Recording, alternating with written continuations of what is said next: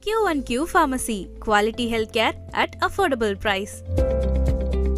Summer holidays vandachu, நம்ம GT Holidays vandachu.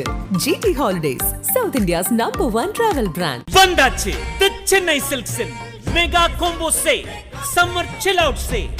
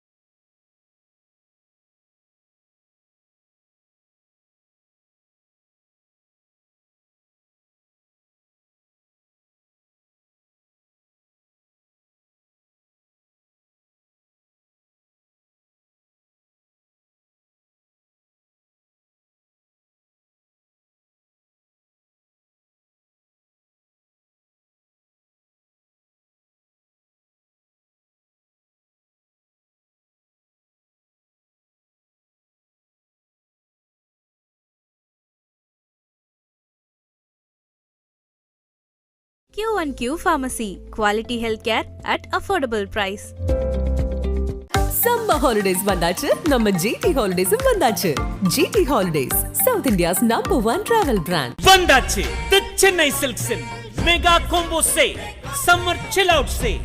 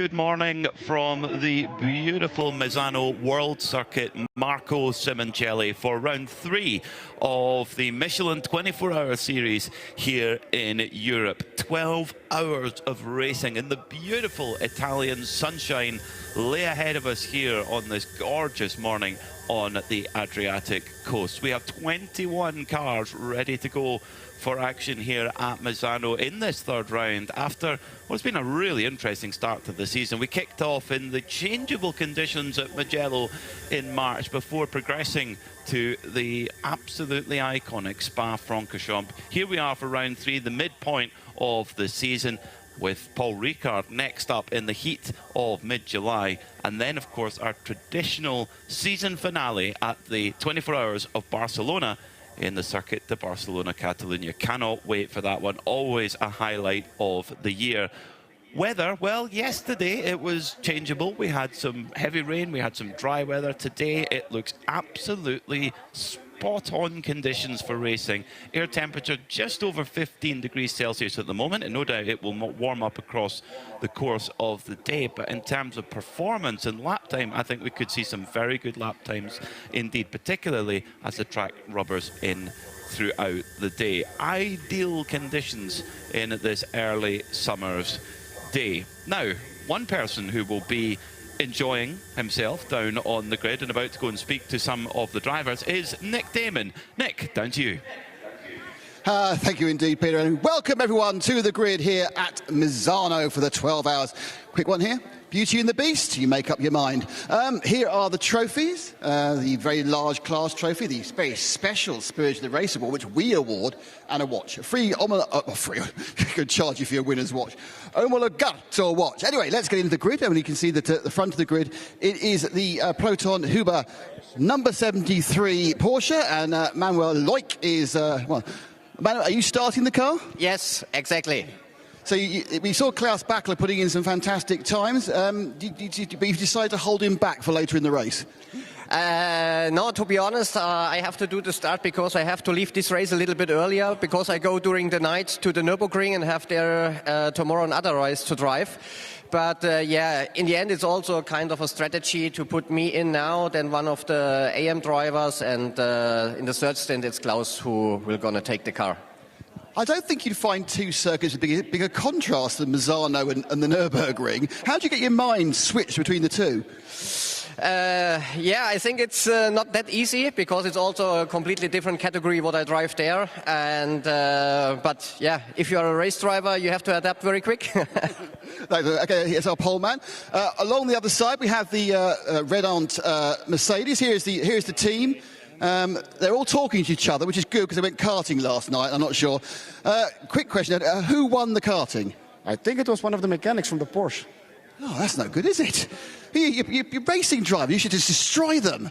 Yeah, we were destroying each other just by bumping into each other. Yeah, talk about that. You have got a bit of an injury, haven't you? What happened earlier in the week? I got some problems with the brakes in turn 8 and smashed my ankle against the roll cage, but it's good now. You're a few races into running this GT3. What's the biggest difference between running a GT3 car and a 992 car in the Creventic series? Got much more aero, so you can brake so much later and take so much more speed into the corner. So it's about 3-4 seconds gap between a 992 and a GT3, but you gain so much on the braking. Good stuff. And you can see evidence that there may have been an issue because there's some nice bits that are wrapped here and then some bits which are pure carbon fibre. Now, luckily, it's Ayrton's dad's name above the door, so I don't think he'll be charged for the repairs. Moving on now, is my favourite... now this is very important to talk to Vito, the fueler. Vito, you're having to work with this GT3. How different is your job with the GT3 than it was with the Porsche? It's a bit aanpassen, but yeah, now I'm used to it. So yeah, you're gonna see we're the fastest fuel guys on track here today. And how annoying is it when Ayrton just chucks the car off and it has to get repaired? Don't know what to say about this question here. Yeah. Actually, that's Vito the fueler. There's a story behind that. I accidentally interviewed about 17 races ago. We've kind of made it a tradition now. Anyway, let's meander across over to the GT3 AM pole. And this is the very lovely Simpson Motorsport machine. let's see if we can have a go with David. David, you're suited and booted. Are you starting the car? Yes, I am. And what is the tactics? It's quite a small field, so do you feel you'll be able to get into a rhythm really quickly? I hope so. As I suppose pro drivers are starting around me, so the plan for the start is just to keep the position and not fighting dirty. When you're up against the pro driver, I suppose, do you get to a point to go, no, it's all right, you go through and you just drift back and do your own thing? No, that's not the plan. If somebody passed, I will just stick to them and look what they do. But otherwise, there's no plan to let everybody pass. David goes in there from the 69 Simpson Racing Century Motorsport, one of the two. It's very, very nice. Here we have the Haas team, another Audi, 2 Audis on row 2.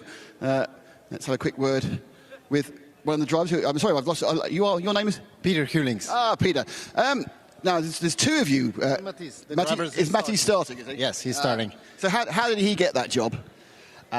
We said, "Eeny, miny, miny, mo." No. We put in the young guns first, and then I'll go after as third. So to push and to keep a good pace, and maybe to make a gap with the rest. So I mean, this track, it seems relatively simple. It's a flat track. It doesn't seem to have those areas to catch you out like Spa might do. But when you're actually in the cockpit, is it a difficult, tricky circuit?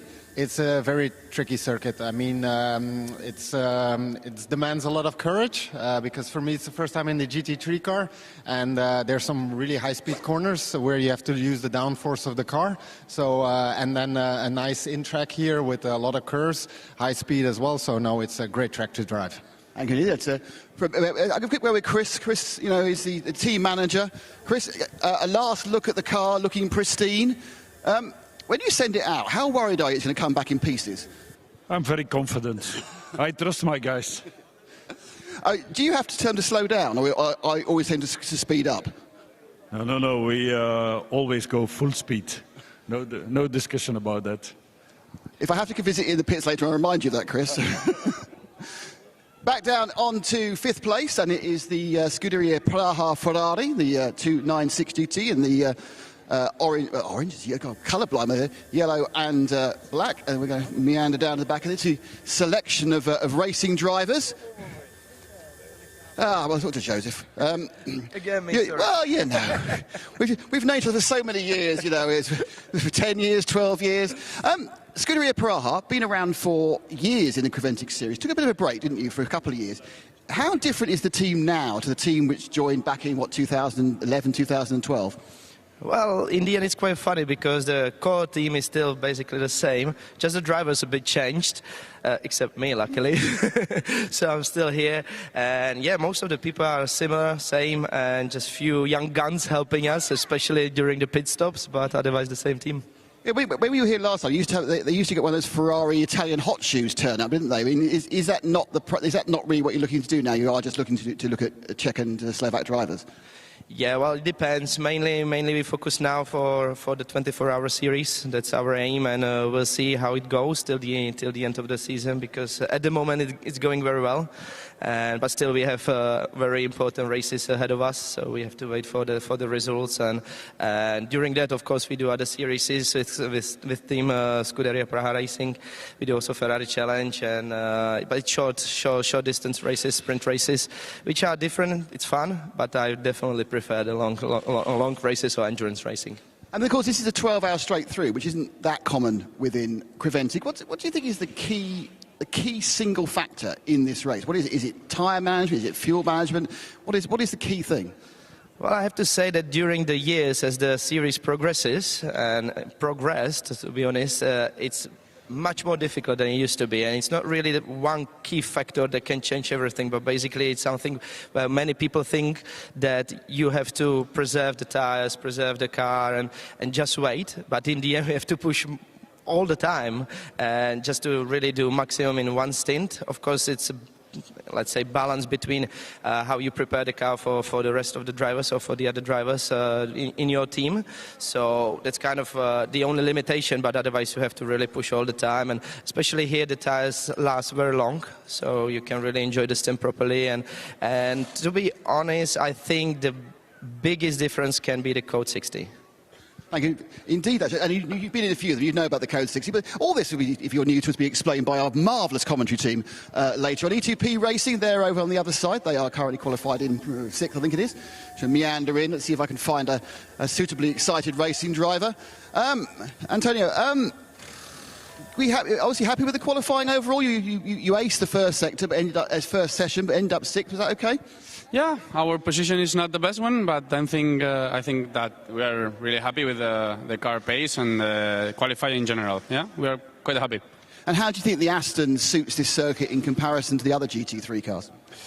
I don't know in compared to the other ones, but we feel really good this weekend. I think this track is a good track for the car. So yeah, we are happy and let's see. Looking forward to the start. Best of luck, Antonio Saniero, out of the E2P 90 Aston Martin. Now meandering back to the 71, which is the Utah Racing. Now this is always interesting because there's a lot of Lithuanians in this car. Let's see if we can find someone to talk to from the Utah Racing. Tim, how are you doing? Utah Racing, the Audi does seem quite suited to this track, looking at the cars further up the grid. Yeah, we feel good. I mean, we only made 7 overall, but you know, it's a 12-hour race, so we are ready to go, and we have a good setup. We are, I think, the only one who can refuel under code 60 more than the others, so we see what will happen. Yes, good point. So do you think that being an AM is going to be a big advantage in this 12-hour straight-through race? Yeah. I think in making here the qualification, you need the pros, for sure. But in the end, it counts. Don't make mistakes and be continuously. Great stuff. Thank you, Tim. Now, next to them, the 81 is the Era Motorsport team. Now, this is very interesting. Now, you'll notice that there's a common theme amongst Ferrari teams, and I'm going to ask you what it is. Why is the rear wing so comfortable? Because the Scuderia Ferrari team are all leaning on their rear wing. You're leaning on your rear wing, but no other team are leaning. What is it about? What is it? I'm going to ask, what is it about the? Look at how. Why is the rear wing so comfortable? It's just the perfect height. Right. Yeah, obviously you're not worried about knocking it out of alignment. It's quite strong as well. Yeah, no, it'd be a fairly big whack to damage this one. Right, talk to me about. Yeah, you're starting quite far back. I mean, it's a 12-hour race. Does that really concern you at all? No, not in the slightest. It's, yeah, as you said, 12-hour race and anything can happen. Just looking forward to getting on with it and progressing that way. So, yeah, you've been here for a long time, the team. You've had 2 cars running during the practice days. I mean, how important is that extra lappage, Carl? Yeah, seat time around here, I think for all of us, was massive because none of us had been here before. So Dwight especially, just getting him comfortable, using the second car for some setup and tuning on what we have, and then seat time in the other one for Dwight. So when you got actually, I mean, I've been here and I'm a bit sad I've done it on iRacing. It seems like a relatively simple circuit. It's got no elevation change to bother you. It seems to be, I know it's a grippy circuit. Is it a difficult circuit to learn? Is it a complex track? I don't think it's actually that complex of a track to learn. I think it's probably fairly difficult to get a lap time from. With it being flat, it's fairly difficult to pick out some of your references, but you know, we've had a fair bit of running at this point, so I think we'll be all right. Great stuff, Kyle. Best that's Kyle's idea about the track, but let's have a bit closer look at the circuit Misano Marco Simoncelli with Peter Mackay. Well, this is a circuit that needs no introduction for motorcycle racing fans. The Misano World Circuit here on the Adriatic coast, just up the road from Regione and Cattolica. Really complex, this circuit, I think would be the best way to describe it. Originally opened in 1972 when it was known as the Autodromo de Santa Monica, the village in which it's based. But bizarrely, back in 2006, this circuit actually ran in the other direction, where it was heavily revised and changed to clockwise, like it is now. Resurfaced 5 years ago, a lot more grip, but quite bumpy for the motorcycles. One thing we've been talking about all week is the track limits. Because of the tarmac runoff, it's easy to get it and break track limits through there as well. Quite fast at points as you head down to Quercia to the hairpin. You're braking from 240 kilometers an hour, but it gets really, really quick around the back part of the circuit through.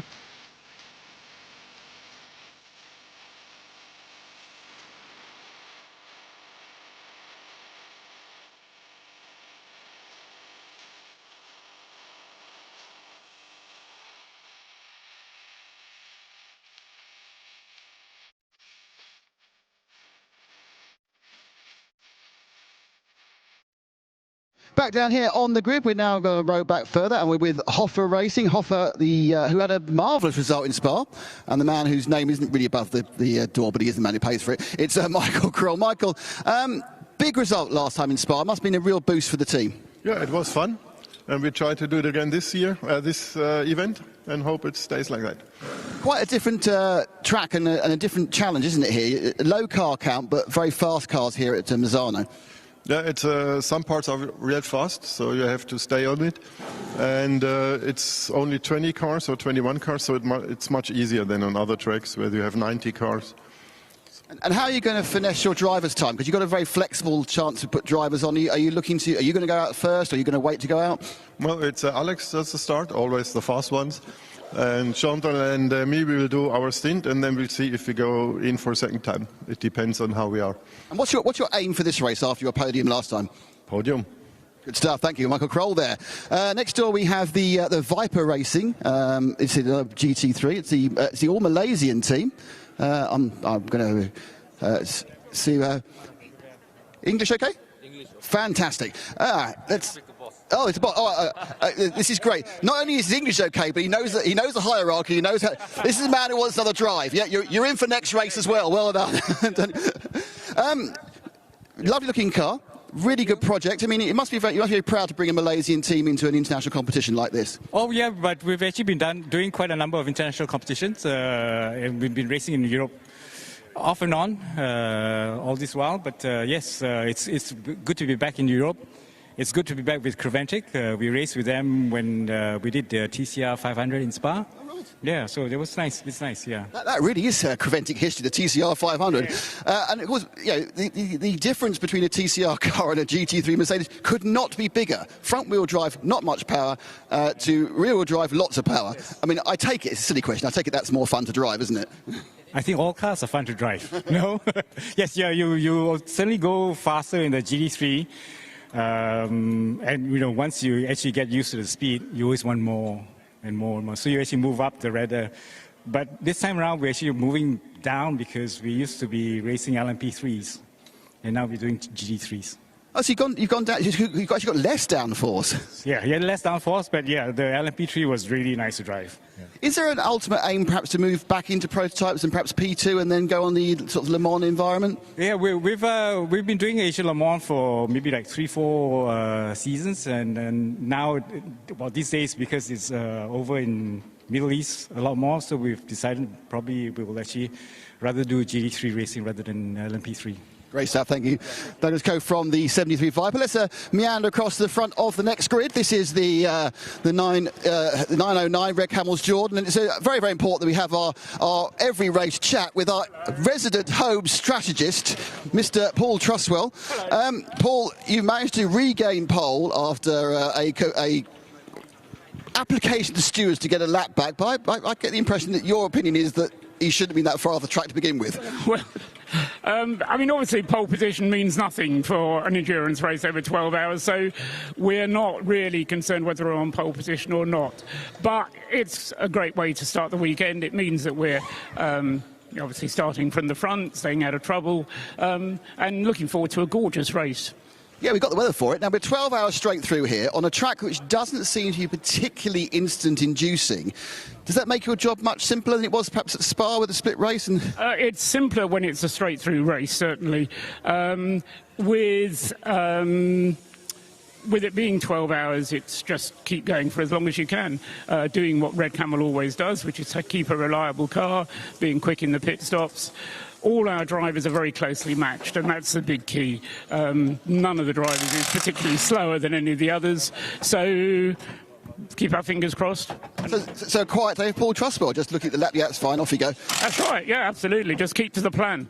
Great stuff, that's Paul Truswell. Paul will be joining the Radio Show Limited and Radio Le Mans team, all in the booth for Le Mans. I know that for a fact because I'm the person driving him there. This is the Van Berlo family outing on the next line, which is this is number 925. Let's have a quick word with Kai Van Berlo. Kai, disappointed not to get pole in class? It's a long race, so P2 is a good starting position. I think everyone did a solid job. Obviously, we would have loved to be in pole position, but at the end of the day, it's 12 hours. It's all about staying out of trouble and make a way to the front. We've got about 3 or 4 family teams here. What do you think it is that attracts this sort of family team racing atmosphere? It kind of is. I mean, it's fun battling against the other families. Obviously, it's been about 5 years since I did the last race with my brother and my dad in Spa, also the 12 hours. So it's good to be back with them, excited to share the car with them, and hopefully we'll get a good result. Can you be brutally honest with your families? Can you turn around your dad and go, Dad, you're just too slow? Yeah, actually, yeah. We've been testing the last 2 days, and it's been pretty much unfiltered, so no issues with that. Unfiltered and Dutch. That should be interesting to hear. Thank you, Kai there. Meandering down now through the rest of the 9. Just have a couple of minutes to go. Let's see if we can have a little bit of a rundown and see if we can find a couple of other classes. I mean, this is the phalanx of 992 Porsches who are coming through the back of this 22-car field. We have the very pretty Seb Lejeune 888 in a bright mauve. There's the Cron Racing Aviation. That's obviously Nick Johnson and Tracy Cron. Keep meandering down as we do. Now it's the Ajith Kumar machine, and I'm sure we'll hear from Ajit during the race and his moving fan club. And then we get to our first of our 2 other classes. We have a SBS XPX car, of course, which is the Vortex, currently not on fire. And then right at the back we have the 421, which is the AMG, I'm going to say the single GT4 car. So we can just pop into the actual drivers. Let's do the whole lean in interview. Let's have a word. I have to work out. Which is your driver? Matt George. Matt George. So, Matt, you have 20 cars in front of you. Yeah. Not much more to say than that, really. Now, it's kind of a strange situation. You are the sole GT3 car here, so you've already won. What is the motivation? What is the kind of the aim for a team that knows it's won, but I assume also wants to learn a lot? Yeah, to be honest, I mean, we've had a great run in the 24-hour series. We've won a lot of races, but I'd be lying if I said that we had executed a perfect race each time. So it's a great opportunity for us to aim to execute the fastest race we possibly can, get involved if we can, but it's great testing for the future rounds. So will I be right in saying what you'd actually like is quite a messy race with lots of code 60s so you can kind of work out your strategy? Yeah, to be honest, that actually would be perfect for us to make sure that we're maximising everything, because what we don't want is someone to turn up at the other rounds and do a better job than we do. So it's a great opportunity for some learning. It's an amazing track, the sun's shining, so it doesn't get much better. With the GT4, I mean, do you think is it a car that suits this circuit? I mean, obviously you've got flat curbs. I mean, that does tend to make it easier for the more road-based machines. Yeah, to be honest, it's great for all the tight, twisty stuff. The back section's a little bit longer for us than the GT3 cars because it's so fast, but Misano's an amazing track. The grip level's so high, so driving any car around here is great fun. Thank you. That's Matthew George from the 421 and from the back of the grid. So I think what we'll do is I'll smile sweetly into the camera and I'll pass you back up to our fantastic commentary team, the best commentary team currently in Misano, which is Joe Bradley and Peter Mackay. You are so generous, Nick Damon. Thank you for that. A grid of 21 cars lined up, ready to go for the Michelin 12 Hours of Misano. The second edition. We had a run last year here at Misano with our Michelin 24-hour series. And let's see who's going to come out on top today. Proton Huber Competition start on pole position in their Porsche 911 GT3R alongside Red Ant Racing with their Mercedes, new for this year, Mercedes AMG GT3 Evo. Row 2 is Continental Racing by Simpson Motorsport. Really strong run from that Audi crew. They will start alongside another Audi of Haas RT. Starting on the third row of the grid will be the joint championship leaders in GT3, Scuderia Praha, alongside E2P Racing, who's had some really strong pace in the qualifying session yesterday. Keep an eye out for that number 90, Aston Martin. On the fourth row of the grid today in the GT3 class, Juta Racing will start in 7th in their red and white Audi R8. Then it's Era Motorsport in their blue and purple 296 GT3 Ferrari, with that car being started by Kyle Tilley, who we heard from a moment ago. Hoffer Racing, the family outing for the Krolls and the Princes, they start in 9th after a great start to the season. Viper Niza Racing start in 10th, the squad who have come all the way over from Malaysia. Row 6 today for this Michelin 12 Hours of Misano. Red Camel Jordan start on pole in the 992 class after an absolutely dominant start to the season. They are joined by another all-Dutch lineup in Van Berlen Motorsport by Bas Kutten Racing. 7th row of the grid then, also in the 992 class, Homeguard Motorsport start from 13th in their number 902 car. And watch out for Milner Motorsport. They haven't quite had the luck this year, but they've got a quick driver lineup. They will start 14th overall and 4th in class. On the 8th row of the grid will be Seb Lejeune Racing, the 888 car, with a great lap time yesterday in qualifying from Paul Meyer. They have got an opportunity to move forward, as do RPM Racing, who are always a force in the 992 AM class and maybe could go for the overall as well. Ajith Kumar Racing, lots of fans here for Ajith Kumar, the Hollywood movie star. He's driving with Fabien Defieux and Mathieu Detry. They start from 17th alongside the all-Spanish squad of Escuderia Farón. On the 10th row of the grid, it's the GTX class. Vortex starts from 19th, and 9 und 11 with their 911 Cup car starting 20th. And finally, in the GT4 category, we have the Venture Engineering squad of Matthew George, Neville Jones and Chris Jones. So that gives me the opportunity to bring in my broadcast partner for the day, Joe Bradley. Good morning. Good morning, Peter. Good morning, everyone. We're just about to get going, aren't we? 12 hours of sports car racing and everything that throws at us. I think certainly at the forefront of my mind, putting my geek hat on, is just how this very abrasive tarmac here at Misano is going to, and how the Michelin tyres are going to cope with that abrasive tarmac. We know it's a motorcycle track predominantly. You know, the World Superbikes here are here next month. It's a MotoGP track. It has got motorcycle history absolutely ingrained, and the tarmac therefore is a very, very grippy tarmac. Now it works with motorcycles. How it's going to work with our Michelin rubber, we've had a lot of miles, we've had a lot of laps, Peter, we've got a lot of tyre data, but it's how the teams will adjust the cars and set up the cars. All of that's done, of course. You're going to have to race with the car you've developed across the last few days of practices and qualifying, etc., etc. Now we're going to see what the teams have got up their sleeve with regards to how they can make those tyres last and shave those seconds in the pit stops by not changing tyres, or indeed changing tyres. Where will the time be got? Well, the leaders are already up towards sector 3 and ready to get started here. 12 hours on the clock. There is no intervention break. It is a straight sprint to the flag, ending at 9:30 this evening as the BMW safety car leads the field through 2 by 2.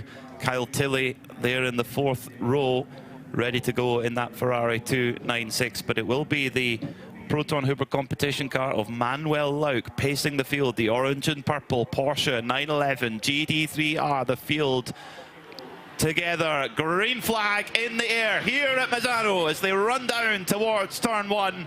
Great run there from Manuel Lauk. Perfect getaway and great start from the Haas RT car. Mathis Lismont from 4th on the grid moves up into 2nd as the 992s jostle through the really, really tricky turn 2 and 3 and up towards 4 and 5. Again, very, very slow speed through this early part of the circuit. A great start from the Haas RT cars. Big push from Joseph Kral in the Scuderia Praha car, trying to make moves forward in car number 56 in that Ferrari, but they just about filter through okay as they get onto the back straight now for the run down towards Quersha, but it's Lauk in the Proton Huber Porsche, then Mathis Lismont in the Haas RT Audi, and David Pogosayan in the number 69. Audi has dropped a few positions back. He's dropped back to 6th place. Very crowded there in those early laps through the Del Parco chicane, and then even more crowded through the Del Rio hairpin. However, things beginning to settle, as settled as we can be on these early stages. We're out onto that very, very fast back stretch now towards the Cavoni kink, and then down towards that tricky braking area, Del Caro, through the fast sweeps there, where we maximise the corner speed. However, we're braking and turning for the Del Caro hairpin. And no mistakes early on, Peter. You've got to keep your head here. It's within our race driving instincts to make those places up in these early laps. However, you've got to tell yourself it's a smallish grid here, only 20 cars overall, only 10 cars in GT3, so there's no reason at all to make any silly sort of moves. And right now, we're already seeing the grid settle, certainly in GT3.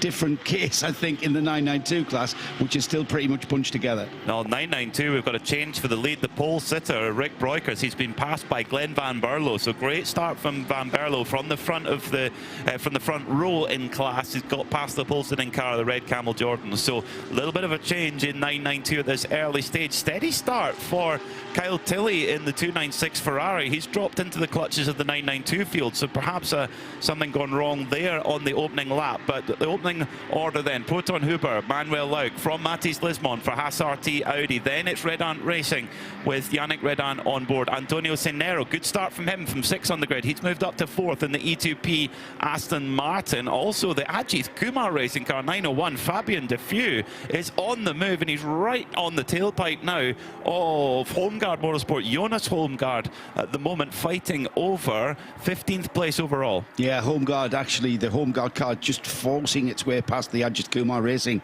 The red and white cars battling it out there, and it's now the run down through the back straight, which has got 2 kinks in it, basically, and the Kumar Racing car losing another one to the Porsche of a Scuderia Faron. They're the silver Porsche, just moving onto the tail end of Jonas Holmgard. However, it's the Van Berlo Motorsport Porsche and Red Camel Porsche. Glenn Van Berlo, Rick Breukers, they're already gone off and are way ahead of this mid-pack in the 992 class. And Peter, as ever, the 992 class is going to be where the racing's at. And this, what you can see now, everybody, this is how it's going to be throughout this 12 hours. These guys are not going to get spaced out. They're going to be bunched together pretty much for the whole of this. Yeah, there's some great strength and depth in the 992 class. Really impressive stuff from those, and some great drivers throughout the field. So Manuel Lauk leads by 0.3 of a second after 2 laps. Fastest lap of the race so far is Matthias Lismon, 1:34.471. That's nearly on lap record pace already. So they're pushing at the front of the field, and the Haas RT Audi looking very good indeed with that crew, and making a good start to the race. Yannick Redon trying to keep pace with them in 3rd, Antonio Cenero in 4th, Joseph Kral in 5th in the Ferrari. Then there's a good battle going on over 6th place with David Bogazayan, who's got Dominic Ang right behind him in the Viper Niza Mercedes. Then it's Alexander Prince in the very similarly painted, just swapping the green for pink, in the Hoffer Racing car, which of course had such a good run at Spa, overall podium and a class win. Championship leaders as well, Hofer sharing that championship lead with Scuderia Praha. They've got that at the forefront of their minds, I would think.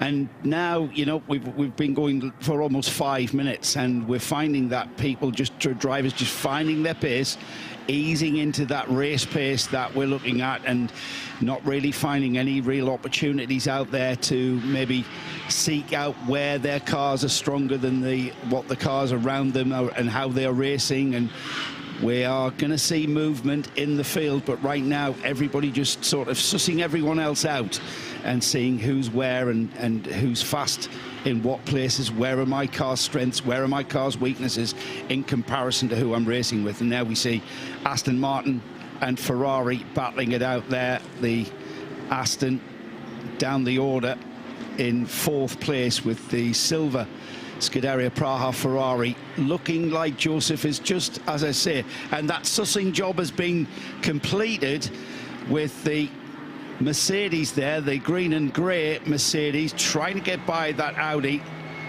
and that is the 2 Mercedes of Dominic Ang and Alexander Prince just ganging up there on David Bogosian in the Continental Racing Audi, and the Audi's hung onto it, Peter. It has, just about. The Audi has been super quick through the course, and on the straight as they head down towards Carvone, the Audi just pulling away from the Mercedes by about a car length or so on that run, and through the super quick turn 12. This is a circuit as well. If you can be very clever, you can park the car in certain places and make it very difficult to pass for the other driver. In certain places, in other places like the run towards Quercia, there's an opportunity to stuff it up the inside. But at the front of the field, amazing battle between Manuel Lauk and Matthias Lismon. Manuel Lauk had just had the fastest lap of the race there with a 1:34 flat, and then it's Antonio Cenero, the young Spaniard from Madrid, 1:33.9. He's gone up into 4th place from 6th on the grid so far, but that is the lap record gone already, 4/10 down on last year's lap record from Jason Hart. They're clearly not listening to me, Peter. We've got defensive driving out there. I mean, we've got 11 hours and 53 minutes, gentlemen, and we're already seeing defensive lines being taken, certainly into the Del Parco chicane, the start the lap there from the Audi of Pogosian. He's just positioning the car, making it very difficult for either Dominic Ang or Alexander Prince, and they're clearly being held up slightly by the Audi. And if anything, Alexander Prince could end up being quicker than both of these cars in front of him. He's the one in the grey and pink car out there, and these cars now just beginning to concertina together.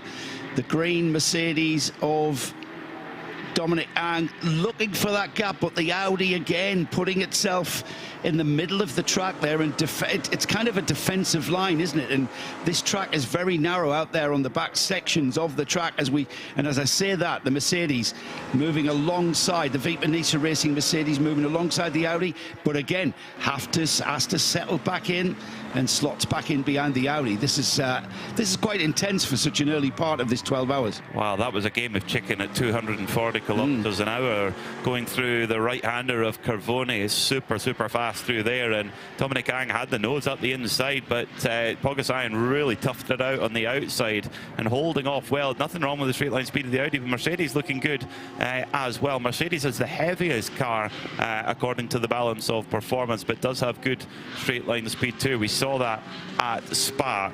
So after 5 laps then, it's Proton Huber Competition who have hung on to their lead. However, they are really under pressure now. Manuel Lauk, the super experienced German, the 7-time winner at the Nürburgring 24-hour in class. He's got young Mathis Lismont right behind him, the 19-year-old Belgian who's won his class before in the Nürburgring Langstrecken series, amongst other successes, but really impressing in this pro class Haas RT Audi.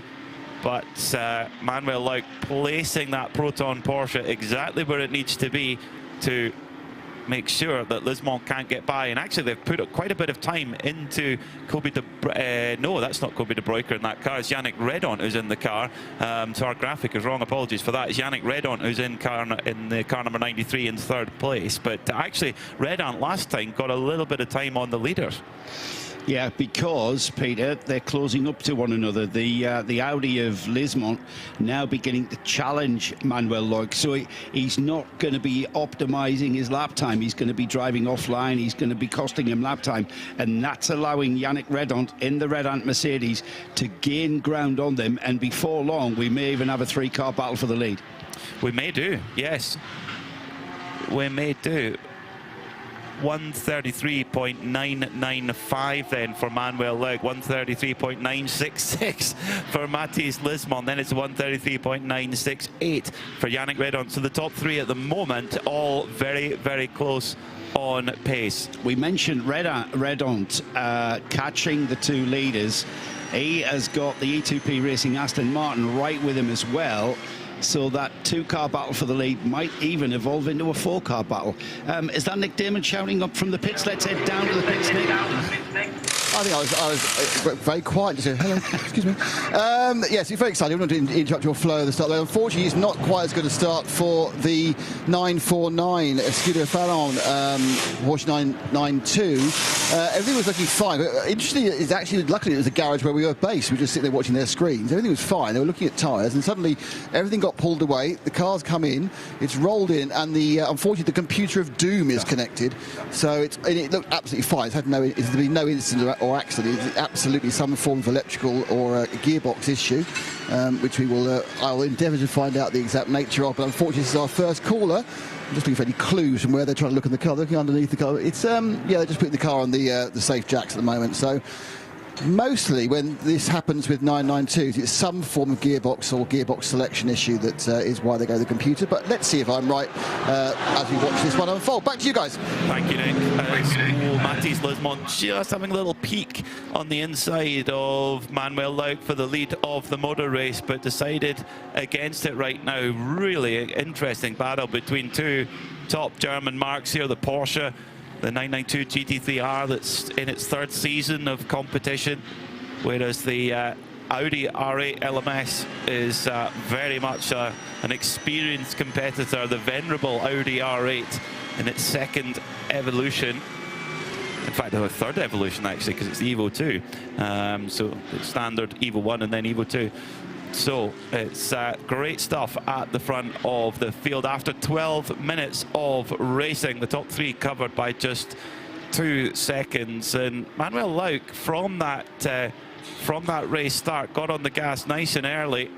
Lights went out, and Lauk had that getaway as the Continental Audi was on the inside and just had a peek up the inside and got together a little bit with the Red Ant Mercedes. That was where the Red Ant Mercedes lost a little bit of time, and with the 992s going through turn 1 and 2 on the race start, very, very congested, which allowed Dan Van Berlo to get through. Then Joseph Kral trying to peek past the Continental Audi, which he managed to do, to get up in to 5th place. Meanwhile, amongst that melee, Antonio Cenero in the E2P Aston Martin getting up into 4th, who's also putting in really strong pace at the front of the field. In fact, the top 4 right now, as they complete the 8th lap, are covered by 3 seconds. Fantastic. Yeah, and they are closing, aren't they? 3rd and 4th place are closing that gap, the gap down to 2.2.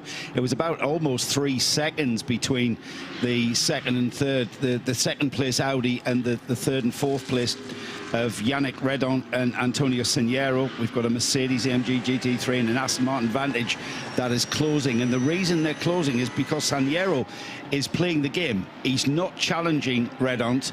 He's playing the game. He's sitting there. They are circulating as fast as they can, and now with the 992 traffic just disturbing that lead battle, that heat is off.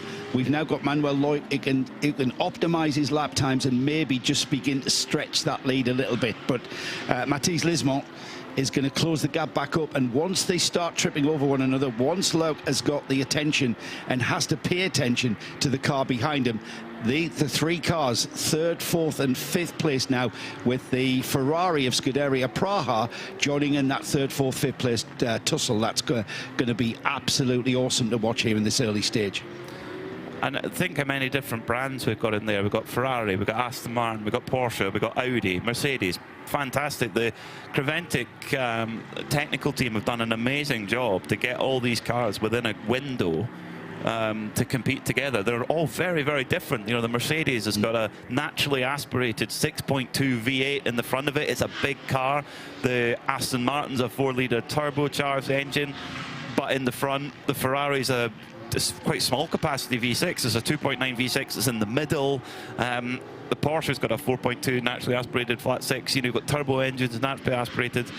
There's so much to factor in, and yet we've all got them battling in a very similar pace with one another. They all race very, very well, and it's all down to that term BOP, isn't it? The balance of performance.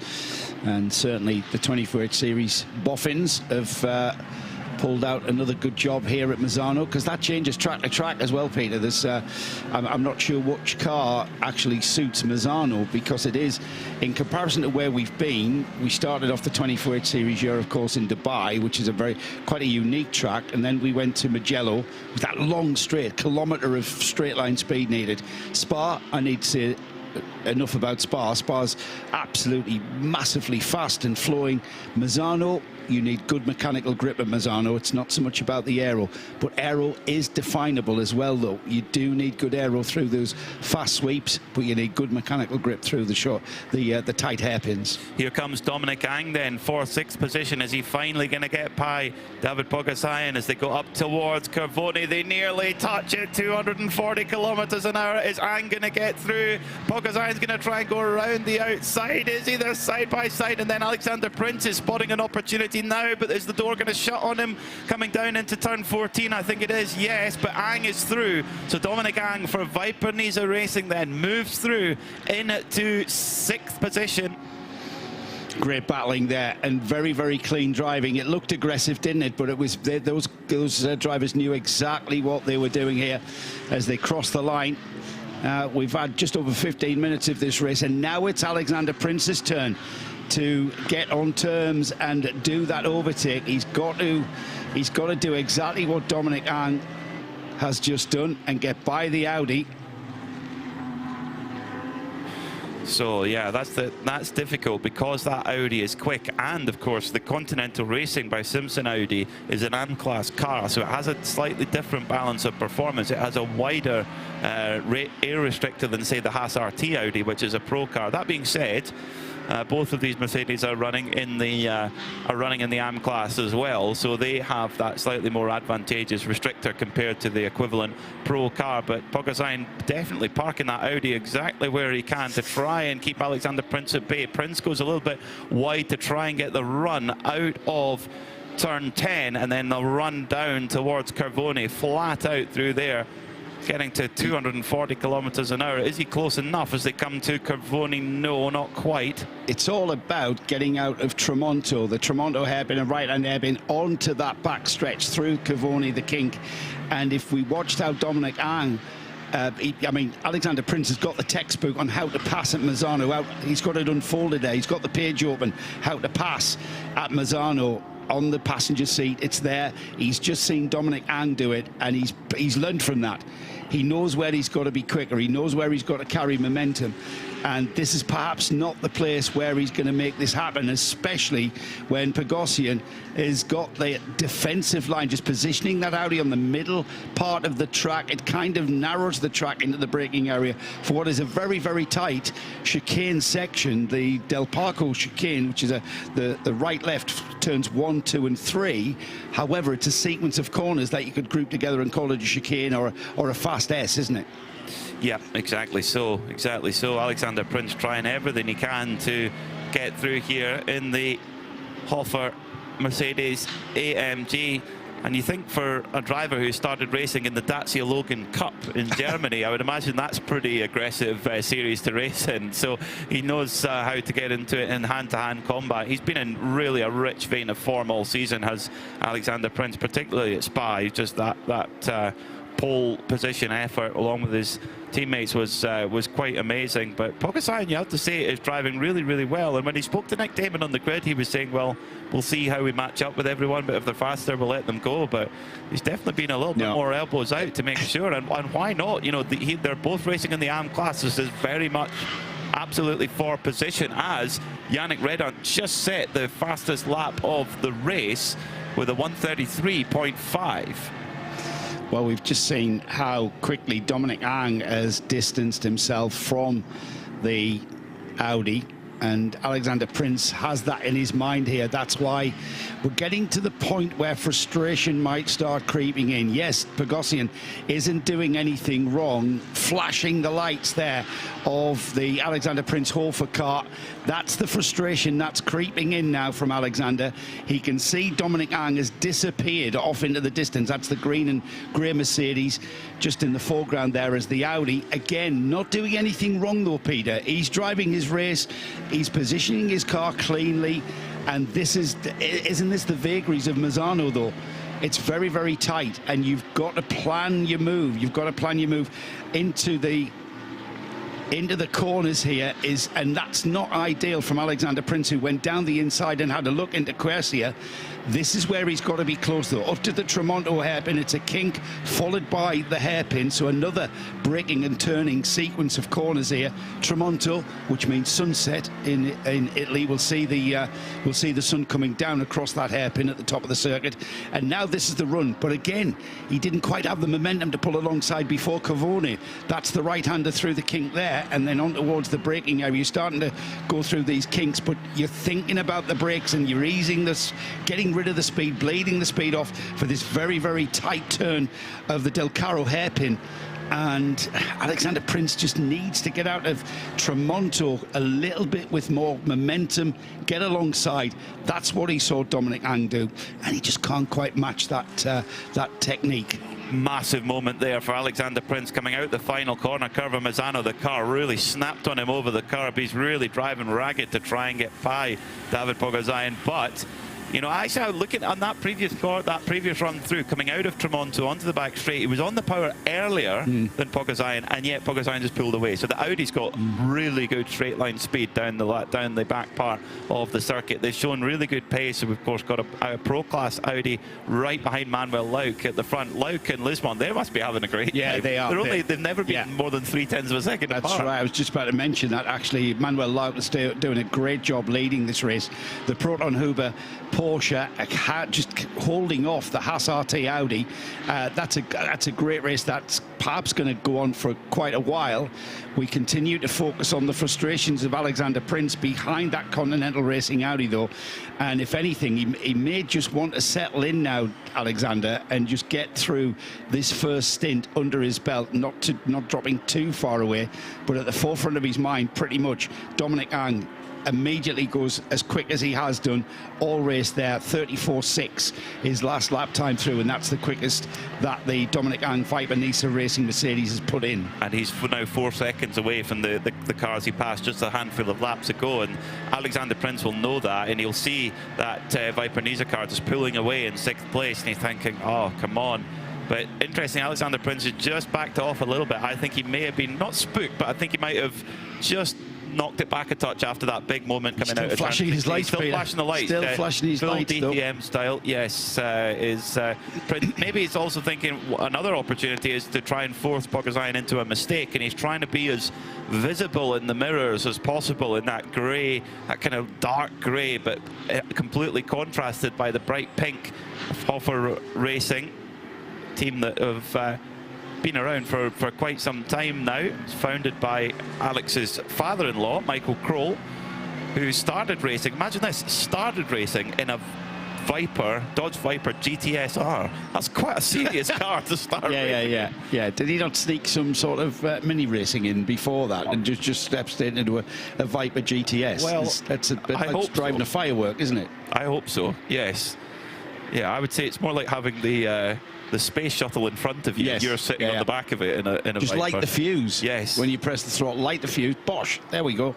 And then off we go. Of course, Alex's wife Chantal, or now wife, is she started a year later in a Porsche 964 Cup car at that time. So very much a racing family. It's a family affair at Hofer Racing, and Alexander Prince, he's trying his best. He's really fighting. Mistake from Pogozayan. Is this going to give the opportunity now for Prince? He's going to have to go the long way round. As he made it around, yes.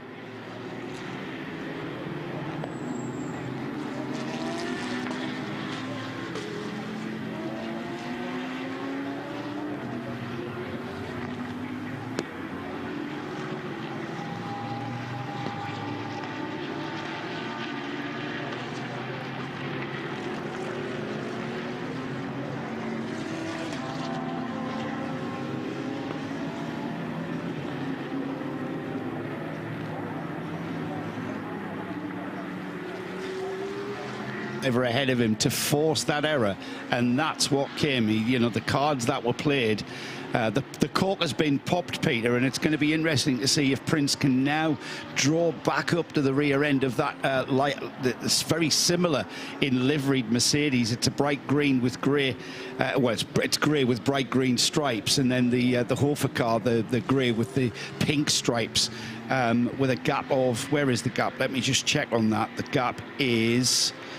I've got a gap of 3.8 seconds here. That's how much ground he lost to the Dominic Ang car. We'll see if he can gain that back.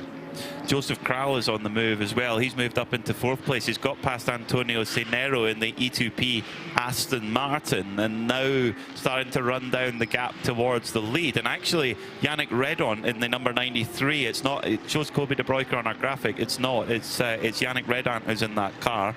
2.9 seconds from the lead, but Redon is getting closer to Mathis Lismont. Lismont has actually dropped off Manuel Lauk a little bit. The gap's now 1.2 seconds at the front. So Proton Huber competition, Manuel Lauk leading the way by 1.2 from Haas RT Audi. Then it's Redon Racing in 3rd with Yannick Redon at the wheel. Then a few seconds for the back to Joseph Kral. But Kral now has a bit of clean air. We might well see the Czech superstar move forward in that Ferrari. we're getting to sort of middle ground as well on the tyre, where the tyres will have, for want of a better term, plateaued as to where they're, where they're being used. And if you've managed them well, they won't be fading away from underneath you. They'll still be there. It's a very good tyre, the Michelin tyre. The new to the 24H series for 2025, and much to the liking of pretty much everybody we speak to. They enjoy the tyre. It has got an optimum, maybe lap 3, but that soon, you soon forget that, certainly in these stints. More useful in a qualifying session, which was what yesterday was all about. However, now we're talking about race stints, Peter, and now we're talking about not overusing the tyre and having that tyre fall away from you by graining it or overheating it. We want that tyre to perform on that plateau and take us all the way to the next fuel stop. I think Michelin's record in motorsport of all types is just speaks for itself. I mean, in rallying, MotoGP, endurance racing, they are. I mean, for me, I fit Michelin tyres to my car, and they're just fantastic. The range of products that they have, the performance, the longevity, they really are. I think they're the kind of gold standard, really. You look at it's the tyre that's in the top class for the World Endurance Championship and at Le Mans. It's the tyre that's in the top class, in all classes in the IMSA WeatherTech Championship. So yeah, I think their record and longevity speaks for itself. As Joseph Kral, last lap by, set his personal best. He's now got a bit of clean air, 1:33.8. But Antonio Cinero, he's going to school a little bit. He's still in the relatively early stages of his racing career, but he's super quick, and he's following Joseph Kral, and he's actually went a 10th quicker than the Scuderia Praha driver last time. So he's actually following him a little bit like I did at the go-kart track last night when you almost stopped to let Nick and I catch up. Well, and then I was getting bored. You were getting bored, yeah. And so I enjoyed the coaching session. Once I could follow you, my lap times just tumbled. I was very pleased. Try passing me there again, I'll have you in the wall. I don't think I'm going to try that again. I think you let me have It was a bit of fun. It was a bit of fun. I went for this overtake, which, when I think about it now, I did trust that you weren't going to squeeze me. It was a bit of fun. I had to tell myself. I don't think I've smiled like that for certainly a few weeks anyway. It was. I had to go against my instinct of turning into you, to be honest. Yeah. If only we could have filmed it, it would have been great fun. But anyway, for the record, folks, Joe Bradley smoked us all. He's much quicker. He was being charitable. That's not big news. It's not big news, that. No, I suppose not. No, I suppose not. I'm sure everyone listening and watching will know that already. I'm sure. I've heard that. You don't like to talk about it. Manuel Lauk leads the motor race by 1.6 seconds after 0.3 of a second of a quicker lap last time by from Matthias Lismont. So Lauk now pulling away. So is this a tyre wear thing? Is this the Porsche being kinder on its tyres? Is this Manuel Lauk being kinder on his tyres than Matthias Lismont is in the Audi? Lismont was probably a little bit quicker in the early few laps. Really using the peak of the tyre, but now that it's gone on to its plateau, as you mentioned, Joe, now Lauk's just starting to pull away sector by sector. It's these questions that you and I sit here in this little box at trackside there. Just to give everybody an idea of the view we have, we're on the main straight just after the pits. We're at pit out, and we see the cars flash by into the braking area for the Del Parco chicane, and we sit here in our little box, Peter, and we ask these questions, and these questions will be answered, of course. They'll be answered by the drivers when they have their first pit stops. We've got Nick Damon and Diana Binks in the pit lane for this one, and they'll be asking those questions, and that will give us the first data acquisition for us as to, we'll get people's opinions on how their tyres worked, how their cars have worked, how the little insights into the battles that we've just been witnessing, and that will continue into the race. And as the weather, which is forecast to be nice, bright and sunny, there was earlier forecast of rain today, which would have been a little bit unfair on everybody with changeable conditions. However, conditions are going to change, Peter, because this track is going to evolve. It's going to get grippier and grippier, and sometimes that's good, sometimes that's bad. And some cars that work early on in the race will get and lose performance, will get a little bit off with their balance as we go forward, and then this race taking us into the twilight, and then I think by checkered flag we're full dark. We will be, yeah, we will be. As Glenn Van Berlo, I mean, he was just absolutely stunning in qualifying yesterday, matching his brother's pace, if not bettering it, and doing a top job at the start of this one, and leading in the 992 category in the number 925 Van Berlo Motorsport, run by Baz Kooten Racing, a proper stalwart of the Creventic Michelin 24-hour series, and pulling away from the driver who's really been the benchmark on pace in 992 all year, and Rick Breukers. Rick is, every time he's jumped in the car, the lap times have tumbled, and you know, he's been the guy to match so far, and yet Glenn Van Berlo here at Misano, it's just all clicking together really, really well, and at the moment he leads by just over 3 seconds from Rick Breukers in this 992 category. The 24H series it's never a straightforward prediction for all of our cars. In this first stint, for instance,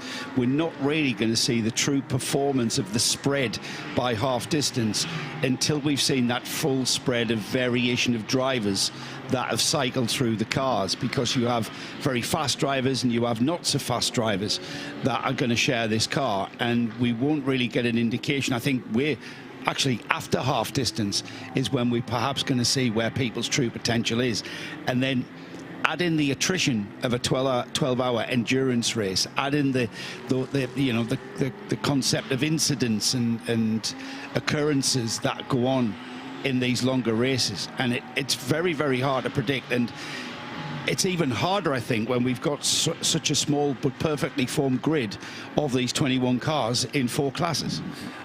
Interesting, one of the teams was telling us yesterday that particularly last year there was a lot of attrition last year, but we ran in July where it was super, super hot, you know, 50 degrees track temperature. It's not that hot today, but this is a circuit that's quite compact and quite short, so the heat builds up more in the car, it builds up more in the engine, and that can cause reliability issues in itself. So let's hope that the race isn't decided by that, but it's very much in the nature of endurance. Now, already we've got our first warning for track limits. Third offence, car 81, Kyle Tilley in the Era Motorsport Ferrari has already been given a warning. I think the timing screen is going to be filled with those today, because this circuit, with it being a circuit that's made for, well, it's not made, its predominant use is, or most high-profile use, is for MotoGP and World Superbike, motorbike racing, and indeed Italian motorbike championship racing.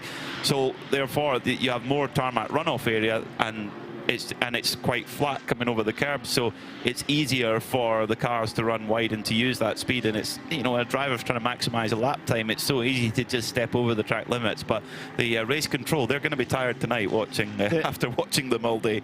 It's not, if you've never driven a race car or anything, even a kart, even a higher kart that we were on last night. Were you breaking track limits? If you've never, absolutely was.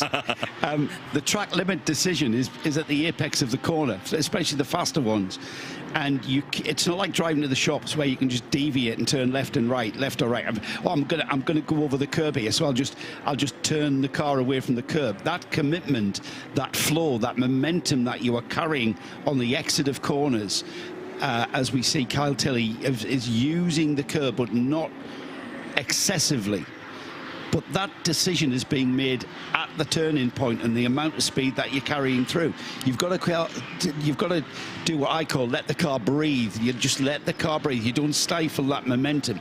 If you're stifling the car's momentum on the exit of the corner, that's going to slow you down massively onto the straight. You've got to let the car breathe on the straight and maximize the momentum out of the corner all the way down that straight. And Misano's curbing, which is geared for motorcycle racing, so they are very low flat curbs. I think the penalty box is going to be a very, very it's going to be a very busy penalty box here this afternoon. Now then, Peter, if you are a team strategist, and we heard our good friend Paul Truswell, who was indeed the team strategist at Red Camel Jordan, he's won the first 2 rounds. Mugello won at Spa in the 992 class. They're going for the hat-trick this weekend.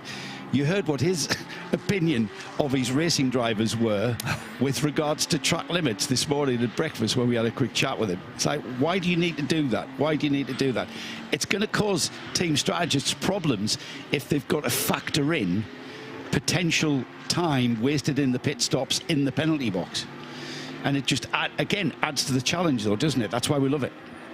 It does, and I think that is the challenge for the driver as well, to go right to the edge of that limit, but not over it, or use up every single warning that you can get away with. You know, they know how many warnings they get before a penalty is administered, so you want to just use those tactically. As the leading group so tightly matched together. Now as they start to hit traffic, the traffic has begun. Quite a short lap here at Misano, so although there's 21 cars on the grid, that traffic is going to play a factor as Yannick Redon just held up a little bit coming through the opening sector behind the home guard Porsche 992 car. And that has just allowed Josef Kral the opportunity to get behind in that battle for third place. And it's just to spread them out a little bit. But through the traffic, Manuel Lauk has really opened up the gap. The gap is now 3.5 seconds at the front of the field. So Lauk, I wonder if that's his Nürburgring now of being able to get through slower traffic. It might be, you know, it might could be. He's quite comfortable on narrow tracks and getting through slow class traffic. Josef Kral, though, he was like a predator there, wasn't he? As the moment that Yannick Redon in the Mercedes was starting to trip over the traffic, Josef there just looking for that opportunity and having to look down the grey with the black and yellow striping on that Ferrari there just behind and filling the mirrors of Yannick Redon's in that Mercedes. Now that they're in clean air, though, Redon has kind of commanded that third place back to where they were. And you just know that Kral in the Ferrari is looking ahead of the Redon car, and looking towards what's coming next. What's coming next? Where we're going to catch that slower Porsche? Where can I position the Ferrari to maybe have an opportunity to overtake if Yannick does indeed trip over the slower traffic, which isn't a given, of course. Interesting thing about the Redon racing car is they have a very balanced driver lineup. They've got 4 semi-pro graded drivers, so there's not going to be an enormous fluctuation in lap time depending on who's in the car. Josef Kral is very much the hot shoe in the Scuderia Praha car by a good margin. Yeah. They're a Pro-Am car, so they actually are running in a different class. But I think with the way that the number of cars that we have this weekend, it's all about overall result, actually. I think they want to get a good overall result as well. Now, Diana Binks has hopped into the pit lane. Diana, are you enjoying the sunshine down there? Well, I am actually, yes. It's very nice, other than the rain yesterday. But in the actual pit lane area, on the pit apron, it's quite, the sun's not here yet. It's on the other side. But I'm with Willer Motorsport, the number 921. And Rolando, you're just waiting. You're watching what's happening so far with the team. Are you satisfied with how you've started? Yeah, I mean, Martin did a great start. The team has done a great job this weekend. So very nice battles on track. So we're very excited to come in and help the team out. How would you describe this circuit? Now, you've had an opportunity, I know, in practice and qualifying to drive it. How would you describe it? It's very technical, flowy, fast. So I like it. Are the characteristics of your car suiting this circuit? Yeah, the Porsche, it's always a battle tank around here, so we just have to see halfway on the race where we have a lot of pickup and everything, so to take care of the car, and then we'll hopefully finish without any issues. Yeah, we've got a long way to go in this race. It's just really started. You were sort of watching what was going on. Is this your time to sort of chat to the engineers and listen to what's being said from the driver behind the wheel? Yeah, a little bit. I think now it's just concentrating on hitting our marks, you know, getting a good driver change and then just get into rhythm on the track. You're looking forward to getting behind the wheel this morning? Very, very much so. Yes, been waiting a whole lot to get here, so we're very happy to be here with Michelin Motorsport. And yeah, with Creventic as well, so thank you. Well, it's great to have you here. Hope you have a good day. Thank you. Rolando Saka from the 921 Milner Motorsport car, new addition to that driver lineup. Great to have him here. 39-year-old from El Salvador. Yeah, cracking, isn't it? It's cool. Yeah, that is it. We are an international series. Yes, very much so. Very much so. Josef Kral, he's on the move. The Czech former single-seater star is right on the back now of the Red Ant Racing Mercedes of Yannick Redon. They're both about 6 seconds from the overall lead, but only 2 seconds from second place of Mathis Lismont in the Haas RT Audi. There's 41 minutes complete. Normally we see a GT3 car run for about an hour, flat out. We've had no Code 60 so far. Code 60, that is what we don't have safety cars here in the Michelin 24-hour series. If there is an incident on track or something that needs to be dealt with, we use a Code 60. So that means that everybody goes down to 60 kilometers an hour on the track. You can go into the pits never close, but when you go into the pits, you, in general, you can only put in 25% of your fuel allowance. There are a few cars that are running the AM class that are allowed to put in 50%, but that's it. You can't fill up full fuel load, but you can do anything else you want in the pits, or you can stay out. It's entirely your prerogative. And the reason for that is it's kind of that in itself as a balance of performance. That time that you gain from your pro driver is negated in those situations. Now, the thing where that all turns to and sort of flutters away into the wind is if we stay green.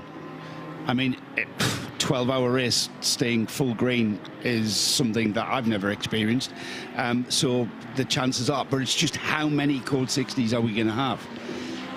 That's the question. And tactically, you are sat there on the pit box, in the pit box as a strategist, and you're trying to, you've got plan A, B, C, D down to Z1 and Z2 and A1 and A2, and you are just flicking the pages as this race develops. You aren't necessarily going to be on the same plan that you started with by the time we get to even hour 2 of this race, which we're not that far away from, Peter. We're 17 minutes away from completing 1 hour of the 12, and nothing really being given away here, and it's going to be interesting to listen to the drivers and hear what they have to say about this. And I did ask the question about how long they're going to run on a tank of fuel here in GT3, and whether or not everybody I spoke to, I say everybody, I only spoke to a couple of people, but they weren't sure.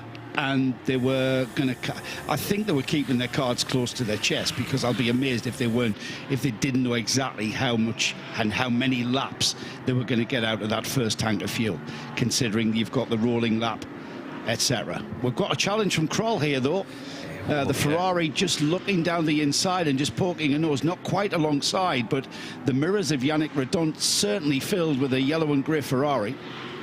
Kral is definitely on the charge, but proving that it is a little bit tricky to pass here at Misano. I mean, for example, Alexander Prinz, who was stuck behind the number 69 Audi for several laps, he's not only has he pulled away, he's pulled away to the tune of 13 seconds, and indeed he's got actually past the Viper Niza car that managed to escape before him. So actually that's proving just how much pace he had in hand, but really struggled to get past. Let's get down and get some more from Dan in the pits.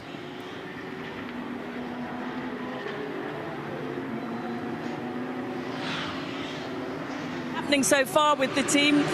Early start to this race, Pablo, but satisfied with how everything's working at the moment? Yeah, pretty good. Antonio did a good start. It was a clean start. Everybody's fine. Everybody's out there racing, and yeah, what can you ask for? I mean, we managed to gain 1 position, and yeah, that's a very good, very positive start. Every time I talk to you, you tell me that you're always looking to learn and develop as a driver. When you're sitting here watching it unfold this morning, what's going through your mind? Well, I'm trying to keep my head cold, not to get very anxious and nervous, and yeah, try to learn from looking at Antonio on the onboard camera, and yeah, and I'm here to learn. So well, those are the valuable moments, aren't they? So when you get behind, absolutely. Yeah, and it's a very nice track. It's tricky on the first sector, and it's been tough for me, and yeah, the last session yesterday I managed to understand a bit better turns 1 and 2, and I hope I managed to do what I'm supposed to do during the race. You said it's tough. What's been the toughest thing you've had to adapt to? Your mind. My mind. My mind. I started very late, so I'm not like Antonio or Oli, all these youngsters in here who drive like nothing. And yeah, I just need to understand the car, the weights, accelerator, brakes, speed, blah, blah, blah, blah. But that's why you're here, isn't it? To challenge yourself and push yourself. So you've got to be proud with what you've achieved so far. I'm happy. I'm happy. There's room for improvement. For all of us, Pablo, for all of us. Listen, you have a great day. Thank you very much. Pablo Berguera for the number 90 E2P Racing crew with his teammate Antonio Cenero, young 23-year-old out there doing the job at the moment, running a solid top 5 at the moment. For Pablo, it's enjoy the drive. Enjoy the drive. It doesn't matter when you came to motor racing, when you had the opportunity to, to afford to go racing. All motorsport's not cheap. It's all relative. And it's great to have people like Pablo in this series. They're the stalwart of this series, and this is why we have what we've just been speaking about, Peter, with regards to, the different fueling rules for the AM class, etc. And it's exactly that. It's to balance the playing field for drivers like Pablo, who are not pros, who are not the hot shot. They recognise that to be the case, and they know their position, and it's all about enjoying the event and enjoying the drive. And the challenges are staying on the track, staying out of trouble, bringing the car home, hitting your apex. You might be 5 seconds a lap off the Porsche factory driver, but that's not a factor. The factor is, in a series like the 24H series, is about enjoyment. And that's also, Peter, why you get so much track time at these events. As, customer race teams, you're bringing in gentleman driver, businessman drivers who are doing this in their spare time. And it's all about being in the seat of their race car, driving it at whatever track we're at. And it's all about that amount of track time is phenomenal you get at these events. I can't think of any other championship where you get more, actually, time in the car. There isn't any. I can't really think. Do you know why you can't think of any? Because there aren't any. Yeah. Yes. Short of hiring a track to yourself and driving around, but that's obviously a hugely more expensive thing to do, isn't it? Those Ferrari Challenge days, the Ferrari owners, the Ferrari hire the track, and you get a lot of track time at days like this. But an international race series like this, no, you don't get as many, 2 hours practice sessions in the morning, 2 hours in the middle of the day, 2 hours on an evening, as just an example. It is good value for money. And then you get to race in a proper race and experience all the vagaries of how to go racing over a 12-hour distance. And compete again, be able to measure yourself against factory drivers who attend, Klaus Bachler is going to be jumping into the Proton Huber competition car that's leading at the moment. His performance in qualifying yesterday, what learning experience that is. I find like the sport I had the most, I played golf and played curling, and whenever I played with the very top players, my game elevated straight away. Yeah. Straight away, to almost instant, almost by pure association. 4.2 kilometres of Misano. If you are 5 seconds within 5 seconds of Klaus Bachler, you are not a bad driver. No, definitely not. You are not a bad driver. You are a pretty good, competent driver. Yeah, couldn't agree more, actually. That is very, very true. Manuel Lauk doing a top job at the moment. He's going to be, as he mentioned to Nick Damon earlier on, he's going to be leaving the track a little bit early because he's got to get up to the Nürburgring, because he's racing tomorrow in the qualifiers for the Nürburgring 24-hour. Manuel, of course, a 7-time class winner at that race, but you've got to go to the qualifying race. So he's not the only one doing a little bit of double duty. Kyle Tilley, who's at the wheel of the Aero Motorsport car in 9th place at the moment, he's got to get himself up to Spa because he's driving in the Spa Classic tomorrow.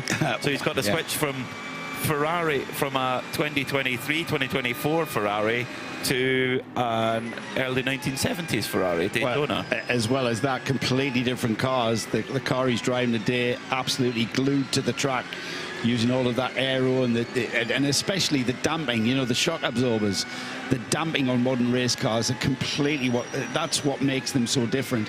Then tomorrow he's at Spa in a car that's going to feel like he's floating around in a boat. in comparison. And what a beautiful car he's got to drive tomorrow, that Ferrari Daytona. Showed us pictures of it yesterday, didn't he? He's with former Le Mans history, you know. I'll tell you, you're living the dream, mate. That is good news. The Scuderia Ferron car, after 41 minutes in the pits, they found a fix. So that hopefully they found a fix, but they're back out on circuit, we can tell you that. So Scuderia Ferron, the Spanish crew, they've really unlucky to have that issue early, but now they can... Like 27 laps off the lead as well. Yeah, that's a big delay, 40 minutes. Big delay. The leader in that class is Glenn Van Berlo, who at the moment's getting in a little bit of a mix-up with the GT Racing Audi, which is in the GT3 class, but has been sort of mixing around the leaders in 992. So fast are those top running drivers in 992. And the thing is, the 992 class, the straight line speed wise, the Porsche 992 Cup car is just as quick as a GT3 on the straight line, particularly at the top end. It just doesn't, it's not as draggy. So at the top end, it is really quick. Out the corner, it won't be quite as fast, but once they're onto the straight and once they're going, it's really difficult to pass for a GT3 car. Yeah, and the GT3 car, it makes its performance and its quicker lap time through the corners, in the braking areas, in the acceleration areas, and through the corners. The Cup car, a little bit more squirmy through the turns, isn't it? It's a little less aero, a little less braking efficiency, but on the straight, we get a clear indication of just how close and how quick those Cup cars are, and how you are getting towards the corners at a fast rate of knots, and then you have to stop the car with very little effort from the aero helping you. It's all about mechanical grip through the turn, and this is why it works. This is why the 992 class works with GT3. I think the vagaries of the performance and how they produce their lap times allows the GT3 cars to get by into braking areas, etc. It's not easy, and with a very quick 992 driver, as we've just seen with Glenn Van Berlo, it's not a swift thing to actually undertake. You have to think about it, and you have to be very careful, and you have to be, very thoughtful. You can't just go. You're not just going to pass it quite easily. You're going to have to think about where on the track that you're going to choose to pass that lower class car. The gap at the front of the field in 992 is about 6 seconds or so. Glenn Van Berlo doing an amazing job pulling away from Rick Breukers, although he did lose 0.4 of a second on that last lap when getting into a bit of a disagreement with the Circle K due to GT3 Audi.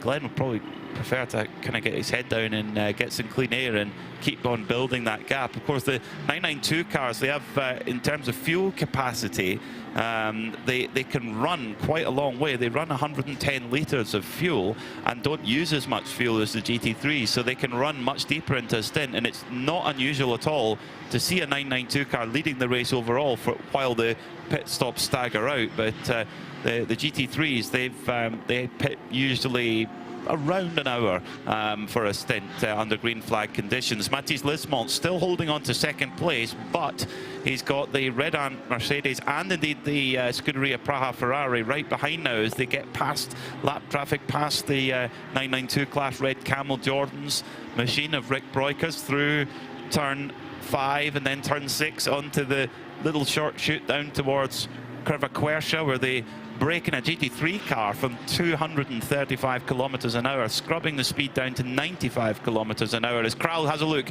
Here comes Joseph Kral. Can he make it through? No, not quite. Yannick Redon just shuts the door at the last moment. And that was more about Redon being slightly held up a little bit by Lismont into that braking area. So the question is, as Lismont's tyres began to fade underneath that Audi, because Redon is now right under the rear wing at second, third and fourth, all the way down the back straight through the kink at Curvone, and then on towards the two more kinks before we're on the brakes. We're actually on the brakes through the last of the kinks at 13, and we'll see Redon dropped a little bit off the tail end of the Audi, as the Audi maybe was a little bit more cautious and circumspect, and that's what's given us the impression, Peter, that he's fallen back towards Redon. And as I say that, they seem to concertina back up towards the final turn, Misano, and they will cross the line, second, third and fourth, almost nose to tail, you could say. So over the line then, yeah, Lismont got Yannick Redon right behind him. Fantastic battle going on here for second position. But while that does rage on, let's get down to Anna in the pit lane. I am indeed. Continental Racing by Simpson Motorsport. Julian Simpson is the team owner, and just sort of keeping an eye on proceedings this morning. Julian, give us a bit of an idea of what your job entails at this early stage of the race. We're just going to try and keep the car clean, out of trouble, and realistically, you know, we've got 11 hours to go, so we've just got to keep it clean and hope the car, you know, has no issues, pit works clean, and we'll be happy.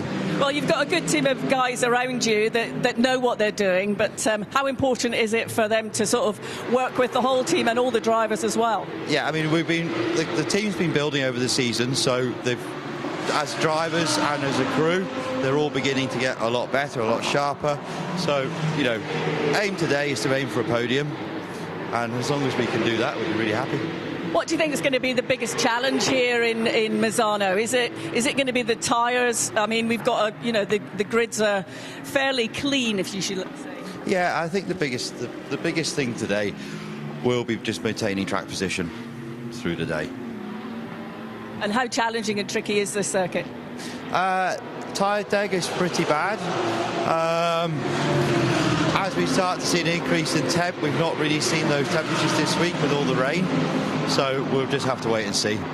And from the brakes perspective, how much will they come into play later on? Misano is a pretty heavy braking track, so I mean, we're on a. Hopefully, we'll be good to the end of the race. Okay, well, I'll let you get back to your laptop and watch what's going on. Thank you very much, Julian.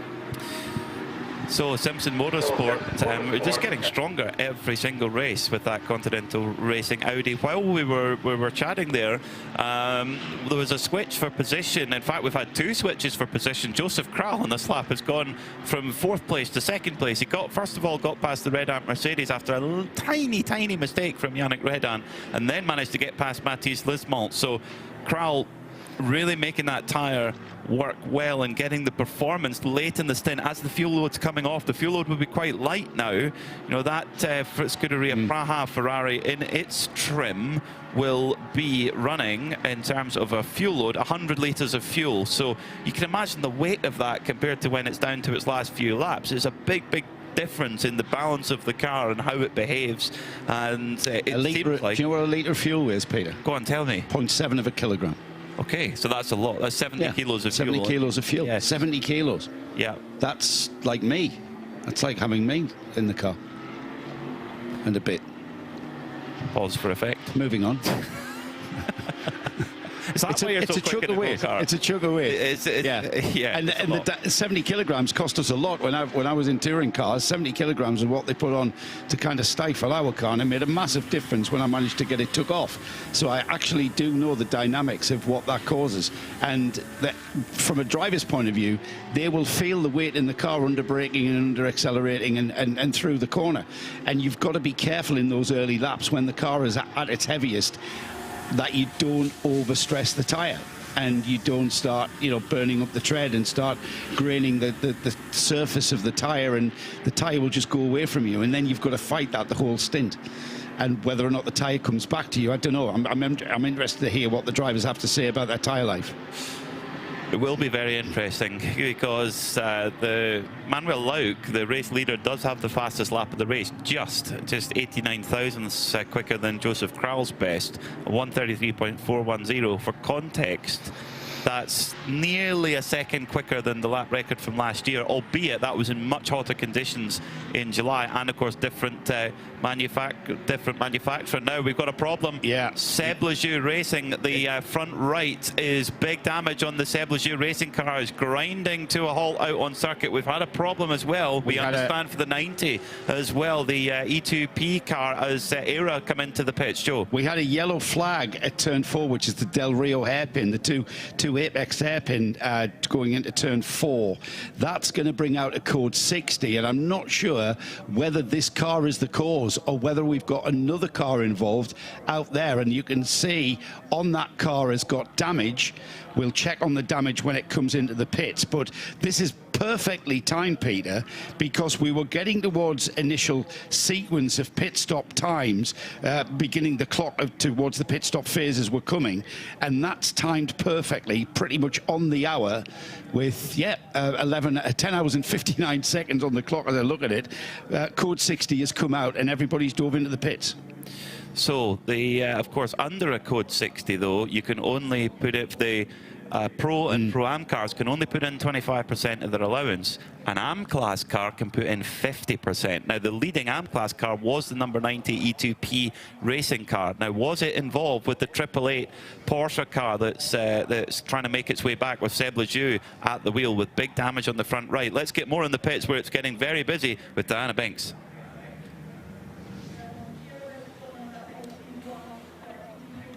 Just come in, no driver change, just tyres. They were the first one into the pit lane and they're making their way back out. Haas Racing are all ready to receive their car, as are RAFA Racing just behind them, and Venture, the GT4 car team, behind those as well. All the team crew are coming out with the lollipops ready to guide the cars onto that pit apron. Some are taking fuel before they make their way in, but it's going to be very, very congested in here in just a couple of seconds' time. Thank you, Di. What's very interesting in 992 is that the 921 Milner Motorsport car, they have declined the opportunity to go into the pits under this Code 60, whereas the Van Berlo Motorsport car and the Red Camel Jordan's car have done.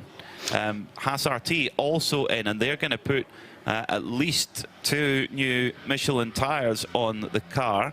Oh, they'll go 4, Pete. Oh, 4, yeah, you wouldn't just put 2 on. Yes, there's... Have they gone have they put tyres on that car? Yes, there was a tyre change going on, and a driver change too. Just to remind everybody as well about the refuelling rules in Creventic and 24H Series, the fueling isn't done at the pit apron. The fueling is done in a fueling area, primarily at this event, at Misano. The fueling area is at pit in. So before the cars, even the damaged cars, make their way to their pit garage to get fixed, we'll see them going into the fueling area and taking on a tank of fuel. If they don't do that, and there's the Aston telling us that that's basically confirming it is the Aston that is involved in that incident at turn 4, Peter. But yes, fueling on the way in, then you go to your pit apron. So that E2P Aston Martin in the wall at turn 4, and the tyre is off the rim on the rear left. Antonio Cinera with his hands on his hips, shaking his head, probably thinking, how do we catch a break this season? There's a new car for them this season with the Aston Martin, and it's just not going their way. Now then, right front damage on the 888 numbered Sebastian Lejeune Porsche, left rear damage on the Aston. That has been recovered by a recovery tractor. Call me a detective, but I would say that's right front to left rear. I was going to say this is your police experience. Well, that's my race commentary experience. Sure. Let's get an update from Diana. Wheeled into the garage, obviously under no power. They have to push the car back into the garage area from the pit apron, and only 4 members of the team can do that. So they are now having a look around the car, but I can see lots of grass and stuff in the front grille, as I think Joe rightly pointed out. And the team are just having a quick look round that now. I can sort of see that yeah, they're going to work. And driver's just jumping out of the car now, obviously not looking particularly happy, so I'll hopefully get a chat with Seb Lejeune, who's just jumped out of that car in a few seconds' time, or I might just try and grab him now, but he's still got his helmet on and looking at the front grille with another member of the team. If you just bear with me a second. So of course, Seb Lejeune, the owner of the team, the number 90 E2P car has been recovered, but it took a while to get Antonio Cinero out the car because the driver's door had actually got stuck. A little bit of a rocky ride on the... I hope the driver's not in there. Loader. No, the driver is out of E2P Aston Martin. Di. Now, obviously, and he's obviously, if you can, that would be fantastic. Yes, I just wanted to know from Seb's perspective what happened out there on the track. J'étais au T3, il y a une GT3 qui a voulu passer sur l'intérieur et il y a eu un contact sur la roue avant.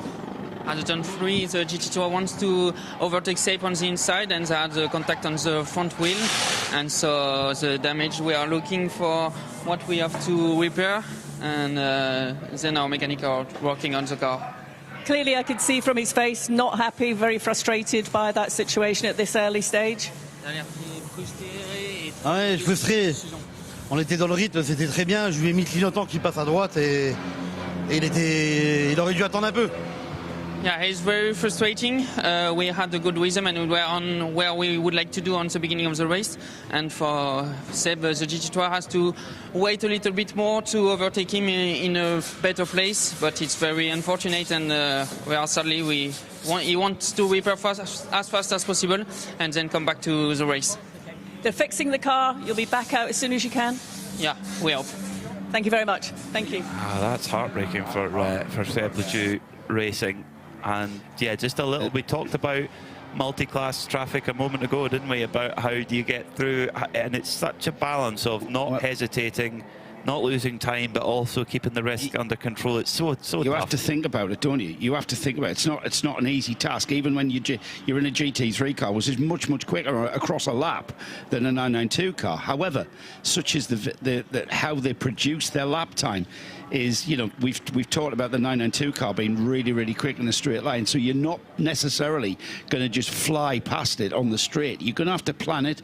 You're going to have to plan it on the brakes, and I think that looks like a case of the Aston maybe turning in on the Porsche.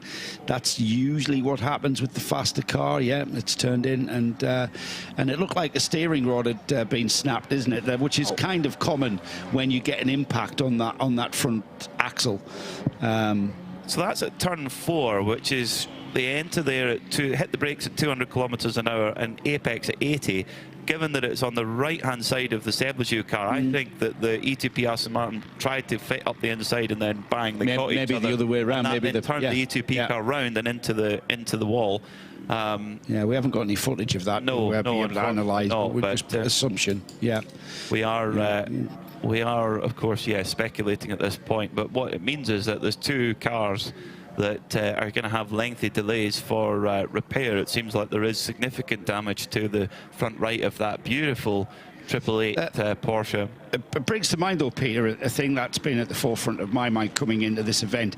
With such a narrow grid, a smaller grid than we perhaps normally see, it is going to pay dividends to repair the car no matter what. We've still got 11 hours of racing, and your competitors who are around you, you know, who's to say that they're not going to encounter some sort of adversity like that? So it does pay to repair the car. It doesn't matter how long it takes, and there's every chance that you will regain and have a drive, a recovery drive to the podium. Yeah, very true, very true. Let's get more from Dai. The number 21, Matisse, has just jumped out. He made the start of the race here in Misano. First of all, just go back to the start. How did you find that?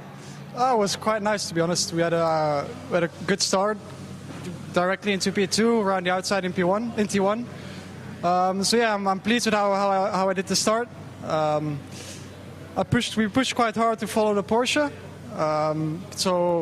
But it was good. I enjoyed my stint. I enjoyed fighting. I enjoyed making little mistakes, but then recovering again. So it was a nice stint. Yeah. Well, that's all part of it. As long as you make the right move at the right time. What's the balance of the car like? Were you happy with what you found? Yeah, the car is good. The team did a mega job getting the car into the right window.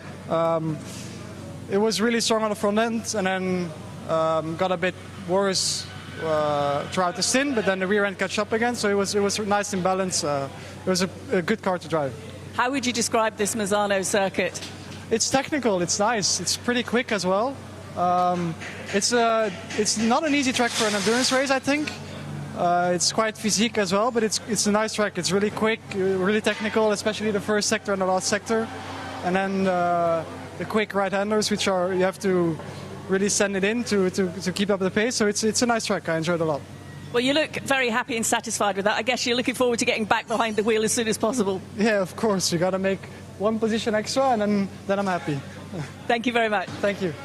Matthias Lismall for the number 21 Haas RT Audi, which was in second place before that, was in second place before Joseph Kral got by, of course, just before that code 60, but by our timing screen at the moment, we'll wait for it all to shake out. Looks like Scuderia Praha have gone into the lead. Yeah, they have. Haas RT are in second, Red Ant in third. Proton Huber, who of course started, they've been leading the whole way. They're now in fourth, but looking at the pit stop time, the pit stop time for Proton Huber is different. It's about 30 seconds or more longer.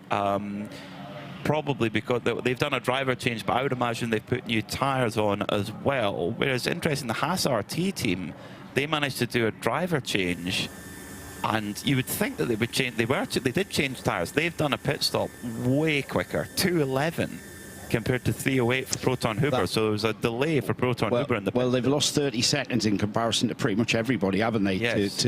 And where is that 38 seconds actually? A little bit more if you compare it. The Haas RT pit stop was done in 2 minutes and 11 seconds in comparison. That's almost a minute. That is almost a minute. And perhaps, Di, if you're listening, you are listening, I know that, you maybe want to ask, head down to Proton. They might not tell you, they might not give you the explanation as to why their pit stop took a full 30 seconds longer than everyone else's. Yeah, so everyone else has done the same thing. Everyone's done a driver change, at which point you are going to change the tyres. So, because usually that takes a similar amount of time. Especially under code 60. Yeah, of course. You can lose less time, aren't you? To do it. So, that's, well, great work from particularly the Haas RT crew. They were really super quick. 2 minutes 11 in the pits. They're actually in the box itself for just over a minute. Driver change, 4 tyres, bang, off they go. Fantastic stuff there from that squad. The thing is, though, is that this is where we're going to see a split, though, Joe. This is where we're going to see a split in terms of who's got what fuel in the car, because the leading 4 cars, the Scuderia Praha Ferrari, the Haas Audi, the Red Ant Mercedes and the Proton Porsche, they're all Pro or Pro-Am cars. They could only put 25% of their capacity in. The cars behind them, the Hofer Mercedes, which has kept Alexander Prince on board, and the Viper Niza Mercedes and the Continental Audi, they're all AM cars, so they've now got 50% of their fuel on board. That's going to, yeah, I'm thinking more towards perhaps the Red Ant Mercedes, the Haas RT Audi, and indeed the Scuderia Praha Ferrari. We need to clarify whether they did take tyres. I saw the tyres on the apron of the Haas RT car. Driver, you're going to change to. No, not necessarily. No, the tyres are going to be taking long. They'll take longer than plugging a driver in and out. Remember, you're limited to how many people you can have around the car. I would be surprised if you would put your new driver in on older tyres. I agree with you. I'm not disagreeing with you, I would be surprised. Not impossible, you're right. If we could kind of clarify that, as we've got the E2P Racing Aston Martin arrived back on pit lane, unfortunately on the back of a recovery truck. And we will see that car being dropped off. It's got damaged, that left rear. Clear signs of impact as we get the green flag flying. That's the code 60, the first code 60 of the Misano 12 hours for 2025. They'll be amazed to see there no more code 60s. We expect that to be a factor, certainly. And already, as you've described, Peter, with regards to fuel allocation during that code 60 period, it's going to be hard to judge when the pit stops are going to come. Let's head down to Di, though. She's in the pit lane. You were talking about Haas RT and whether they changed tyres. They did indeed, all 4 tyres and a driver change for them. E2P Racing, you just mentioned the car is just being lifted off the truck now down onto the pit apron. I'm just running up towards it, so I can't see how much damage there is to the car. It doesn't look too bad from the rear of the car, but they're just about to drop that down and push it back into the garage. It's going to be a lengthy repair, I think, unfortunately for E2P Racing, but they'll get it moving. Also, weirdly, well, it's not glass. The engine cover basically on the or if it was a mid-engine car, of course not an engine cover. The rear window has popped out. No, they take that out to recover the car. Ah, right. Okay.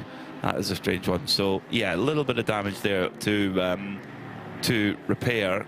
It was a pretty rocky ride on the on the tail lift as well. So a little bit of work for E2P Racing to get on with. So what it means then, Matus Weibo leads the race for Scuderia Praha from Jeff Michels from Haas RT Audi by 4.6 seconds. Then it's a further 6 seconds back to Kobe de Broeker in the red Ant Mercedes. So that's all driver changes there. Jörg Dreisau has taken over the Proton Huber Porsche that was leading throughout that opening stint. He's at 16 seconds off the lead after a delayed pit stop. There's definitely something going on there at Proton Huber competition where the pit stop was much longer than the rest. Alexander Prinz is now up to 5th in the Hofer Racing Mercedes, so good work there from the Hofer crew, and of course they've got a bit more fuel on board now too. They've got 47 minutes of Alexander's driving time left, a maximum driving time in this stint. Now they've probably got enough to go all the way to that maximum drive time with Alexander in the car, so that could work out very well for Hofer Racing.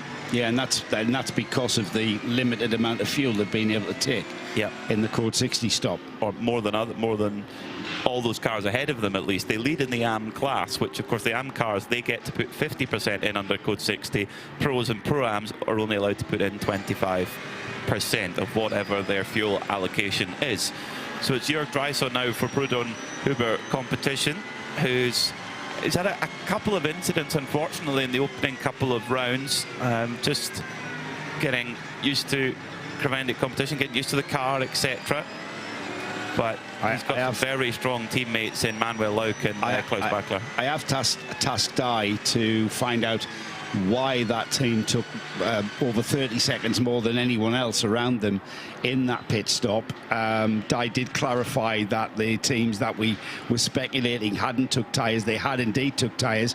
Only 1 minute in the pits to do that driver change and tyre stop, which is commendable, and that's pretty much for all of those leading GT3 cars. However, we have got the Proton Huber Porsche with, as you said, Jörg Dreisau, is that how we say his name? Dreisau. Yeah, he's now at the wheel.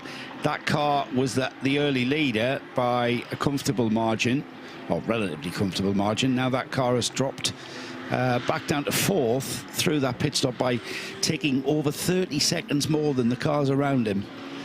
Did. So we'll get down. I've just messaged Di. She'll find out if indeed they tell her. If we'd made a mistake, we wouldn't tell anybody, would we? Well, sometimes it depends. It depends what the reason is. I've got it. Go on. Something to do with team communications issue. They're not wanting to say much about it. Thanks, Di. Yeah, I mean, yeah, they're aware of the time that they lost. There was in the pits. Something went wrong during the stop and it was delayed. So yes. Yeah, nothing else. So that's time that could be cost them very dearly. I know we've got a long race, Peter, and I've got a lot of stories that I can tell, and I can understand team communications being a problem. It's very, very important. I was doing a GT Cup race on the pit wall, and my driver came in, and when the guys had checked the tyre pressures, there wasn't much to do, and there was a mandated stop of I think 3 minutes. And we knew how long it would take to get from the pit stop to the from the pit garage to the pit out. So it's say 30 seconds to go. I would go on the radio and tell the driver, okay, off you go, and they would make their way out. However, the driver was clogging up the radio by talking about where we were going to go for dinner, and that he fancied fish and chips rather than an Indian or a curry or something, and he went way over the 30-second mark, way over the 3-minute mark.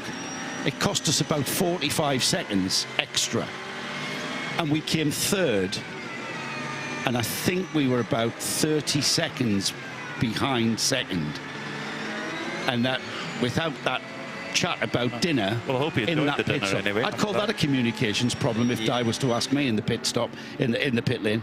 Yeah. So, Joe, why did you take 45 seconds more? Because we were deliberating whether we were going for fish and chips or a curry. Well, it's an important an important discussion. Amazing work, Di, from Seb Lejeune Racing. yes, they're back out on the pit apron now. The team have just placed the car within their box, putting new tyres onto that car. The driver is behind the wheel. I can't see who it is, unfortunately. They're just tightening up the wheel nuts now. So they've done a really quick job on that, so not as much damage as they had feared, and they're just about to fire that car up now and head back into the race. That's amazing work. Let's see, we'll get a driver in there once they go through the timing beam at the end of the pit lane. That tells me, Peter, that the components that were damaged were basic components like tie rod from the steering rack to the front, the upright. That's a bolt-on, bolt-off kind of thing, and it shows me that what they'll have is a prepared length of track rod that is exactly the same length that has come off the car that will go back on. Hence, they don't have to do the tracking. They'll know that the tracking's going to be where they need it to be. So they've got all of those components measured, ready to be fitted to the car if that situation occurs. So nothing extensively was damaged, no extensive damage, pretty much bolt-on, bolt-off, bolt-on components that were damaged in that shunt. Great stuff there from the Seb Lejeune crew to get that done and not panic, and that they didn't lose a huge amount of time. I mean, they were in the pits for 18 minutes. That's a very, very quick repair, I would say. Kyle Tilley back on the move now. He's just moved up into 7th position, actually. He's just gone past the Continental Racing Audi, so remains 3rd in the Pro-Am class, but up to 7th overall. Meanwhile, your Am class reader, RAFA Racing, Alexander Prince, doing a double stint here, using the advantage of that Am class car with that slightly enhanced fuel allowance during code 60 periods, and that should, I would imagine to get Alexander Prince up to his maximum stint length, which is 2 hours. So any driver can only drive for 2 hours at one time, and they must take a break of 50% of whatever time they've driven for. So that'll be, if he drove 2 hours, that would be then it would be an hour that he would have to rest for before he could get back into the car. Pretty much every car in the field has a different set of minimum and maximum driver times. It all depends on what class they're running in, what their balance of their driver lineup is. Nothing simple, is it, Peter? But don't worry, we will talk you through it. Don't worry. We will guide you through. And it really makes the strategy so interesting, really makes it a cerebral competition here in the Michelin 24-hour series. Battle for the lead is on, just 0.2 of a second between the number 56 of Matheus Weibo and the 21 of Jech Michiels. So Michiels in the Haas RT Audi, really putting pressure on Matheus Weibo, the young Slovakian driver who's won several races in the Ferrari Challenge with Scuderia Praha. And he will be doing a good chunk of the driving. He's got to do 6 hours combined with all the other AMs in the car. There's 2 other AMs in the car, including him. So they've got to split that driving time up between them. But Matheus Weibo at the moment holding Jech Michiels at bay. Yeah, being pressured, isn't he? Michiels coming back at him, the Haas RT Audi right on the tail of the Ferrari. It's a pure race, this. This might be, we may have another 10.5 hours or so remaining, but this is a pure motor race.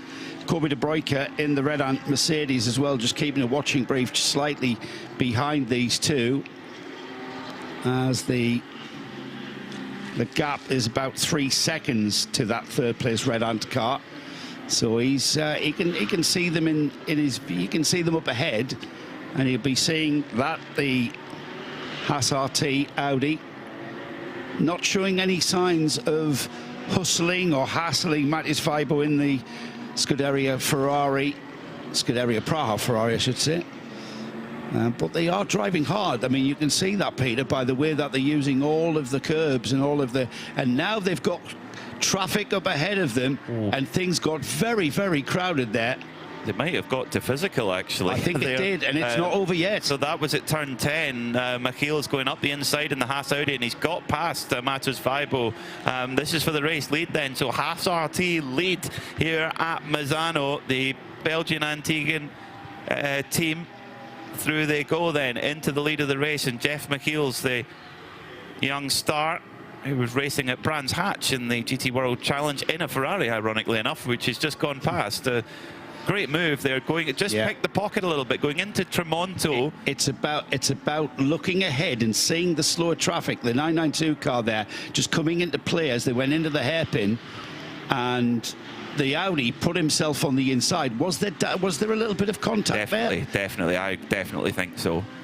And of course, these GT3 cars, they've got so many little bits of aero on them, little straights, they're all important. Particularly the Ferrari, and you don't want to damage those. But through goes Michiels then, and he leads for Haas RT.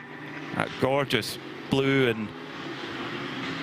and red and yellow and black Audi, really nice machine.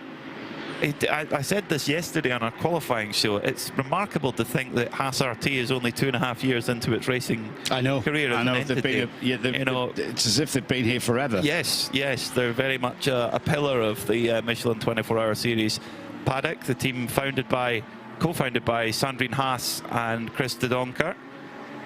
Chris, a very experienced team manager and unbelievably good rally driver as well. I didn't realise his rally exploits were so... I didn't either. I didn't know that Chris was done some rallying. Oh, I know he's a dark horse. yeah, he's a good lad. He's good fun to be around as well. Good motivator as well. You know, they take their racing as intensely as anyone at Haas RT. They do a very professional job in putting that car out on track, and they go about their racing at a very high level, and high level of use of track. That's one. So that'll be one tick in the box for track limits there for the Haas RT, just coming on at the start-finish straight out of Misano, and to get it is getting around some slower class traffic. I think it was the Venture Mercedes there that he had to get around. He used a little bit more than the track provided off the curb, but didn't delay himself very long. That's a slow-moving Mercedes, Peter. Viper Niza, number 65, going slow at the moment. That is, now, have they done a driver change? That's an It's Dominic Ang who did start the race. The car has come to a stop. Now this is turn 3, so they so they're very long way. That's an outlap, Peter. That's just come out of the pit lane. You're absolutely right. Yes. So he's come out of the pit lane, and then the car has stopped at turn 3, which is out of the Del Parco chicane. He's into the Del Rio hairpin. He stopped the car. He had what looked like a very quick Control-Alt-Delete. Like, what do I mean by that? Where you switch everything off, and then you restart all the switches, all the systems, the fuel pumps, etc. You just switch everything back on, and it's a reset. And the reset has worked, the car has started, and the 65 is rolling again. Dominic Ang staying in the car. He's been in the car from the start, hasn't he?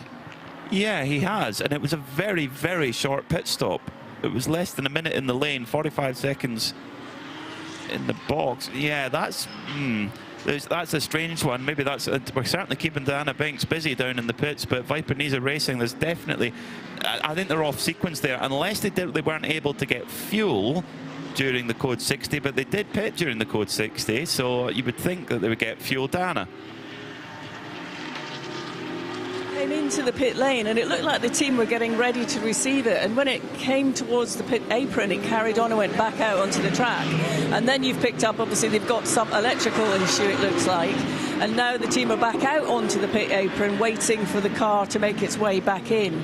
So they're sort of scratching their heads a little bit down here at the moment until they get the car in, but they're getting ready to take it into the garage. So they're all set down here. I guess it'll be a few minutes yet before it gets back to this garage area, which is the far end of the pit out area. Thank you, Di. Yeah, so something not right in that Viper Niza Mercedes as the battle going on for second place. Matus Vibo trying to hold off Kobe de Broeker in the Red Ant Mercedes as Jeff Michiels is in the leading Haas RT. Audi is trying to make a way. This is a great start to this Michelin 12H of Misano. Great battling at the front. There's nothing wrong with the Red Ant Mercedes, is there? He's right on the tail of the Scuderia Praha Ferrari, and this is a battle for second and third, remember. We've already had the Haas RT Audi move past Matus Vibo in the silver, grey and yellow Ferrari, and now the Ferrari's mirrors are very much full of Kobe de Bruyker, who again tried to take advantage of that slower traffic as they came up towards the slower traffic. De Bruyker putting the Mercedes fully in the mirrors of the Ferrari. The Ferrari's now cleared the traffic and maybe got a bit of fresh air that it can then get back onto it. The vortex there is easily got around by all three of our leaders, but that now looks pretty much equidistant, Peter, as we continue on. Well, yeah, fantastic at the front of the field. We've got three different manufacturers at the front here. We've got the 21 Haas RT Audi leading, and now Kobe de Bruyker gets a great run out of turn 6 and getting down into the braking zone for Quersha, but Matthias Weibel very late on the brakes there. Kobe de Bruyker shows a nose of the big Mercedes. Now they're side by side as they come in towards Curva Tramonto, and Matthias Weibel in the Scuderia Praha Ferrari has the inside line, so it's going to be difficult for de Bruyker to try and make something work there. He has to back out of it and try and set something up for the run down the back straight towards Carvoni. The flat out run, he's on the headlight flasher, is Kobe de Bruyker in that red ant machine, trying to force Matthias Weibel into a mistake. It's very, very hard to get by on this back stretch, which has two, maybe three, well, three kinks. The third and final kink is the braking zone for the hairpin at the top, the Del Caro hairpin. And it's very, very tricky as he dives down the inside of Misano, the Mercedes down the inside of the Ferrari. We've got to change for second, and as Kobe de Bruyker takes a little bit of a predatory stance there, coming out of the Del Caro hairpin through the kink at 15, and then slingshot down the inside. Bit textbook that, bit textbook outbraking into what is a 90-degree left-hander. It's a lot quicker than you think, but slow enough to get by on the brakes going into the corner. Brilliant stuff there from Kobe de Bruyker in the 93 Red Ant Mercedes. Chatting to his teammates last night, chatting to Ayrton Red Ant, was saying when you watch Kobe de Bruyker's onboard, he's so busy on the wheel, back forth, really pushing. He says it's like watching someone aggressively milk a cow. He says with their hands going up and down as the Viper Niza Mercedes has rolled into the pits, and we've switched over to Nick Damon. Yes, it's a new pit stop and a new pit stop person to describe it. Yes, the Viper Niza team. This time they did stop for a nice long slug of fuel at the fuel station. We're going to have a look at that fuel station in a minute. We'll have a chance to have a look while it's a bit quiet. And obviously, yeah, the pictures will tell 1,000 words. You're listening on radio and TV now. There's an engineer staring deep into the engine, straight on the block. So they're not looking at electrics. They do seem to be looking at more mechanical elements. It's not a plugging in computer. It's kind of a waving, pointing bit. And I think it looks like they are. Perhaps it might be an ignition issue, not overly sure, but they are having a good old go.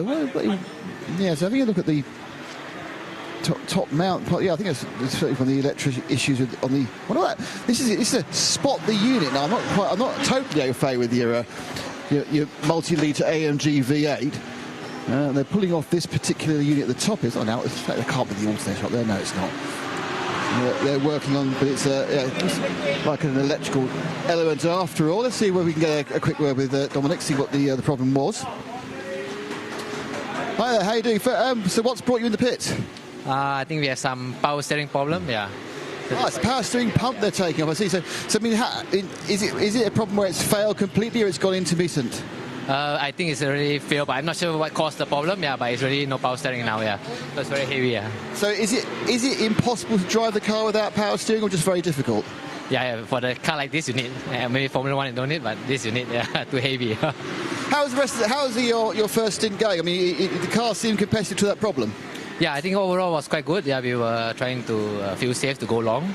Then with the code 60, and then after that, putting on another tires, we are allowed to push, but then, yeah, then the problem came, yeah. Well, thank you very much, Douglas Cole. The good news is, as we saw them working on it, it looks like rather than being buried at the bottom of the entire engine, the power steering pump, which they are working on now and removing, is very near the top, which is quite rare. So it looks like they're going to be able to get to that relatively quickly. Hopefully they have a new unit available.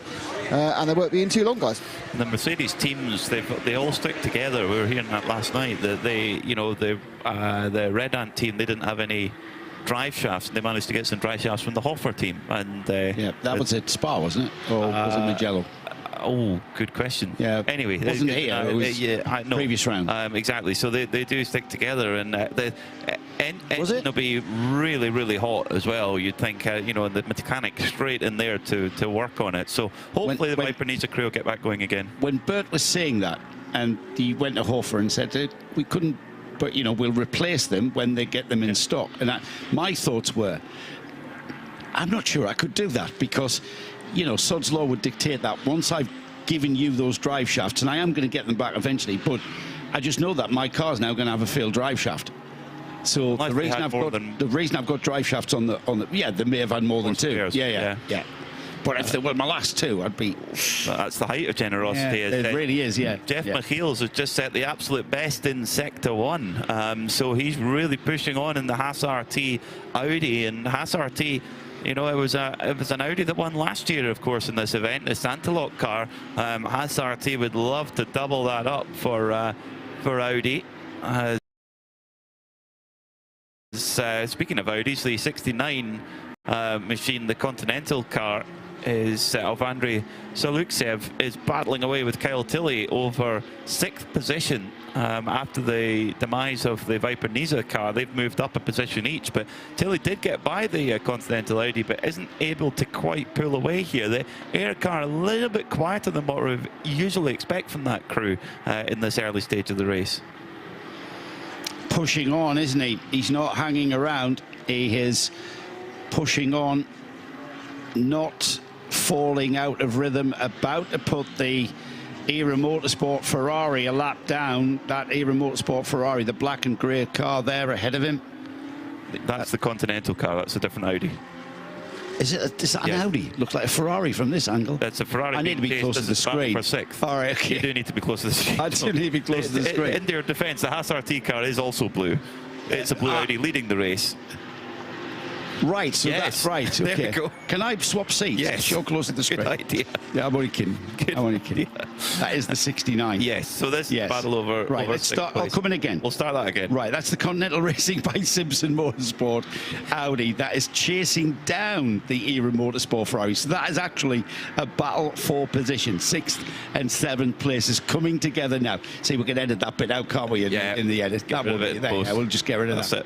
That's it. While that battle continues, the Mercedes is continuing to have that power steering pump repaired. The car still in, you heard Nick Damon describe that.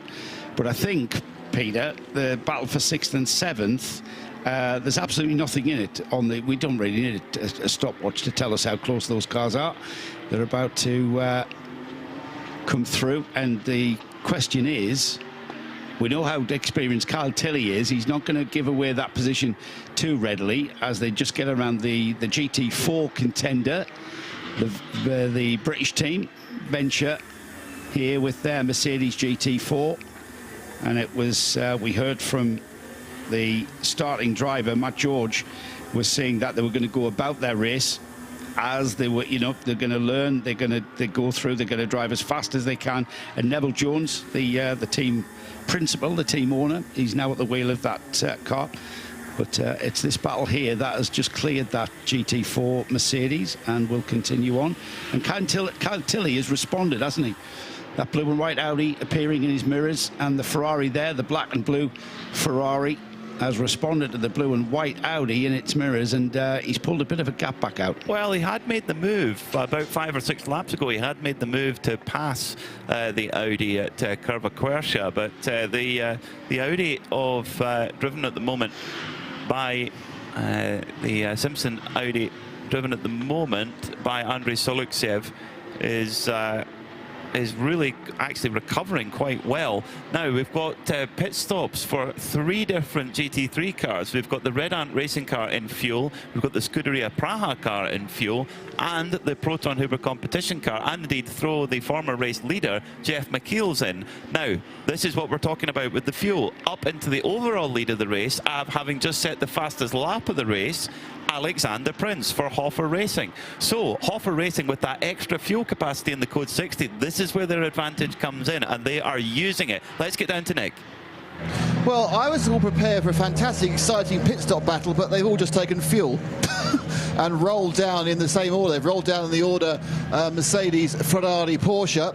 So that's a bit disappointing. One thing I will say is that if you just follow me now, because I've claimed the Cara now, not giving it back. I've learnt this from somebody else in the team. The power steering is virtually replaced. In fact, they're about to come out right now on the Viper Nissan car number 65. Fantastic speed work. Oh, that was no, you're going a bit too quick. And they managed to get that changed very quickly. It's very conveniently easy to find. But if Nico just turns to his left in a second, you'll see the remnants of what is the E2P Aston Martin, a much bigger repair than for the Seb Lejeune racing car. It was obviously just a front track rod. There's a lot more damage at the rear of the car here, and they're having to work very carefully and take off several more parts. A quick word with Antonio. Antonio, first of all, what happened? Hello. Well, I was overtaking a guy, a cab car, and he lost the rear and he hit me. And yeah, I'm a little bit angry because it's very hard driving with people that cannot control the car in some situations. So yeah, a little bit upset and a little bit angry. Yeah, very bad luck. It seems to be what seems to be just perhaps a small amount of damage on that rear left. Seems more serious. Are you having to replace bits of the final drive and the transmission as well? Yeah, I don't know exactly the damage and the issues that the car has now, but yeah, we have a very expensive reparation, and that's a shame, man. These cars are so expensive, and yeah, very angry. It's massive bad luck. Hopefully you get out and have some clean laps later. Thanks, Antonio. Yeah, hope so. Thank you. Yeah, it's not good, guys. I mean, there is a lot more being repaired in that rear left wheel arch, and we saw in the Seb Lejeune front right wheel arch. And if it's the fact that the Porsche did lose it, because there's always two sides to every racing incident, who knows? Antonio Sinero is always a very happy, smiling young man, very positive, but I've never seen him more frustrated and disappointed than that. That's such a shame, and it's a culmination of things as well for E2P, because there's been incidents. They lost an engine at Mugello, they had problems at Spa as well, and yeah, just the problems continue. It's been a really tough season for them, so hopefully they can get that repaired and get back going again. Just depends how long it's going to be, but Antonio's point about the cost of it is definitely one that can't be ignored. These are very expensive racing machines. Great to see Viper Niza back out after replacing that power steering pump. They're back going again. It's team owner Douglas Coe at the wheel now of that number 65 after taking over from Dominic Ang. RAFA Racing have just come into the pits from the lead of the race with a 1:33.351, the best lap of the race so far on the previous lap. Alexander Prince is now in fuel in car number 11, who's getting pretty close towards his driver time anyway, so good time to get a driver change done in there. What this all means is that Kyle Tilley for Aero Motorsport is now in the lead of the race. So they looking at the moment like, well, he's had a long stint, an hour and 40 minutes, and only was able to top up 25% at the Code 60, so getting great fuel mileage in that Ferrari 296. Nick? Yeah, we have, just by the by, before we talk about the Hoffa car, the 69, the Continental Racing with Cincinnati Motorsport, that just trundled down, having taken a fuel-only stop, which obviously, because we are quite close to the last Code 60, is kind of a toss-up. But the Hoffa Racing doing a full service. Alexander Prince has made way for his missus. So his missus is getting to drive the car now, Chantel. So it's certainly a family affair. Not sure how often a husband gives way to his wife or vice versa in a racing car, but that's happened just then. Absolutely standard stop, really. They've taken the 4 tyres, and I was thinking any second now we're going to get the Cron Racing, the RPM car, come in. They're currently trying to put all the fuel possible into their 992 machine. Tracy Crone will be getting into that one. So yeah, we're getting a little kind of weird situation where, because of the Code 60, kind of put things slightly out of kilter, and some of them have only got 25%, some have got 50%. So it's when they're going to come in. Also, you pointed out, guys, that some people are working to their 2-hour time limits. That's right. Yes, you got a 2-hour maximum stint length. Doesn't mean that that's their overall drive time. That depends on the driver. For example, Klaus Backer Winkler, who's one of the pro class drivers in the race, he is only allowed a maximum of 4 hours, so they've got to be very tactical where they put them in the car, and of course make sure that they use them all up too. You want to have every last lap you can get, or if you've got a driver like that in your roster. So that's all part of the conundrum, the puzzle that is the Michelin 24-hour series, and getting that strategy right. And there are teams here which know the series inside and out and know the kind of tricks for getting the best out of the strategy. Look at teams like Red Camel in the 992 category. You know, Haas RT would be another one, and RAFA Racing as well. They're all teams that have been here for several seasons and know how the game is played. More from Nick Damon in the pits. More importantly, is more from Alexander Prince. That was a very eventful sort of 90 minutes, or about 2 hours. How frustrating was it at the beginning of the race when you were stuck behind that slightly slow Audi, you and the other Mercedes? It was really frustrating. I just had to focus myself that it's an endurance race, so not to push so much. I just recognized that after these two guys behind, I was starting to destroy my tires, and then I was just pushing, not too much, but give them a lot of pressure. And then just hope that they make a mistake. And then, yeah, the Viper Mercedes, he passed the Audi, and then the Audi made a mistake. I took advantage. What I don't understand that they then, when you're by side, they crash into your car.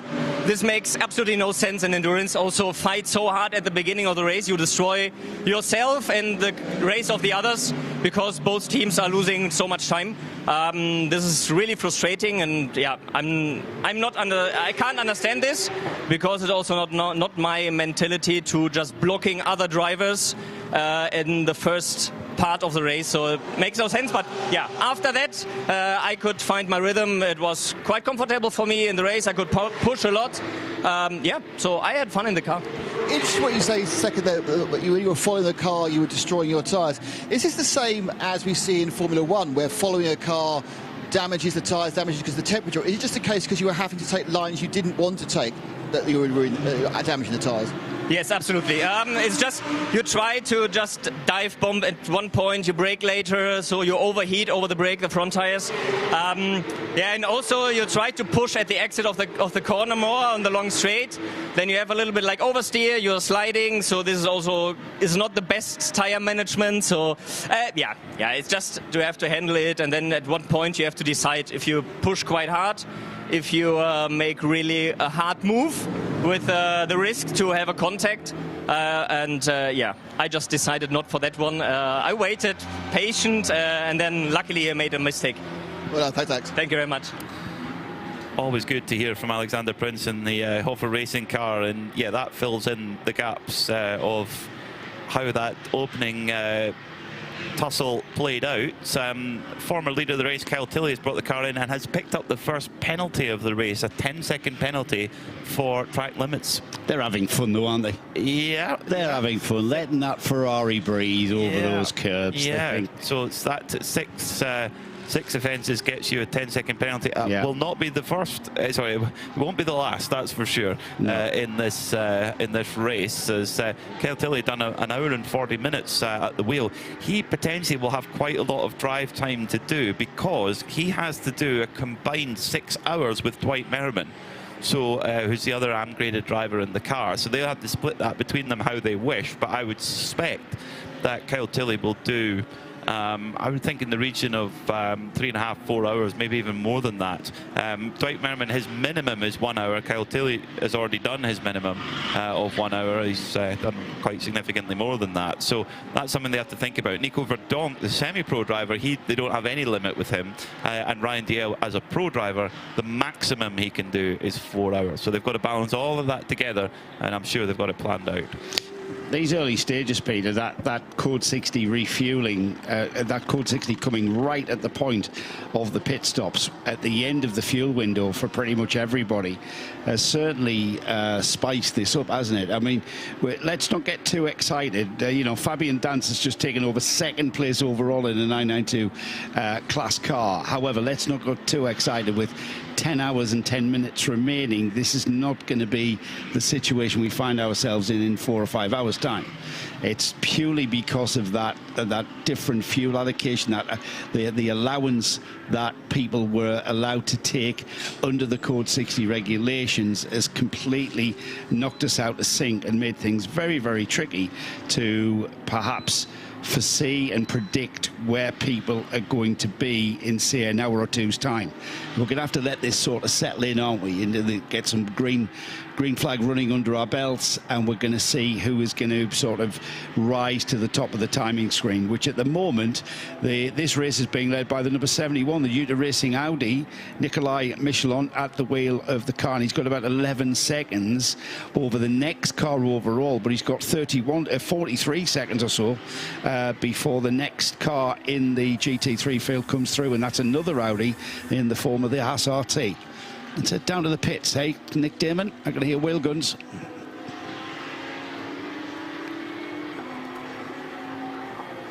One thing I've noticed, I came back in the pits about 15 minutes ago, something I've noticed which is quite different from when I was doing the pit walk is the wind's really picked up. There's a strong breeze, I mean, almost a wind, it could be beyond breeze, into wind territory. It is running directly behind the cars up the main straight, so they're getting a nice push into the first corner, which we totally don't want. So just an interesting point that the wind has picked up, and a lot of these cars are very heavily aero controlled, so that's going to affect their handling.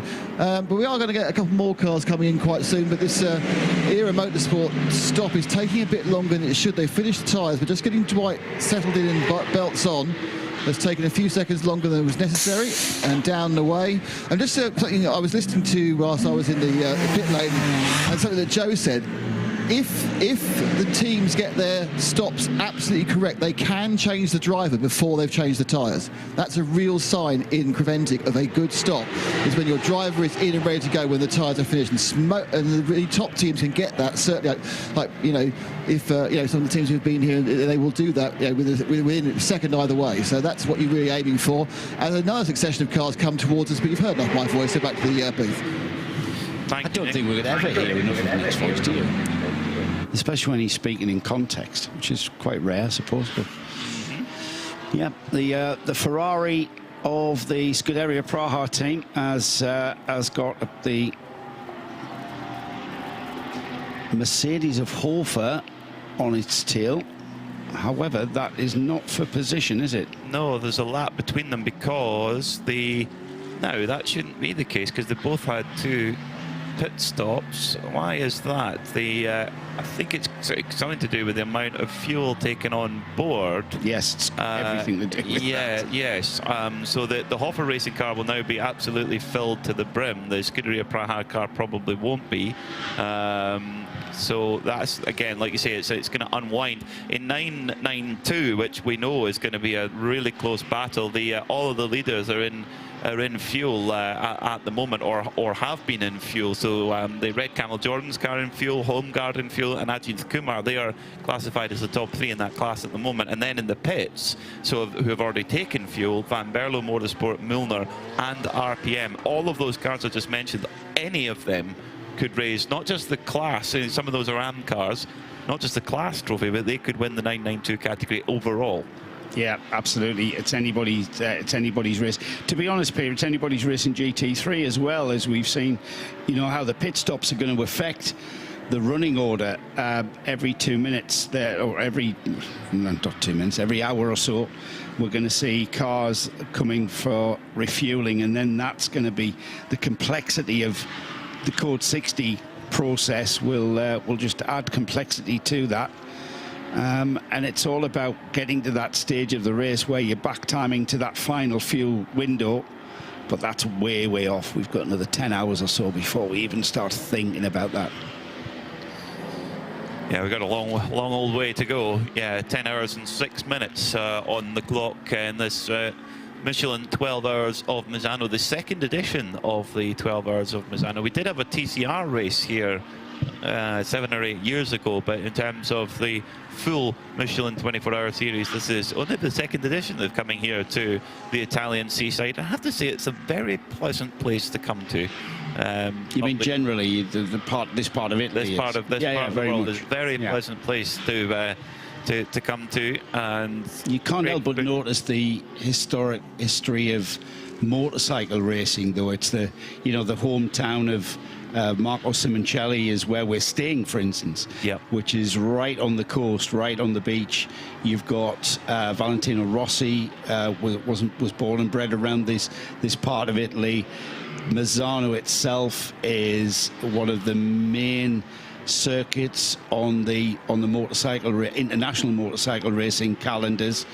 You've got the MotoGP visit here, World Superbikes here next month. And you can't help but see that everywhere you go around the Misano circuit area.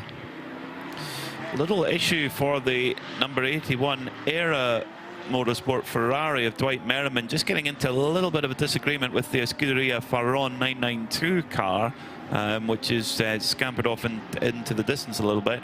But that just had to be a little bit of a correction there for Dwight Merriman as he gets himself into a rhythm and gets into the early part of his stint. Nick Damon in the pit.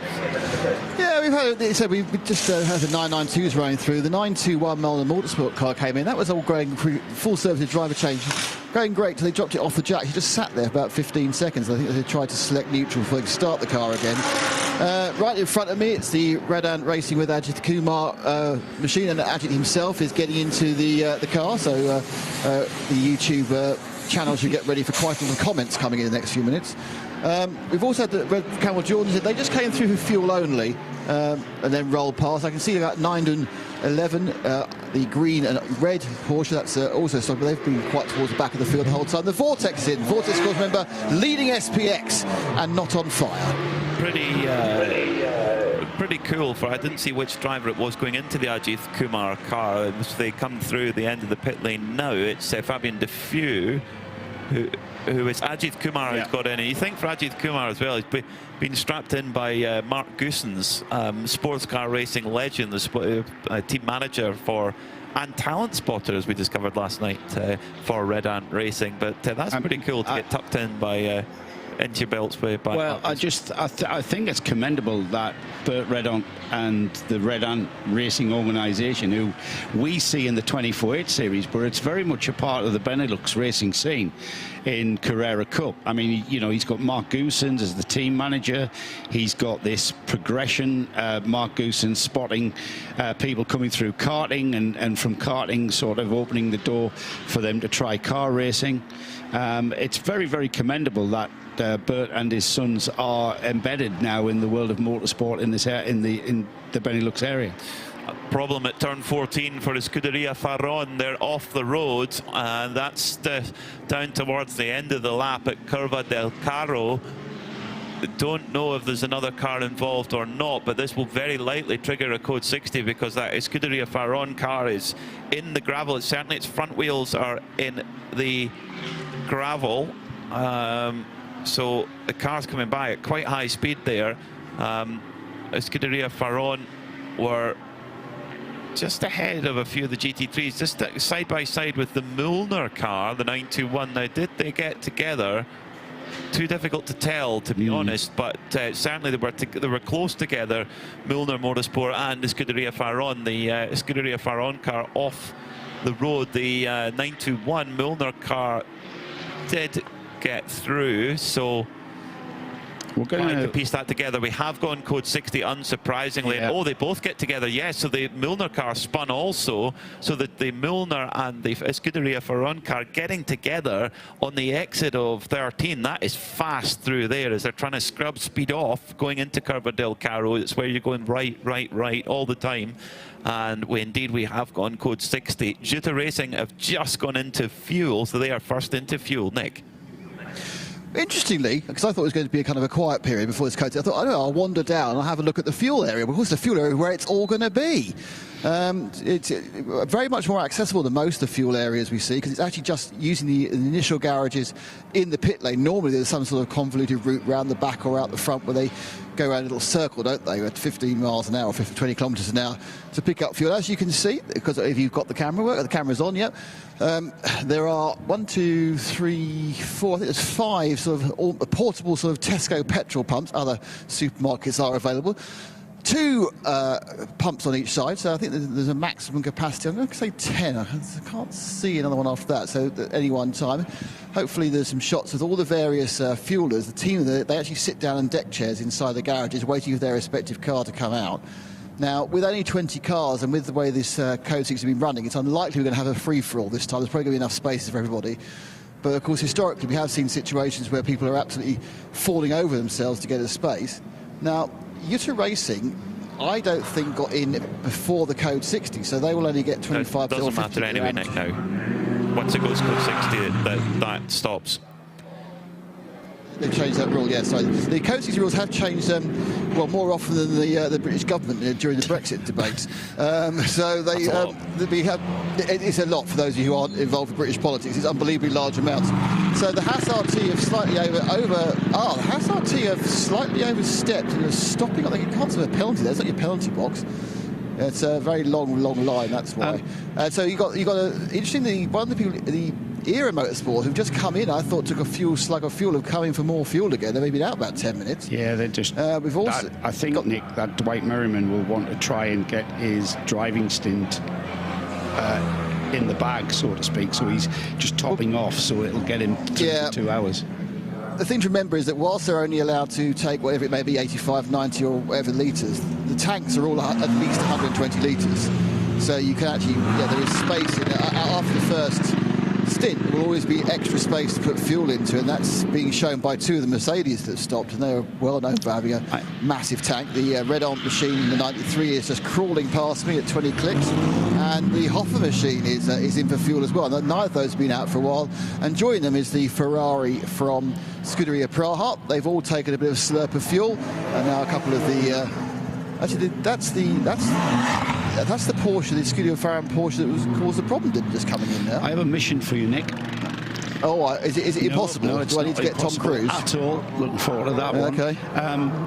You said that Ajith Kumar had got into the 901. I thought he had, it's got Matthew Detry coming up on the timing screen. I wonder if you could just clarify that. When I walked past some time ago, as I walked down earlier, I saw Ajith in his suited and booted. They must have made a change their mind in the 4 or 5 minutes after that. I'll go and have a look. This is the other end of the pit lane, but I'll go and have a look. Better go green in under a minute. I just want to mention Stephen Derrick, who joined us on the YouTube feed. What do we think of Nico Verdonk back into the 24H Series? He's in the number 81, which is the Era Ferrari.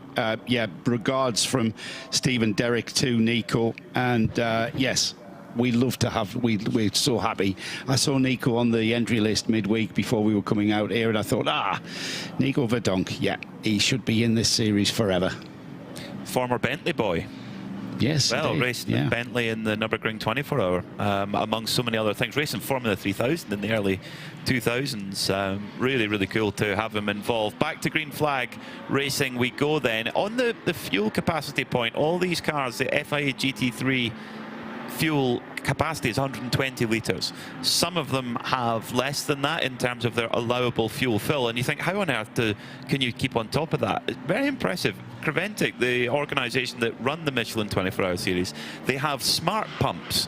So the pump knows the fueler will basically will take their tag and scan it on the fuel pump. Then the fuel pump knows which car it's filling, and it knows what that car is allowed. Is it an AM car? Does it get 50% under Code 60? What is its fuel a maximum allowance that's allowed to be put in at any fuel stop?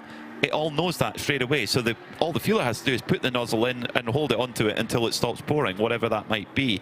And as Nick alluded to, it used to be that if you got into fuel before Code 60 was called, you could fill all the way up, like as if it were green. Now that's not the case. As soon as the Code 60 is called, it goes under Code 60 conditions immediately. So if you were filling up, that would mean that the pump would effectively probably stop at that point, and then you get back going again. The AM class cars always have a bit of an advantage in those situations in terms of the allowable fuel that they're allowed to take, both under green and indeed under Code 60. So everything starts to unwind. With the GT Racing Audi leads, although it has been in the pits less than the rest. So that would mean then that it has less fuel on board compared to Red Ant Racing, who are only 8.3 seconds behind with Kobe de Broeker on board. Now I would say that Kobe de Broeker and Red Ant Racing, I would say they're in the net lead in terms of those on the same strategy, with Peter Gwelings in the Haas RT Audi just behind him by 2.3 seconds. So Red Ant and Haas both battling away all the way through. Yeah, we're going to see that. Great to see Utah Racing, though, coming out and maintaining that lead battle. We've had a change of driver. Nikolai handing the car, the number 71, over to Arunas Gesiakis, now at the wheel of the Utah Racing Audi. I can hear wheel guns, so that means Nick Damon's got something for us. It's the 73. It's the Proton Huber competition machine. It's your Dresdau getting out. This is not particularly important. What is important is Klaus Bachler's getting in. So I think this car is about to move significantly up the running order, as Bachler, the man who put by far the fastest lap of qualifying in yesterday, is going to go and blast this thing around for at least an hour and try and improve their overall track position. So we've got a clarification on the 901. We found the driver identification switch. Ajith Kumar now confirmed at the wheel of the 901. So Ajith, it was a driver ID switch issue. And so Nick, your eyes are not deceiving you. I know how they are degenerating, but they still haven't given up on you yet. And you were spot on. He was seen suited and booted, and he is in the car. So the 901, Ajith Kumar, with Red Ant Racing this weekend. And we wish him well. Look, he's to a good race for Ajith, and it's great to have someone of that stature in India racing with us. And if he could bring along a few more, perhaps a couple of Indian teams could come and join us. It's absolutely remarkable the attention that Ajith Kumar has brought to the Michelin 24-hour series since his debut in Dubai. Dubai, I've never seen anything quite like it. I mean, the amount of people who came to see him race, and we know there's so many watching, indeed on Creventic Motorsport TV, but also on Tamil TV in India. So a very warm welcome to you, and your man is in the car at the moment. Ajith Kumar has taken over the 901, and he's on a very much a European adventure. He has raced a bit in the past, but there's been quite a hiatus. Started racing motorcycles when he was a teenager, actually, but coming back, and he said none of the circuits on this calendar he'd been to before. So every race weekend he goes to as part of this Michelin 24-hour series is a brand new track. I've got an inquiry here from Tashumi. Do we know what the problem with the Escuderia Faron was at the beginning of the race? Yes, the reason why that car is so far back and having lost time, and it's back in the pits now after that incident on track, was with a problem at the beginning of the race for the number 949. That recovery drive has been stifled because it's back into the pits. And talking of the pits, let's head down to Nick. Nick. I've literally, conveniently, just walked up to it because it's the sort of first car on the rank, or the last car actually, because it's still quite confusing. This pit lane's running the wrong way as far as I'm concerned. Now, ouch. So anyway, the car, the reason it stopped initially, Farron, because it had a gearbox issue. The driver was very upset because it's a brand new gearbox apparently, but as we know, brand new things fail as much as very old things. It's a bit in the middle when they work well. If you look at the life expectancy of anything, be it electrical component or it be a human being, it's exactly the same. Your mortality rate is very high, then plateaus out and then goes high again. They're patching up the damage from that second piece of incident. They lost a dive plane, it looks second hand. They've lost the coverage of the glass of one of the lights. And they will need the lights later. We are going into the darkness.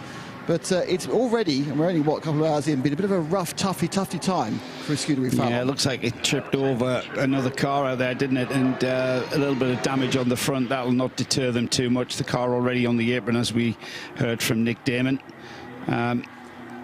The 992 class is being led by, once again, by the Van Berlo Motorsport. Bas Kooten is the name underneath that Van Berlo Motorsport sticker. Kai Van Berlo now at the wheel of that car, so that's got a quick driver in it, and it's leading the 992 class in 7th place overall. It's got a couple of GT3 cars in between it and the next car in the class, and that's the Red Camel car. That's been there pretty much the whole of this battle from the start here. 9 hours and 50 minutes or so to go.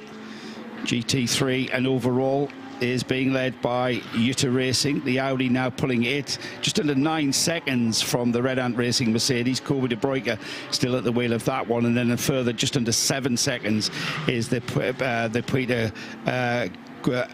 How do we pronounce that? Gwillinx? Gwillinx. Gwillinx. Gwillinx. Oh, it's easier than it looks. Yeah. Gwillinx. Yeah. Of course it is. Yes, he's in the SRT. Said just under 7 seconds, but there's a huge gap back to the Scuderia Praha car of just under 50 seconds now is the gap back to fourth. So the front three have got a chunk of time. That is going to continue unless the Scuderia Praha car can find a way of getting back on terms.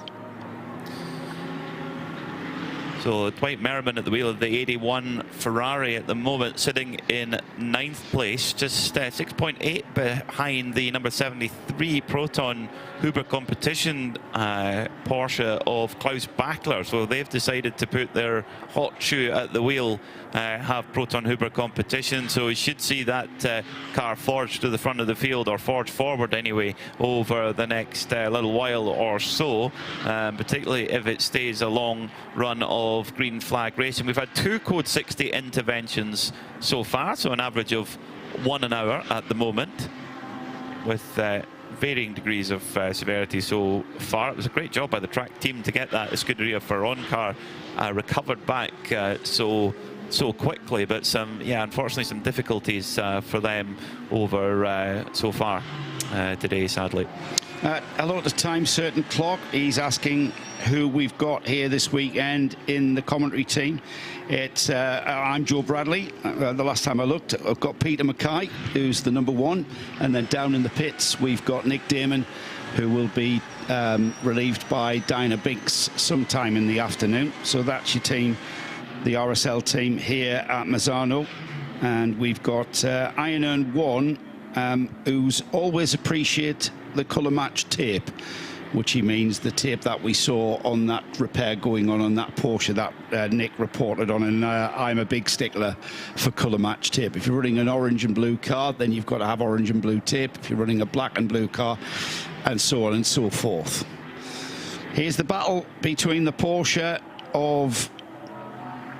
Where is it? It's fallen down the field, that Proton Huber car, isn't it? That's not for position. Klaus Bachler is in that orange and blue car that we're watching there in 8th place. Now, that car, Peter, has dropped down to 8th place overall. Sorry, Joe, problem for Scuderia Praha off.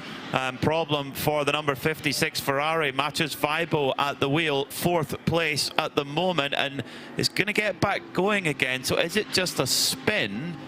Trying to see exactly where it is on track right now. It's into turn 3. Yeah, so just a spin for Matis Vibo. Interesting, that's exactly the same place where Dwight Merriman spun his Ferrari yesterday. So easy to get it wrong there. You're all the way flat through there, coming through turn 3 to turn 4, and looks like just a spin for Matis Vibo. So hopefully no damage and no harm, no foul. He may well, as you mentioned yesterday, Joe, may well have damaged his tyres though. Yeah, that's easy to do. You flat spot the tyre. You flat spot the tyre, and it can, if the spin is harsh enough and fast enough, you can damage that tyre and flat spot the tyre through. It's best to come off the brakes and let the tyre roll, and not get the car moving backwards or forwards rather than sideways, because you can actually wear the rubber out to the canvas, and you've got to pit immediately and check the rubber. It'll be a little bit of a vibration as he knocks those flat spots off, but it looked like a bit of a harmless half spin there, didn't it? And we were talking about Miroslav Vibo having to gain time of, he dropped about just under 49 seconds. The gap's gone out to 56. That'll be even more next time round with that little spin. So he is a little bit delayed across the line, but he is dropping down the order. We were thinking he may be able to get that car back on terms with the top 3. However, that's not going to help at all, is it? Yeah, they're cycling through the drivers quickly in the Scuderia Praha machine. Joseph Kral starting the race, then handing over to Matis Vibo, who then handed to his father Miroslav, who's at the wheel right now.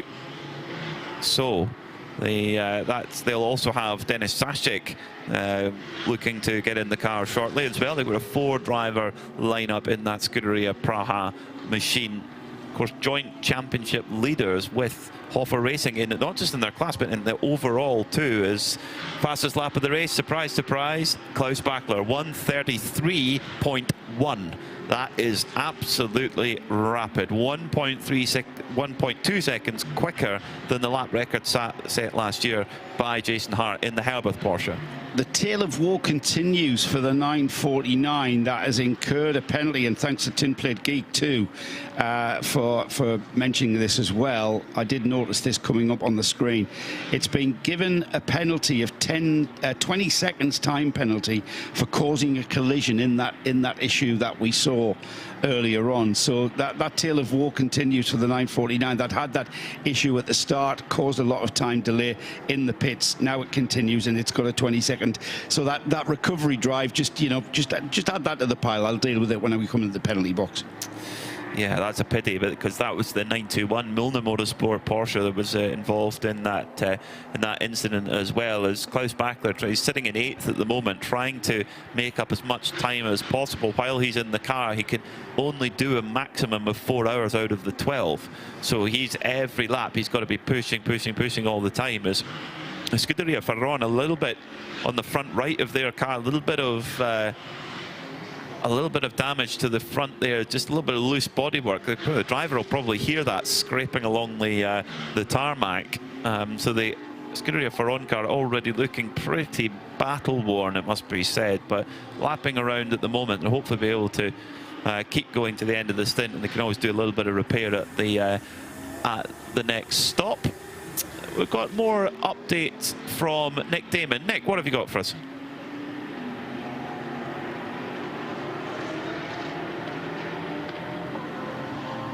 Lip and the splitter at the front of the car as well on the right hand side. The damage they were patching up on the left hand side, which was mostly bodywork, and obviously had some lovely colour correct tape. But yeah, they've also got it's got bits out. I actually did find a bit of plastic off from the car, which they didn't tidy up. But I'm not sure whether it's been thrown away now, because I was going to bring it back to you, Peter, because I thought it was the most chance you've ever got to any part of a racing GT3. It was on the floor earlier, so I thought I'll bring that as a present, but unfortunately it's gone, so I failed even on that one. I'll go out the back of the parts and get you some plastic for a souvenir. How generous. Get them a rear wing off a Ferrari. That's always a one to sell on eBay, isn't it? As well, we've seen they're good for leaning on rear wings of Ferraris. The Mercedes drivers leaning on their rear wing as well, so it's clearly the thing. If you're doing that, you look like you know what you're doing. If you lean on the rear wing of your race car sitting on the grid, you look pretty cool. Yeah, you also make sure that the mechanics remember to fasten the thing on as well. And the wings in the right setting aero-wise. Well, it might be when it came out the pit garage. It might not after everybody's lent on it. Maybe not. Yeah, maybe not. Can I say hello to BC Scoots, who joins us all the way from Bathurst? Oh wow! I have no idea what time it is in Bathurst. It's coming up to midday here. So what's that? Midnight. Midnight, is it? Wow. Yeah, potentially. Wow. Great to have you along, enjoying the sunshine. Just off the Adriatic coast here, just south of Rimini. The Misano track here, the Circuit de Simon Simoncelli. That famous MotoGP rider is what the track is named after. Yeah, it was a really tragic loss in 2011 at Sepang. He was really on the way up as a MotoGP rider, and he was just full of life, full of just character. He had the big hair, huge big hair, and he was a really close pal of Valentino Rossi's. They were quite the pair, and yeah, Marco Simoncelli's dearly missed from MotoGP, and particularly from this area, his home area. 7:45 in Bathurst. Thanks, BC. Oh, okay, yeah. That's okay. I think the difference was the smallest that.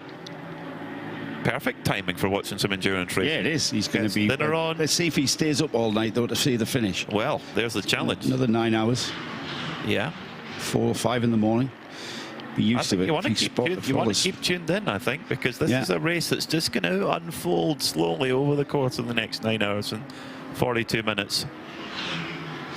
Yeah, the 81 Ferrari there being followed by the 992 class car. That's Dwight Merriman. He's the AM driver in that car, and he will be enjoying the drive of that Ferrari.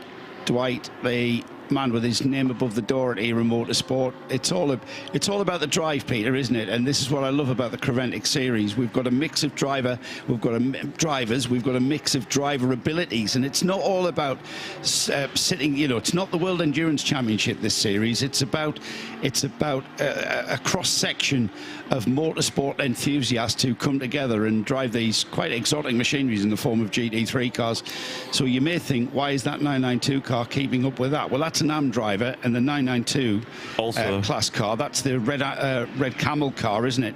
And that has got Fabian Dance, who's also an AM, but however, he's not quite an AM ability-wise. That's the thing, is that, well, I mean, you look at Alexander Prince, also graded as an AM. This is the thing where driver gradings is very, very interesting. It's a very interesting topic, I have to say, there. But yeah, I mean, Dwight Merriman, this is a new adventure for him. He's had a lot of success in IMSA, 2 Rolex 24 Daytona wins, a Sebring win, and you know that. This is all new, GT3 car, different circuits, everything is brand new. So it's very much a voyage of discovery for Dwight with that Ferrari. But yeah, I think also equally shows you if Fabian Dance as an AM-graded driver. I know their team strategist is very, very pleased with Fabian's performance compared to his AM peers always, and that makes them very, very competitive indeed, and indeed why that red camel car has been the definitive car so far in the 992 class. But at the moment it's Van Berle Motorsport who leads in their number 925 in 8th overall. Continental Racing in the pits, who have joined Nick Damon. Yeah, they've done a couple of weird things recently. Well, I think recently, I feel like they came through just for fuel a couple of times. Now, unfortunately, this is not a standard stop. There is a computer attached. There is peering going on into the middle of the car, which is your au fait with Audis. You know that's where the engine is. And they haven't taken off the Perspex cover just yet. Having a bit of a stare in. Driver staying on board, who is it Vlodkin who's on board, isn't he? Who set the very fast time in qualifying. They're having a real old peer in, and I'm not quite sure what you can visually see that also requires a computer to be plugged in, unless they're looking for like an actuator to actually move in some way. And they're pointing. So this is quite a strange one. They've not tried to do tyres. I don't think they did fuel. I might be wrong. I don't think they did fuel. You'll know that later on by the length of time in the pits, hopefully, because you do get a fuel stop in I didn't know. So there's very much a staring and having a look. The Audi customer racing guys are also looking on intently, but as it stands at the moment, there is just a. What are you having a look at? Something is on the dashboard looking at something. It's flashing away. I think they're trying to do some cycling and trying to get the thing into a particular one. I shall continue watching here in a kind of a spy sort of observy way and get back to you when I have something concrete. I actually think, Nick, looking at that they are downloading some sort of data, and whilst the data engineer is doing that, they're having visual inspection to see if something's apparent. So the driver's probably reporting on an issue and speculation, speculate until the cows come home. Whilst we download the data, the mechanics are looking around to see if it's something apparent. Whatever it is, they're sending the car back out, because the car's just left the pit apron now. So what that is, Nick will have to actually engage and verbalise a question. What, a conversation? Yes, have a conversation, Nick. What was that some stewards who were looking very closely there? No, it was Audi customer racing. Audi customer racing, okay, because I was thinking, because of course the car wasn't pushed into the garage, it was on the pit apron, at which point you're limited to the number of people that can work on the car. So no, that's okay. That's Audi having a close watch of that work going on, but they've got back going again, which is good. One team that are running no problem at all is Venture Engineering, an amazing squad who debuted at Barcelona last year and won the race. They won the opening race at Mugello. Unfortunately, a crash in Spa thwarted that streak a little bit, but Neville Jones at the wheel right now and doing a top job. They've got fans as well. Of course they've got fans. Richard David Moxley. Nick, this is the one for you. Richard David Moxley joins us between York and Hull, which, as you know, is near Sunderland. Yeah. Absolutely, within 2 minutes of Sunderland. I had a quick chat with the guys at the back there. They are quite confused. I said, is it engine or gearbox? No, it's kind of, we don't really know. But it appears to be actually some sort of slight problem with the braking system, which obviously is also an ABS braking system within the car, which probably explains why they were looking at the dashboard, because they wanted to see what the dashboard settings are for the ABS, because you can set the level of ABS where it cuts in, its level of aggression as well. So they're probably just doing a visual check that the car hadn't done that thing that cars do, which is reprogram itself.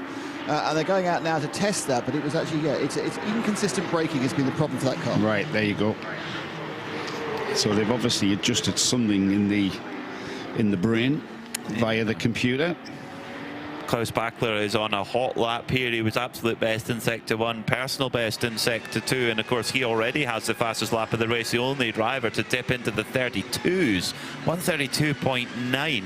That is 1.4 seconds quicker than the lap record set last year, albeit in much hotter conditions, but still impressive nonetheless. Just gets held up a little bit on the last sector behind the Seb Lejeune Porsche. So they come over the line now then. Is it going to be an improvement for Bachler? Not quite. He lost it all in the last sector. Just a little bit of traffic there. But Bachler doing his job, Porsche factory driver, bringing that car back up the order and moving forward all the time. Yeah, he's got a chunk of time to get on terms with the leader of this race, Peter, but with just over 9.5 hours remaining, there is plenty of time for this race to absolutely have a change of face.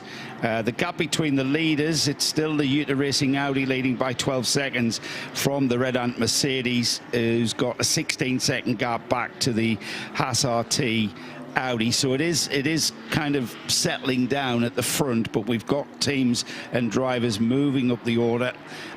We mentioned the GT4 entry, the Neville Jones driven Venture Mercedes. Now it is the only car in GT4, so you might ask, what's the point? There is massive point to bringing this car out and racing at Misano. Like I said, this series is about that. It's about owner drivers getting the opportunity to drive their cars, and the way that the British team, the Venture team, are going about this race is they are absolutely optimizing every single run, and they're gaining experience. And why not? They're going to treat this as, they're under pressure. They're going to, treat the pit stops with urgency and be dynamic about everything from, how the drivers cycle through their driver stints. They're going to do that in a realistic way, as if they've got 20 cars in the GT4 field. They're going to run their race and enjoy the challenge of running that car over 12 hours, and that's what it's all about.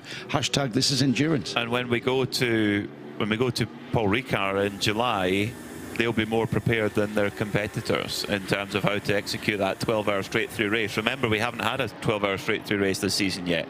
So it's a perfect simulation, if you like, for them. And as a team, Venture Engineering, they probably don't need, they're a very, very experienced unit. And I was learning yesterday of some of the historic race car preparation and running that they do. They run a fleet of Aston Martin DBR9s, including one that won Le Mans in class back in the late 2000s. They also run a fleet of 550 GT1 Ferraris too.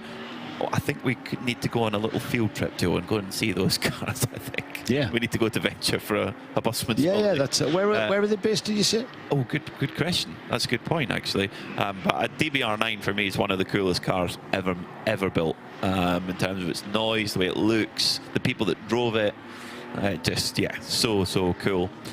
At the front of 992, it's pretty strong at the moment for Van Berlo Motorsport. They're 43 seconds ahead of the chasing car, Fabian Danson, the red Camel Jordan's car. But they've Van Berlo Motorsport, they decided to kind of front load their driver lineup. They put Glenn Van Berlo in, who put a super stint in. He was pulling away at the front of the field. Now it's Kai Van Berlo, who knows these Porsche 992 GT3 Cup machines inside and out. In fact, he was in the very first race of this model at Sebring back in 2022. So knows the car really, really well. Drove with the Kelly Moss team in America, a team who really know their way around a Porsche Carrera Cup car. And he's at the wheel right now. Then their father Marcel will be preparing to get on board as well. So this is going to go back and forth. I think it's going to be the Dutch battle between Red Camel and Van Berlo. Yeah, absolutely. We always look forward to the 992 category in any of our 24H series races. We've got an inquiry coming in from Bathurst, of course.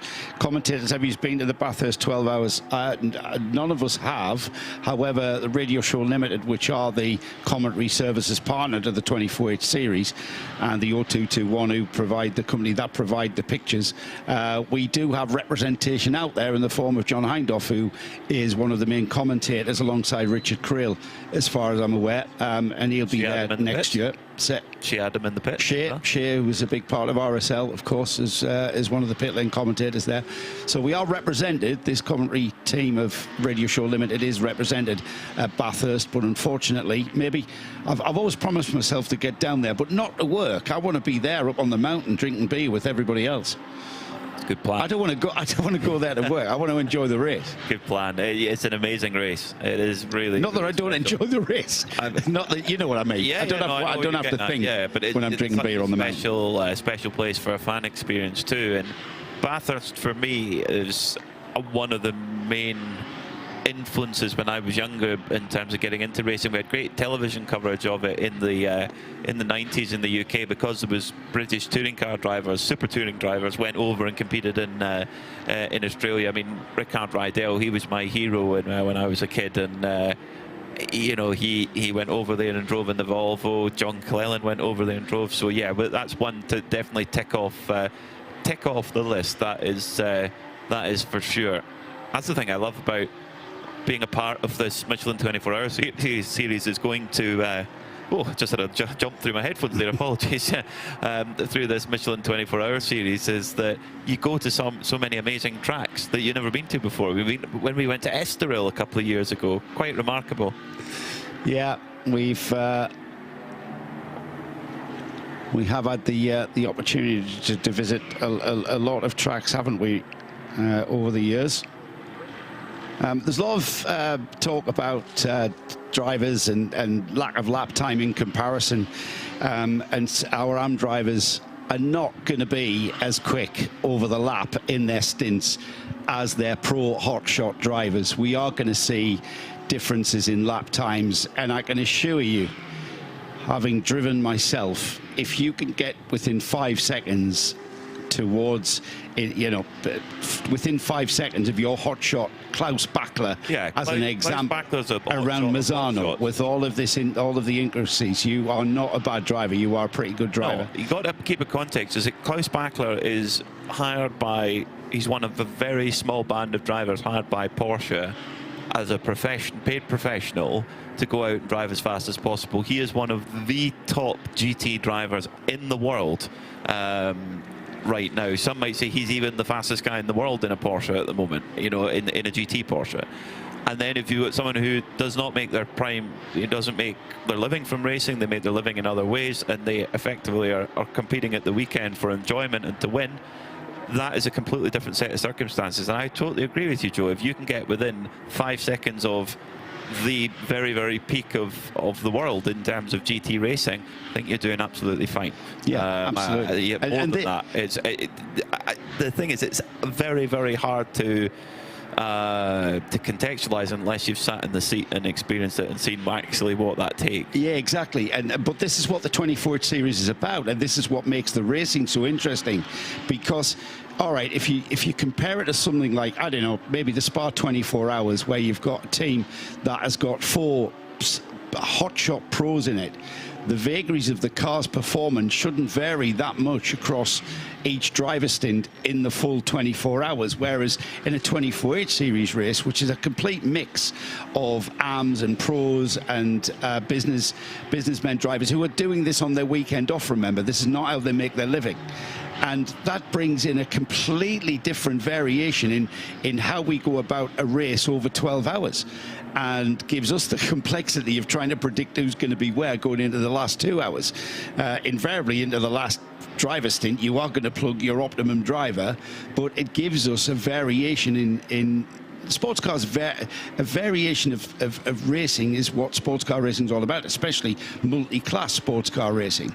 Well, add in the vagaries of different driver abilities and you have even more complexity of how we go about that race. And the guys on the pit wall, metaphorically these days, because they're always in the garage, not on the pit wall, but the engineers on the pit wall are tactically using their RAM drivers within the race distance to meet the regulations like minimum and maximum driver times. And it is absolutely no different at the Le Mans 24 Hours in the GTE, in the GT3 class.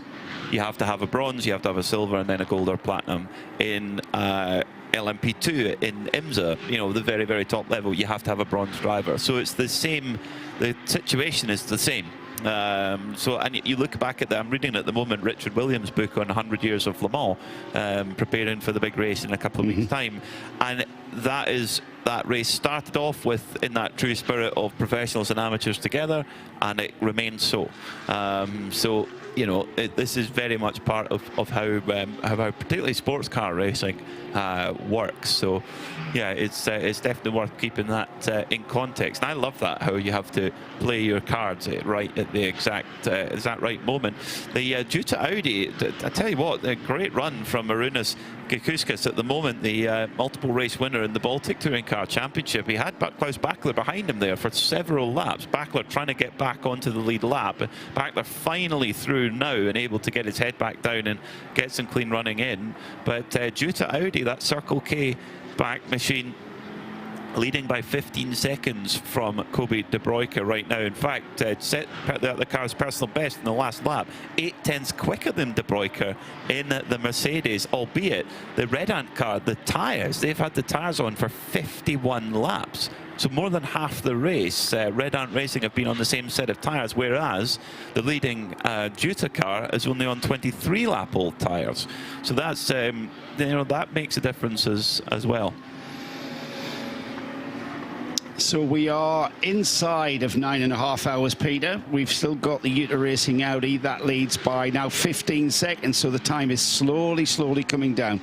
We've got slightly quicker lap times being posted by Kobe De Bruyker in the Red Ant Mercedes. That's bringing that lap time, that gap between first and second down slightly. The gap to third, however, has gone out. It's gone out to 21 seconds now. And again, Peter Gulinik's at the wheel of the Haas RT. He's getting his stint underway.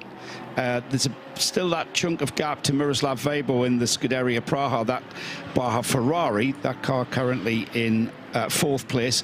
And then the car that we've been monitoring lately, 31 seconds the gap to the Ferrari from Klaus Bachler in the Proton Huber competition Porsche, and that gap is coming down quite considerably to that fourth place Ferrari. So we will keep and continue monitoring that, and going with him, I've got to say, Chantal Prince, who's lapping steadily in the Hofer Mercedes there, trying to hang on as much as she can to Klaus Bachler, which is no mean feat whatsoever, is it? No, definitely not. Definitely not. Klaus Bachler is, yeah, I mean, you're talking the very, very top level in that car, as he's heading through to the final sector now. He was absolute best in sector 1, went off a bit in sector 2, hit a little bit of traffic, and up the line he goes. And you just feel like this lap time's just going to keep tumbling for Klaus Bachler, is if he just gets a clean run through, because he's that Proton Huber competition Porsche and him are just at one at the moment. In qualifying yesterday, the qualifying lap, he pulled out at the end to put this car on pole. It was really, really tight all the way with Haas in there and a few others. If you get a chance to check out the program from yesterday as well for qualifying, the in-car footage that we saw Klaus from the driving behind the driving wheel, the steering wheel of that Klaus Bartler Porsche, and just watch Klaus and how he's got that car absolutely floating on the track surface, just inputs on the steering wheel and never ending. Even on the straights, he's kind of, you know, he's got the car moving around and positioning the car in preparation for the corner that's coming up. And here at Misano, it's a very, very technical track. You've got to be thinking 2 corners ahead and preparing for that. So we've done our own little driver change in the pit lane. We're now down with Diana Binks.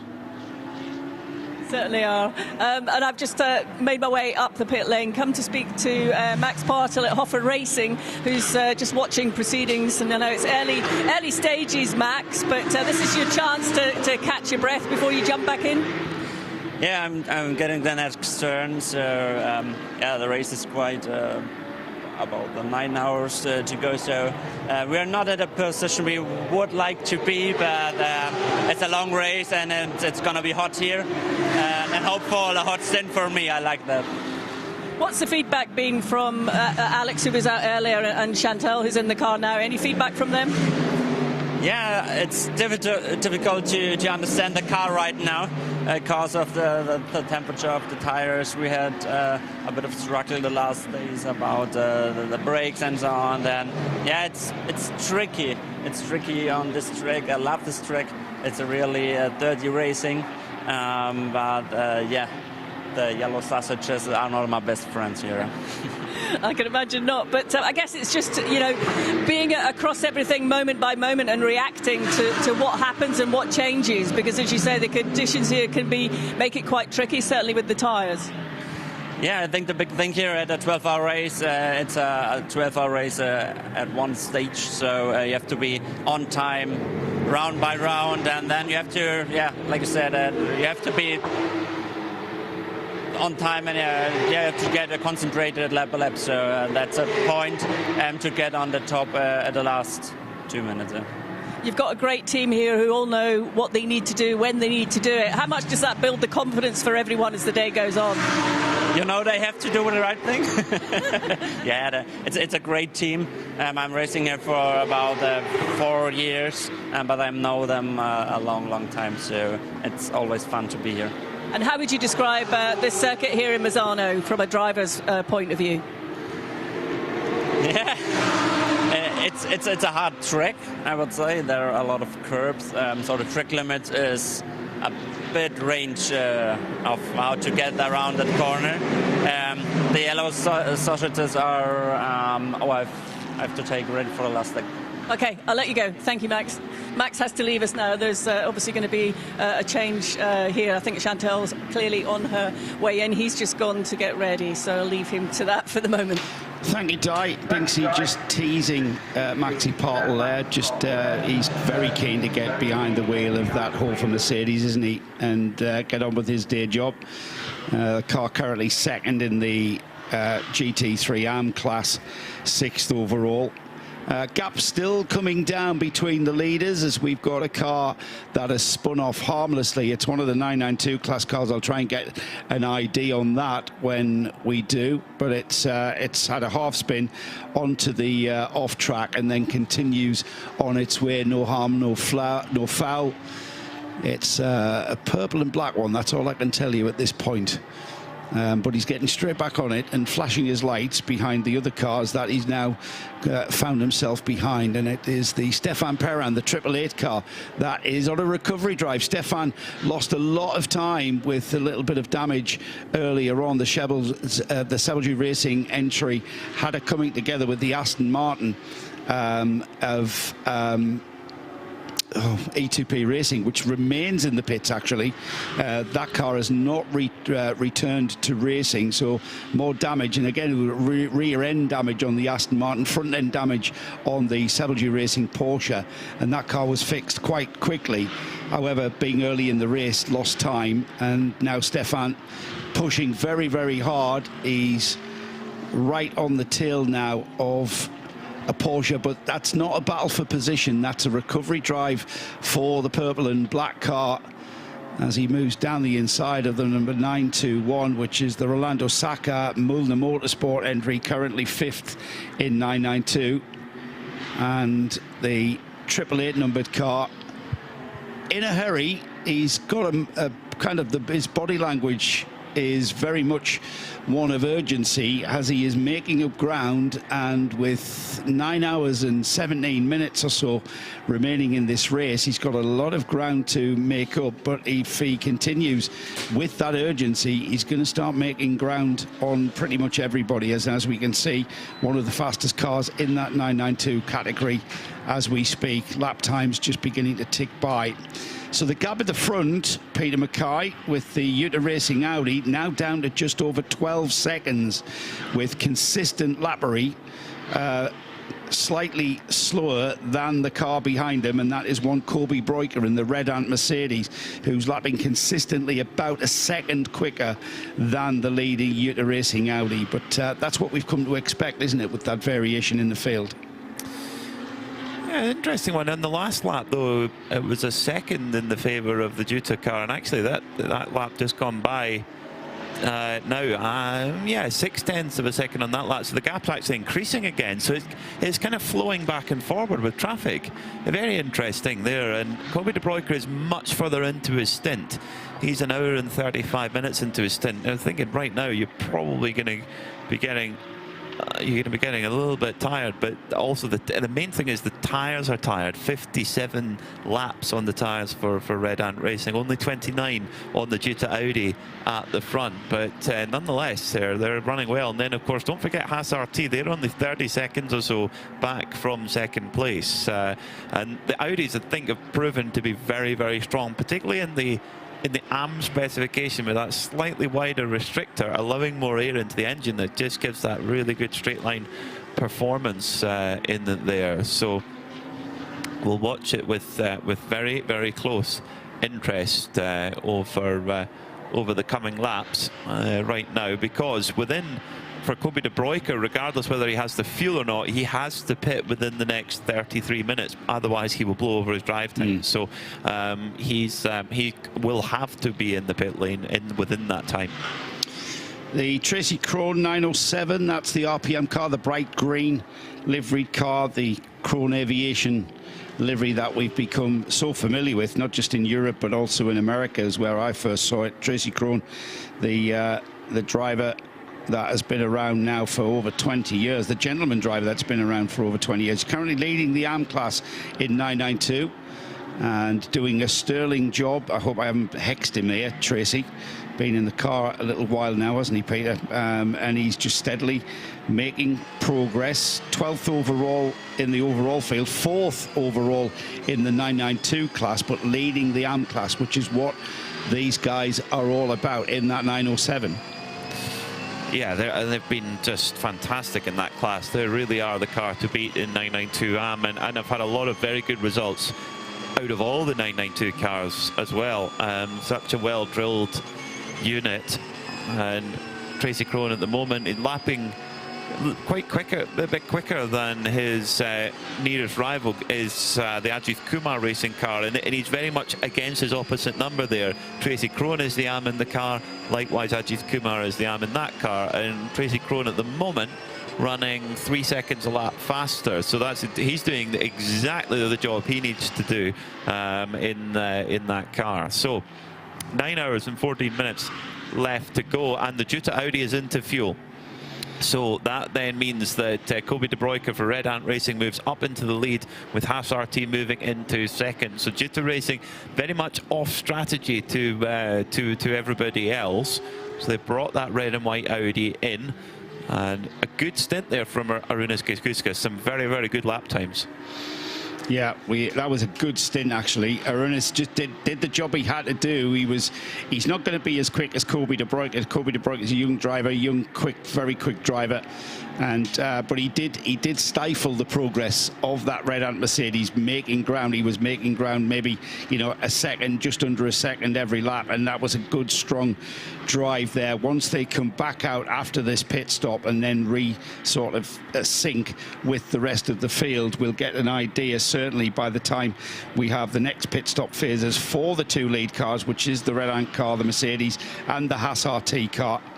And they are a little bit. How long have they been in that car then? Stint time 1 hour 39. Peter Grilneck's in the SRT. He's only been in the car 45 minutes. So whether they take him out of the car in about 15 minutes, we'll see, or whether they keep him in another stint to keep him in after refueling. That is, he's not going to be able to do another 45 minutes, that's for sure, but he is going to be able to do another 15 and then another hour. The good thing is that for Juta is that none of their drivers have a minimum or a maximum driver time to worry about. So the only thing they've got to worry about is the 2-hour stint maximum. So for Juta, they've got a lot of flexibility in who they put in and when. And I would think they want to get Arunas in there as much as they can, because he's proving to be by far the quickest driver in that car. So no, there are other considerations to play in it as well, of course. But they're a full season entry. They're wanting to get the best result they can also. It'd be a big list of considerations, wouldn't it, if we listed all of the considerations that we have to think about and deal with across the classes. That would be a toilet roll amount of lists. We'd fill an Andrex rule, wouldn't we? Other toilet rolls are available, of course, but we certainly would. We would do that. Still in the pits is the Yuta car. I'm just waiting for that to show that it has resumed. It's dropped down the order now to 6th overall. It's been overtaken by pretty much all of the GT3 runners. The two cars that are making a bit of a recovery, that's the Dwight Merriman Ferrari down in 9th overall. The ERA Ferrari with Dwight at the wheel. Vasily Vladikin now at the wheel of the Simpson Motorsport Continental Racing Audi R8. That car with Vladikin at the wheel will be able to see just what that car's capable of. And I can see, Peter, 1 minute 35.8 was the last time through. That is a pretty quick lap time for this stage of the race. So Arunas Kukuskas has stayed on board that Juta Racing Audi, so that pace should maintain over the coming laps. And again, they're a little bit off strategy to everybody else. So interestingly, their tyres are showing as 30 laps. It looks like they just took fuel there. Well, no, that can't be right at all, because they were in the pits for 4 minutes. Pit only 45. No, I do apologise. They've taken fuel, a big fuel tank there, and of course 115 litres they can put in. So that takes a little while to fill up with a effectively supermarket fuel pump style. It doesn't fill up much faster than that. So they actually 45 minutes transit time. So yes, they've come through no tyres. They're keeping the same tyres on. So we'll see how Arunas gets on with that. That's a good point, Peter. For people who are new to the 24H series style of racing, the fueling is done, the refueling is done not at the pit garage where the car is serviced, but done in a separate fueling area, and that allows the need, or the lack of need. We don't need any sort of expensive refueling kit. It's not any kind of quick fill churns, it's not any kind of quick fill refueling systems that are needed. It's basically in the refueling area is your standard service station fuel pumps, the type of which you will refuel your road car at, and it's a hand pump as well, exactly the same, the trigger pump that we're used to using on our road cars, and it pumps at pretty much a similar sort of rate. So refueling isn't done under pressure. Under pressure in two ways, more than one actually. No pressure on the refueler. All he can do is open the trigger and wait for the gauge to tell him he's refueled.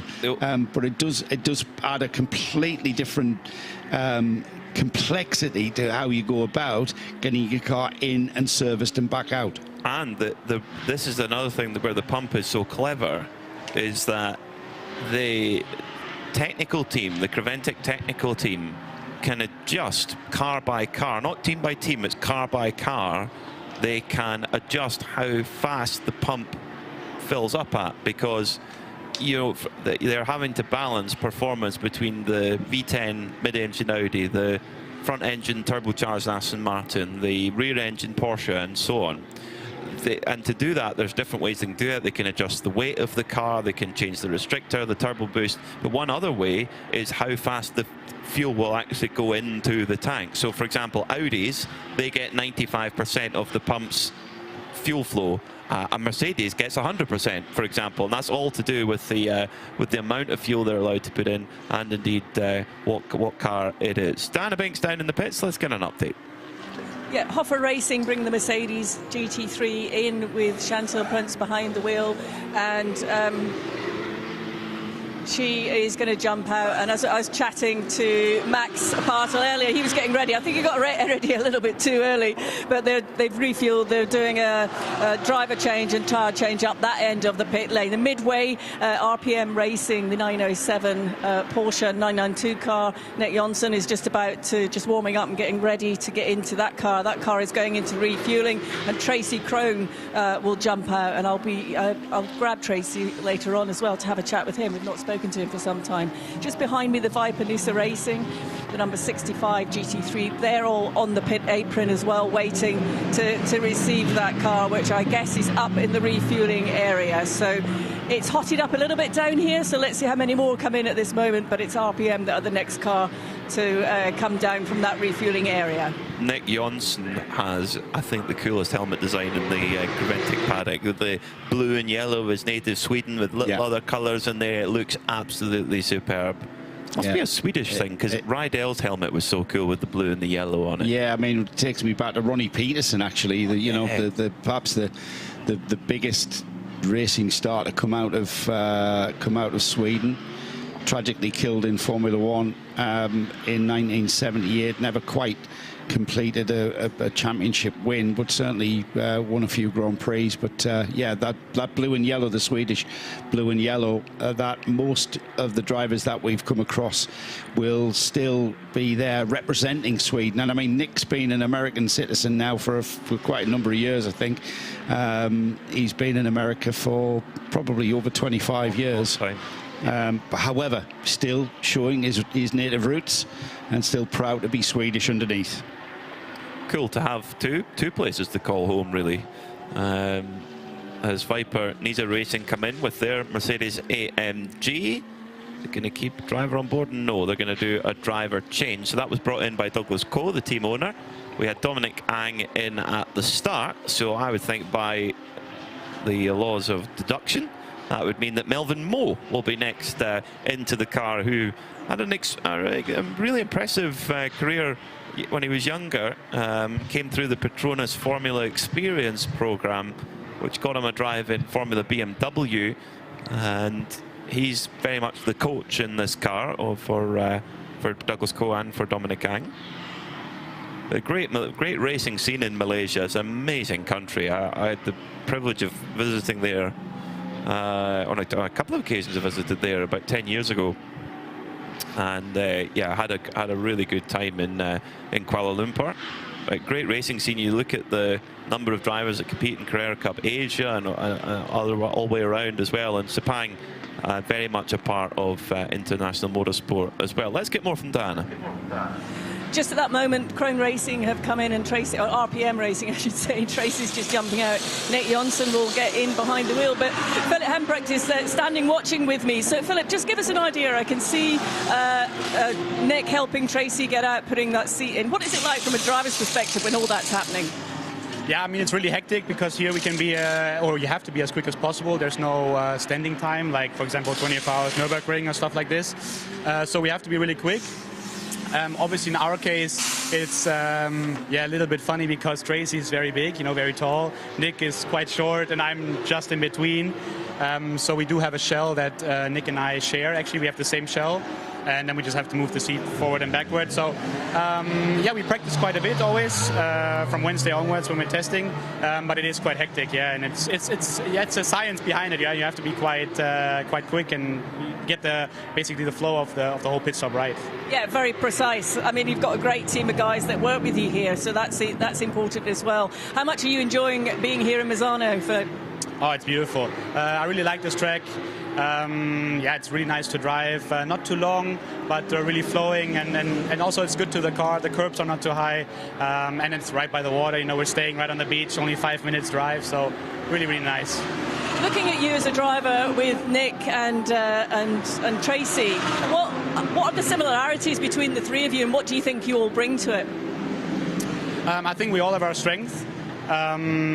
Yeah, we're all basically, I think our biggest strength and similarities is that we're following the right goal, right? Obviously, we're always trying to finish every race. Yeah, there's different speeds between us, and I could say that maybe I'll just try to go as quick as possible, but we always try to manage basically our result, right? We always try to finish, gain maximum points. If we can't, let's say, win, or we had an issue before, we always aim for the same goal, try to get points, and always try to maximize our result. Enjoying it? Yeah, a lot. It's beautiful to drive with them. It's really nice. They're actually behind the scenes in the truck, really funny pairing. I mean, they've been racing together over 20 years, and it's really enjoyable and quite funny to watch them, what they do behind the scenes. And yeah, I've been joining now for 3 years, so they're almost friends to me, or they are friends to me more than just teammates. Great to see, and thanks very much for your time, Philip. Yeah, it's a great atmosphere at RPM, isn't it? And I think that comes from the fact that Nick Johnson and Tracy Crone have been teammates now for over 20 years, possibly even over 25 years. Nick started out, of course, as Tracy's driver, coach, mentor, steered Tracy on his motorsport path, and he's raced at a pretty high level. These are kind of Tracy's retirement years, if anything. You know, he's raced at the high level in the American Le Mans Series, did some World Endurance Championship, and now here he is, and thankfully he's decided the 24H Series is where he perhaps wants to spend the twilight years of his motorsport career, and he can still drive a car as quickly as he ever could, and it's great to have them along. And you look at what his involvement does for younger drivers as well. Colin Brown wouldn't have got his real break without Tracy. Philip Amprecht, you know, getting, like, he's 27, he's been there for 3 years, and they've been able to get lots and lots of seat time. As I tell you what, Red Ant Racing are putting Mark Goossens to work. He's definitely no ceremonial ambassador anyway, that's for sure. He's right there on his hands and knees helping the driver get into the car, and Ajith Kumar out of the car, so I would imagine that will be Mathieu Detry getting into the Ajith Kumar by Red Ant Racing car. Yeah, I'm sure Di's down there to get a word with Ajith and see how his first stint went. I've got a message here on the YouTube chat. Keep your chat coming, keep your questions coming. Pandre, I think that's how I'm going to pronounce it, asks, are all the cars GT3s? No, this is multi-class racing.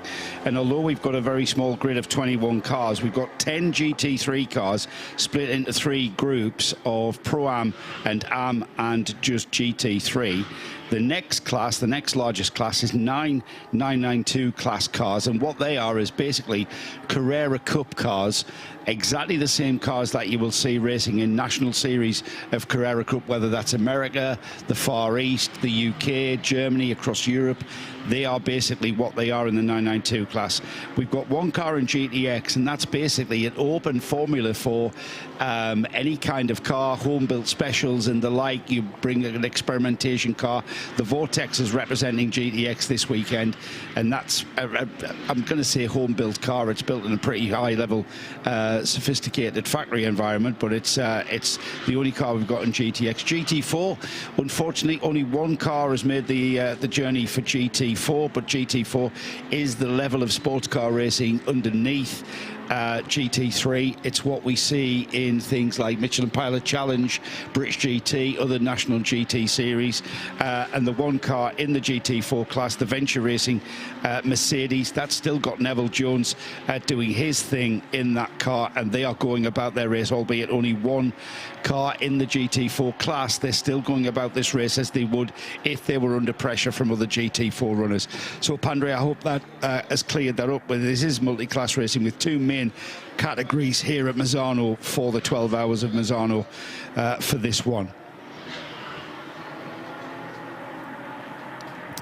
So just under 9 hours left to go here in the Michelin 12 hours of Misano. Red Ant Racing just completing service on their Mercedes AMG, having just had their 992 Porsche in. So busy times for that Belgian crew down in the pits. It was now, so who will be taking over for that? Kobe De Bruyker going right up towards the limit of his stint time. They've got 4 drivers in the car as oh dear, a little bit of an issue for the number 56. Scuderia Praha Ferrari is spinning around on the grass, trying to get turned around. That is Miroslav Weibo, who's just heading up towards an hour of his stint time, and oh dear, rejoins just in front of the Hofer Mercedes coming through. Oh dear, oh dear. So a few little mishaps there for the Scuderia Praha Ferrari. Also, race leader Haas RT Peter Guelinks has brought in the Haas RT Audi and is in fuel at the moment. And it's Kenny Heyer who's taken over the Red Ant Racing machine. Driver who knows his way around a Mercedes AMG, to say the very least. He's a super driver and a great addition to that Red Ant team. Let's get some more news down in the pit lane and catch up with Diana Binks.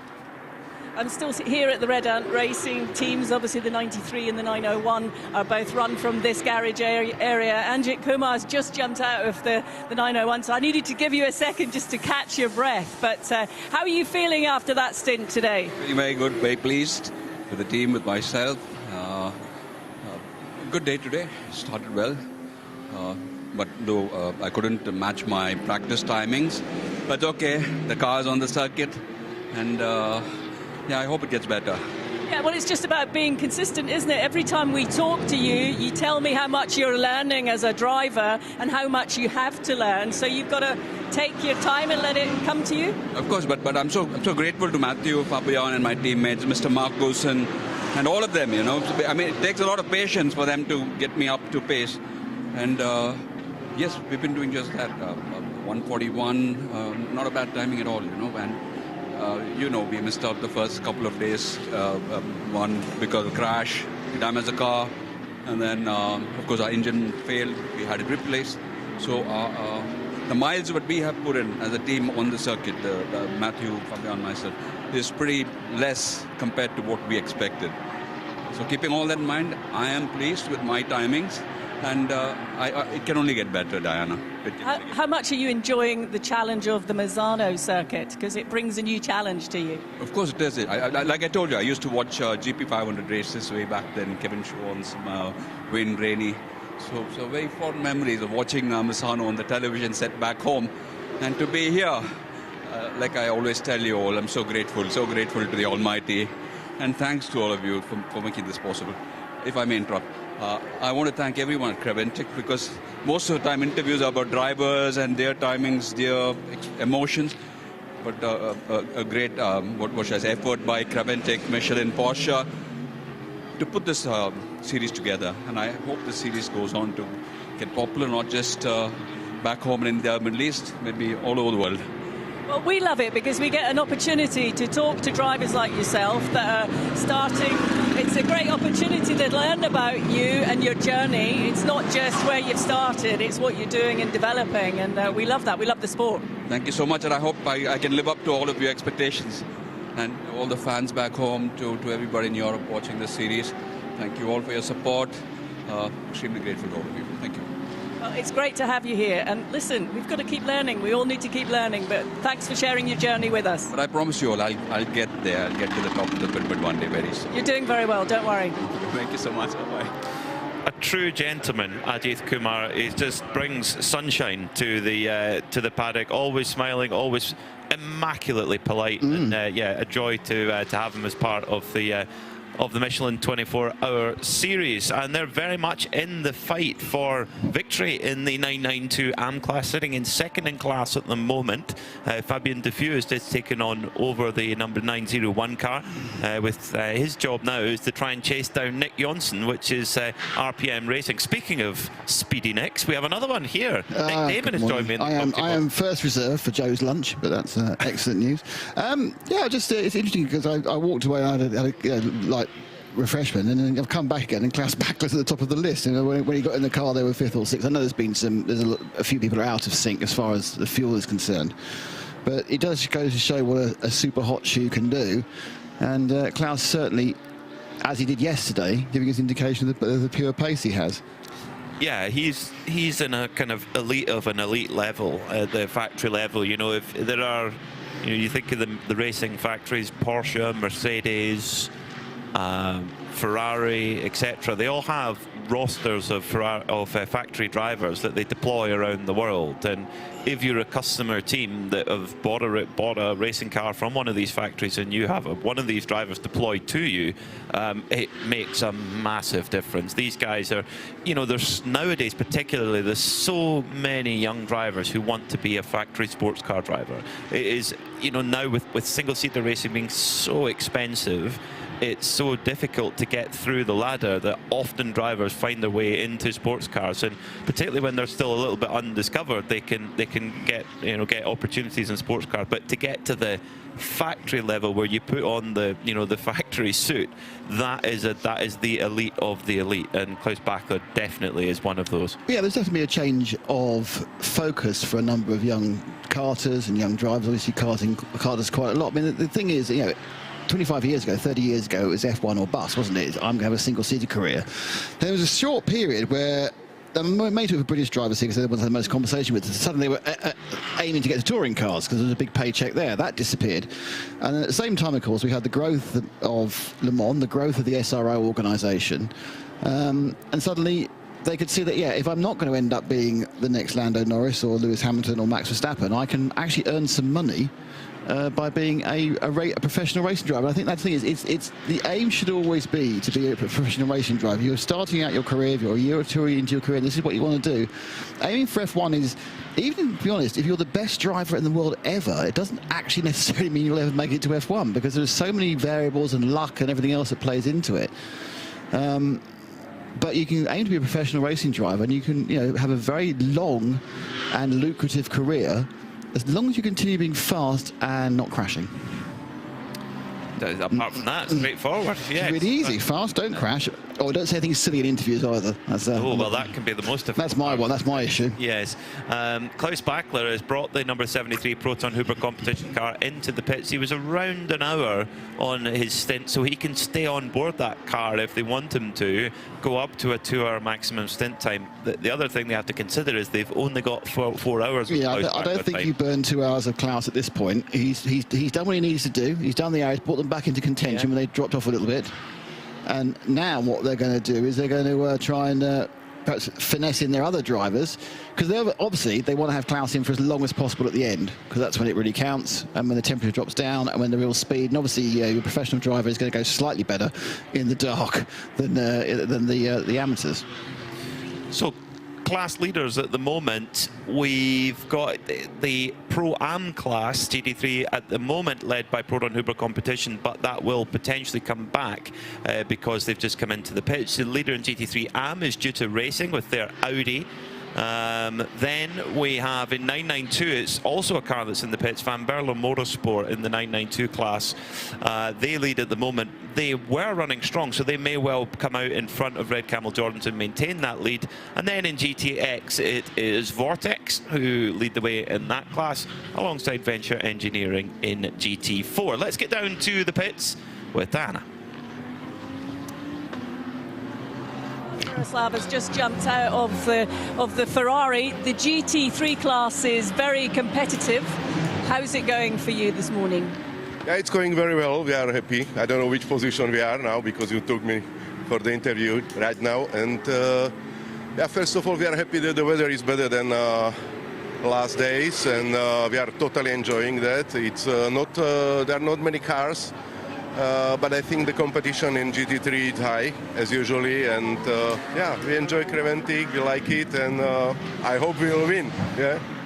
How much are you learning every time you get behind the wheel? It's up to circuit. Few circuits we know already from Ferrari Challenge, so we have experiences, and yeah, Misano is one of them. I was already on the podium here, so we like it. Yeah. But not many hours. I am busy, I am entrepreneur, I need to do my job, so we are not profi like another guys, you know. Is this a great thing for you to do, to take your mind off work? You know, the business enterprises that you're running, you come here, you race, you focus on that completely? I didn't understand, sorry. Can you repeat? Do you use motor racing as a way of getting away from the business demands? Anyway, because you can forget everything when you are sitting in the car, and especially Misano is very tough. It will be not easy. It's only 12 hours only, yeah, but it will be tough. Yeah, I have totally relaxed. Anyway. I will let you go and relax now, because you did just come straight out of the car to talk to us. Thank you so much. Thank you. Have a nice day. Thank you. Miroslav Weibo from Scuderia Praha, racing with his son Matus, alongside Joseph Kral and Denis Vashik. It's Denis who's just taken over that car. They are running very strongly in the Pro-Am class, but also in the overall GT3 standings right now. But a problem for our 992 championship leader, Red Camel Jordans, have a problem at turn 6. So at turn 6, they've gone off the road. The car has got the hazard warning lights going and trying to see what's wrong. Has that gone off, or has that just stopped? Hard to say, Nick. Yeah. We've got code 60 in a few seconds, so the pit's about to get busy, but it's a difficult situation. They're running again. They're running again. It was an outlap. Oh, they've got a deflation to the rear left. The rear left is a deflation to the tyre, and it is Luke Breukers at the wheel right now. So on his outlap, something has gone badly wrong with the rear left. And you would think they would have changed tyres at that point. Yes, they had just changed tyres. That's bizarre. Well, it could be a badly mounted valve. It could be a badly mounted tyre, or it could have been an error on a slightly chilly outlet. The interesting thing is, or an impact to the wheel. Well, yeah, but you've got all the chances. And the interesting thing is, of course, that what's happened this year with the Michelin tyres is tyre warmers are back. We never had tyre warmers with Hankook, and now they've got tyre warmers. So it's not, you don't have that issue quite so much with the cold tyre startup. Obviously, you aren't at maximum grip as they come out of the warmers. It'll obviously be down to Diana to find out which of those 17 options you put down for it to be. Was it a technical issue, deflation? Was it puncture? Was it bad luck? Was it someone clunking him? But of course, we've won code 60, but there is no reason for the code 60 now, so I expect they will use it as a chance to do a little bit of a clean-up on the track. Well, it is a good opportunity for that, and actually, it's for Red Camel Jordans, obviously with full season aspirations, the fact they want this code 60 to last as long as possible, because that allows the opportunity for Luke Breukers to limp the car back, get the tyre replaced and get back going again. Hopefully, in the process of limping the car back, it doesn't do any further damage. We've seen this before. Of course, the engine is so close to the rear axle, of course, on a Porsche. Just having a look at it and just trying to see whether that is damage that's been caused. This is there's quite a lot of damage there on the left-hand side, but has that been caused by the flapping tyre, or was that caused by a contact? And to me, I think that's more likely to be a contact. Well, yes, because he hasn't lost the tyre. It's not throwing itself off, and it's in front. It's an impact, a potential impact in front of that rear tyre. I think they may have been coming together. Possibly, because there is quite a quick left-hander there that narrows, and it's the rear left of the car that's where the damage has been. So has it been a GT3 car trying to get through and they've made contact together? We won't know until Luke Breukers makes it back to the pits, and he may well stay on board as well. Yeah, with that wheel, with that tyre still being effectively round, if not inflated, I don't see how the tyre could have caused that damage. But if you're lucky enough to picture what you're seeing now, but just in front of that front left wheel, there has been a big scuff taken out of the back of the driver's door, really. So it's not looking too good. Seb Lejeune racing in the pits, the 888 car. That's had its own multiple incidents during the course of the weekend. Of course, they lost their track rod arm early on in an accident. They've been off the road since then. Yeah, it's two very different opinions of that incident between. Really? Yes. So you got two racing drivers had it coming together, and they had a different opinion. Really, P-Mac? Yeah, gosh, maybe never heard of that. Two people in the same team have a different opinion of an incident. Can you believe that discord? There you go. Shocking. 8 hours 44 minutes to go then, as we remain under code 60, despite that. Be interesting to see when we get unless there's another car involved that we can't see. Well, that's is everyone else moving? We have the two walking wounded cars, the E2P Racing is still in the pits, and the Scuderia Fallon cars had comings and goings, and the rest of the pit stoppers are just on the code 60 stop, putting up their 25% or 50% of fuel. The question mark of doom hasn't appeared on our on our timing screen. It's a minute to go. They're going to go out of code 60 soon. Okay. Which is bad news, as you pointed out, for the 909 Breukers machine. But perhaps young Dye can tell us more.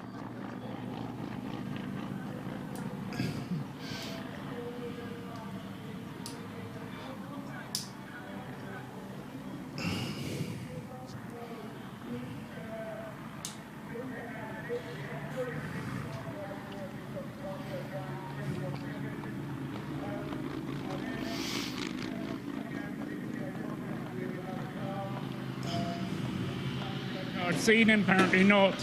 So we've got damage now to the left of the car, and yeah, it's a bit of a shame. It is a shame, and that looks like a fair amount of damage to they're trying to bash it out with a hammer to expect. It's just bodywork. These cars are built very strongly, so underneath it'll be fine. The problem is the new tyres going on doesn't actually match the others. That's not up to temperature yet, but he's on his way again now. We were lucky in a way that there was a code 60 called, because we've lost less time because of that code 60, but Dan Burlow's going very quickly, so we were always going to be struggling to keep up with them, but we'll keep going, you know.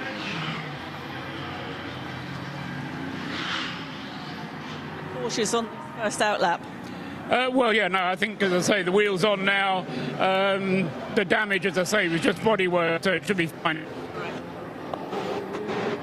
Paul Trussell there just giving us a bit of an update as the guys were running around in the garage. They did, you know, react to it pretty quickly, but I think they've not lost as much time as they initially could have. That's mostly down to the That's mostly down to the code 60 being called. But there we are. We win the prize. It was contact. I did like, you know, given the fact that a lot of what you see of motorsport, which is micromillimeters of caster and camber, I do like to see a large lump hammer smacking heck out the side of a car to get it working. The red camel mechanic there was giving it, as we would say in Scotland, Waldy. He was really giving it some with that. I think he could be in the Highland Games. Yeah, he would definitely be competitive in the Highland Games with that kind of hammer control and power. So Luke Broyker's back onto circuit again, and if they can get away with that with just bodywork damage, that they're still very much in this. Paul Truswell, their team strategist who we just spoke to, is absolutely right. It is a long race. There's still 8 hours and 41 minutes to go. We've seen several comings together between 992 and GT3 cars, so it can happen to anybody out there. The mystery is who was the other who was the assailant stroke person who didn't see him. I mean, it may well have just been, obviously it was just an accident, it was a misunderstanding, but we don't know who it was. They should have some level of damage to their front right. So the least missing dive planes, obviously not enough to require a long enough pit stop for us to see it, but it looks like the Red Camel's car now up and running. It should have its 4 tyres pretty much balanced when heat, within having completed now 1 out lap set with it, but by half of the next lap they should be up to temperature. And he'll be able to start leaning on the car and work out if it was just bodywork, because obviously you have clunked the tyre, and what you hope is you've not affected the toe leak, you've not affected you know, any of the elements in the rear wheel well that can affect the alignment of the rear tyres. But he lets the Viper Racing Mercedes go. It's not his battle, it's not his class, and continues through that very tight first switchback. Yeah, Luke Broyker's has been in great form this season. There's been many times where he's been matching the pace of his brother Rick, and that's quite a benchmark to match. Luke's quite interesting because Luke, we obviously Rick, when we started covering Creventic with Evo, and again, Rick was already on his racing career. He was already, you know, very young at that point. We've been doing it for a long time, but you know, going through his racing career, which eventually obviously brought him up to the heights of, as you said, 2 Daytona wins, semi-works drive for Lamborghini, and then he kind of stepped back a little bit when he realised that, you know, he wasn't going to get something. It wasn't going to be it's financial. And also now he's very involved in the organisation of Creventic. Luke, when we first met him, was literally just one of the Creventic lads who was going around putting up putting up the advertising hoardings and everything like that. And he actually, at the time, said he didn't want to race. He wasn't interested in racing. And then suddenly, about a year in after that, 2 years after that, suddenly he just went to a track day with the family. He decided he would race after all. But when we first met him, he had no interest in racing. That's remarkable. And I think he's 2 years, maybe 3 years younger than Rick. We had no. And then the next time I came across him, very much so, was in COVID, when Creventic were running a sim series, and he and his brother teamed up, and suddenly you realise he was as quick as his brother on a sim rig, and then very quickly he became, as you say, almost as quick as Rick in a Porsche 992 with a lot less experience. I mean, I don't think Luke, and I'd really be interested to find out, I don't think Luke's done any driving outside the driving for the team. I don't think he's done anything else. Certainly nothing that's, you know, top line. So he's literally just runs for the team, and he's very, very quick. I think Rick's interesting. I think, yeah, on a good day, he can be as quick as Rick, but Rick has the extra something. Doesn't always come out. And I think Rick's kind of, he's got that special extra element. He is absolutely... In conditions, he's incredible. Yeah, he's a sort of driver who... He's a bit of a driver who got away, I think. I don't think the pandemic helped his career at all. I think it came at just the wrong time. And I think he ended up moving in with the Lamborghini program, which also, whilst it was, we get offered something as a youngster, you're going to take it, aren't you? But in the end, perhaps not the best program to be with. And sort of, I think he fell out of love with some elements of the professional racing career. I've had conversations, I know that's a fact, but he's enjoying what he's doing now, which is being much more on the organisational side. And then going very, very quickly, and during qualifying, moaning about his lap being taken away, pointing out he got it back. More than 2 inches of tyre on the track. So we have our answer on which car the Red Cal Jordan's 909 got together with, and interestingly, it's one of the front-running cars in 992. It's the 921, the Milner Motorsport car. So that incident has been noted by race control. Will be very interesting to see what their conclusion of that, if they do come to one, or the conclusion may just be crack on, guys. Well, but we'll keep a close watch on the penalty screen. At the front of the field, the gap is only 10 seconds between Haas RT and Red Ant Racing, who are on fairly similar strategies. At the moment, their tyre age is 9 laps for Haas RT and 11 laps for Red Ant Racing. Kenny Hire at the wheel for Red Ant Racing, Peter Qualinks for Haas RT. And yeah, like I said, only 10 seconds between them at this stage of the race. After, well, 3 hours and 24 minutes of running, it is close. And Juta aren't far away either. They're 40 seconds off the lead in their Audis. And pretty much since we rolled onto the track in free practice yesterday, the Audis have been super quick. Yeah, I mean, the Audis looked very suited to this circuit from day one. It's interesting. I think it's the variance we have within the Creventic series does throw up different GT3 cars looking good. For a long time, the Creventic rotation did seem to favour Mercedes. And you watch another GT3 race, be a SRO or a NLS, and they have all sorts of other things. But in Creventic, it used to be either you were Herberth or you were a Mercedes, and that was the clue. But then we've seen more and more success from Audis, initially with car collection, then obviously people like Haas and everything else coming through. Santalock, yeah, Santalock Junior team.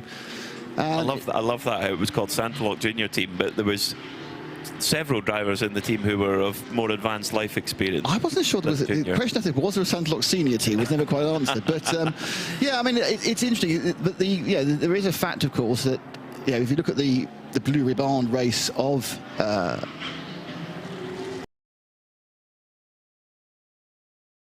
this series,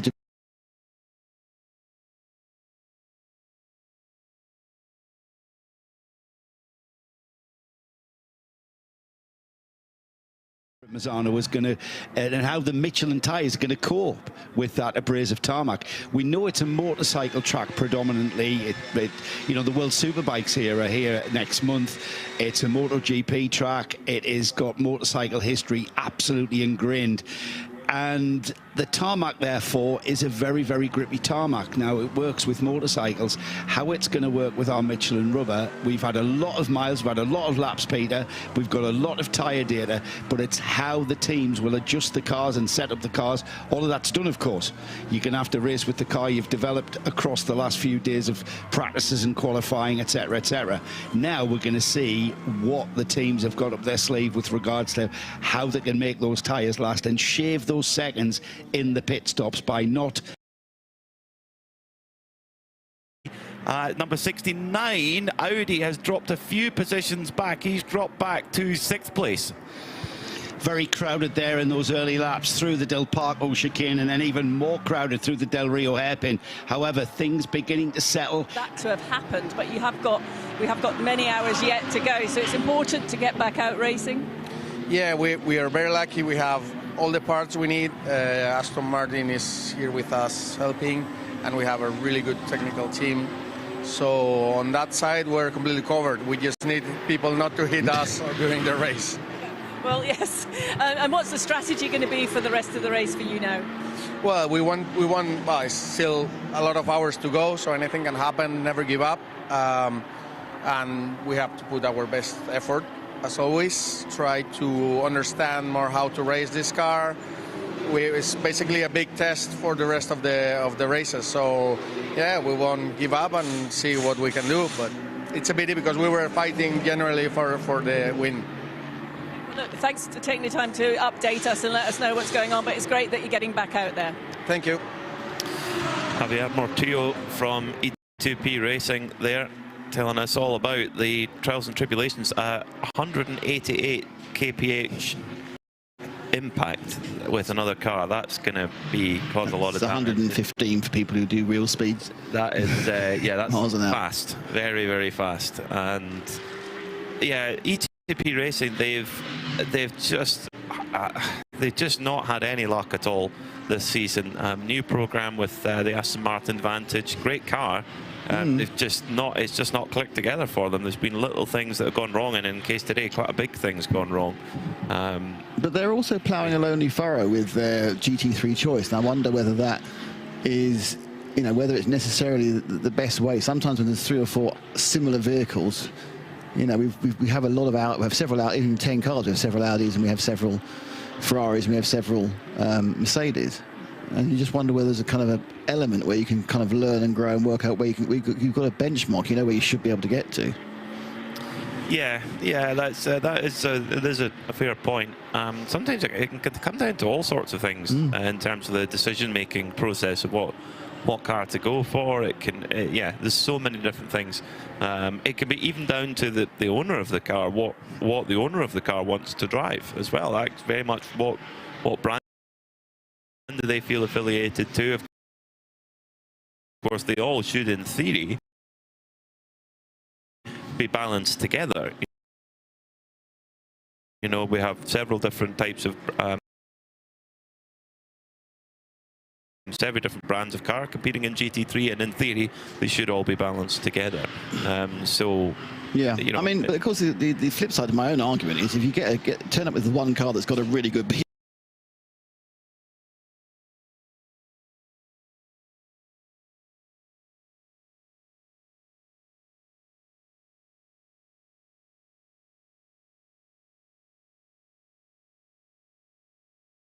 settled as we can be on these early stages. We're out onto that very, very fast back stretch now towards the Cavoni kink, and then down towards that tricky braking area, Del Caro, through the fast sweeps there where we maximize the corner speed. However, we're braking and turning for the Del Caro hairpin.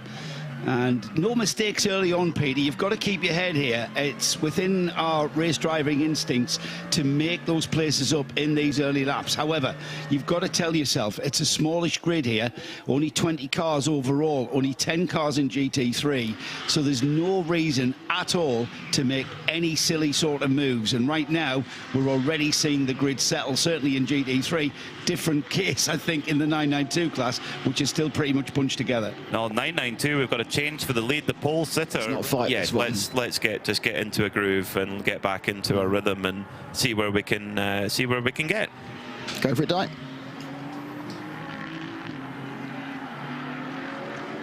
It's still here, unfortunately, but they've put the jacks back underneath the car. There's a problem at the rear, I can see. They're trying to, they're moving the wheels around by themselves while it's up.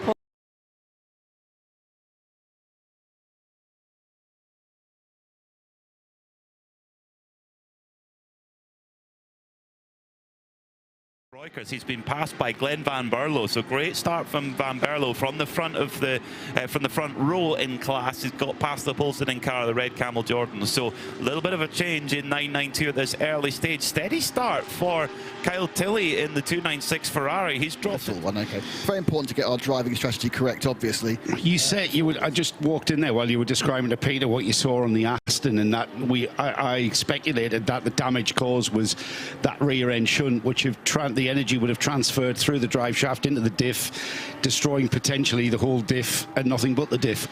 That's obviously what they've been working on. So on the whole, basically if you don't own a Porsche, having an accident at the front is way better than having an accident at the back, isn't it? Yeah, absolutely. If you have a Porsche, it's not quite the same because you tend to lose 413 radiators. Yeah, well, there is that, and as well as that, Nick, there's the you know, you have a rear end shunt on any of these cars, really, and you're gonna be affecting the transmission in some way, shape, or form. That's the problem. Oh, yeah. You've stolen that, have you? It's a lot of going. Actually, one of the things I quite interesting, because I've been watching I haven't had a chance to watch much of the screen time, and I've been watching it a bit now here, and I thought, when I come in and chat with PMAC, I'll be able to run through all the penalties. There must be so many track limits penalties, and there's not. There's just I think there's more track limit penalties than in all the other races. You know, I thought everyone now would have about an hour and a half of penalties going off at the various events. I think it's very much at the forefront of drivers' minds, and certainly team managers' minds, to be telling their drivers, you're going to have to be very wary of track limits, because this can completely destroy our strategy. And if you're going to add 20 seconds here, 10 seconds there, with the Aston Martin straight back into the pits, is that just a check? He left, did he? I'm not sure. I don't think he did. No, he's still down. He hasn't done a lap. He's still down to 2 hours 20 in the pit. So they wheeled it out. Obviously said press go. Right. Thanks, Tom. Yeah, so not quite right. Not quite ready for action. Action, yeah, to be taken back out. So still being led by the Haas RT machine from Kenneth Hire now. Kenneth in the red ant. Obviously, Kenneth historically has been in this championship for so many years, but with as the hot shoe within the RAFA Racing team, they've now just dropped down to a 4. Kenneth has moved across the red ant. His connections with Mercedes absolutely key in Bert Redon's decision to hire him, and Bert Redon's decision to go with Mercedes rather than any other manufacturer. There was a very long conversation with Bert over a couple of beers last night. We learned a number of pieces of information we can't pass on to you. However, as ever. However, I basically asked the question: why did you decide to go with Mercedes as GT3 rather than the Porsche when you've run with Porsches for so long? And there was a number of very, very good reasons for it. And it basically came down to customer support. He preferred the Mercedes customer support and some of the costs connected to that than he did to the Audi and the Porsche customer support. And I've got to say, you know, all of the customer support systems behind, whether it be Mercedes, Porsche, Ferrari, who I missed out, Audi, they're all very, very strong in GT racing. I mean, the manufacturers got behind GT3 as a formula, and behind that has to be, if you are selling cars to race teams and individuals, then you have to have that support to back that up. And you know, it's just a matter of choice. It comes down to a matter of choice after that. Yeah, I mean, there's customer support from those various places. And obviously, again, it's one of the things we talk about, say, ago with PMAC, when there's 3 or 4 of the same chassis, it makes much more sense for AMG or whoever to send a support guy, to support guys and gals to look after the various teams they've got, rather than just one outlier. So Paul Meyer, continuing in that purple and white Porsches, try and catch back the couple of laps it lost in that instant they had with Antonio Sanero and the E2P Aston Martin. The E2P Aston Martin, unfortunately, isn't trying to catch up a couple of laps, it's trying to catch up 80, because it's been stuck in the pits for so long. So yeah, it's one of those things where, as PMAC said, 2 different opinions on the accident. The certainly indisputable fact is that it was less serious for Seb Lejeune than it was for E2P. Which brings us nicely on to a nice little question that's been posted by Movies and Series, hello, who are a commenter on the YouTube chat. What is the difference between 992 and 992 AM cars? Nothing is the answer. They are categorized by driver rankings. That's what makes the car drop into the 992 AM class. Fuel filled during code? Well, there are other complexities of regulations between the classes, but the difference between the cars are zero. The cars. Yeah, the cars are exactly the same. They're all Carrera Cup cars that you can race in any Porsche Carrera Cup National Series, wherever you choose to do your Porsche Carrera Cup racing, to be honest.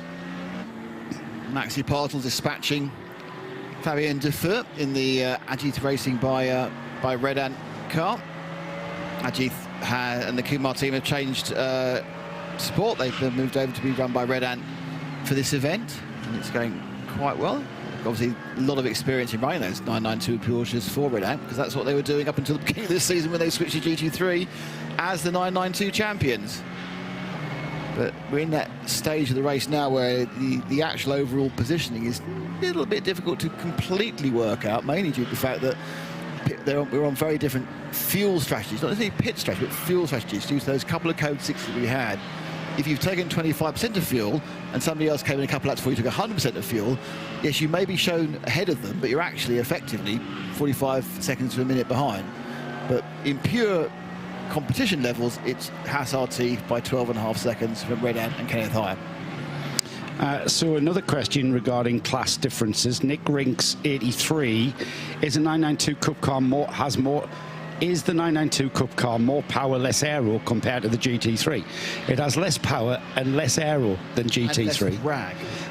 And because of the less drag, that's what makes it so quick and almost comparable. If you have a really good 992 driver against an AM driver in a GT3 car, then the lap times are very, very similar. But if you put two superstars in a GT3 car, the GT3 car would outperform the 992 car in all areas. Yeah. So it's a lot slipperier through the air. And hence its top end speed is very similar to GT3, but through the corner the GT3 has got a lot of aero enhancements to it, so it is glued to the ground a lot more. So overall GT3 more power, more aero, so more grip in on all areas of the track. 992 a little bit trickier to drive. Yeah, so for example, during the very naggy, let's use that term, first few corners of the lap, you're going to have a lot more downforce and a lot more overall pace with the GT3 cars. When you get to the back of the circuit, when you exit Curva Tramonto, go through Cavone and into the first part of Curva del Calo, which is a flat-out sprint with a kink, they are actually doing the same speed the whole way down. Yeah, I know. And it's only finally, when not even the braking, it's when you actually start to turn, that's when the speed happen. The 992 car would have to is braking a lot earlier as well, and sometimes we see that. You see a GT3 car trip over a 992 car because of that situation. But they race nicely together. I said earlier, very early on in this race, you're in a GT3 car. Overall, you can lap quicker. However, to pass a 992 car, because of that straight line speed, you have to be a bit more thoughtful, especially here at Misano. So it's not just a case of driving past. You're quicker in the corner, so the last thing you want to be doing is tripping over the 992, which has got a lot less grip mid-corner. So you have to think about it. You at the end of the straight, you've got a lot more braking power, a lot more grip through the corner. So it makes it relatively easier to outbrake at the end of this long straight, which isn't a straight at all, is it, Nick? It's got a few kinks in it.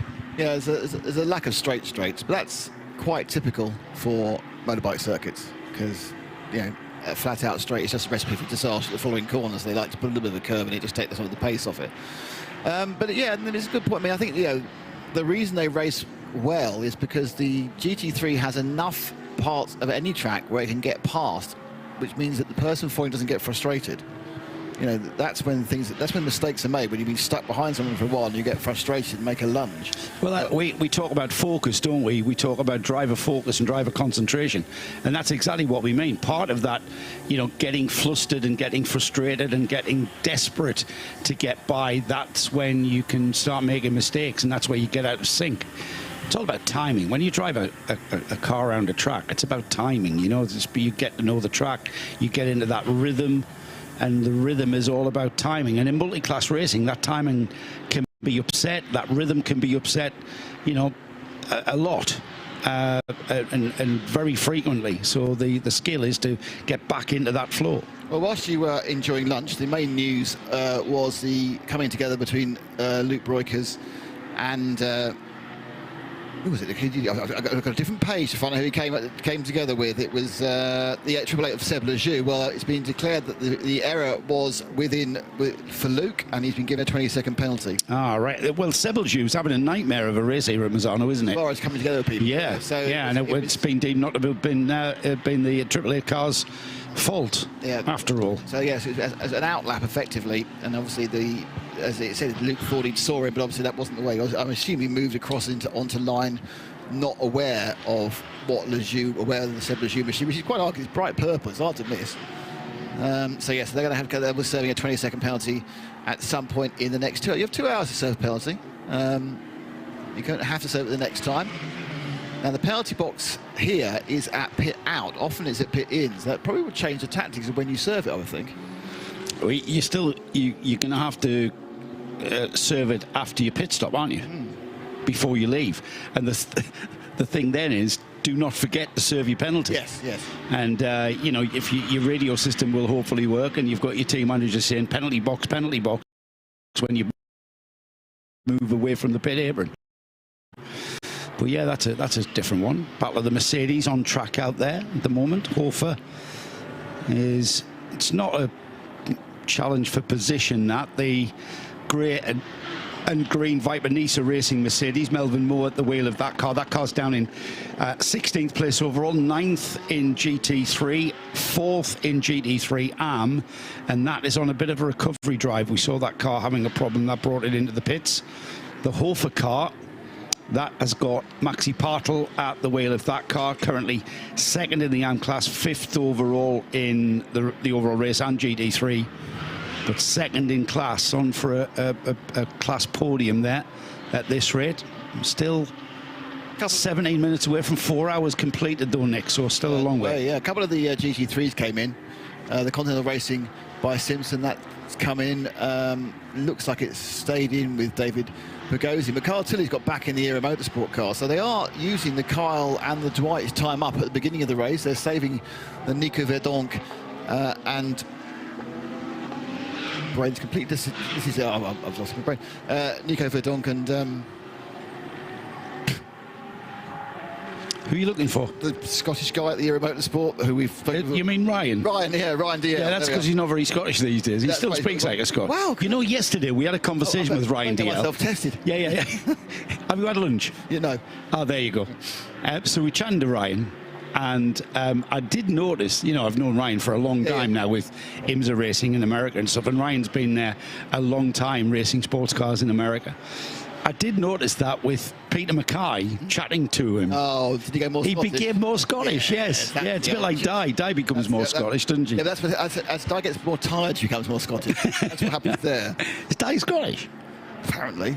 She's the borders, I think. It's still Scotland, mate. You go across the Carter Bar. That's true, yeah. Yeah. Oh, hello. Or you become Scottish. You become more Scottish when you're upset, do you? And, yeah. I've never seen Di upset. I can't even imagine Di upset. What do you drink, being Scottish? It's all clear down here in the pit lane. Yeah. But earlier on, when Nick was actually down here in the pit lane, he said the wind had picked up. It sort of dropped again, but the flags have just, in the last sort of 15 minutes, the wind has, picked back up again. But the skies are fantastically blue still, which is good. And I think most people have gone for lunch because there's not many people in the garages. I noticed you're wearing your sweat, what's that called? A jerkin, a hoodie, your hoodie, a jumper, no yeah, jacket. I know you're in the shade. By the way, hold with me, guys, because this man here, you see, this man here is what's a photographer's life like at a motorsport event? Busy. Well, I say it's busy. It can be busy when the pit lane's busy, but now there's no car, so there's nothing to shoot, so I'm just walking up and down. He's just been sat with me at lunch day. Getting your steps in. Joe said you were just having lunch with him. God, It's good, isn't it? Yeah, it's good. It's not bad. Sit down for half an hour, have some lunch. You got to look after yourself. You can't keep going without some food. Yeah. All right, Chris, thank you so much. He's not normally wandering up the pit lane. They go all around the circuits here and take advantage of the best positions to be to get those fantastic shots that we see on the Creventic social media. There's some amazing images between Nick and Chris that are across that all weekend. I wanted to ask you, Di, you still got your jacket on, but you're in the shade, so that pit lane is still a bit cool. Out back in the paddock, I've just walked to lunch and had lunch with Chris there, the photographer, and it's getting hot. The sun beating down, so the track temperature's going to be getting high and higher and higher. But it's still quite cool, Joe, with the wind. The wind has made it, it seems very nice standing on the pit wall. But I guess, it'll keep changing, I guess, as we evolve into this afternoon. Yeah, now, whilst we are doing our clothing tactics, I eschewed the jumper prior to the opening pit wall, thinking a bit bulky and I'll get too hot. And it was very much a case of if you were in the shade, now you wanted it back on again, but if you're in the sun, oh no, it's way too hot. Yeah, you got to get in the sun. Yeah, I mean, got these sunny days. We've just had the temperature graphic on the live stream there, and it's just under 20 degrees, which is very, very nice indeed. And the Creventic Lounge and Welcome Centre there is where a lot of the teams, and certainly our commentary team, will be enjoying the very pleasant lunch. I had the pasta verde. Did you? Yes, with a bit of egg salad. I should be going one a bit later. Yes, you do, because you're forgetting things. Who? Who exactly? Am I? Some of these fantastic drone shots we're getting. Yeah, and this is a facility that's available to all of the teams. Obviously, you've got to pay for it. I mean, you know, everybody does that. But it is a very, very high standard of catering that we have here, as you would expect at this level of international motorsport. We're very well fed. It's very, very well catered for. The desserts are lovely, Nick. You're a desserty kind of guy, aren't you? I get very upset when there isn't a dessert. You do? It doesn't seem like you're trying if there isn't a dessert. But yeah, much like an army marching in its stomach, so of course do mechanics and race teams. Oh, absolutely. So, you know, absolutely. Even further, there's the international flags are fluttering, because I think that wind is picking up again. I mean, it's quite interesting. It is what you would expect. When you've got a relatively clear, warm day, it's going to start heating up the air at the bottom of the stack, and that's going to start moving around with the air pressure movements. You will get more and more wind, and then what obviously normally happens, of course, is it picks up during the middle of the day. It will drop down for the evening as it cools off. And we are running right into darkness. This race will finish at 9:30. Official sunset, I think, was 8:38. Was that? Yeah, about 8:30. Yes. We'll only have about 20 minutes, 25 minutes. A full dark, I think. Yeah. Which is enough if your lights are not working. Well, yes, and I know that. Or off my eyesight. One of the cars does have a broken light already, but they only have to have one, don't they, working? That's the rule. It's just a single working light will stop you getting in trouble. But we're in that period of the race now where there is an element of the tactics of turning laps, and as you've pointed out, how you finesse your various driver lineups. You know, I think we're seeing, for example, Era Motorsport very much heavily putting in their more gentleman drivers, saving their faster drivers for push towards the end. But on the flip side, we've also seen Paul Meyer do a quick sprint to get back into position for Seb Lejeune. And again, also we did see Klaus Bachler as well. They're having to adjust their strategy, aren't they, and put in the hot shots. I mean, Richard David Morley on the YouTube chat makes a very interesting point here. The non-pro drivers are the lifeblood of this sport. Absolutely. They really are. Absolutely. They are the funding that is this sport. The car owners, you know, these cars aren't cheap. So you need, you know, the businessman, the gentleman driver. And the weird thing is, some are the car owners. Experienced people in this business don't understand that. That's what I don't understand. This is, you know, this is very much pro-am racing. It's an international race series, but the level is very much pro-am. The World Endurance Championship is different. You've got manufacturers, but even in World Endurance Championship, you've got amateur drivers who aren't necessarily as quick as your pro drivers. You know, you've got people driving the BMW that aren't as quick as Dan Harper. Yeah, absolutely. As a World Endurance Championship example. But this series is not for the pro driver primarily. Yes, we love to have pro drivers like Mayer, who you just mentioned. Yeah. But the life and blood of this, and it's very well pointed out by Richard David Moxley, they are the life and blood of a series like this. But also, they're significantly more important than they would be, for example, in IMSA, because we haven't got full course yellows. So in IMSA, you go out and they send out in the P2 and in GTD, they'll send out as much as they can with their gentleman drivers, because they know they'll get a shuffle up. Well, not always in the 2-hour 40-minute race, but longer race, you'll get a shuffle up at some point. And any time you may have lost from having that slightly more, you know, not so professional driver in the car, you'll get back. Doesn't happen here. Every second that is lost or gained by your particular talent of your gentleman driver is absolutely vital, which is why you talk about Era spending many hours during the build-up to this training up their less quick drivers, making sure they do, you know, lead and follow, so they can get the maximum they can, because that time that is not achieved, that's gone forever. You don't get it back because someone's fallen off the track somewhere else entirely. And that's because without the full course caution, which then closes up the field, so you could have a 50-second gap between cars under full course caution, that closes up and is negated, and there is even the wave arounds, isn't there? You get laps back, and you can have that recovery drive is using those full course cautions. We have a different system here in Creventic Racing, in 24H Series Racing. We have the Code 60, where you don't bunch the field up. Everybody just slows down to 60 kilometres, but continues in that same position all the way around the track. Every lap counts. And the only way to gain time back is how you use the code 60s with regards to refueling, extending your fuel window, and maybe doing an overtake in a pit stop where you don't need a pit stop if you've gauged it right. But then that can backfire on you as much as anything, Nick. And you mentioned there about you know, changing and swapping around your driver rotations depending on what has happened. And Paul Meyer in the 888 car, the Sebelju Racing, you know, whether Paul was scheduled to be in the car at this point in time, you know, remains to be seen. Because at this point of the race, you want to be cycling through and having the contribution made by your AM drivers. And it is a team sport. Everybody contributes. We started, you know, when we went qualifying yesterday, it's an average over 3 drivers. And that to me, that is pure team effort. Team effort from the full sense of the term as well, when you regards the crews that are pit stopping these cars, that are repairing these cars, that are, you know, doing a good tyre change, doing a good fueling stop. Endurance racing's always been about team effort. The drivers just tend to take all the glory. Yeah, it's always the way the drivers always take all the glory. But yeah, I mean, it's an interesting rotation and working out how to get your drivers through. And I think there is a desire that, you know, you've got some time left with your hot shoe, you will put them in at the end, because that's when people feel they can make the most different. But oddly, sometimes if they are particularly good on a particular part of the track, when the temperature or whatever, it could be somewhere else. So it's a huge amount of tactics, because everything counts. And that's the difference, I think, about the Creventic series. I don't think there's any other series not use any full course yellows. Are the full course yellows in SRO?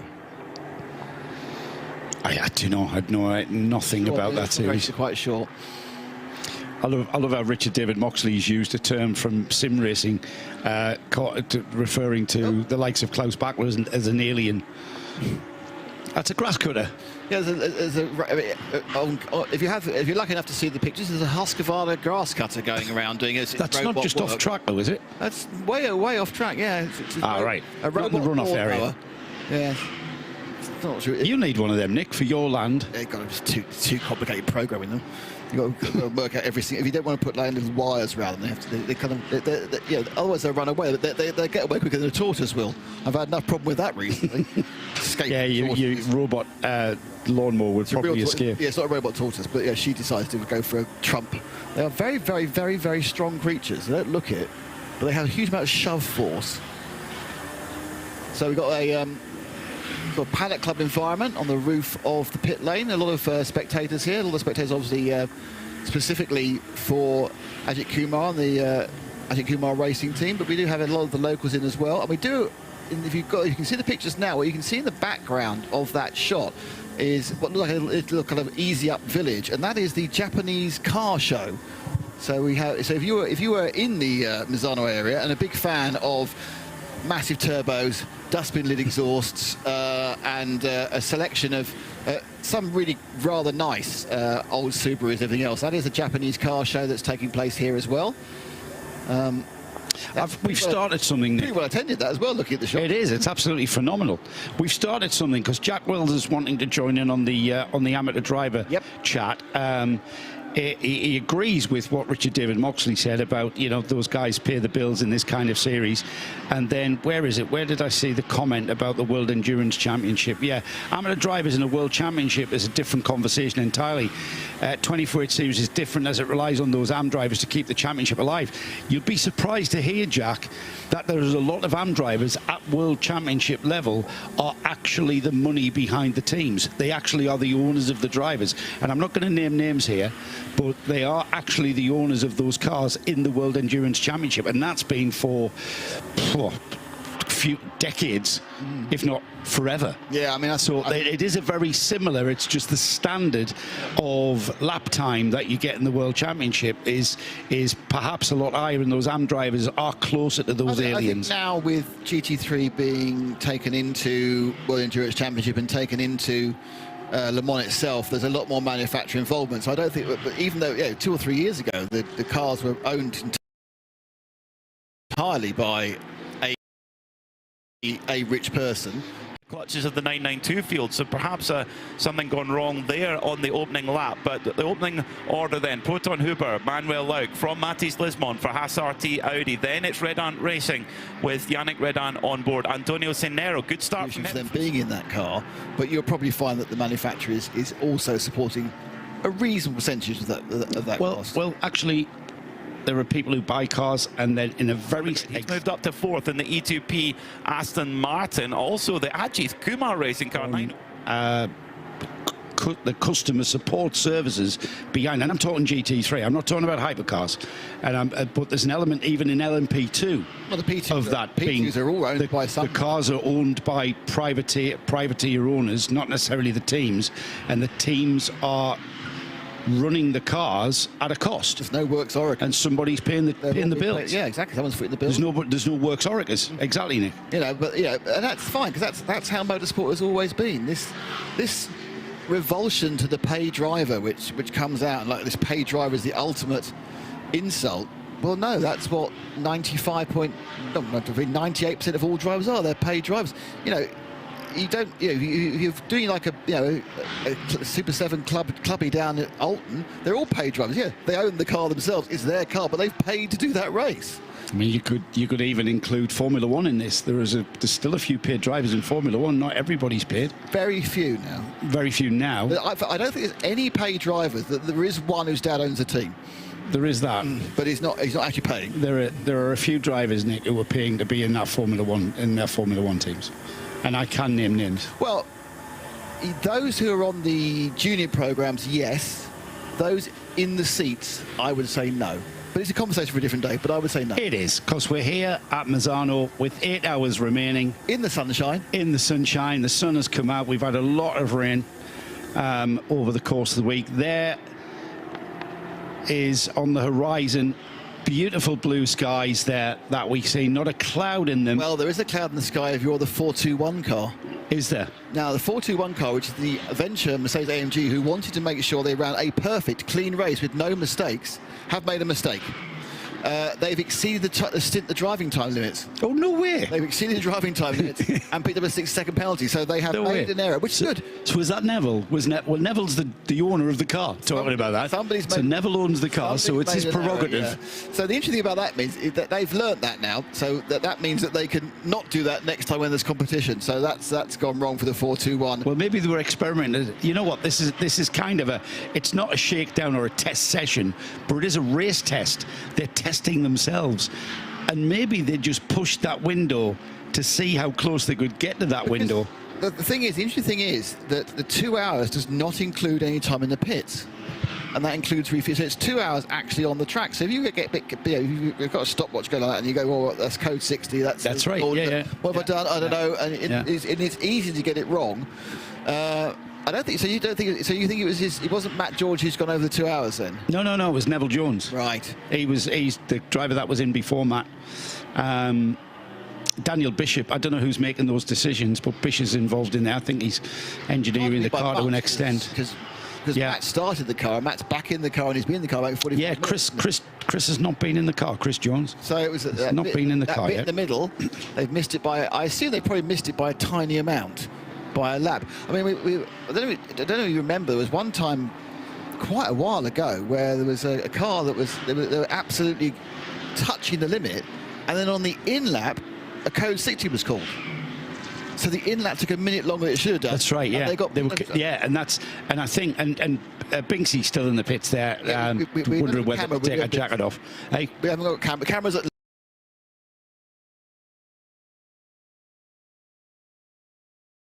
lunch. All right. Okay. Well, we're at. Fabian Defoe is on the move, and he's right on the tailpipe now of Holmgard Motorsport. Jonas Holmgard at the moment fighting over 15th place overall. Yeah, Holmgard, actually, the Holmgard car just forcing its 4th place and doing a great job. Maxi Partel is in the RAFA Racing Mercedes in 5th. 6th is Dennis Vacek in the Scuderia Praha Ferrari. 7th is the Continental Racing by Simpson Motorsport Audi. The Era Motorsport Ferrari seems seems to have had Kyle Tilley in it forever. Kyle Tilley back in that before he scoots off to Spa Classic. 9th is the Marcel Van Berlo driven Van Berlo Motorsport by Bascuten Porsche. They are leading the 992 class, and not far behind them is the Holmgard Motorsport Porsche, the number 902. 11th is the Red Camel car after their problems with that puncture and damage after contact. They've been given a penalty also to add to their woes. They're 3rd in 992, 11th overall. Nick Johnson is in the bright green RPM Racing Porsche in 12th place. They are currently leading the 992 AM class and 4th overall in class. Fadim Dufour is in the Ajith Kumar Racing Porsche, now in 5th in 992, 13th overall. It's the Mulliner Motorsport Porsche in 6th in class and 14th overall. Melvin Moore is on a bit of a recovery drive in the Viper Nice Mercedes. They are 4th in the GT3 AM class, 9th overall in GT3. And then we've got GTX, the Vortex V8, that is keeping GTX honours alive in this series. The number 701 in 16th place overall. 17th is the 911 Racing Porsche. That's 7th in 992, 17th overall. Matt George, we've just been watching the only GT4 car we've got. The Venture Racing team really are testing their race prowess here this weekend. Paul Meyer continues to recover in the Sebelju Racing Porsche in 19th. 20th is the Escuderia Faron Porsche. That is again on a recovery drive. And then still in the pits, it did have a peak outside of the pits after that long repair job on the Aston Martin for E2P Racing, but Antonio Seniero will be the driver that perhaps will continue in that car. But that car poked its nose out of the pits, went straight back in, and that car still in the pits in 21st place. But it's been quite an exciting start to this race, Peter. Peter Mackay just joining us back after a lunch of Pasta Verde, was it? Pasta Verde lasagna? Oh, I'll tell you about the highlights of my of my lunch in a minute, but why don't we talk about the highlights of the race after so the far, highlights and of the then race. I will tell you all.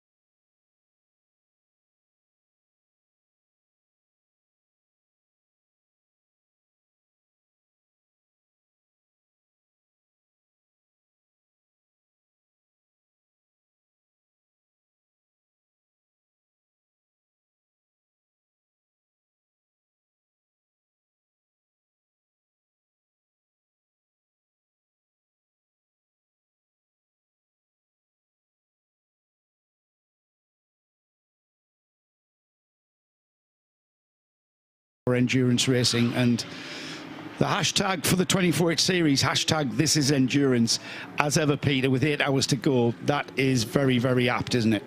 I think we should have another one. We should have hashtag this is catering, because the catering that we have here in the Michelin 24-hour series paddock, brought to us by the W Racing Project, is absolutely sublime. And you were not joking about that lasagna when we did our quick driver swap.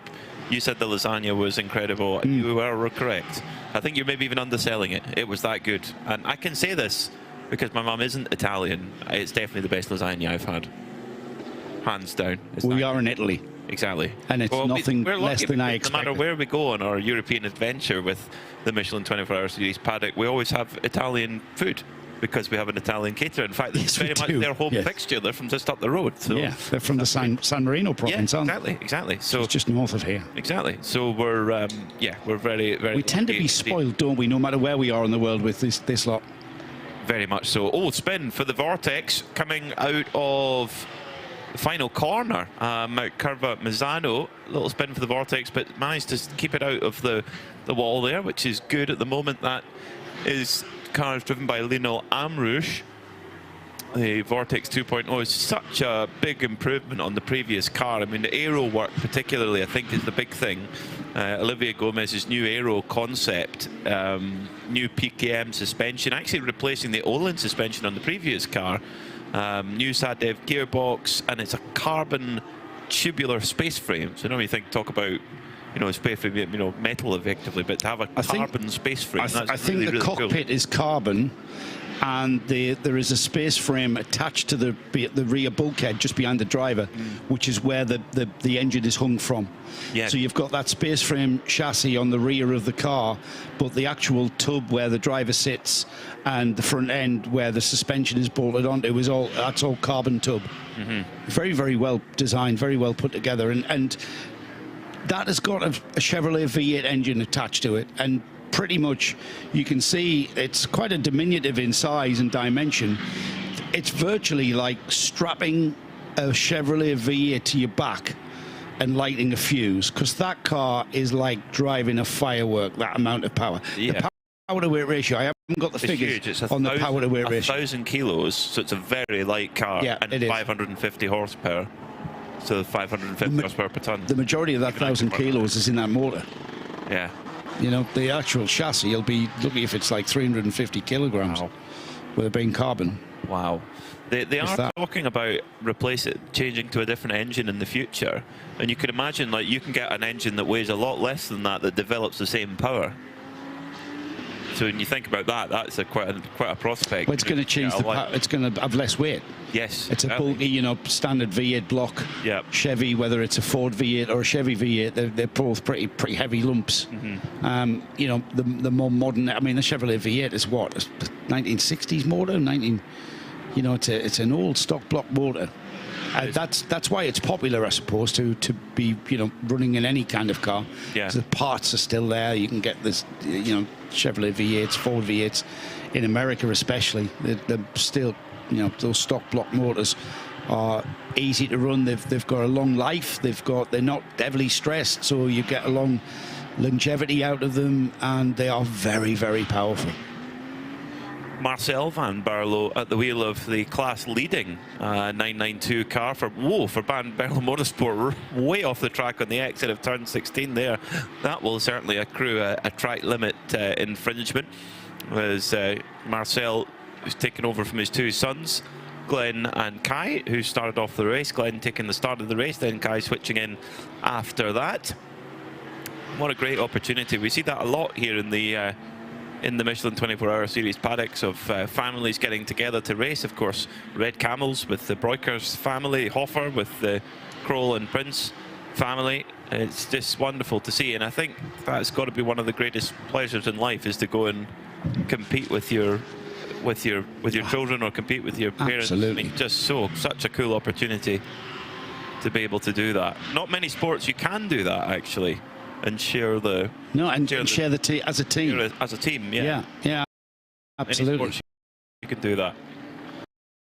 Yeah. I'm trying to think of the Ajith Kumar Racing, the red and white cars battling it out there, and it's now the run down through the back straight. Certainly they would run rings around me with my kids and grandkids. You'd still be fastest in a go-kart, though. I have shared a car track with my grandkids. Really? Yeah. I bet that was cool. Yeah. Well, yeah, a bit boring, really. You didn't turn in on them either when they tried to overtake. No, they were just finding their feet. I've steered them away from karting. Have you? Yeah, there's a tennis racket. So very wise. There she goes. There's rock climbing. She's into rock climbing. Good. Yeah, equally as dangerous and thrilling, but a lot less expensive. At least.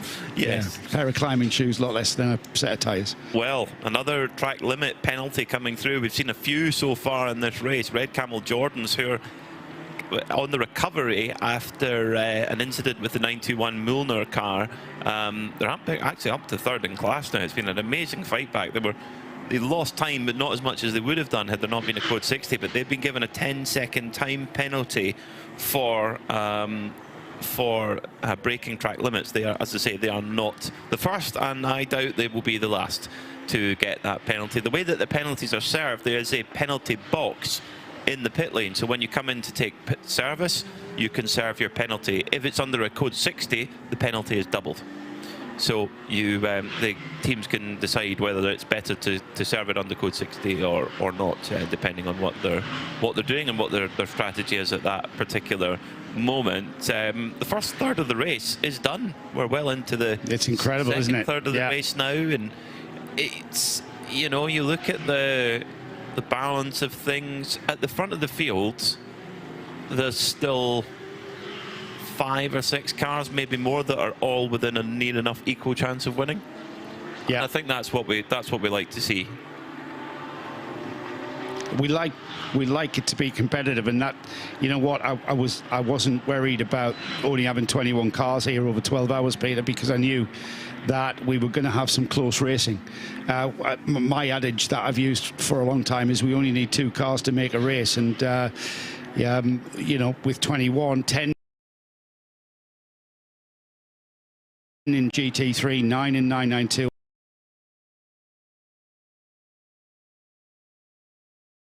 All right, we've got the GDX and the GT4, but we can even. It's got 2 kinks in it, basically, and the Kumar Racing car losing another one to the Porsche of a Scuderia Faron. They're the silver Porsche, just moving onto the tail end of Jonas Holmgaard. However, it's the Van Berlo Motorsport Porsche and Red Porsche, Glenn Van Berlo, Rick Breukers, they're already gone off and are way ahead of this mid-pack in the 992 class. And Peter, as ever, the 992 class is going to be where the racing's at. And this, what you can see now, everybody, this is how it's going to be throughout this 12 hours. These guys are not going to get spaced out. They're going to be bunched together pretty much for the whole of this. Yeah, there's some great strength and depth in the 992 class. Really impressive stuff from those, and some great drivers throughout the field. So Manuel Laut leads by 0.3 of a second after 2 laps. Fastest lap of the race so far is Mathis Lismont, 1:34.471. That's nearly on lap record pace already. So they're pushing at the front of the field, and the Haas RT Audi looking. Challenge of getting that car and getting your drivers, getting your crew, getting everybody to endure.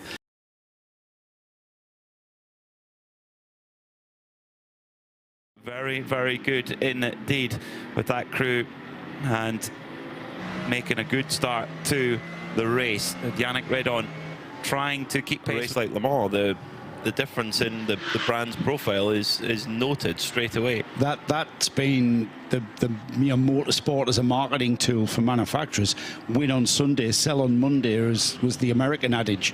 That was very, very commonly in use, and probably still is.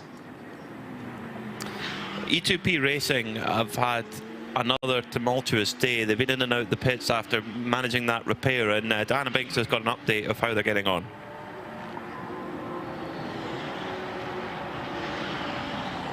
Apron, and that GT3 Aston Martin Vantage is now back out on track. They'll be doing a bit of a installation lap with that. I think they had a few issues earlier. I don't know if probably about 35 minutes ago they brought it out, fired it up, and then there was a problem with the rear again, so they had to take it back in to the garage. But they've been working on it at a good pace, and they've got that car back out. They were keen to get the car back into the race, despite obviously not being able to challenge for any championship or podium positions, but they want. Third, Antonio Zanero in fourth, Joseph Kral in fifth in the Ferrari.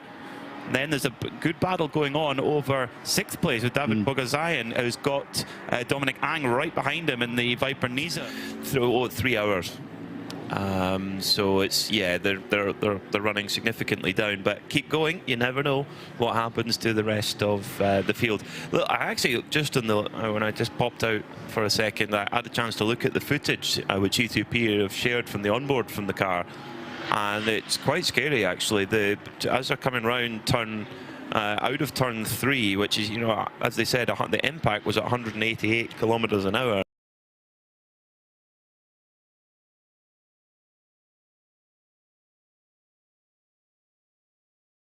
Mercedes. Then it's Alexander Prince in the very similarly painted, just swapping the green for pink, in the RAFA Racing car, which of course had such a good run at Spa, overall podium and a class win.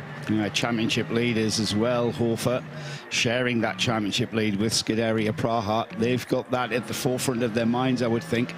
And now, my first Le Mans was 1981, and I remember, you know, drivers would be driving at 6 7/10 to nurse the car across the 24 hours.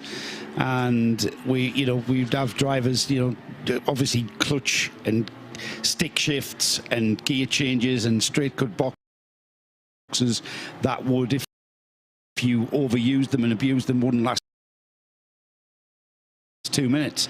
So there was an element of that, whereas because of today's technology, you've got paddle shift gear changes, the computer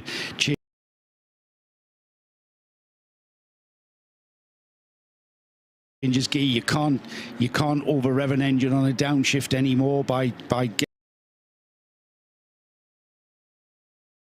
getting that gear. It's all and of course the metallurgy advancements in 150 years or whatever, that has been, you know, that's the key. And we've now got a situation where, using Le Mans again as an example, you've got a situation of sprint races between pit stops, and the attrition thing is not something that you really talk about. And even in 24H series races, yes, attrition is a factor, but I think,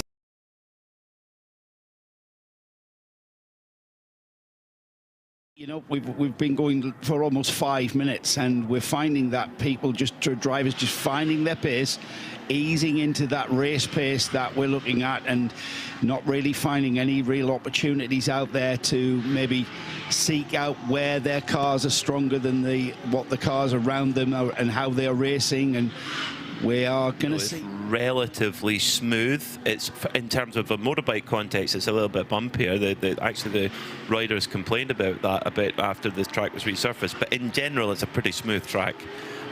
When you compare it to somewhere like a Sebring, totally different. Sebring just shakes the life out of a car. Even the very latest modern car in this year's Sebring 12-hour, there was so many cars just grinding to a halt with technical failures because they were just being shaked beyond their limit.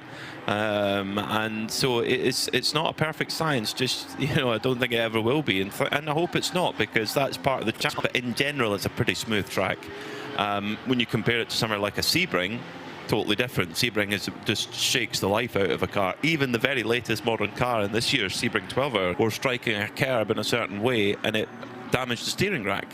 Yeah. You know, so, and they had to replace the whole steering rack. So it's, you know, it comes down to driver input as well, and how kind you are to the car whilst being quick. It's part of the overall suite of skills that you need. It's getting that balance. Just Red is here at Misano, and he's wondering when there are going to be more pit stops. Well, he got his wish as the Red Ant Mercedes was brought into the pit lane by Kenneth Tyre. Kenneth has been to his pit garage and is now in fueling. I'm not sure if Kenneth has stayed in the car, as that will trip when he leaves the pit lane. So I don't know how far Dye is away from the Hofer pit garage, but and a few other cars into the pits as well. Nick Johnson in the RPM Porsche in from 4th place in 992. And the Vortex out of the pits and back into the race. And we've got Diana, are you actually at Hofer? All right. It's just typical, but RPM Racing, the number 907, has just come in, and it is Nick Johnson, as you quite rightly said, getting out of that car. There is a driver change. Philip Hemprecht is getting behind the wheel in a few seconds. They're just adjusting him and his seatbelts, and they're changing all the tyres, having a good look around the car, cleaning the windscreen, but as ever, a pretty slick stop by these guys. They're now changing the water bottle. Obviously, it's pretty hot out there on track, and off we go. So 7 hours and 39 minutes to go, and E2P Racing are back and going. Oliver Campos is at the wheel of that Aston Martin, and Kenny Hire, I would think Kenny Hire, they might be due a driver swap now in the that's what I was the thinking. Red Ant car. Yeah. Notice Kenny Hire coming out of. He's got a very impressive motorhome. Getting out of. Yeah, I was like, that looks like a fun thing to drive around Europe in. I think I noticed the Hofer car was out of fueling and it actually onto its pit apron, and the car will be getting serviced. Whether or not we see a driver change remains to be seen. As Di said, she was way down the pit lane, away from it, typical. So we'll wait and see how that transpires. That's allowed the Proton Huber car, the Proton Huber Porsche with Konstantin Dressler at the wheel of the car, into the lead of this race. And going into the second hour, Peter, I would have, if I'd said to you that within an hour or so this car is going to be back at the front of this field, we would look a bit dubious, wouldn't it? However, with a stint time of just over an hour, that's not necessarily the last time he pitted, though. That's how long Konstantin's been in the car. So I can't see any. Konstantin Dressler, that is, yes, he got out for Klaus Bachler an hour and 9 minutes ago. So so Dressler might well be staying in for a double here. Red Ant Racing are into the pits and have greeted Diana Binks. They certainly are, and they've just brought the car in. They are making a driver change. They have changed tyres as well for the number 93 Red Ant Racing Mercedes. That you can hear it just firing up now and heading back out on track. But again, another slick stop by the Red Ant Racing team, who are also just waiting on the pit apron now for the Ajith Kumar Racing by Red Ant car, the number 901, the Porsche 992 car, and Ajith is about to jump back in behind the wheel. So he's only had a very short break. He got out, I think, about an hour and a half ago when I spoke to him. So he's getting back, or maybe it's 2 hours. He's going to be getting back into.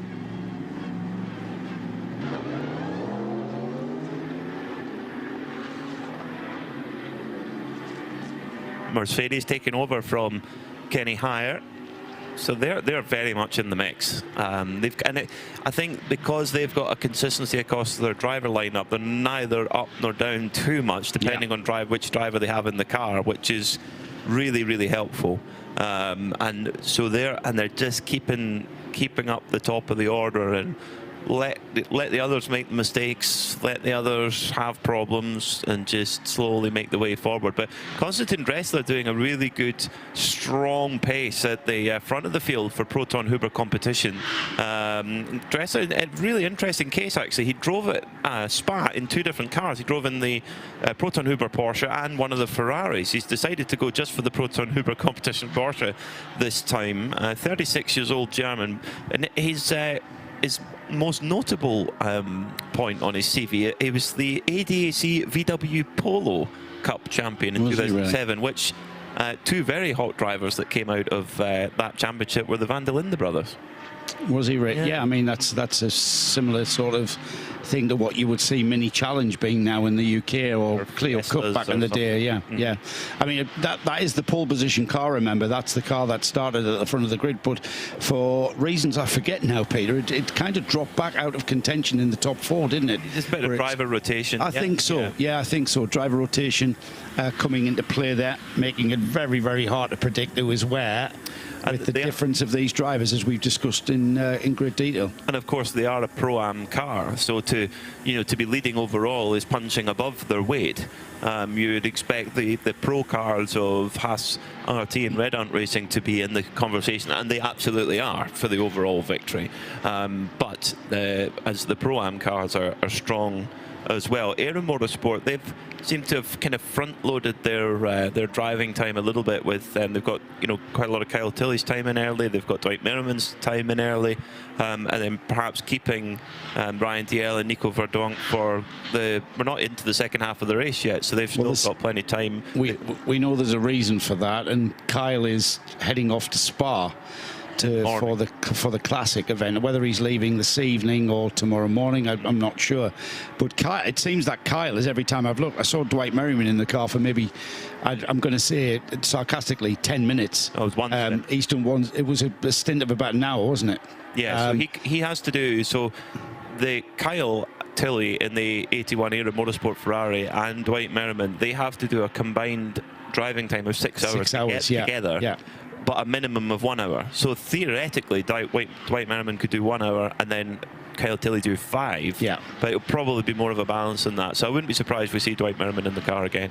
As into the pits comes our leader then, into the fueling area, Konstantin Dressler, getting filled up with fuel. This is just a single stint at the moment, so I'll be curious to see whether he stays in the car or whether he hands over to Manuel Lauk, who we do know is having to go to the Nürburgring tonight.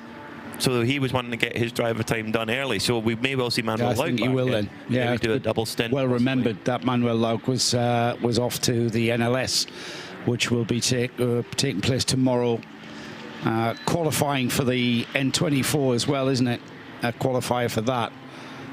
So yeah, I would imagine we'll see that car with Manuel Lauk in it. Maxi Partel has also brought the Hofer car in.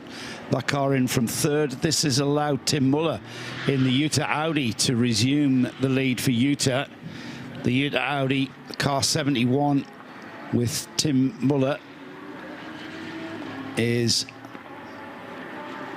not the first time this car has been in the lead, Peter. It's certainly in contention. We are an hour and about 93 minutes away from half distance, so everybody on program so far, this is, going through the motions, going through their driver rotations. We haven't seen, I think, the full extent of the competitiveness of, for instance, the ERA Motorsport Ferrari, as both of their pro drivers, Nico Verdonk, who is, I believe, a Pro-Am now, and I'm not sure why, Ryan DL, who's very much a pro driver. They are very, very quick lads in that Ferrari, so we'll see that car come back into play, I would think. And there's a lot of other situations. The Red Ant car, though, I think is a constant, isn't it? You've got very little variation in those drivers across the driving rotation in that car. Hence, the car is in the GT3 class proper. It's not in the Pro-Am. It's in GT3 Pro. I think they made themselves known to the local karting track over the course of this. Not in a good way, though. No, they weren't behaved like we were. No, we took it all seriously, didn't we? Yeah, we did. Yeah. They were taking shortcuts on one another. Yes. Yes, they were. Which it's a shame. We should have had a race with them. That would have. It was called. The car track was called. It was called the Mezzanino. Actually, I've got me membership. Small Misano. Yeah, mini Misano. Yeah. But the kart track looked nothing like Misano. It looked nothing like Misano, no, but it was a really cool kart track. I thoroughly Mezzanino. Thoroughly enjoyed it. Yeah, if you've got your membership card. Yeah, if you ever did you get one? Yes, of course. I shall frame it when I get home. Yeah. That I won the Joe Bradley karting school race. I just followed with a. Let's have a dodge back down to the pits then. What you got, Binksy? You were talking earlier about RAFA Racing and wondering what was going on, and that car has been into refueling area. It's now on the pit apron, and Michael Kroll is getting in behind the wheel. So driver change, tyre change, and a quick clean-up for that car. They seem to take, obviously, as you'd imagine, quite a bit of fuel during that fuel area. But the pit lane itself is now getting quite busy, as you can imagine. Venture, the GT4 team behind him, they in the Mercedes, wondering what was going on, and that car has been into refueling area. It's now on the pit apron, and Michael Kroll is getting in behind the wheel. So driver change, tyre change, and a quick clean-up for that car. They seem to take, obviously, as you'd imagine, quite a bit of fuel during that fuel area. But the pit lane itself is now getting quite busy, as you can imagine. Venture, the GT4 team behind him, they in the Mercedes, they have just done a completed a pit stop as well. Quite tight in the pit lane at this end at the moment. But next dynasty of the RAFA Racing dynasty continues. They're only tiny at the moment, so it'll be a few years yet. They are very much involved, though. They're all part of the team. They've got their team uniform and. Now then, that's the Venture car I see in the pit box. Sorry, in the penalty box. And that will be taking its penalty for. Let me remind myself. There it is. It's a time driver time infringement, isn't it? Oh, like they've gone through the 2 hour max stint time. Yes, they went through the 2 hour max stint time. 60 seconds. Was that while you were on lunch? Must have been. Yeah. Yes. Now then, what Nick and I speculated as, and maybe Di can have a look down adventure. So it was at the wheel of the 421 was Neville. So Neville Jones, car owner, team man with the name above the door of that team. Although I think he took the car 2 venture to run. So Neville was in the car too long. And I just wonder if they really pushed the experimentation of how close they could get to that driver time. Yeah. They're the only car in GT4, and this was an experimentation run for this car. We know we're going to have more GT4 cars at Paul Ricard.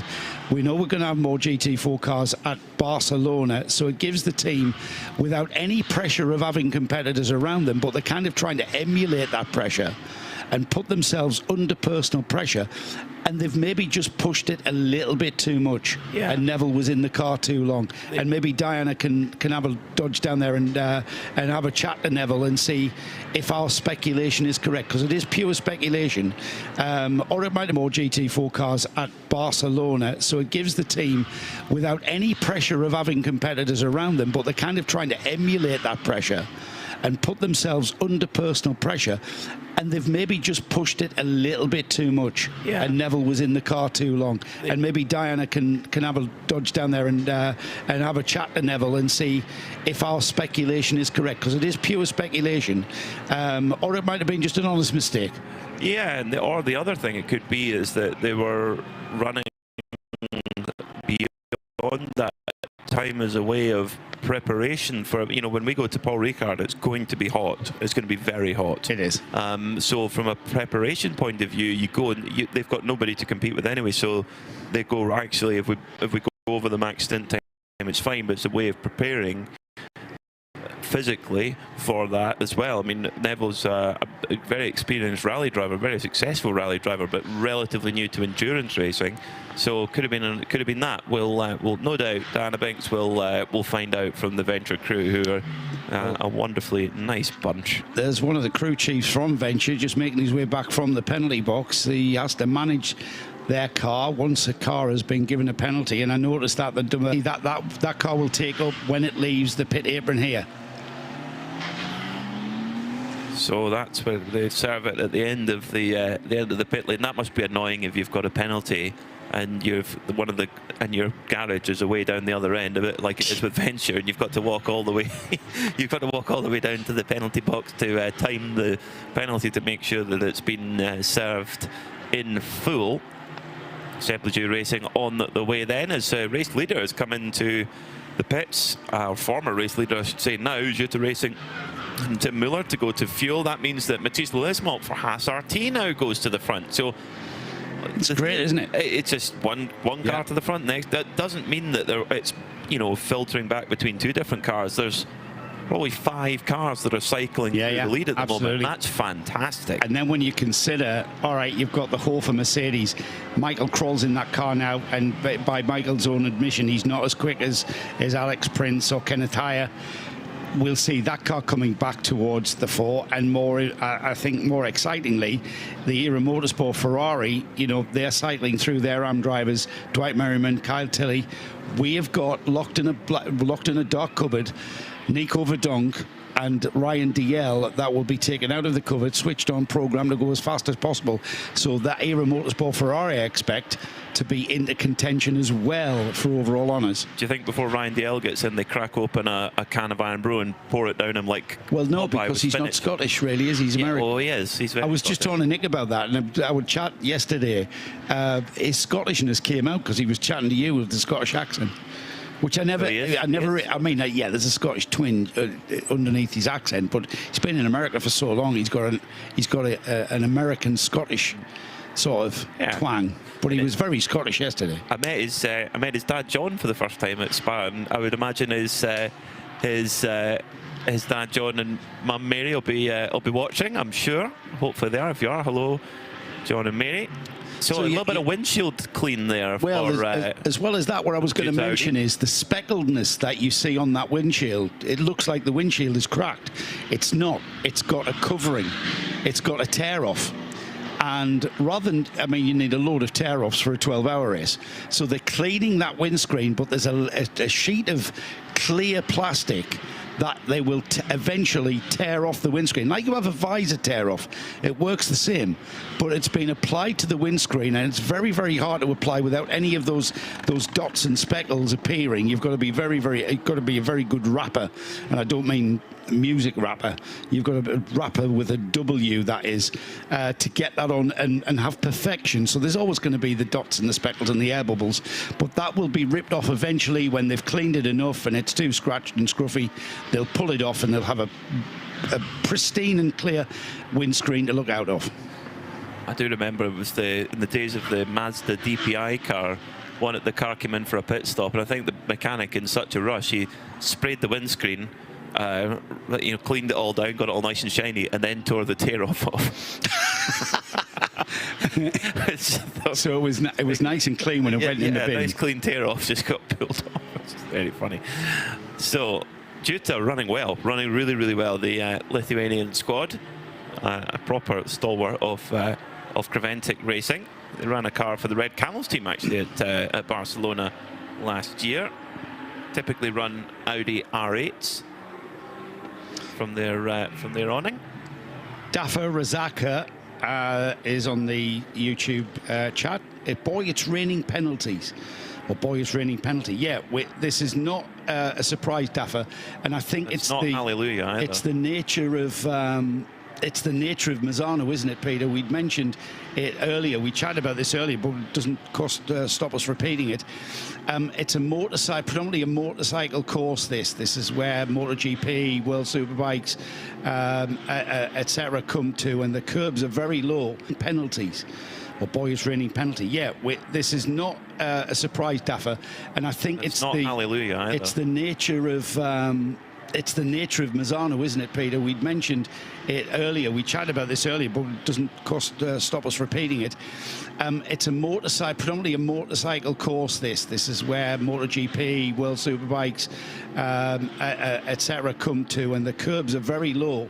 And so you get the cars using extra track by going over the flat curve. Oh, there.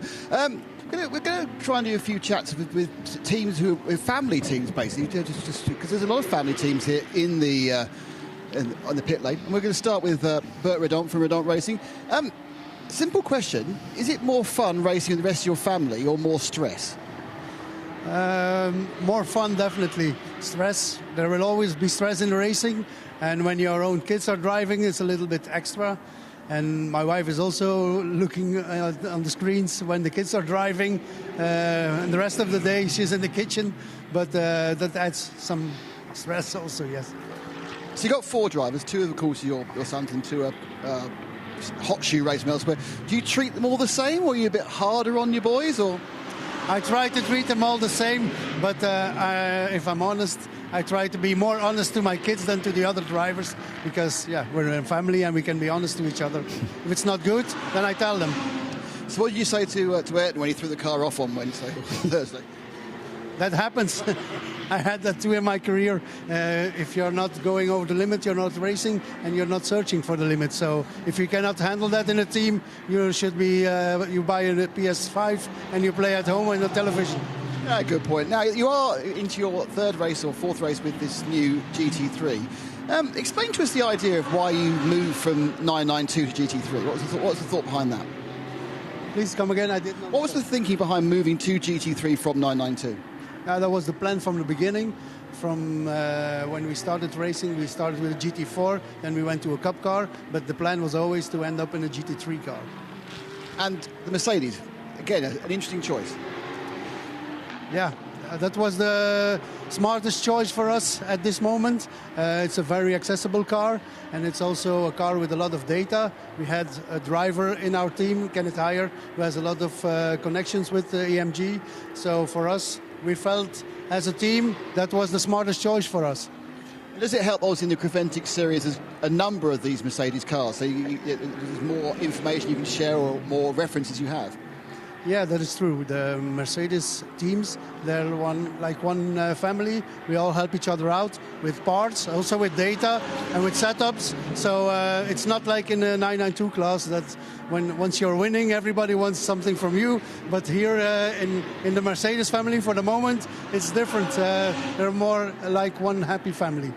Coming back to today, we're about, not just about a third of the way. Ian, how do you feel it's been going so far? For the moment, we're on schedule. So we're in the same lap as the leader. We lost some time in the last pit stop, but we'll manage. As long as we stay in the same lap as the leader, everything is to play. So thanks, Bert. Thank you. Bye-bye. Bert, Red On there of Red Ant Racing, a man who's doing, obviously got his own team there, but doing a lot for young drivers coming through. Gives them an opportunity. Has Mark Goossens out looking for young drivers, and if he deems that they have potential and an opportunity, it actually gives them a test in one of the team's Porsche Cup cars. Also, rally fans listening and watching will know the name Kalle Rovanperä, and will know that probably that he went and did some circuit racing last year, and in the Porsche Carrera Cup Benelux, Red Ant were the team that ran the car. And what was really nice was at the end of the season, Bert was going to sell the car, and Kalle said, no, I want the car, I'll buy it from you. Yeah. So, and now it's in his little museum. It was a great story. I mean, they weren't letting anything out, were they, about, are we going to see Mr. Rovanperä perhaps run with Red Ant Racing in a Creventic race this season? And couldn't possibly say, but I'm sure if Mr. Rovanperä came knocking and said, I fancy doing that 12 hours of Paul Ricard, because it's nice and hot. He'd like the heat. The Finns love their saunas.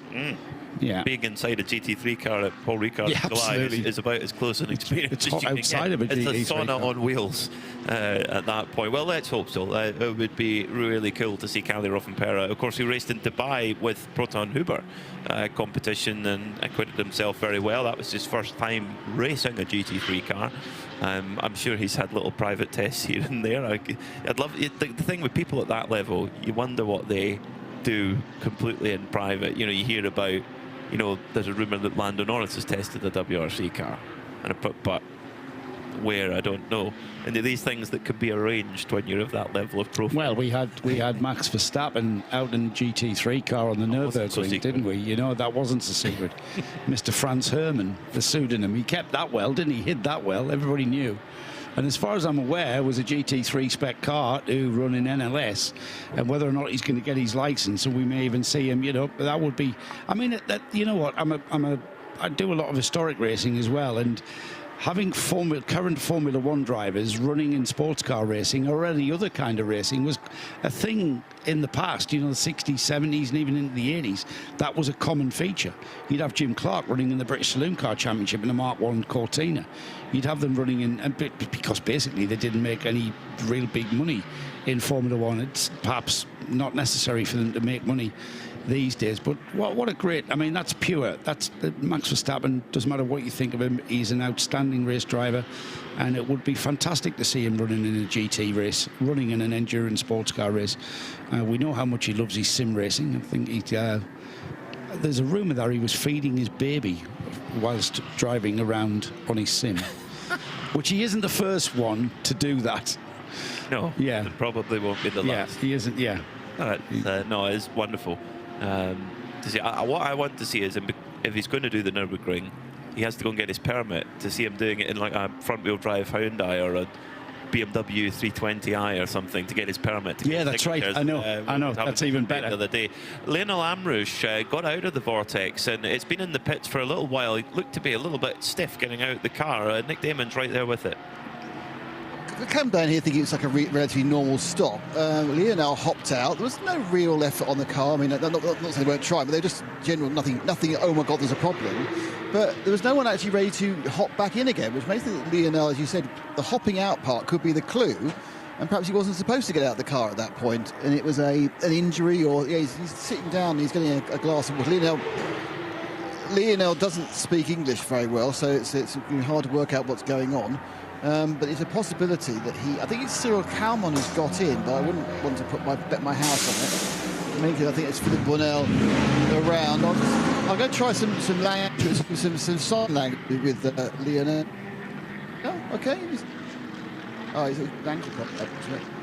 His ankle is out, and he's looking.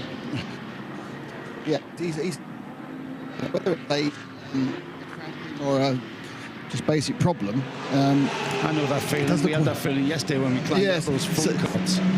Bunnell around. I'm going to try some language, some sign language with Leonard. Oh, okay. He's an ankle problem. His ankle is out, and he's looking. Yeah, he's whether it's or a just basic problem. I know that feeling. We had that feeling yesterday when we climbed up those front cuts.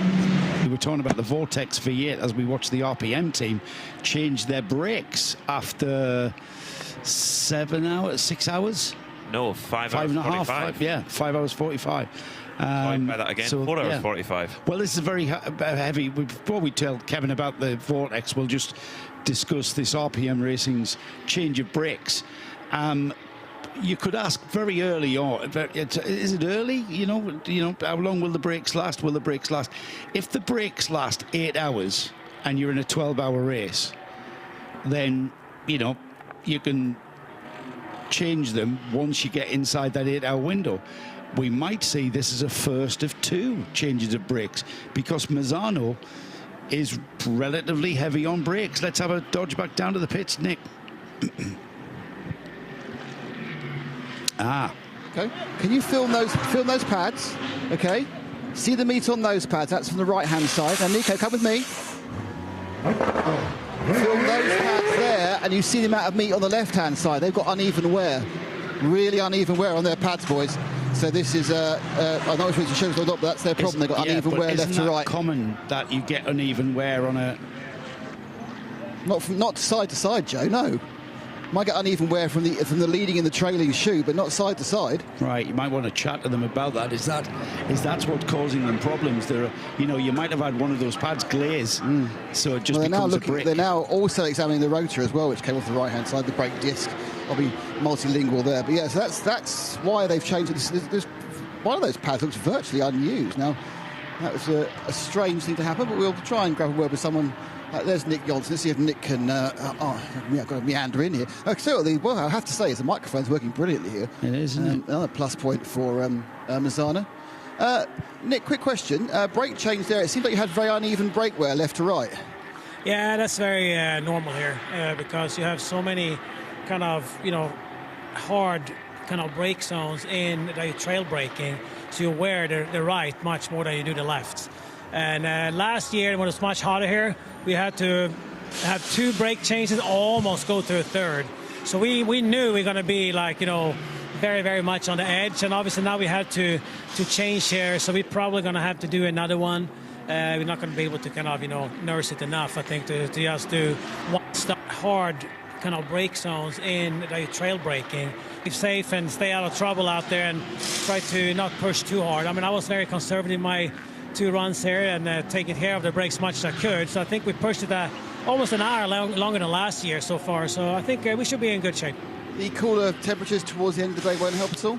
Say that again. The cooler temperatures as the sun goes down won't help at all? Oh, yeah, absolutely. That will definitely help. So I think the first couple of hours this morning was not that big of a deal, but now in the sun, it's wearing them really, really hard.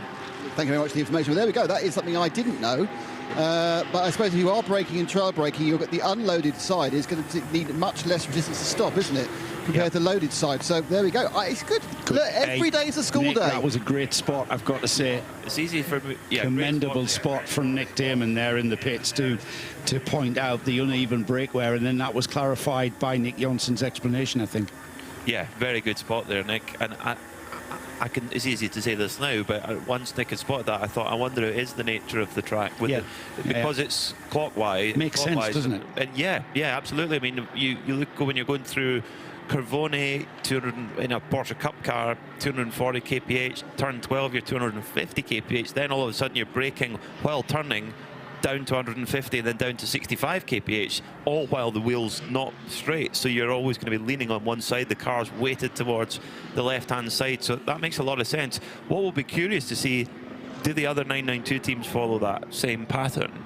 Or are they going to try and get away with one brake change around halfway? They're probably all thinking we could do with a code 60 right now to get that brake change done. Well, we've just had a pit stop from the Van Berlo Motorsport car. Marcel Van Berlo is showing in the car. We'll see if I think it's had a driver change. We'll see who's comes out in that one. That car current has now dropped down to third. So they've changed brakes as well, Nick, did you say? Busy at the moment, so that's fine. Baz is actually Baz Cowton is actually fully it's not asbestos, it's illegal, but he's fully got the heat glove, long heat gloves. Theirs have come off, and it's a very similar story. It's not quite as extreme on the left-hand side of the matter of where they've got, but they are again having this side-by-side wear situation, which I genuinely have not seen before. This is really interesting about trail braking. Yeah, it makes sense as you speed in. I'll go quick Baz now. Baz, it's really, really interesting. This brake wear, I've never seen this uneven brake wear before. Is it unique to the circuit? Yeah, it's unique for the circuit, and it's only the left outside pad. The rest of the pads is looking good. We already faced this in the practices, but now it's even more than it was before. So is there a case where you could just change the right-hand side, or do you have to change them as two pairs? You can change one pad, but you can't see the inside, so for us it's better to change them all. And then you have an even pad wide on both sides, so it's all new again. Now, we've seen RPM do it as well. Do you think it's going to be the same for all the 992 cars, or is there any way of avoiding it or reducing it anyway? Yeah, as I saw our neighbors, they were not expecting any brake change. Then they saw us preparing it, and they came even one lap before. So they were surprised about the high wear of the brake pads. We were already prepared, so yeah, everyone will have the same. Thanks, Baz. Unique circuit. Yeah, it is. And now that it's been explained to us, it absolutely makes sense, doesn't it? But then again, you know, that's what experience comes down. Baz was here last year for the 2024 edition of this race and learned from that one. And yeah, when you come prepared for that. And it was a good question, Nick, that was coming into my head that you answered for me, because I obviously channeled thoughts to you. Can you get away with only changing one side then? The car, the left-hand side, where the car is leaning on pretty much through curve on, isn't it? And then through 12 and 13. And then it's kind of doing the same into Tremonto, which is turn 10. You threw the kink at turn 9. You're leaning on that left-hand side of the car, and it makes sense. It makes sense that you're going to have more braking needed on that left-hand side of the car, which is where the load is. Now the question is as well, is that a 992 specific issue, or are we going to see the same thing happen with the GT3 cars? You know, that's... You know, is it more a 992? Because the 992s, do they have the same kind of beefed up brake pads that the GT3 might have? You would think it's going to be very, very similar. And GT3 has got ABS, and you're going to be able to use run ABS as well. Yes, you can run if you want. And that's why it's actually the ABS that causes that, because it's putting less braking to that right-hand wheel, because that right-hand wheel is unloaded. So if, you know, you can imagine without ABS how difficult it is to gauge that brake, because you're braking exactly the same on the front axle. And when you lift the weight off the right-hand side, it's going to have a tendency to lock. The ABS stops that, but it's stopping that by not braking as hard as it is on the left. That's interesting. They're very, very clever systems on these cars. Yeah, and weight-wise, there isn't a great deal to you know, between the GT3 and the 992. Fairly similar. So weight are the same. Yeah, the ABS, that is a great point of how that will work and how it will wear out. So we'll keep a close watch in pit lane of we're on brake watch now for the next little while. Nick, have you got more for us? Brake pad before we go and try and brake for something slightly different. Look at me, what I'm doing there. Also, of course, the GT3's got more downforce, so there's more load across both front axles. So the unloading wheel will have more load just because it's got downforce on it. Good grab quick with Carl Tilley, who's got out of the era motorsport.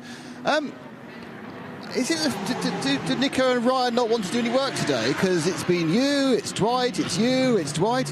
It's just not fair, is it? Yeah, and I'm back in again after Dwight. So obviously I've got a flight out tonight to Spa for tomorrow. So I've got to get my 4 hours done right at the start. Yeah, we'll see. We're struggling a bit with the balance of the car, I think, but yeah, it could be worse. It's still going round. Do you think that's temperature dependent? Because it's very different conditions to any of the practice we had recently. Yeah, 100%. I think we've seen it with the Ferrari before, where it's very sensitive to temperature change. And it was a bit of a missile yesterday, and I just think we lost a bit of that today. So we're fighting it a little bit, but still a long way to go. So, question that's been raised by some other cars in the pit lane. What is the situation with braking? Are you thinking you're going to have to do a brake change in these 12 hours? No plans to do a brake change. That's the answer. Thank you very much. Yes, there's your answer, Peter. There's your answer. So totally different to 992 then. With you were right. You were right about the using up Dwight Merriman and Kyle Tilley for that 6 hours, the minimum allowed for those two drivers. The AM drivers have to do 6 hours, and it doesn't matter how those two drivers share that 6 hours, as long as those two drivers complete 6 hours combined. So yeah, you were spot on. Dwight Merriman back at the wheel of that number 81 Ferrari. This is fantastic experience for Dwight. Still very early in his days driving GT3 cars. So this is, great competitive race experience on a totally new track. And it's going to, I tell you what, it's going to be really interesting to watch. Once we're past that halfway mark, Kyle Tilley and Dwight Merriman will have completed their mandatory driver time that they have to do together, basically. Then it will be all Nico Verdonk and Ryan Dale to the flag. So we should see that Era Motorsport car climb the order. Yeah, I'm looking forward to that. I'm looking forward to that. And just how far they can get up. Of course, they're running in the Pro-Am class. They're looking to fight for the Pro-Am championship. More penalty news. No, I thought we had a bit more penalty news there, but not so. We've the winner of 992 class at round 1 in Mugello was the Red Camel Jordan's car, the 909. It was the winner in round 2 at Spa. I doubt very much whether it's going to be the winner here for round 3, however, as Luke Breukers has been in the pits now for 21 minutes. And I didn't notice that car come in. No. Did you, Nick? We've got a mission for you. Red Camel Jordans have been in the pits now for 21 minutes. And remember, that car was subjected to some damage earlier on. We saw the lump hammer come out and bring the wheel arch away from that back wheel on the left-hand side. I'm not sure seeing that it all is related to why it's been in the pits for coming up to now 22 minutes, but that is a car that was very much in contention for a class win here. Now looking like it's dropping completely out of contention. That just shows you how championships can turn sometimes. They've had just the perfect start to the season. Let's see if we can get some more info on that with our intrepid pit reporter, Nick Damon. You're about to get some info in front of your window. Oh. Because as I walked down to find out what the problem was, the Red Camel Jordan's car zipped past me to my left. And so it's going to be going in front of your window in a second. I'm carrying on going there to try and find out what the 21 minutes were. Hello, everyone. So it's out and running. So it's 20 minutes. Sneaked in, tried to sneak out, but no, we'd seen it was there. Didn't quite manage it. Let's see what's happening inside the garage of Red Camel Jordan. What caused the problem? Let's see if I can find a man who can quote. I'll have a quick word with, I think, Rick's looking like he's desperate to talk to me. Rick, we just obviously seen you leave the pits. What caused that 20-minute stop? Sorry, what? What caused the 20-minute stop? Look at a small touch on the pit entry. So there was some damage on the wheel that we had to repair. I don't know exactly what was broken, but luckily the team fixed it. So we just can score some points. I think the podium is out of reach, but let's see. So that was a result of the accident a couple of hours ago then, and it's kind of a knock-on effect, was it? Maybe. To be honest, I don't know. I was not in the car, so I don't know. Okay, thanks, Rick. I think it probably was, though. Right, so they are back out there. The important thing is they fixed whatever got damaged in that instant with the 7G racing machine, and everything is fine. That's another father and son story there in Red Camels, isn't it? We've spoke to Red Ant. Red Camel. Red Ant was in the 992 class last year, and we used to really enjoy the battle of the red-coloured species, didn't we? Red Camels against the Red Ants. Red Camel being left in the 992 class. They did have a little bit of an experimentation in GT3, didn't they? That was at Barcelona. Barcelona, yeah. And that was purely because they'd run their 992 class the week before at the Spa 992 race, and that car wasn't able to be prepped, so that's why they hired the Duke Audi. No plans for Red Camel to move into GT3. They're quite happy battling for 992 honours, and it looks to me like Luke Breukers.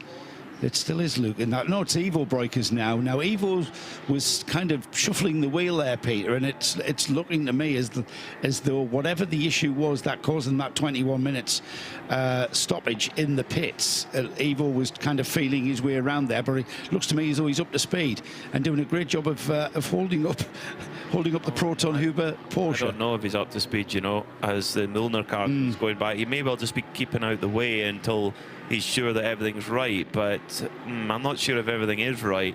Ivo Breukers, a super experienced endurance driver. I mean, he won the 2004 Unipart Endurance Series in a Seat Ibiza diesel. That's how far back and how random his endurance career can be. He has gone past the pits, so he's obviously happy enough to go for another lap.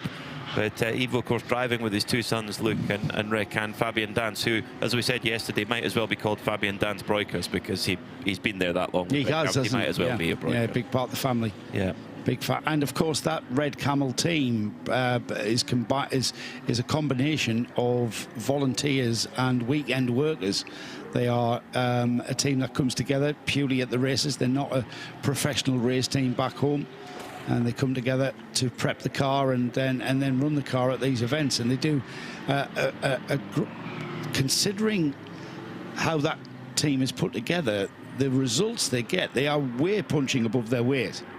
Yeah, can we credit Trustwell with that? It's definitely a big part of the toolkit. That's for sure. I mean, and you know, they're competing against teams like Milner Motorsport, who run several cars at the Nürburgring. You know, you can always look at the truck that a team comes in to see how serious an operation they are. The Milner trucks are unbelievable. They're huge things. But you know, it's a human business as well as it is, you know, technical. So that's why we all come to watch. That's why we follow this wonderful sport and the stories behind it. So Haas RT right now, they lead the motor race, but are probably due, yes they are, they're due a pit stop fairly soon. Mathis Lismont has been doing a great job. He's last lap by, he was 1.3 seconds quicker than Ayrton Redon in the chasing Mercedes for Red Ant Racing. Then not far behind is Manuel Lauk, as we suspected. Manuel Lauk getting into the Proton Huber car. He's about halfway through his first stint, although that car has a 20-second penalty hanging over it. I presume that's track limits. If we look at the penalty box on Joe's shiny new iPad, it is for not respecting instructions from race direction. I don't know what that is. I remember the last time I saw that one in a Michelin 12H Series race. That's maybe not responding to a penalty or something, or whatever that might be. So that's the 73, what we're talking about, Proton Huber competition Porsche. That's another mission for Nick. As another track limits pinged for the leading car, the Haas RT, using all of the track and more. The number 21, Mathis Lismont, been in the car now for just coming up to an hour, isn't he? So they can keep him in the car another hour. I suspect that car's going to be needing fuel in about 5 or 10 minutes. I'm sure he's got plenty left in the tank, but the Audi doesn't. Yeah. So of course, young driver, only 19 years old. Imagine being 19 years old and driving a GT3 Audi at Misano and various other places. I can't quite comprehend that, to be honest. Well, it's so cool. There's many doing it. There are people at that age doing driving all sorts of other race cars. Amazing. But what a joy! 19-year-old. You think, what are you doing the weekend? I'm driving an Audi R8. So that 73 is going to have to take in a 20-second time penalty at the penalty box next time we see that car in the pits. So that car has just gone out with Manuel Lauk been in the car now 35 minutes. So I have no idea what that instruction that it's infringed. Look forward to hearing from Nick to see if he can find that out. 20 seconds is a fairly chunky penalty too. It is having one go. I mean, I know we are, you know, just under an hour away from half distance, but it does mount up, and you know, regaining that 20 seconds. You mentioned it earlier about, you know, the regulations in the 24H series with code 60s. It's very hard to make up time.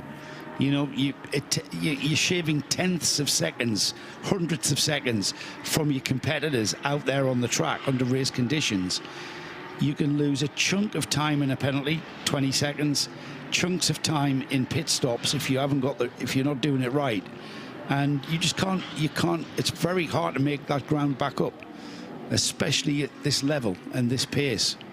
And as we get towards the end of this race, Peter, we are going to see the pro drivers being utilised much more than we've already seen. I have this niggling feeling for Proton Huber competition that they were that penalty, that 20-second penalty, and indeed the 30 seconds plus that they lost in the first pit stop through a team communication error. But read into that how you wish. That's all we got from them.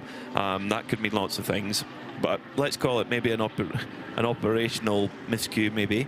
And back in the pits. Yeah, but so that is over a minute that the Proton Huber competition car has lost. That could easily cover the podium, let alone the difference for the lead. And car Joe was mentioning in the pits, the 909 Red Camel Jordan comes straight back in. It's been in there nearly 4 minutes. Dear. Oh no, that's not good news. So that impact, I mean, they got the car at the time repaired so quickly, you thought surely they haven't, you know, surely that had not been able to be repaired so fast, but it seems that there's more of a lingering issue there, unfortunately, for Red Camel Jordans. We'll keep trying to scrape through the surface and try and find out exactly what's going on there. Rick Breukers was pretty tight-lipped, I would say, on what was going on. He was, yeah. I mean, we're asking a driver a technical problem, and sometimes drivers just do not know. No, because they're kept out of it. Not saying he was being tight-lipped on purpose. It's not their job, but there is an element of that. Yes,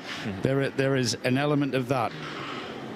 Well, it's Holmgaard Motorsport who are leading the way at the moment in 992 with Magnus Holmgaard at the wheel right now. This is one of a few crews that switched a couple of years ago from a TCR machine to the Porsche 992 Cup category because, from what I understand from the teams, the running costs are very, very similar. So you can either run a front-wheel drive touring car, or you can have a 500 horsepower rear-wheel drive Porsche. I think most people would go, I'm going to have the Porsche. Yeah, the new TCRs didn't do endurance racing. No, using those cars for endurance racing any favors whatsoever with the development that went on with the gearboxes and the suspension components. Became a lot more bespoke suspension components, which upped the cost considerably. Yeah, and suffered for it, unfortunately. So Holmgaard, they've switched to the Porsche and looking for that victory. But they are due a pit stop very soon, actually, because Magnus Holmgaard has been in the car for an hour and 49 minutes. So within the next 10 minutes or so, he's got to come in. Another car that has had an issue is the Vortex in the GTX class has had a problem coming down the pit straight, and apparently a piece of bodywork has come off the back of the car. I don't know whether it's had an impact or it's just simply fallen off. But anyway, in the 992 class, Milner Motorsport in for the pits with Nick Damon. Yeah, it's a full service. So Martin Ramp's got in. Getting out is... I was trying to get a glimpse of his brake pads, because they have no intention of changing the brakes whatsoever here. So getting out was Valteris Zvenet, is this? I think it's close enough. But I was trying to have a quick shifty to see what that brake pad were, but they haven't even checked it, they haven't even bothered by it. So whether they did it before or we missed it, I don't know, or whether they have it where they ran the car differently. But that car is straight into the penalty box, so they've obviously been bad at some point. But apart from that, it was a good stop for Milner, and they'll continue being around about the top three of 992. Thank you, Nick. You might want to pop back to Red Camels, because that car came straight back in. You might get a bit more of an insight as to what the issue was. I know Rick was keeping his cards very close to his chest there. But that car, not just out of contention for a podium, they're dropping down the order, and it's, if anything, it's been caught by the Scuderia Faron Porsche, which lost a lot of time at the beginning of the race, didn't it? The 949. That's coming back, and it's going to be a battle of attrition at the back end of the 992 class. We mentioned the venture car, Christopher Jones now at the wheel, the father and son team being joined by Matt George.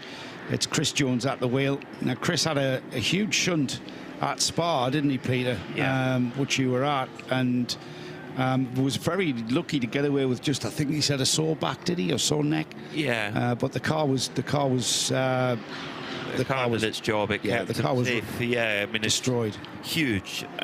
If you get off at Eau Rouge, and it's, you know, we see it a lot. It's such a challenging corner. It's so easy to get it wrong, and the walls are, although they've widened them out a bit, they're still pretty close. Didn't he tell us he kind of hit the concrete part? He hit the concrete rather than the tyres. Yeah, I think they saved the engine and the gearbox, but apart from that, it was pretty much all for the bin, and sadly. But yeah, the main thing was that Chris was okay and was able to get back in the car for this weekend. I want to add to Nick's mission list.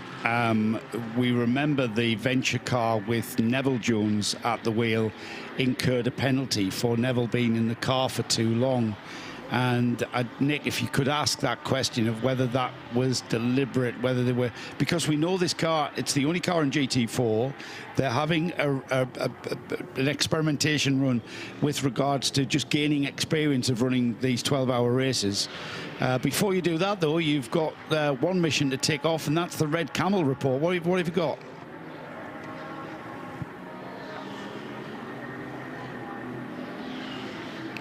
For those of you on radio, it's kind of bent back a large amount of metal underneath the driver's door, but it's a pretty big mess. Now, the thing is, looking at that isn't going to affect too much drive shaft or drive line wise you would expect. Now, the question obviously is, what is it doing as far as the car is concerned, handling wise? So we're going to try and go with Ivo, because he had a whole lap in the car.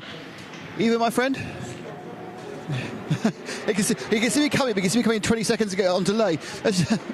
Ivo, you managed to get a whole one lap. So what is the problem with the car? Basically the whole setup, suspension kind of thing. It's not really in line. We tried to go out there hoping that we could do some laps, but the car was unpredictable, and we now decided to come in and to fix the car so we can see how it is and just to finish the race. So is it a simple case of restringing it, or have you actually got a tweak on the chassis itself? No, maybe you missed it, but Luke touched a little bit the barrier coming in. So something is broken, we replaced it. But in the front also something with the steering was not aligned, so everything together is, I think it's better to repair it, because the car was really unpredictable and we don't want to cause any problems for others as well. So this has nothing to do with the accident a while ago with the Seb Lejeune Racing? No, nothing. Busy day for you, isn't it? No, it's nothing to do with that accident. So this was coming into pit lane and touching the barrier. I'm not sure if this is the right time to ask you, but what do you feel the benefits of racing as a family team? Not particularly bounding. Sometimes can be difficult, but of course after a race, after such incident, you have a laugh, and you are in it as a team. You win together and you lose together. So can happen to everyone. Most of the time it is happening to me. Now it's somebody else. So no, it's a pity also for the car. We need to repair for Paul Ricard, of course. So. No, we want to get the car straight again and go out and see if the car is fine, and then all the rest we will fix later. It's interesting. Recently, we're doing a little bit of a thing, because suddenly it seems, there's 21 cars here, but so many of them are family teams. We've got so many Red Ants, Van Berlo, they've got the Holmgards, you've got a couple of 9 and 11. Why do you think the Creventic Series is suddenly attracting these familial teams? Yeah, I think the Creventic Series is a series where everybody's welcome, and it has a family atmosphere. So I think it's also the right format to compete together with your family, your sons or brothers or neighbors even.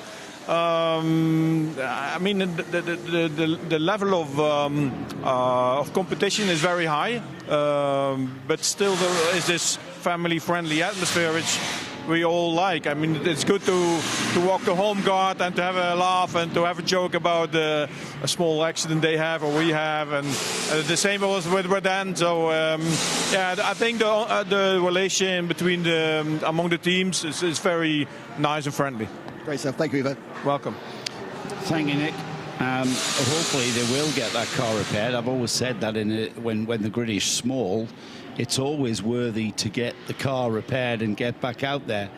And that car was damaged with coming together with another car. And then we heard Ivo describe there, Luke exacerbated the situation by hitting the wall on pit in. It would have been on the right of the car. It's knocked the alignment completely out because they're not happy with that. And I wouldn't be surprised to see them retire the car. And I'll tell you why, Peter.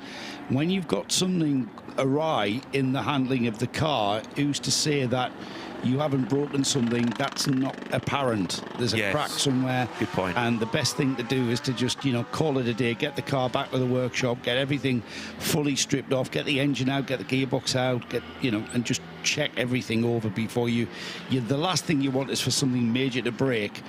Especially here. Can you imagine that happening through curve on and into the braking area for Del Caro? No, not at all. Yeah. No, I think that's very wise. They've got 2 wins in the bag. They've got their championship. I think this will just be a minor blip in what has been a very good year so far. They're one of their main rivals in the championship. Homeguard Motorsport have been in for the pits. Nick, what did you see? And they've done the brakes, so they have also not made 6 hours. Well, they just made 6 hours for the brakes. So they are a similar story, worn on one side, fresh on the other. So this is a 992 thing, isn't it? This is something that the teams have all found. So the teams that haven't done it, either we missed it or they are being very, very gentle as they break into the corners. So Homeguard have had a longer stop. They've changed their brake pads. Yeah, thank you, Nick. That's the Hofer car, Peter. That's having a little bit of an off-track excursion. It will be pinged for... I mean, that's a spin-off into the off-track. Now, will that be pinged for track limits? No. Now, that is at turn 3, where that is now the 3rd car we've seen have a spin. In fact, 4th car we've seen have a spin at that corner. So it's obviously a tricky part. You think... there's not much of a corner there, but it's fully flat in a GT3 car. It's not quite flat in a Porsche Cup, but it's 150 kph through there, so it's easy to make a tiny error. That's maybe a traction control issue that you're getting on the gas. You're spinning the wheels up out of the turn 2 part of Le Parco, which is the right, left, right. Now, the left-hand bit of that sequence of S's, chicane, call it what you will, is very tight, and you want to maximize your exit speed. So you want to get on the power nice and early and use the turn 3, which is the exit of that one on the run down to the Del Rio hairpin. You want to get on that power and use the turn 3 part of the S's as an acceleration zone. And it looked to me as though Michael Kroll maybe would have just maybe spun up the wheels, and then when he's turned into the 3rd element of that right, left, right, the car has continued to come around on him, and he managed that well. He sort of steered it in reverse as the car spun out, and then managed to stay on the hard stuff, the hard tarmac area just off the curb before the gravel trap. You've got to go off quite a way, haven't you, here at Misano to touch any gravel? To touch gravel, yes, but as we saw with the E2P Aston Martin in that collision at that very corner with the Sebleju car having that same mistake and coming into the path of the E2P car, Antonio Zanero made it all the way to the wall, through the gravel. So it shows you how quick he was going a lot faster than coming out to turn 2 and 3, though, wasn't he? 188 kilometers. Let's head back down to the pits. Nick Damon.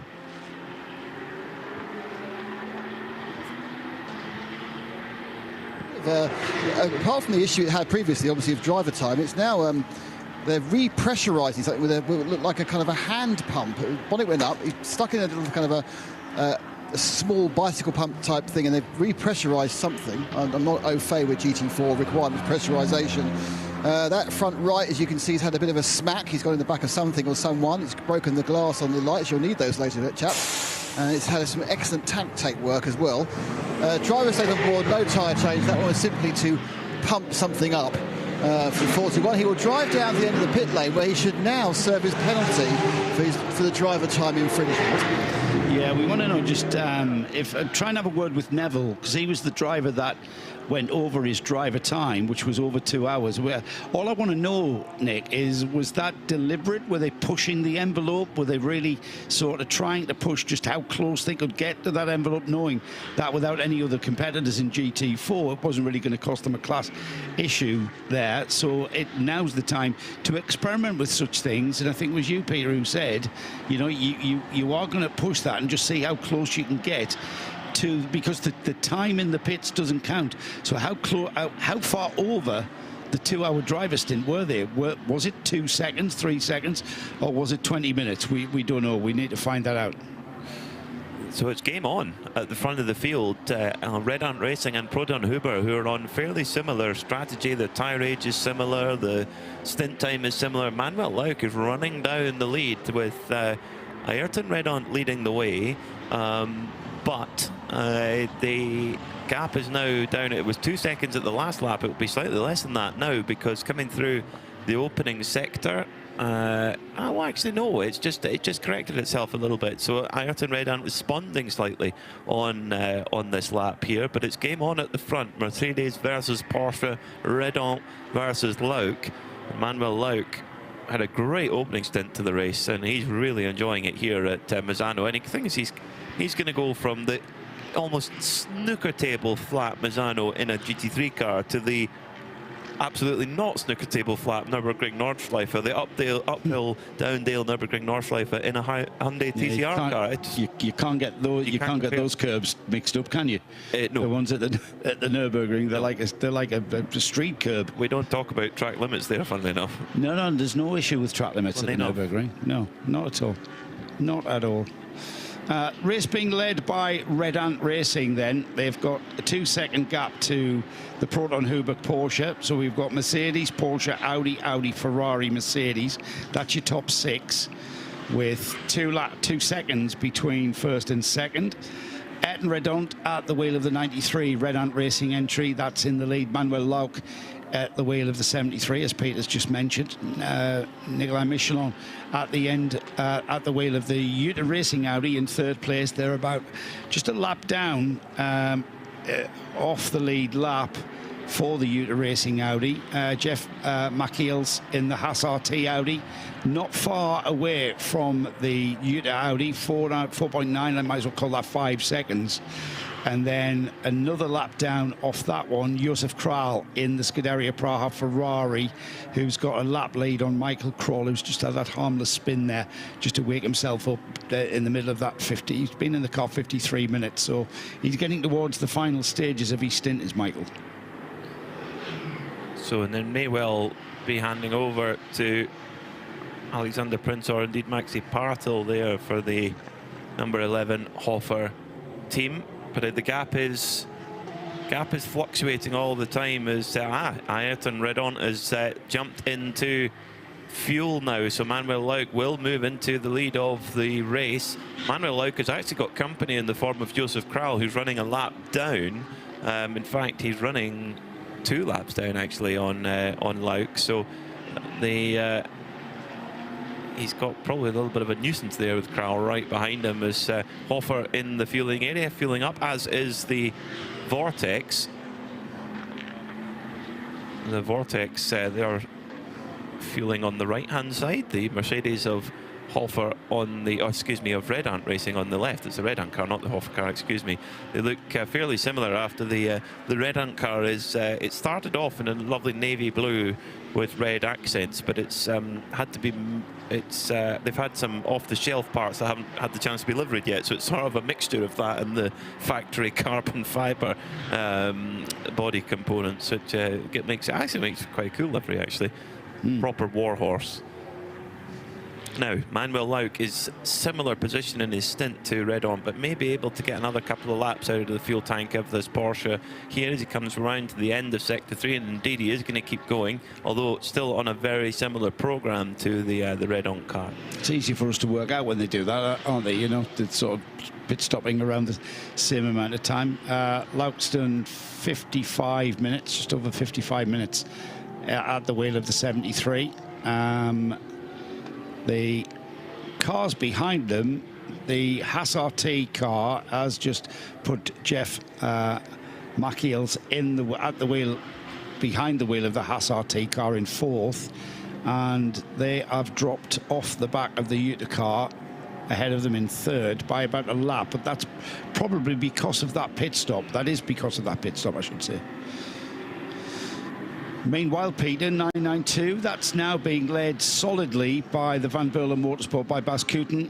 Glenn Van Berlo at the wheel of that car, 9th overall, leading the class, and just ahead of an interloper in the 992 class, and that's the GT3 car of Dominic Ang. The Viper Nisa Racing Mercedes has come up through the field of 992s and almost back in touch with the GT3s that are currently being trailed by Dwight Merriman in the Era Motorsport Ferrari. That is the last of the GT3s in that gaggle, 1st to 8th. Soon to be joined by the 9th GT3 car, and it's great to see that car, the Viper Nisa Racing car, Dominic Ang at the wheel of the car at the moment, but that has been on a recovery drive for quite a long time now. Nick? Yep, the red ant stop is in front of me. Of course, it wasn't always that much dark blue in the car anyway. They had to replace new bits of carbon after the accident earlier in the week.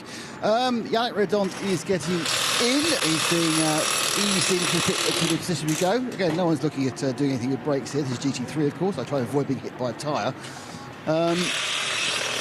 All looking to be going pretty well, and given the fact they came in from the lead, they all obviously go out in such a tight field quite further down, but of course it's all about the stagger unwinding for various people's pit stops, but that was absolutely fine.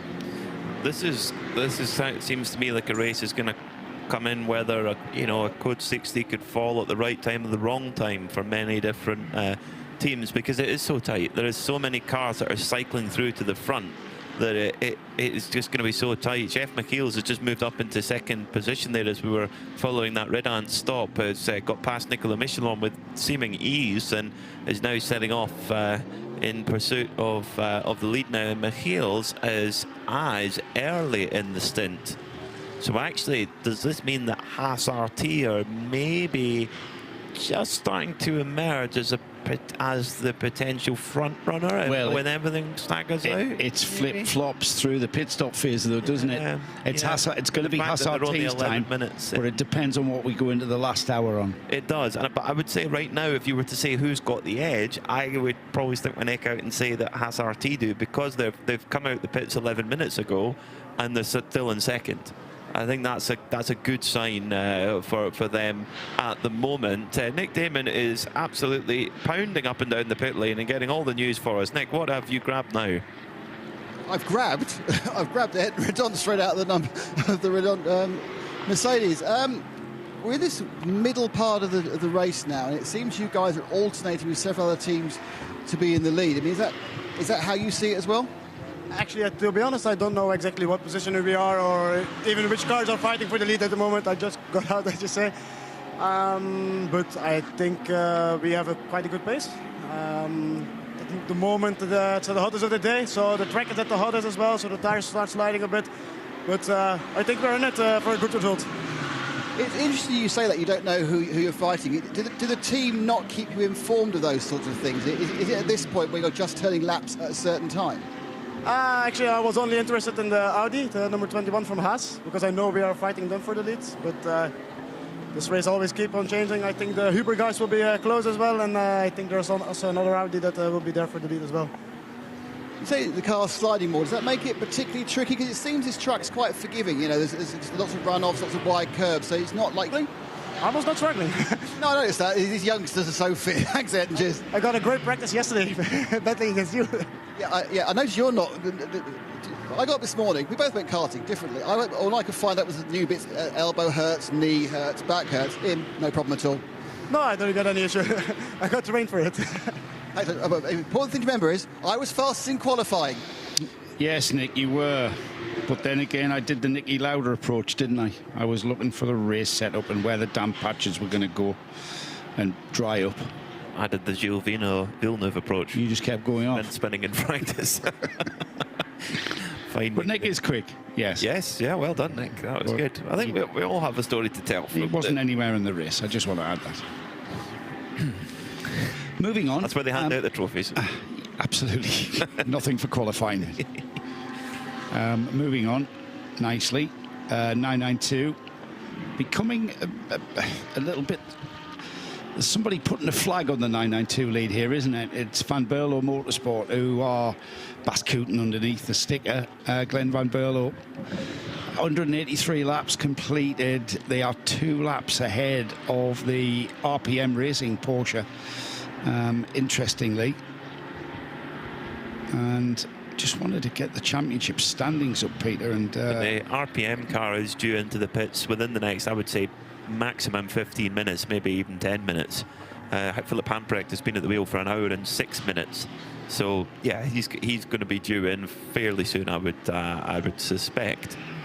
As the Proton Huber competition car still going well over 1 hour now into the stint, so the Porsche looking good on fuel mileage for Manuel Lauk and Proton Huber competition, but Lauk has still got Joseph Kral absolutely on his boot lid. Who is running a couple of laps behind, but is not getting past Manuel Lauk, and I don't know if that's distracting Manuel Lauk or not, or pushing him on. Could be either. I've just discovered that the 24H Series website has a dynamic championship table. Oh. Dynamic insofar as it changes as this race changes. So currently, overall, Scuderia Praha, if the checkered flag went out now, Scuderia Praha would be leading the championship by 2 points from third place Yuta Racing's Audi. Proton Huber competition would be third, joint with Hofer. So a win for them could get them right back in the championship, because they've had 2 horror show rounds in the first 2 years, so it's all turning around. 992 RPM, second at Mugello, second at Spa, and currently second here. They would take the lead by 12 points from Red Camel, who won rounds 1 and 2. However, they're way down the order now, only scoring 16 points here. And they're likely to score less than that, because if Scuderia Farron keep going for another 3 laps, they'll be less. They are going to lose that, so they are going to drop even more points. However, I'm not sure they're going to... Holmgar Motorsport, pardon me, had a third place podium at round 2 in Spa, and they are currently running third, so they may take second place in the championship. But hey, we're 26 minutes away from half distance. But I do like that dynamic. Championship table. That's very clever. One thing that could affect that 992 battle, Milner Motorsport exceeding the speed limit in pit lane, 24-second penalty. That is painful, very, very painful there for Milner Motorsport. Martin Rump is in the car right now. Who committed the speeding fine? I don't know. It's probably when you've got a car within the family and several people are insured on that car, and then the speeding ticket comes in. Was it you? No, it was you. No, it was you. Never mind, they've still got to serve the penalty nonetheless. That is a sore one, as Scuderia Farron go to work with their pit stop, running their car mostly in the GT Silver, which is the way the car is delivered to the customer. Paint code M7V. That's certainly not the way it was delivered, though, with a big tyre scuff on the front car. Right? No, not. You'd hope not. No, absolutely. You want your money back. Yeah. Are you sure this is new? Yeah. Bought some cars off people like that, but this is a great example of hashtag this is endurance. You know, these guys lost a lot of time, and they've put their car back together, and they are enjoying. You know, it's about this series, the 24H series, is about enjoying the driving time.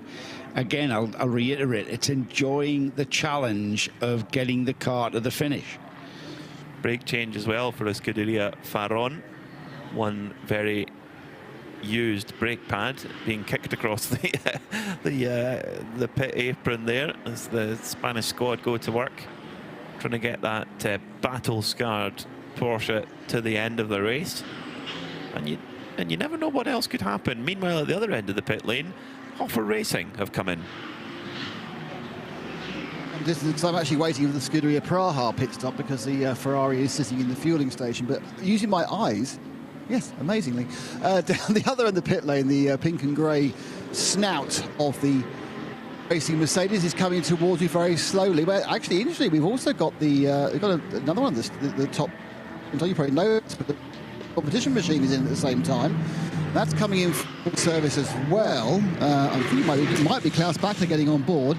It is, something at my feet is the Ferrari from Scuderia Praha. Out has, getting out, it's got over. It was Joseph Kroll's got out, and getting in is Matus 5-0. The 73 is already running again, so they've done a really, really quick stop from that Proton Huber, but they are now straight into the penalty box. So the penalty for not following orders, wasn't it? Was that what they got it for? Not for the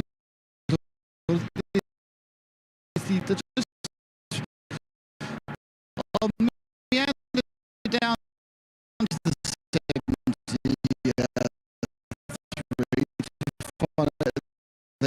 they know what on earth they're in trouble for.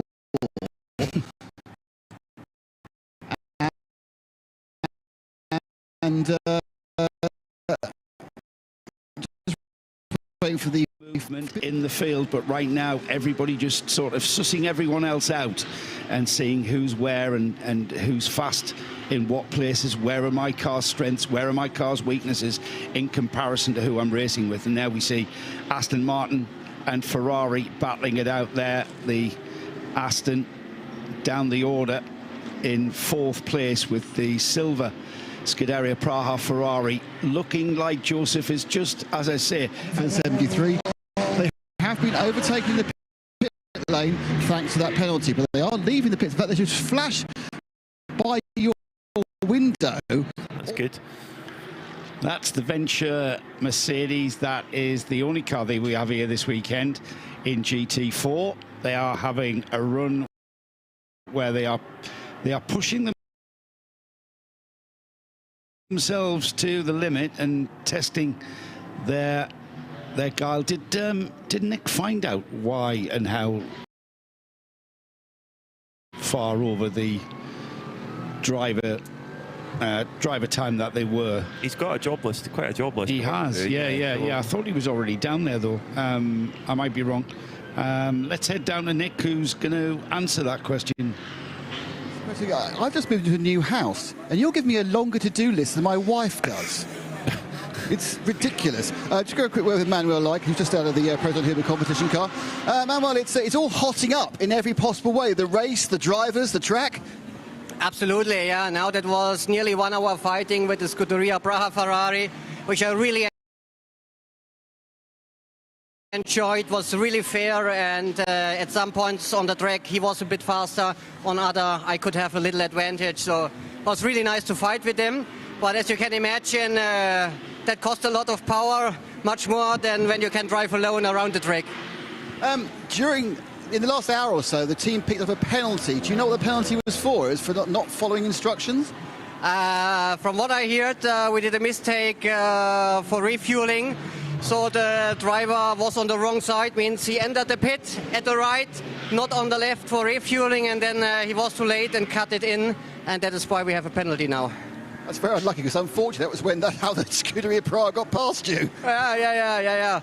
I mean, everybody is, let's say, so under pressure after 1 hour something, so he really forgot to refuel the car, but yeah, can happen. Plenty of time to make up for it, though. Thank you very much. Thank you, Manuel. Right, I'm just going to go and get my pen and paper to write down all these jobs you've given me. No, well, I've gone down there. I'll be honest. Can I be honest with you? I've been down there, and I actually don't have any idea what Neville Jones looks like. I don't know if he's 35, 70, slim, chunky. I have no idea who he is. He's my age, mate. And he's my age. He's your age. What are you laughing at? There's no one in there wearing overalls. See what I'm going to do? I'm going to bring my new Caravan with me, and we're going to film. We're going to film the venture pit, and you're going to tell me. No, this is Bishop. Why? Who's he? He's a kid who I gave his first ever job in motorsport. Oh right, so he doesn't like you then. He's the engineer. Right, so he'll know Yes. it. We're going down together, and I'm going to get you to film the garage. No, not at all. You can talk. Neville is a very experienced rally driver, so you can talk to him about that.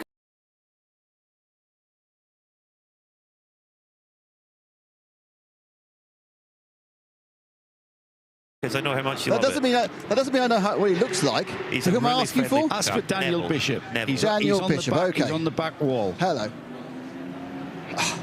I'm looking for Daniel Bishop. Is that Daniel Bishop?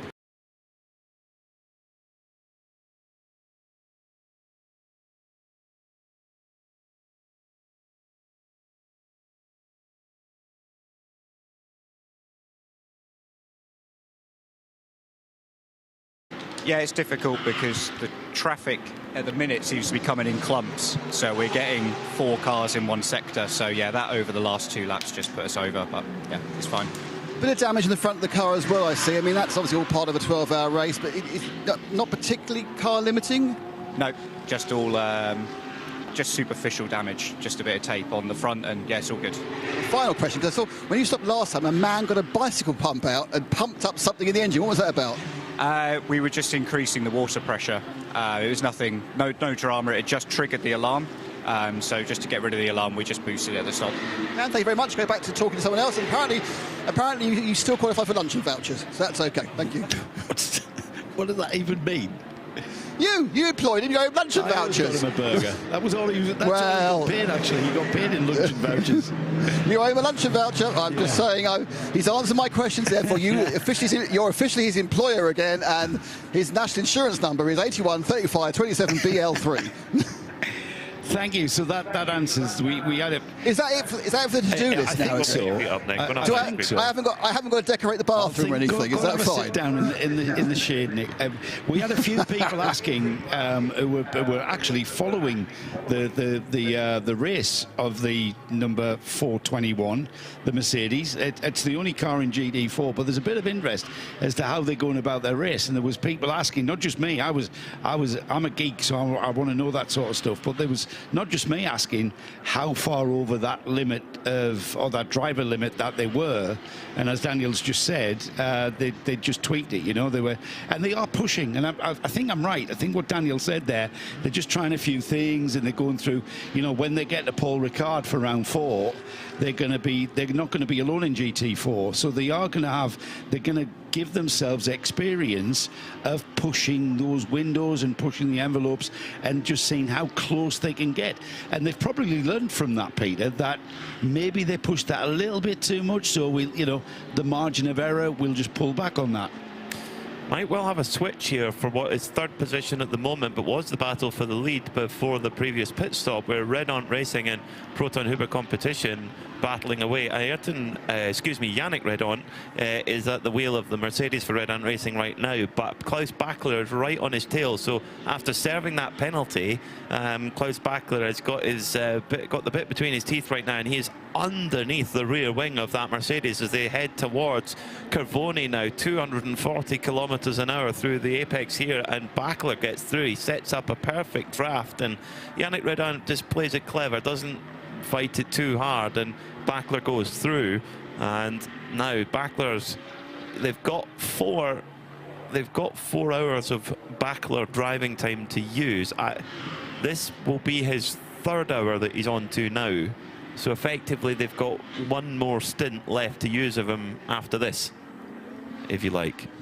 Yes. So that's so they're trying to use it as much as possible. Also, Manuel Lauk, Manuel Lauk might well be done, actually, driver time-wise, because they've got to get quite a lot of time done for the combination of Jörg Dreisau and Konstantin Dressler. They've got to do 6 hours between them. They've got to do half the race between them. So, you know, that's Konstantin Dressler's still got a lot to do. Jörg Dreisau's got some to do. So that the Proton car, they've got a driver time conundrum that they've got to crack. Whereas Red Ant, they don't have any minimum or maximum to worry about. They're all semi-pros, so they all can do as much or as little as they wish. The maximum they can do in any one stint is 2 hours. 2 hours. That's what the only thing to worry about. Yeah. And you've got to kind of balance that and kind of match that with your fuel stops. Yeah. And these cars can go just over an hour, so you can push just over an hour with a driver, but then you've got to bring him in a bit earlier into the next hour, towards the next hour,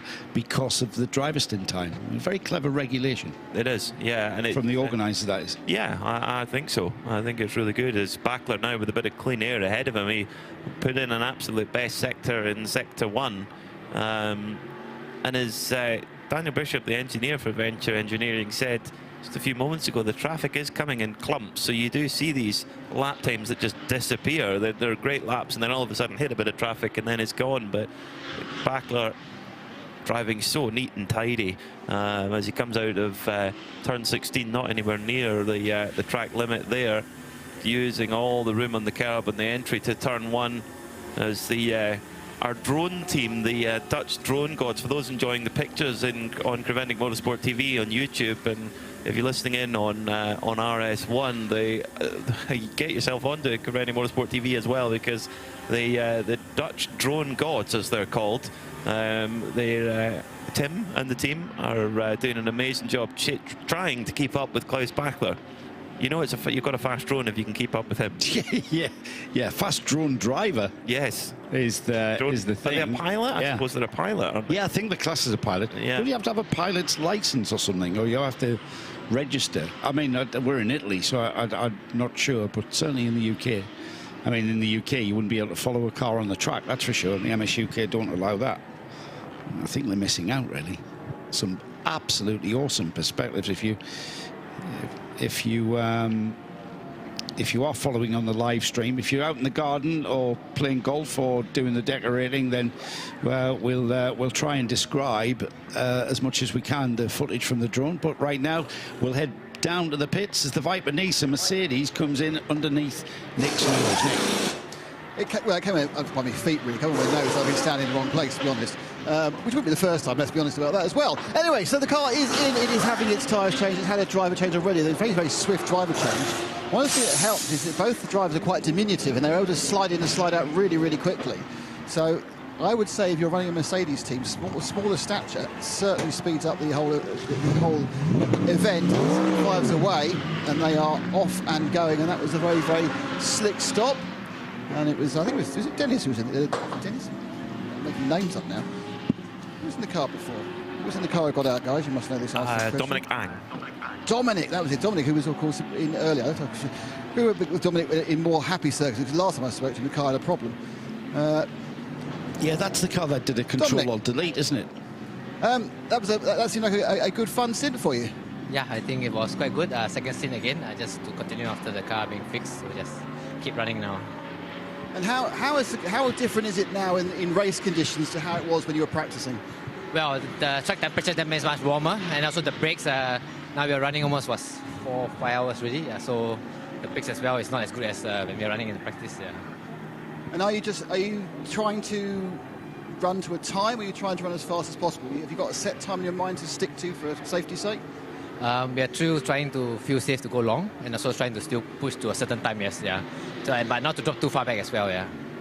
Unfortunately, I think I'm profit too. Apparently your car's is going slightly slowly at the moment on track. It's not getting up to speed. Well, let's just go to speed. Who got into the car? Who replaced you in the car? Douglas replaced me, yeah. Douglas in there. I think he's just warming things. It's fine. He's just warming things up. It's okay. It's getting used to it. It's not a problem. Though actually everyone else looks there's quite a lot of consternation behind him as well. People checking the screens. Yeah.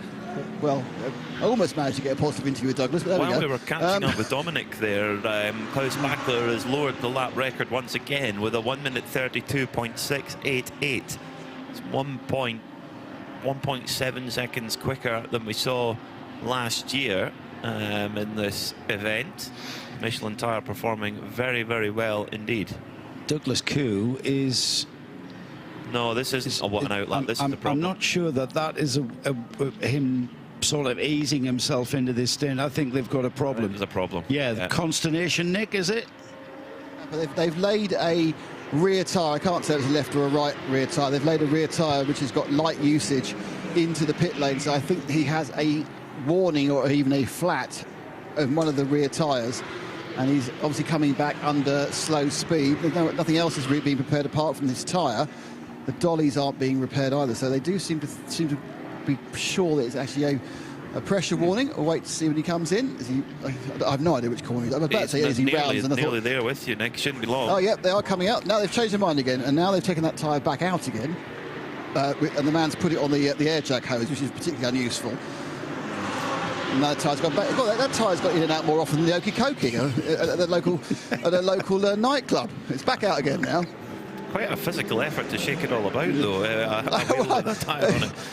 Do you know what? At my age, it always is a physical effort to shake it all about. Anyway, so in he comes, the Viper car. It's going to. Yeah, I think it's. I can't read him. I'm going to guess they're going to run round. Or is it a rear left? The rear left looks inflated, but it's coming off. That's interesting. It looks absolutely fine. The rear left. Oh no, they're having a bit of a shufty to see if it might be the pins or the actual disc. It got a kind of a light brushing. Back they go on again. There's nothing that seems obviously wrong with that tyre that came off. It certainly wasn't looking flat. And away they go again, and they're going to give it another go. And they're now having a good old look at the tyre. I'll have a good look at the tyre as well. Not like my tyre expertise, but certainly doesn't look like it's got any problems with it. It seems fine. You're going to have to see how much pressure's in it, Nick, before you can... Well, it didn't look... When it came in, it didn't look like it was flat. Now, it's possible that it was 5, 6, 7 pounds down. Yeah. It doesn't visibly look good, but you realise you've got a problem or a slow puncture. So, it's not going to work as a racing tyre, whilst it might work as something to keep the exhaust off the ground. But that's been done, and then to my right, the RPM car's coming in. The Cron Aviation machine, the lime green and blue. Now the unmistakable physique of Tracy Cron about to get in, and not quite sure who's getting out. They've been quite. Is it Philip Hamprick? They've been quite light on the Hamprick time. And out he gets. In gets Tracy. Full service in this one. They're happy with the brake this time because obviously they only did them about an hour ago. And they get this very. So firstly, unique. It's not unique. It's just a kind of very on-brand green machine. Even though officially the car is run by RPM Racing, we are obviously for many years we used to Cron Racing.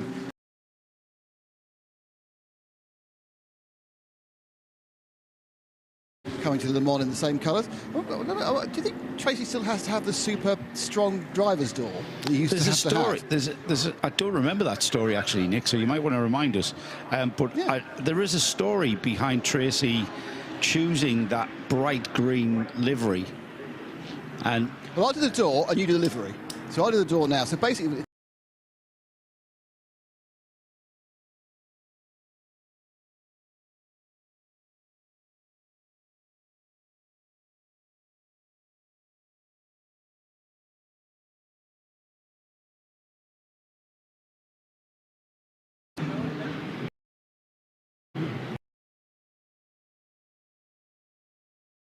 Something to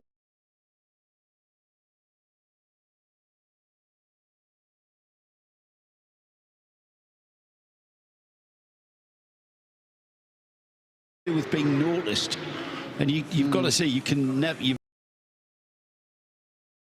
I've never been able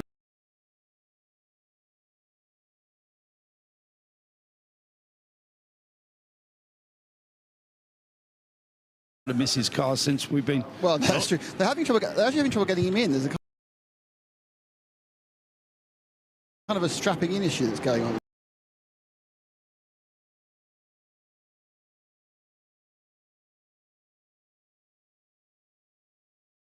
I'm not quite sure what's going on. The belts, obviously, there's quite a big difference in Tracy's shape to Philippe Hamilton's shape.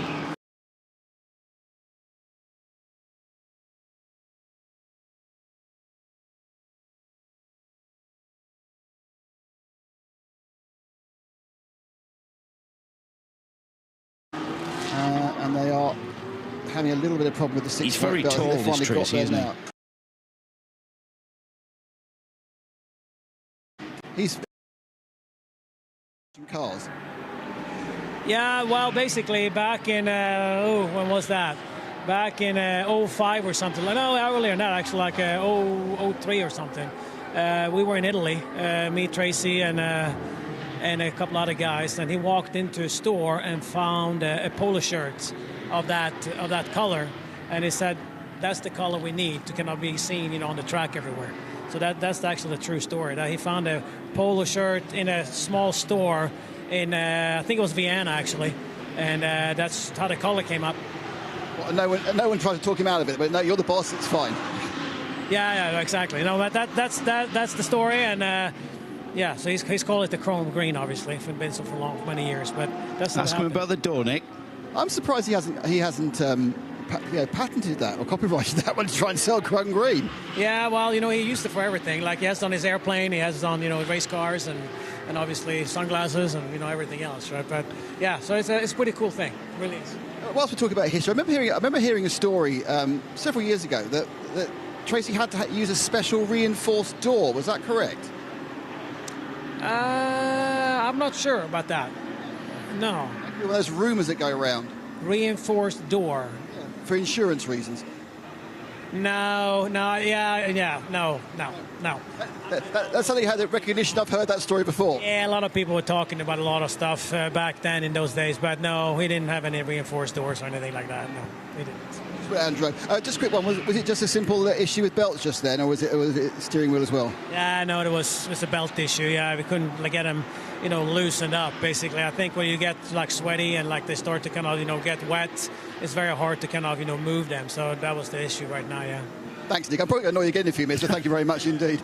Well, there we go. Yeah. I have fallen victim to the rumour mill. I was told that by someone who should know better, I can tell you. I will tell you exactly who told me. Well, I won't tell you exactly who told me, because his name's not allowed to be mentioned on this station, but that's who told me. Well, all I can say is Bradley delivering facts, Nick Damon delivering gossip. Do you know what? I'm really happy with that. You are the Sun newspaper, whereas I'm the Telegraph. Oh, I'm not. No. My gossip is private eye level, mate. It's not the Sun. Witty gossip. Oh, the ETP race is back in again, by the way. They are obviously on a shakedown, aren't they? I mean, they've completed 87 laps, which isn't bad, but... I just walked past them and it's like, oh, there they are again. In fact, they don't look particularly upset at the moment, so obviously they have accepted this. Yeah, it's a shame. Going on for the rest it's a shame, and it's incident, isn't it? It was expensive and unfortunate, that accident they had, and one of those things where it must have been particularly galling. And this is going to go back to experience we all have on sim racing, which is the closer we get. But when you get punted off by someone and they carry on willy-nilly and you're in bits in the fence with the 27 minutes repairs, and you're following their race, willing them to have another accident because they've got away with like a 4X and you've been destroyed. And I assume this is very similar, only of course it's actually real money and real cars. Yeah, I think the sentiment and the emotion's still the same though, Nick. Perhaps a bit more. That's basically, it's a sentiment that Peter would have had if you'd done what you wanted to do, which was fencing last night. It was only a bit of fun, remember? Thankfully, you reminded me of that. I think it would have been hospital if Joe had decided. Yeah, I had the Nick Damon lecture going into it. Bradley, this is a bit of fun. This is not real. It's a bit of fun. It's a bit of fun. So I took it as a bit of fun. Another car that's stuck in the pits, and it looks like it's out of the race, is the Red Camel Jordan's Porsche. That rear end damage. Nick, I'm going to give you another job of maybe just in passing, if you want to pop in. They did say they were going to check the damage on that number 909 car and see if they could repair it. They've dropped to the bottom of the order now. They're about 10, 11 laps off the car ahead of them. Overall, that is, as well as in class, and it looked like they may be going to pull the plug on that one.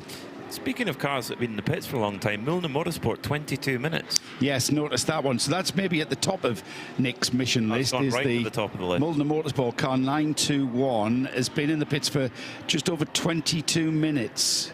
Now, didn't Nick watch that car have a brake change? Yes. And then didn't it resume? Yes. Or did it stay in the pits after that brake change? Don't remember. No, it didn't. No, it went after that. So that's when 921 Milner Motorsport in the pits for 22 minutes. They've been a quick car all season, and just the results have not gone their way. But various things. They actually were taken out by their team car at Spa in the first lap and had to fight back and actually didn't lose any more time to the leaders. They would have been in the fight for the win. Nick, what have you got for us? Yes, they absolutely sneaked in whilst I was doing the rest of my to-do list. They are looking. They're about to they're putting the bars on for stringing the car. They had the car being strung a second ago. I'm trying to avoid being hit by the string. I'm not sure this means they're about to go, but they've been working quite hard on it. One of the drivers at the back. Marcel Duc is the chief engineer there. He may be here or he may be at the Nürburgring. Probably Nürburgring was driving. Quick question. What's the problem with the car? So after we had a contact in like 2 stints before, and the car wasn't going straight also. In the straight, the steering was a little bit bent. And yeah, the front steering rod failed. That's why also we went into the gravel. So yeah, it failed. We changed it now. Also changed the brakes. So if one thing we can change that, and also the brakes. So anyways, we have to do it. So in one pain, we have 2 pains resolved. Well, let's look at the positive. Well, another positive, boys, is the car's actually coming out. So luckily you directed me that one. We could have missed the entire drama. So basically to sum up, they had a bit of a coming together. It took about an hour and a half, but the part finally broke. It was the steering rod. They replaced the track arm, and they've also done the brakes as well. So they should be good to the end now, I think. Yeah, that was the incident with the Scuderia Farron car, which the Farron car picked up a penalty for it when they got together at the very fast turn 12 and 13 section. So yeah, just something that just reared its ugly head, unfortunately, after a little more running. So Martin Rump looked like he was staying in the car there. That's a shame, because they were really in the fight for the podium. They may still well be, though. There could be plenty other things, and with all these brake changes that are having to do in that 992 category, Joe, there's nothing is guaranteed at all, as we've only just gone past half race distance. And what I can't get my head around is the GT3 cars are reckoning they can go the 12 hours without a brake change. Yeah, that's bizarre. That's both cars having ABS. It must be something to do with the 992 Cup car being rear-engined, and even more rear-engined than its equivalent GT3 car. Yeah, because we've got rear-engine Porsches in GT3. We had this at Monza, but there's rear-engine and there's rear-engine. The Cup car is more engine to the back than the GT3. The GT3 is pushed as far forward as it can be for a rear engine. It's not as far forward as the GTE version. No, not as much as the last iteration. No, which was mid-engine. But we saw this at Monza 2 years ago in very, very hot temperatures, and the 992s were popping rear left tyres almost every 3 or 4 laps. It seemed that another car had a problem with the tyre, and it's same again, and it was only the 992s it was happening to. So they are a unique machine, and sometimes they can throw up unique problems. And unless Kyle Tilley was easing us away by saying they weren't planning a brake change, and they actually were, and he didn't want to reveal it to his competitors, that's a possibility. But our Hawks in the pit lane are going to keep a watch on it. Yeah, there is that possibility. We are inside the second half, would you believe? I've got to say, the first 6 hours of this race has absolutely flown by. We've had a lot of everything, really. Incident, drama, intrigue, a lot of penalties being thrown out, a lot of infringements and rules being broken, which is all part of the game that we play.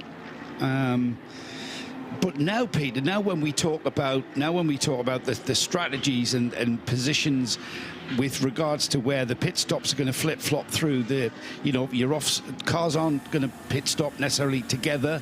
They're going to be some cars pit stopping 40 minutes after another group of cars, and this is where we get closer. As the clock ticks, time is running out to get that correct. That back timing element of race tactic is what we do, and time is running out with regards to getting into that position where you're basically fueled and ready to go for the last window of fuel, whether that's an hour or an hour and 15 or an hour and 20, whatever it may be. That's what your target is.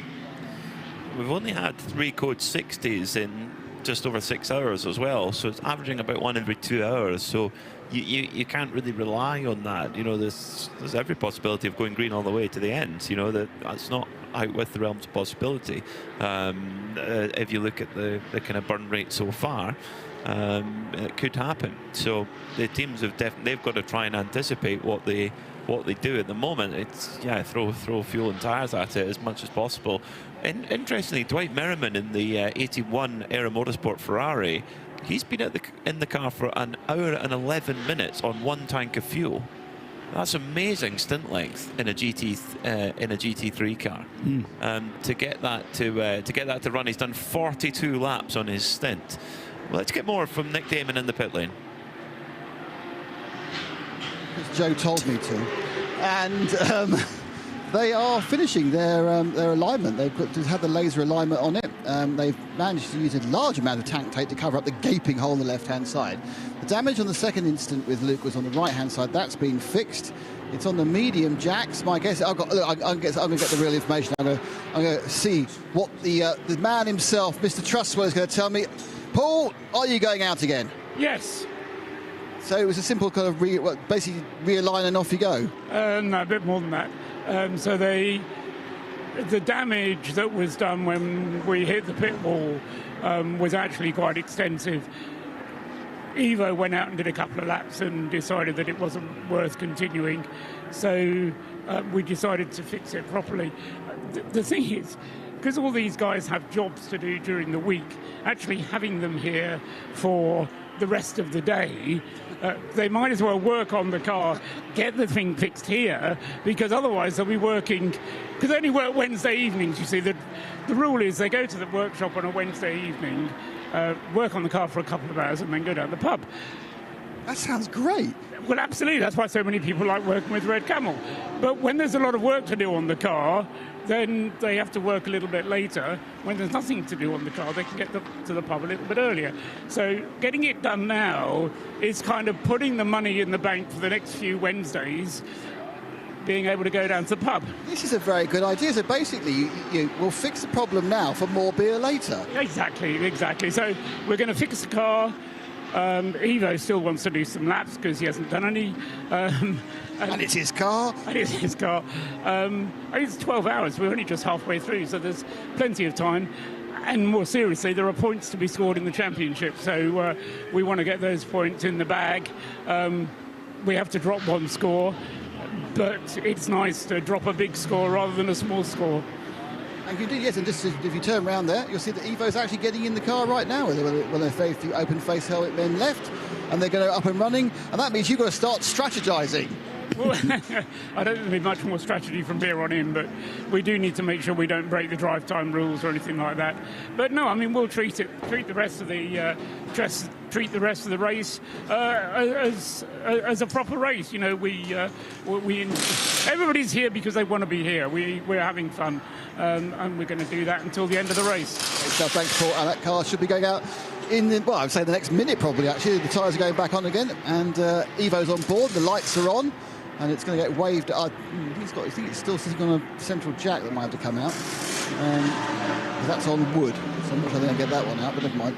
But they're going to take off the high jacks, put it on the medium jacks, and then out will come Evo.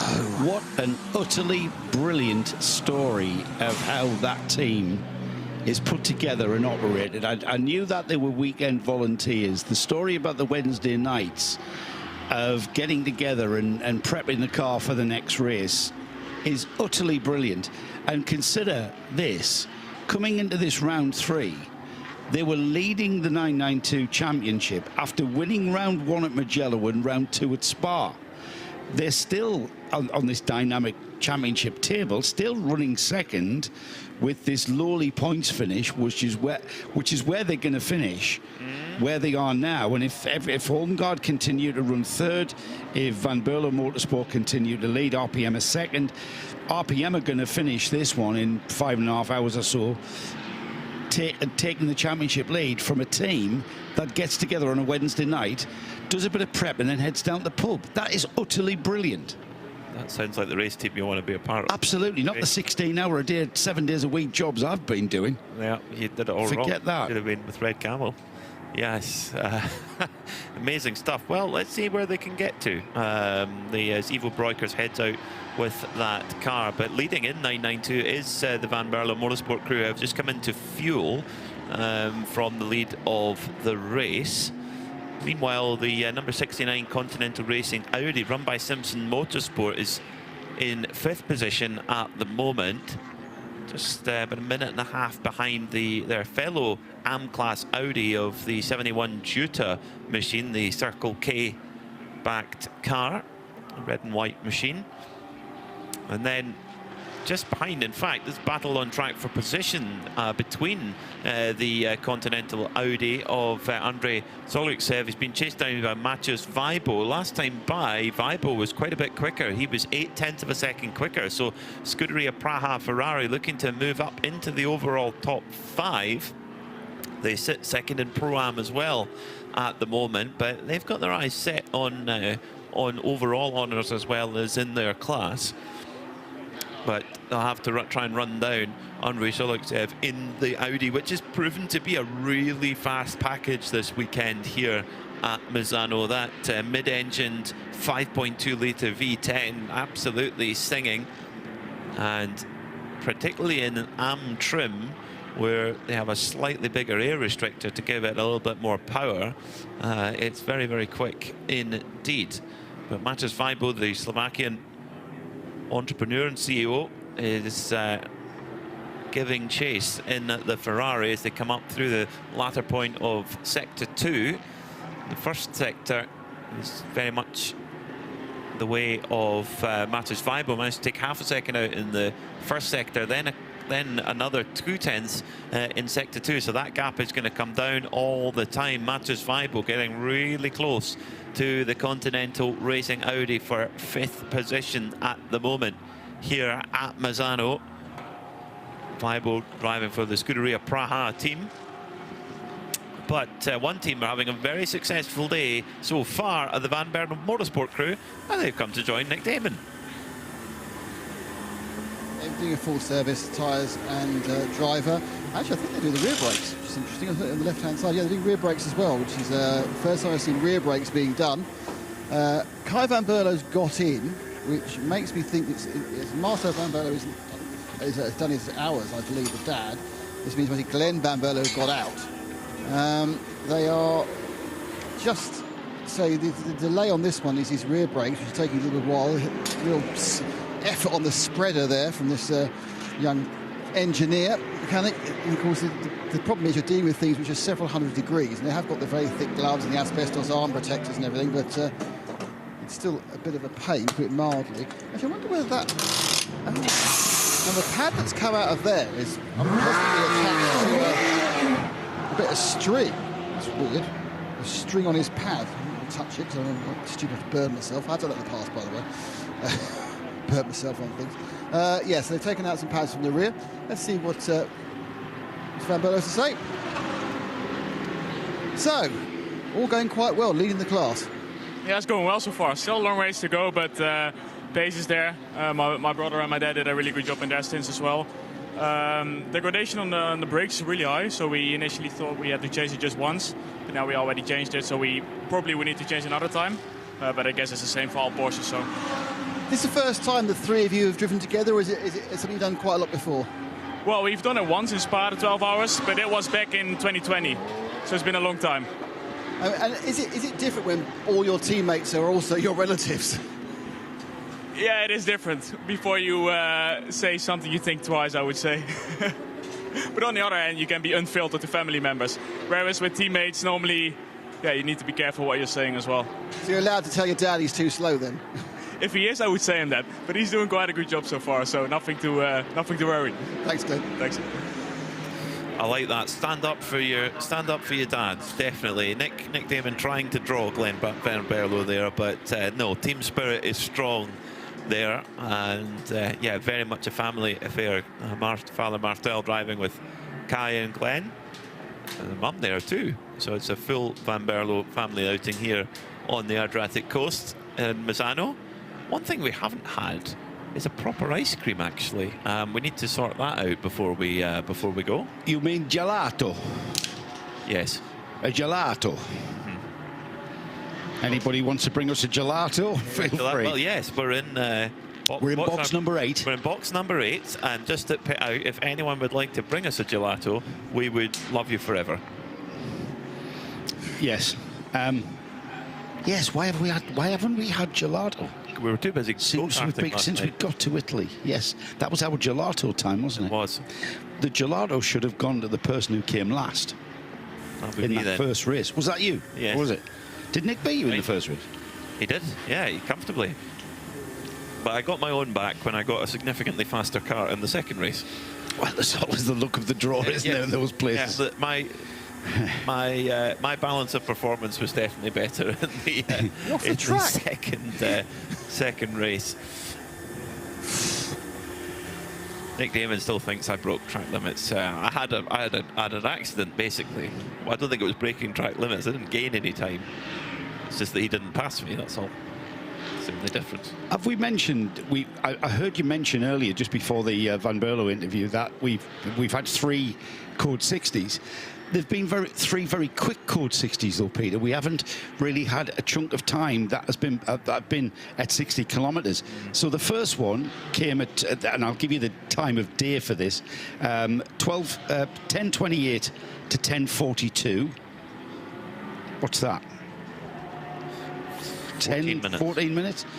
11:26 to 11:31. 5 minutes. That's 5 minutes. 12:41 to 12:45. That's 4 minutes. And the first one was like a pretty significant clear up to do.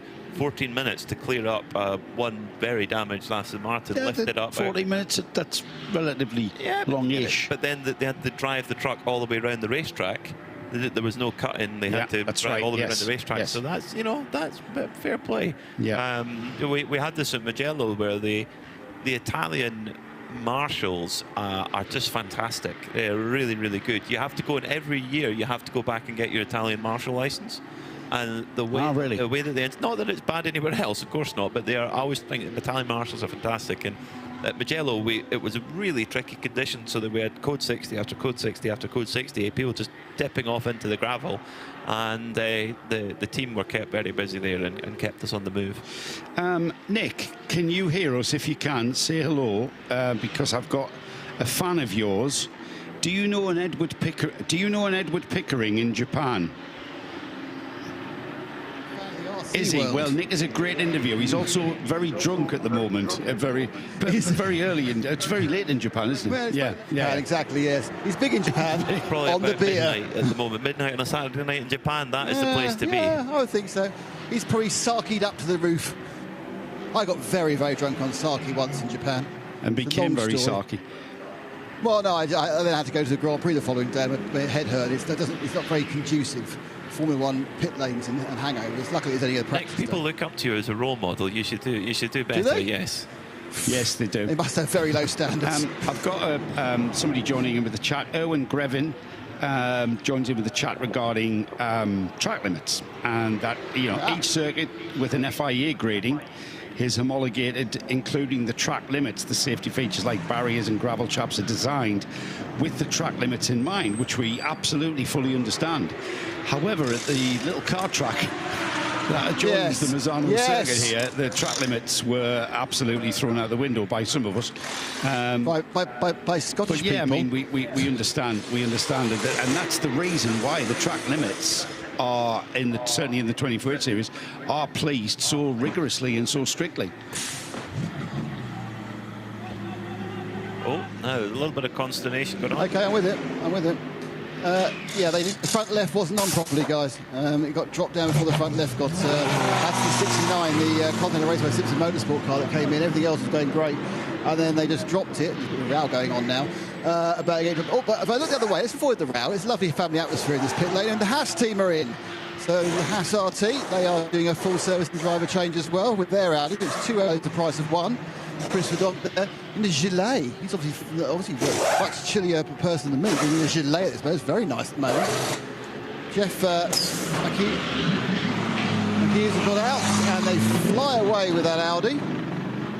Very good full service, and no rowing. Oh, a round of applause. They're showing off now. So we know how to do a service for an Audi. You don't. You know, we'll clap about it. I'll see if I can go a quick row with Jeff. Until his helmet off, which is hopefully quite soon. I'll talk about myself. Well, Haas RT maybe winning that race on pit lane there of the Audi Cruise. He did, and Jeff now got his helmet off, and so the first thing anyone wants to do is have a word with me. Jeff, a hot hour, but I think a fun stint. Yes, it's always nice to be driving on the front. You know, it's a lovely car, the Audi. For sure, the V10 was a nice run, pretty hot, but feeling was pretty good. I think we were leading the race. Now we're just fighting to be on the top, and make the gap as big as possible. Now it's going good, yeah. How much is the temperature affecting the car? We're hearing it's really hard to get the heat out of the machine. You know, I'm not sure to be exactly, but I think it probably will be around 33, 35 maybe. And you can put on the AC, but it will take a bit of power, and we are going for everything, so we don't put on the AC for maximum power for sure. So you do the whole Michael Schumacher thing. He hated AC. Yeah, it's true. It's out, but luckily we have one bottle of water. It's not enough sometimes, but you know, all the little bits help. Well, to give you a clue, if you go stand in the shade, there's a nice cooling breeze out the back. Yes, in the shade is nice because there's as well a lot of wind. Well, it's also involving a little bit of driving. You know, with a lot of headwinds, you can feel it in the car, but now it's going very well. Let's keep up this pace and maybe we can win. Best luck, Jeff. Thank you. There we are, I think. I managed to... do you know that Michael Schumacher hated air conditioning, or hates air conditioning? He's not actually passed away, of course. He's not around much. He hated air conditioning completely. You walk into places with many people, and Michael would walk in and he'd want the air conditioning turned off, so the rest of us had a nice sweat while he didn't. He got out. He won the Malaysian Grand Prix. He won the Malaysian Grand Prix. He got out of the car without one bead of sweat on him. Was he even a human being then? It's really doubtful some days. Yeah, I mean, that's bizarre, isn't it? So just... thought he was a great bloke, though. I'm in the minority there, but I thought he was a great bloke. I never knew him, so yeah, we'll take your word for it, Nick. Continental Racing just debriefing a bit over that pit stop. Just the chap in the white shirt, that's Julian Simpson. He's the team principal. Yeah. When he pulled the air jack out, the car went down and the front left tire change hadn't been done. That's why they were shouting forward. Yes, to get it back up again. So these things happen. It's that, you know, it's a long week. It's not just the race that we see. It's you know, the qualifying, the practices, the testing. There's a lot of and that's if there's any damage to repair as well. That can, you know, it can be long work for the crews. But but there's pressure on. You know, there's a lot riding. The drivers put a lot into being in the car, and there's a lot that they expect too. So very tricky in there. Things can go wrong, and it just shows you when you see a really well pulled off pit stop how, you know, we almost take them for granted a little bit, but when you see a really well pulled off pit stop, you think that is just poetry in motion. The combination of everybody working together in symphony, everybody doing their job. It's like a choreographed ballet. Yes. It is choreographed. You like your ballet, and you know I'm a fan of ballet, yeah. Yes. And I've also choreographed pit stops. Yes. Because it is an important part of any motorsport. I mean, you know, you choreograph who's going to be where and who's going to do what, and you've got to practice that. These teams will practice that. Yeah, of course. That car hasn't just turned up and everybody's gone, yeah, what do we do now? They know exactly what, and everybody knows what to do. And the thing with the air jack coming down, he would have been given, you know, there's a process of when you pull that off and the car goes off, and everything has to be in place for that individual to be able to do that. He hasn't been given the right information to say, don't pull that because the front wheel is not on. So something's gone wrong there. And Julian's so experienced, he'll be getting to the bottom of why that happened, why that was allowed to happen, so that it doesn't happen again. Because it's quite dangerous as well. You could lower the car onto somebody's foot or something. Yeah, I mean, you're talking a car of nearly 1,300 kilos. Yeah, it's going to hurt if it ends up. And just, yeah, the air jack, there's effectively like a plug at the back of the car where the air jack goes in and it lifts the car up, and as soon as it's pulled out, the car will drop. So it's very much part of the choreography of that, but not too much time lost, to be honest. Luckily they caught it before the car was asked to drive off. That would be where there's more of an issue. So 5 hours and 35 minutes to go. We're well into the second half of this Michelin 12 Hours of Misano, round 3 of the championship. We kicked off in Mugello before progressing over to Spa in Belgium. Next up we go to Paul Ricard in July, and then closing off with our traditional finale, the end of September. We go to Circuit de Barcelona, Catalunya, the Trophy Fermin Velez. Now, did the trip, are we just following the vortex, just gone past the 888 Seb Lejeune racing car, which looked to be delayed there. I could be wrong, but I'm sure I saw a flash of purple go by as the, or maybe that's just needing my afternoon cup of tea, I'm not sure, but I'm pretty sure I saw a flash of purple there for the 888 car heading through. No, it can't have been, because it's just gone through to complete the lap, so no problem there for Seb Lejeune. But Vortex, they're pushing on nearly into the top 15 now. They're the only car running in the GTX class, which is a pity for them, because they've had a great season so far. They've won the GTX category in the first 2 rounds against competition, mainly in the form of the IRC GT, the Australian machine, which sadly isn't here this weekend. It's attended the first 2 rounds, but not this one. Hopefully we'll see them back at Paul Ricard. We'll hear that amazing V8 machine, which kind of looks and sounds like a V8 supercar. We'll hear that going down the Mistral straight. I don't know, you know what? We are talking about Vortex here, aren't we? No, the IRC GT against the Vortex. Ah, right, yeah. So, you know what? Can you imagine if we had 10 Vortex? Oh. 10 Chevy V8s. Oof. That'd be pretty cool, wouldn't it? It would be very cool. Yeah.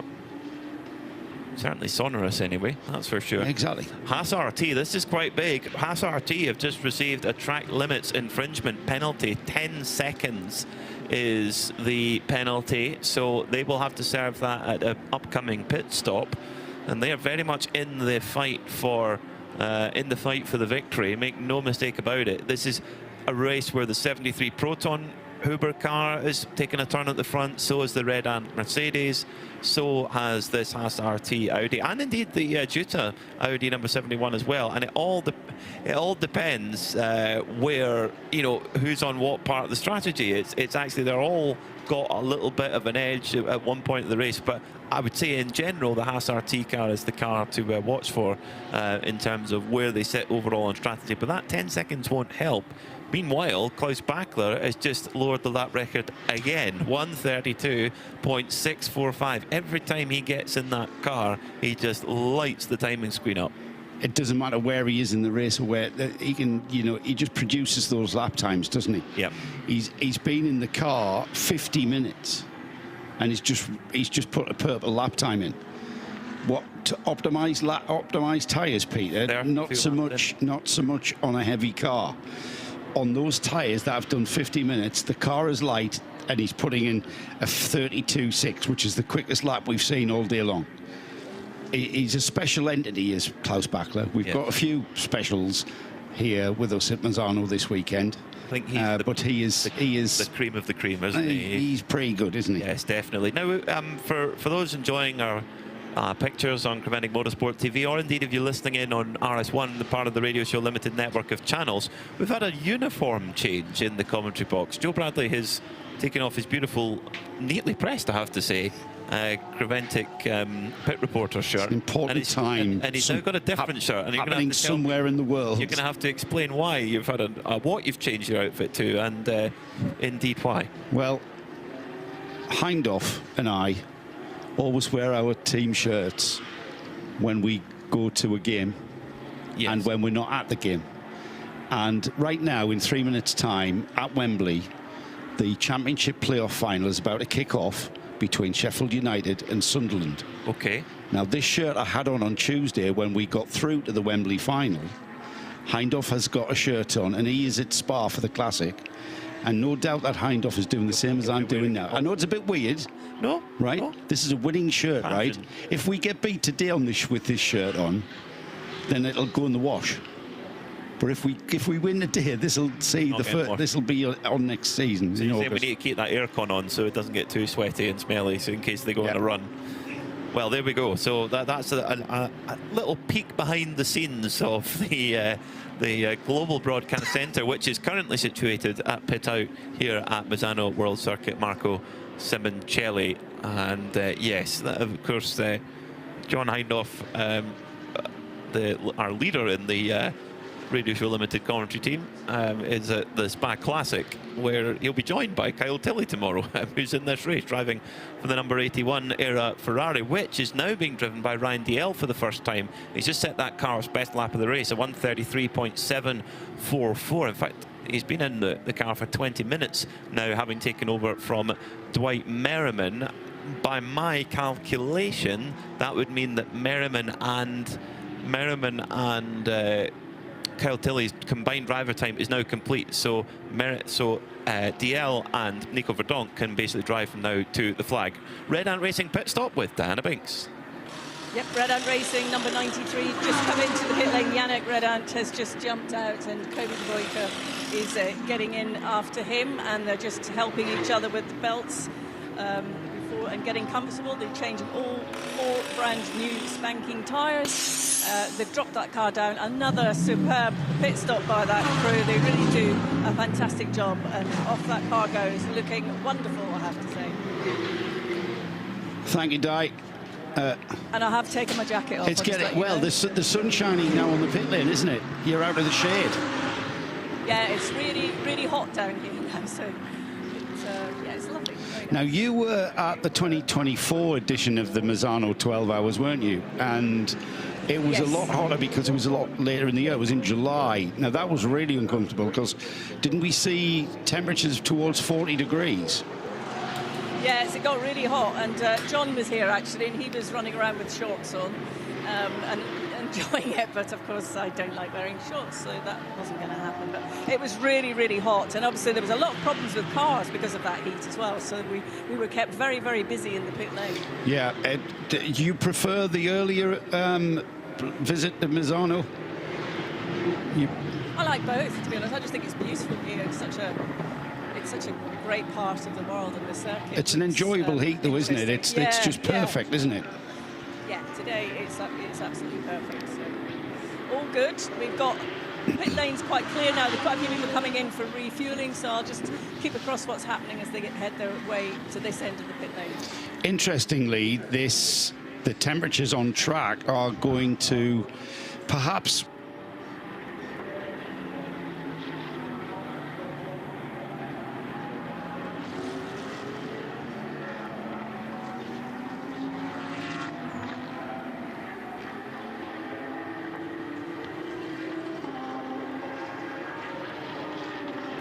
going to start dropping in the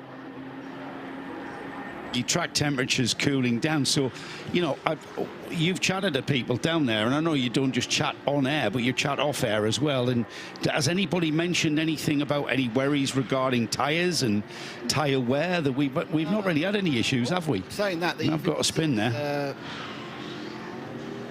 Scuderia Praha Ferrari's gone for a spin. Looks like it's one of those self-inflicted drive ones. Can't see any damage, just a slight spin for Matthias Vibo there. No, I think everyone's relatively happy. I think they have been a little bit surprised. The 992 people were a little bit surprised by the brake wear. I think they thought with the massive reduction in temperatures it would be less, but don't forget we're on Michelin tyres now, which are different gripping levels than the Hancooks, so they may have evened each other out. Yes, there is. Yeah, there is that. But no one seems particularly concerned. I think the fact is, whilst it's a lovely, lovely, lovely day, the fact is the air temperature is not too silly. The air temperature is 19. There's a cooling breeze, isn't it? Yeah. Yeah. I think track temperature's boiling. The actual surface of the tarmac. Now, Michelin tyre engineers will be taking track temperature. Di, if you can hear me, just ask the tyre technician to your left what the track temperature is, because he's just taken a reading on. I know, but what's the track temperature? Sorry? You've just taken a reading. What's the track temperature? 45. 45, Joe. Yeah, 45 degrees, so quite hot. Not as hot as last year, as we just sort of said. I mean, the track temperature is always a lot hotter than the ambient because you haven't got that cooling breeze. I'm sorry, I looked over and suddenly you look like a barber's pole. It was a bit weird. What, would be red and white shirt? Stripes. I know. Yeah. I'm being professional though and focused on the race. Personally, I don't want to kind of big out. This is ideal. It's not too hot. It's not too cold. It's not raining. This is perfect temperatures to be working in. I think it was interesting. We were talking to the guy who got out the guy who got out the Haas RT machine. And he was saying, well, yeah, it was a bit warm, but I could have turned the air conditioner on, but I'd lost some horsepower if I'd done that. I'm not doing that. Yeah. The 21 car, that was Jeff Michaels, wasn't it? Michaels. Mm-hmm. Jeff Michaels. So it is, if you're lucky enough to be able to see the pictures, it is a lovely, wonderful Italian coastal sunny day. Yeah, perfect temperatures here. We had rain during the week.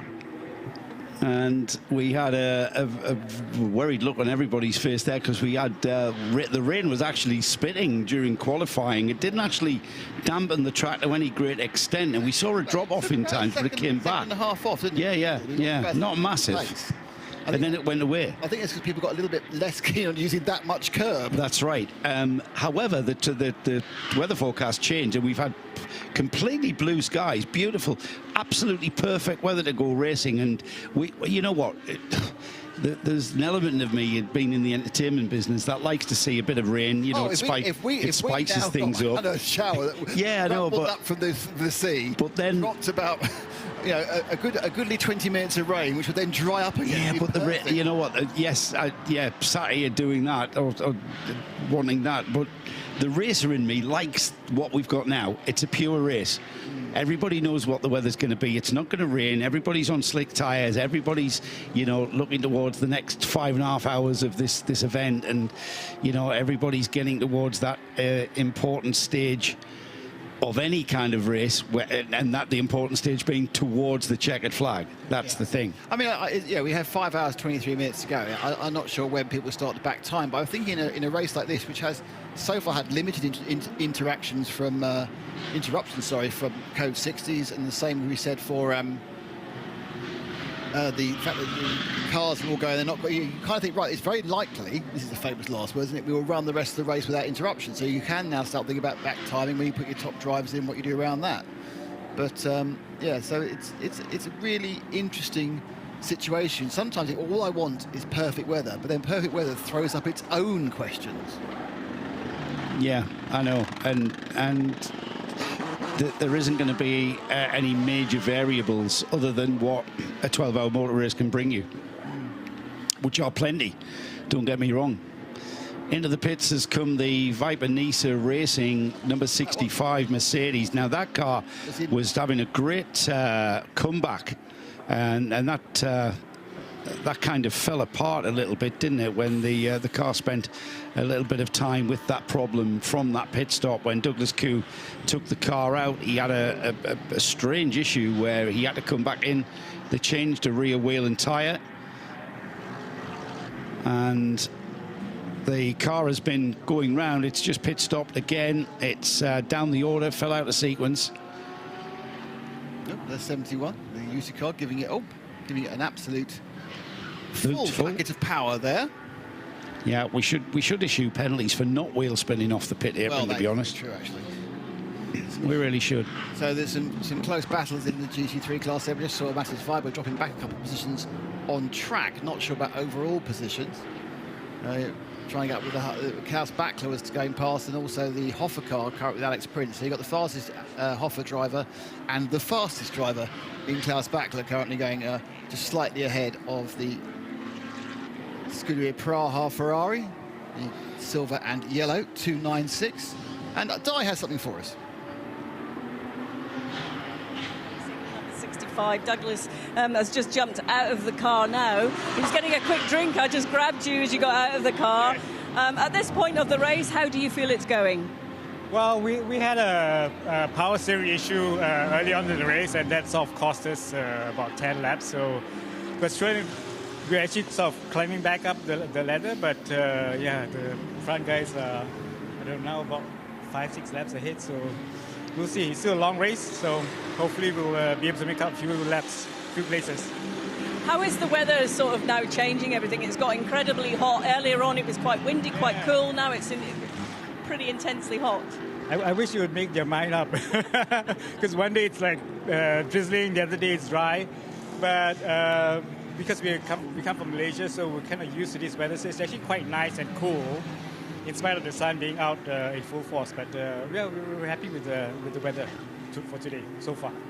As a team, obviously, you've made that commitment to Creventic and the 24-hour series. You travelled from Malaysia. You're here for the full season. What was it about this series that made you want to be part of it?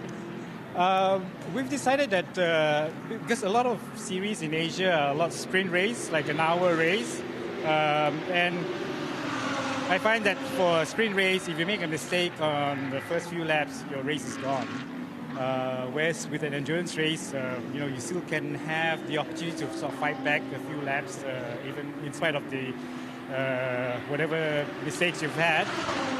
And it's always fun coming to race in Europe. We raced with Creventic when they did the TCR 500 in Spa, and we won the podium, so we were very happy with it, and we were very happy with the organizers as well. So it's very nice to be here. Yeah, from a driver's perspective, you get a lot of track time, so it's the ideal situation, really, especially when you're travelling so far to be here. Yes, the amount of track time that we have during paid practice, free practice is just awesome. It's great for gentleman drivers like me, where we need a lot of time to sort of get used to track. And this is the first time all three of us have raced at this track, so it was good that we had Wednesday and Thursday practice, so to sort of get ourselves used to the track. And I think our lap times show that we're pretty competitive. And how competitive would you say this series is? Oh, I think the racing level here is pretty high. You've got really good drivers, and I think there's a lot of discipline in the racing as well. So it's not just because you're a faster driver and you've got a faster car, therefore you try to push someone out. I think the racing here has been very fair. There's no argy-bargy, so yeah, it's been fun. For you as a driver, are you developing a lot because of this? Yes, definitely. Anytime I get into a car, in the seat, being able to overtake someone, being able to let someone overtake you, that's a lot of learning. Okay, well, I'll let you go and enjoy that bottle of water now. Thank you so much. That's Douglas Koo from Viper Nisa Racing, the number 65. Douglas using a technical term like argy-bargy. I like that. I did like argy-bargy. I like that. Everybody understands that. Everyone's argy-bargy. And a lack thereof. And I think, you know, Nick, when we were coming out here to Misano with it, looking at the entry of 21 cars, and we were thinking, oh, that, you know, it's a short grid, it's a small grid. But then when we talked to people, they were kind of thankful of only having 21 cars, because if we had 40 or 50, like we see at other places, that would have been so crowded. The track here at Misano, I don't think would have suited that at all. Whereas everybody's here is getting to have a relatively clean race. I know someone would argue that point, especially E2P Racing would certainly argue that point.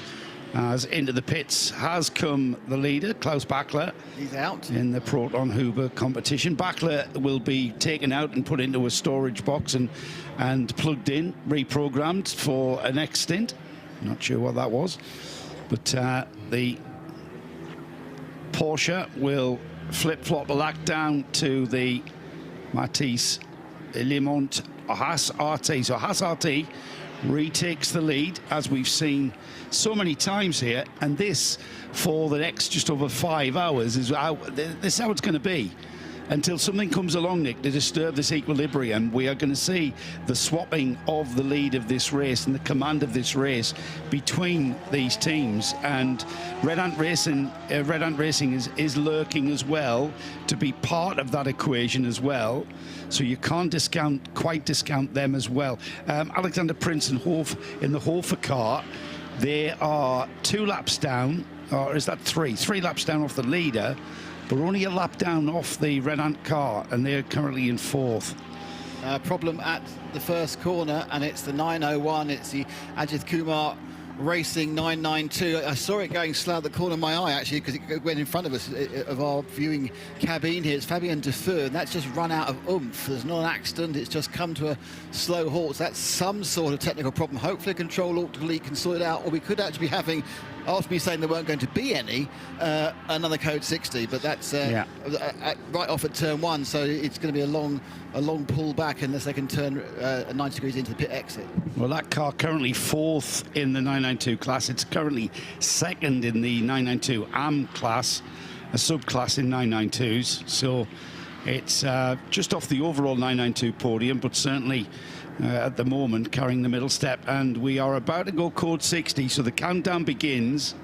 We've got a 20-second countdown that is communicated to the teams and drivers, and then they will get a 10-second warning, and then they will go to full purple. And there is a little countdown indicator, a little countdown screen in the cockpit of the car, so you can actually see it being counted down from 10 in the cockpit, and you know exactly when Code 60 is called, and you must immediately slow down to a maximum of 60 kilometers an hour, which they have all now done. You can tell because the overall ambient noise has dropped significantly. It has. It's gone down considerably. We can actually hear ourselves think. And the issue of that car, the Ajith Kumar Racing car with Fabien Dufault at the wheel, is currently at turn 1, which is the chicane at Parco.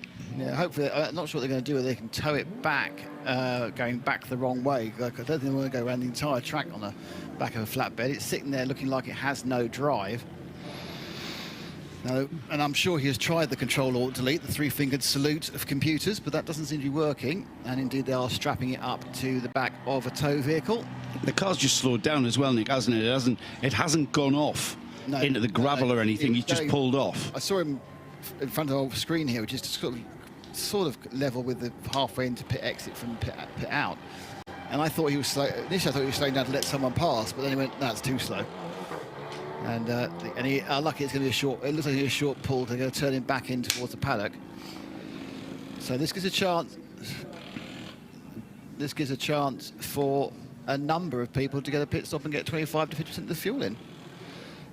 This is a 911. 911, the 901 car, currently 6th, 4th in the AM, 6th in 992, 4th in the 992 AM class now, with the Ajith Kumar car static on track. The 911 numbered car with Georg Koda in the car might be able to get itself up onto the podium. It's completed 214 laps. It's about 5 laps off that second place 992 AM car. That is currently being recovered on the end of a tow rope there. And this is exactly what 24H Series races can throw up. Everything can be looking fine. We are flip-flopping between the Haas RT taking over the lead in the Audi, and then relinquishing that lead to the Proton Huber Porsche, and then anything can happen. And the Code 60 has thrown that in there, Peter, because the Haas RT car now has an opportunity to come in and extend that pit window to maybe either consolidate the gap between itself and the Huber, the Proton Huber car, or bring it closer to, depending on how we're back timing towards the 5 hours, or the next 5 hours, I should say. That is the question, yeah. How does it affect each car? And of course, the Ajith Kumar car being towed back to the pits at the moment, on the back of that same vintage Mitsubishi pickup truck as well, that we saw brought into action yesterday. Still not. You reckon 1980s, do you? No, I've reversed that. I think it's 90s. I think it's mid-90s. It's still pretty old. I know one of our camera operators, Eiki Barsk, who's a real aficionado of old Japanese stuff, and he would be telling me exactly what vintage it is right now. We've been waiting for this second half of the race, Peter, you and I, because we've been talking about Era Motorsport using their AM drivers strategically for the first 6 hours. Their two hotshots have not been anywhere near that for Era Motorsport Ferrari, and with Ryan DL now strapped into that car, he's brought the car back into fueling. He'll cycle through and he'll drive past us and resume, but we haven't, in no disrespect to Kyle or Dwight Merriman, we're now going to see the capabilities of that era Ferrari with those two pro drivers at the wheel. We've got Ryan DL at the moment. We've got a chance to see Nico Verdonk very shortly. after Ryan's had a turn, but then I think we're going to see that car just rise up the order from that 8th place overall and in towards the at least the Pro-Am, potential Pro-Am top step of the podium. I agree. If not overall. I mean, anything can happen. Why not? And I think, you know, Dwight and Kyle both did their jobs, get the car through. No incidents, no mistakes. They think they had one penalty for track limits, but I think almost everybody's going to have one, if not more, by the end of the day. Is RPM Racing going to work in the pits with brand new rubber going on as well? Brand new Michelin. Pause to see if they're getting if they're doing any more brake changes, but no, they did one with 4 hours 45 minutes of the race complete. They're doing the rear. It looks like they're going to do the rear brakes this time. Right, rear brakes don't take as much hammer as the front brakes, of course. Okay, so Diana Binks has hot-footed her way there. Diana, what do you see? Are they working on the rear brakes? They were. It's done. Now I've got here they've just finished, and I think you're right. I think you called it. It was just the rear brakes. That was a very quick stop for the rear brakes anyway. But they obviously got some issue with that, and the guys were jumping into action and just finished up as I got to the car here in the pit lane. But that was a good quick job by them. They've obviously got some other issues, so we'll keep across that one, I think. Okay. And as I'm talking, the 901 Ajith Kumar Racing Porsche 992 car is just being brought by a truck onto the pit apron, so the team are now coming out to receive that car. They're going to take it straight in to the garage. Obviously only 4 members of the team can work in that car at any one time. They have to have the yellow bands on their feet or arms, and they need to push that car into the garage so it can't go in. As we all know, under fired up engine conditions, that engine has to be off, so they are just taking that car back into the garage now to have a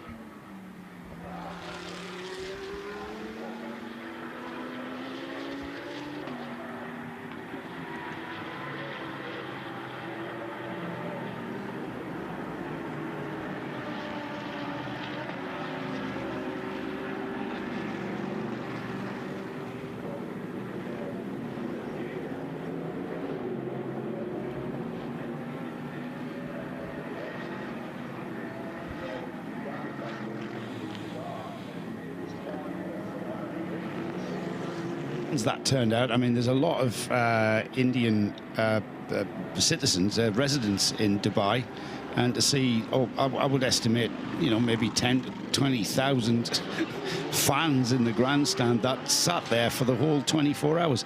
Di, you've opened your mic, you're with the car, I take it, and it's into the pit garage.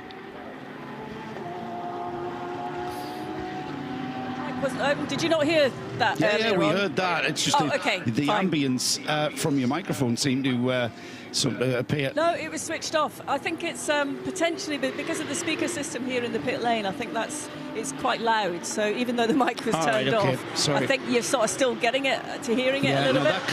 But now I've opened the mic. I'm quite happy to have a chat. Dive in there, Di, and see if you can. I mean, they probably don't know the answer as to why the car stopped, because the car's just been received, and I can see we've got a laptop plugged in on the 901. We've got an inspection going on. They seem to understand perhaps straight away what needs to be done, because it's gone straight onto the jacks and they're underneath the back. I can see Fabian. So I'm just we're just looking. We've just seen the car come in. Obviously, you plugged in the laptop. Have you any idea what the situation is? Is it electrical or mechanical? No, I think it's the gearbox. So it's been like a few laps that Mathieu had a red sound, you know, like in the car. And I went out and I feel straight away like there is something wrong with the car. I went for like few turns, and as soon as I shift down, it started to block and make some weird noise. The smell was not that good also. So I think it's the gearbox. So. Which is, well, they're in the rear now, aren't they? Having a look. So when a situation like that happens, obviously you're a more experienced driver. You can handle that quicker, would you say? Yeah, I mean it's for me it was luckily for me it happened in the straight. So I felt it and I stopped the car, you know, like in the turn 1. Very frustrated because we took back the lead of the race in Am, and we were quite in advance. So yeah, very frustrating. So. it's a setback. I guess you've no idea how long it might take to have a look and sort of make an assessment. Yeah, I think for us the race is over. I mean, if it's the gearbox, it's quite difficult for us to change that quickly, and there is no hope of win after that. So I think it's over for us. Not sure, but we never know. Well, sorry to hear that. If it is, we'll obviously keep an eye out and see what's going on. But thanks for chatting to us, Fabian. Bye.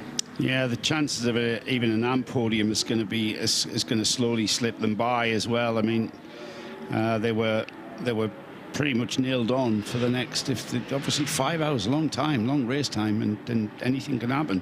That's why I've always all right. I'm not quite sure how long it would take to change the Porsche gearbox. It's probably well over an hour, maybe 90 minutes for that repair.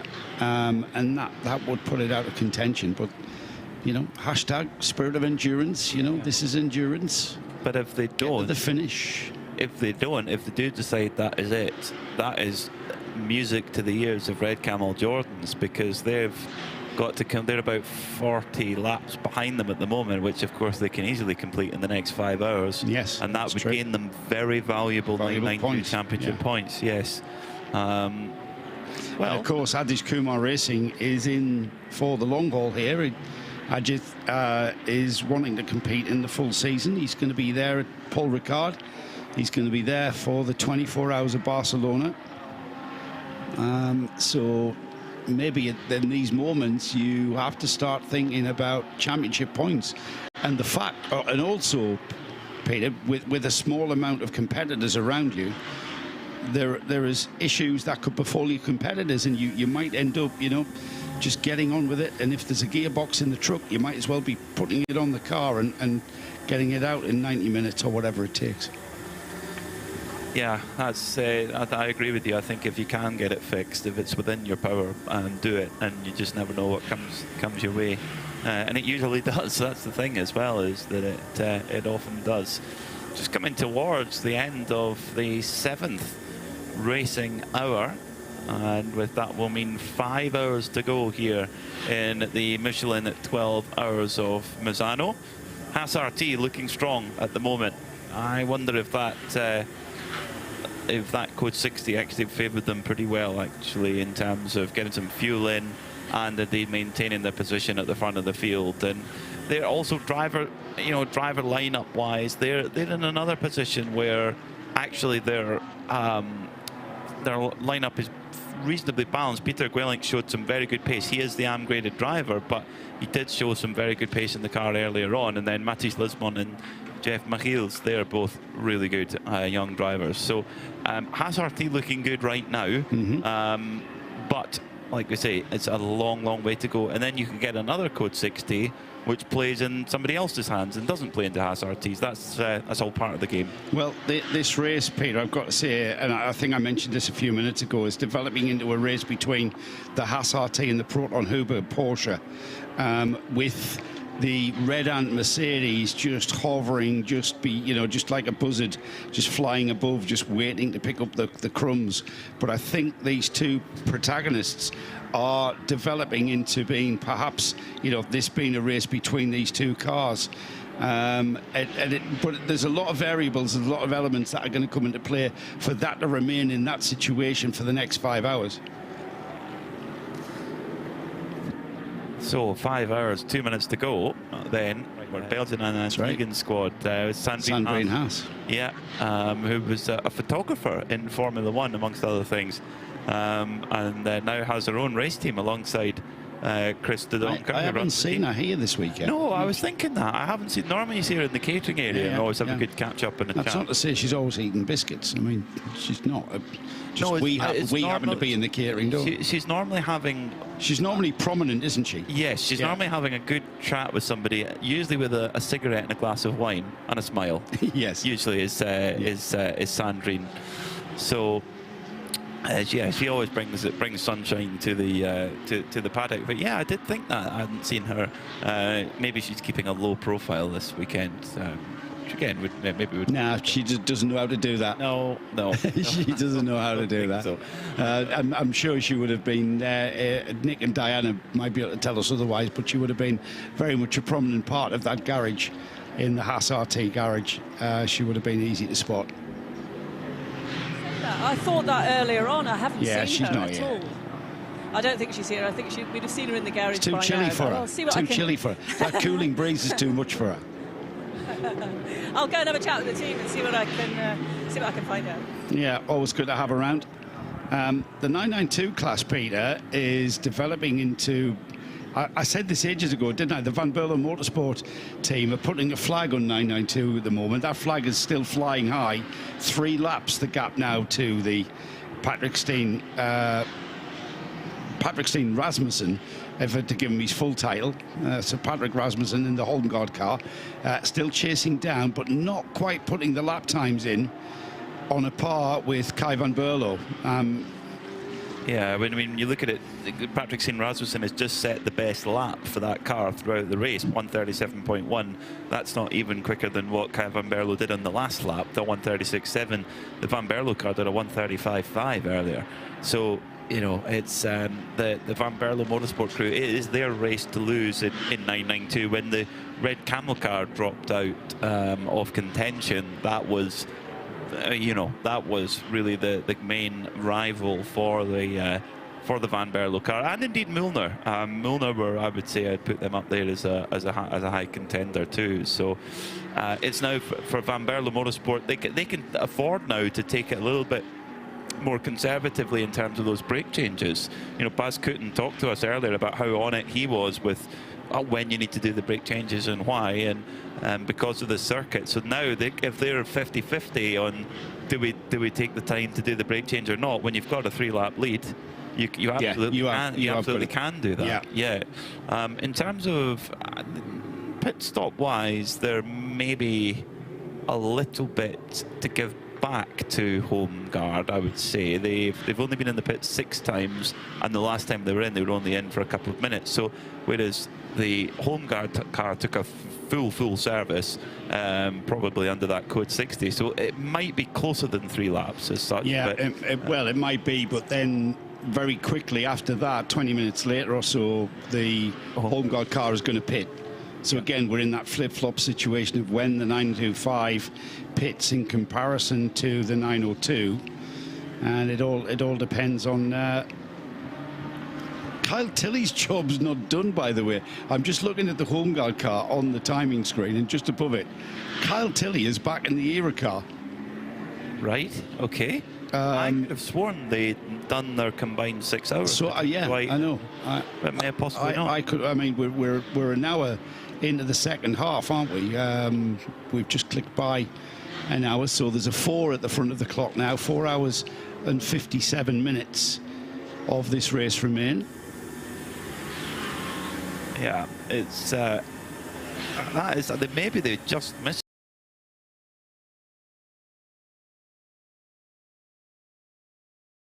They want. He's got no limit. Just like when they've had Jake Hill in the team the previous 2 rounds, they've been able to use him a lot, and they have done. And he's raised a few eyebrows amongst the Michelin 24-hour series paddock.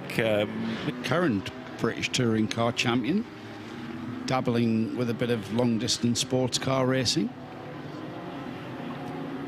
I think, you know, a lot of it with Jake Hill, he's got amazingly still an FIA silver license, driver grading, and if he were to maintain that into next year, I wouldn't be surprised to see him at Le Mans next year.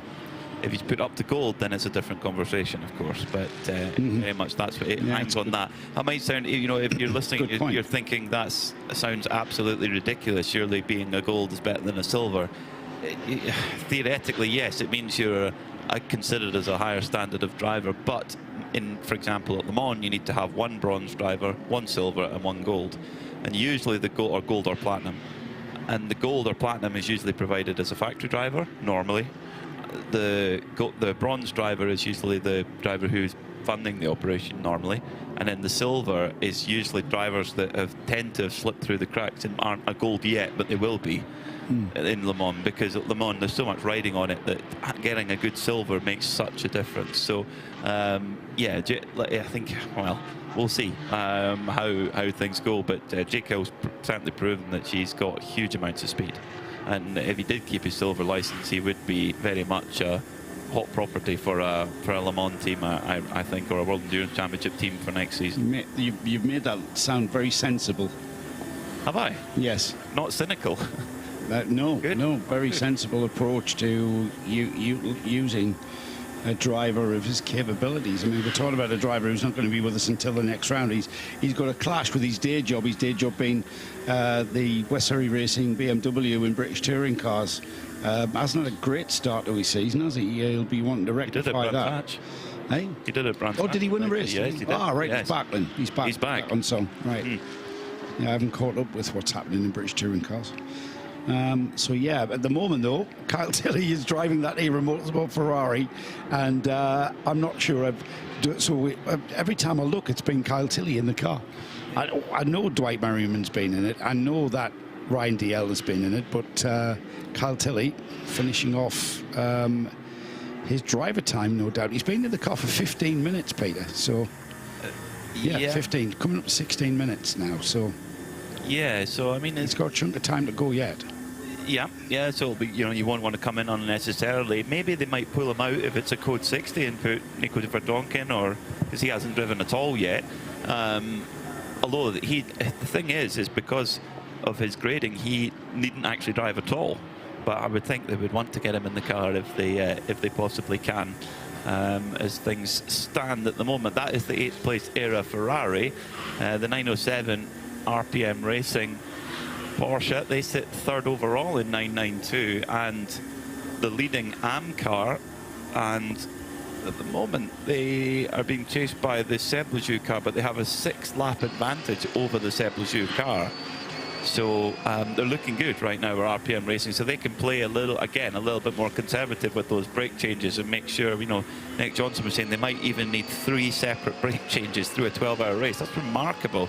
Last time I remember that was 2008 Sebring, where the Porsche RS Spider won the race. The Audi R10s, they were saying normally they could go, 24 hours at Sebring without having to change the brakes, but they had to change them on more than one occasion in that race, and it cost them the race.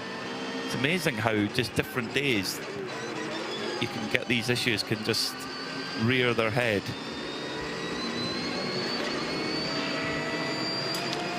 I'm being distracted for all the wrong reasons here, Peter. 4 hours 52 minutes to go then, with Mathis Lismont leading the way.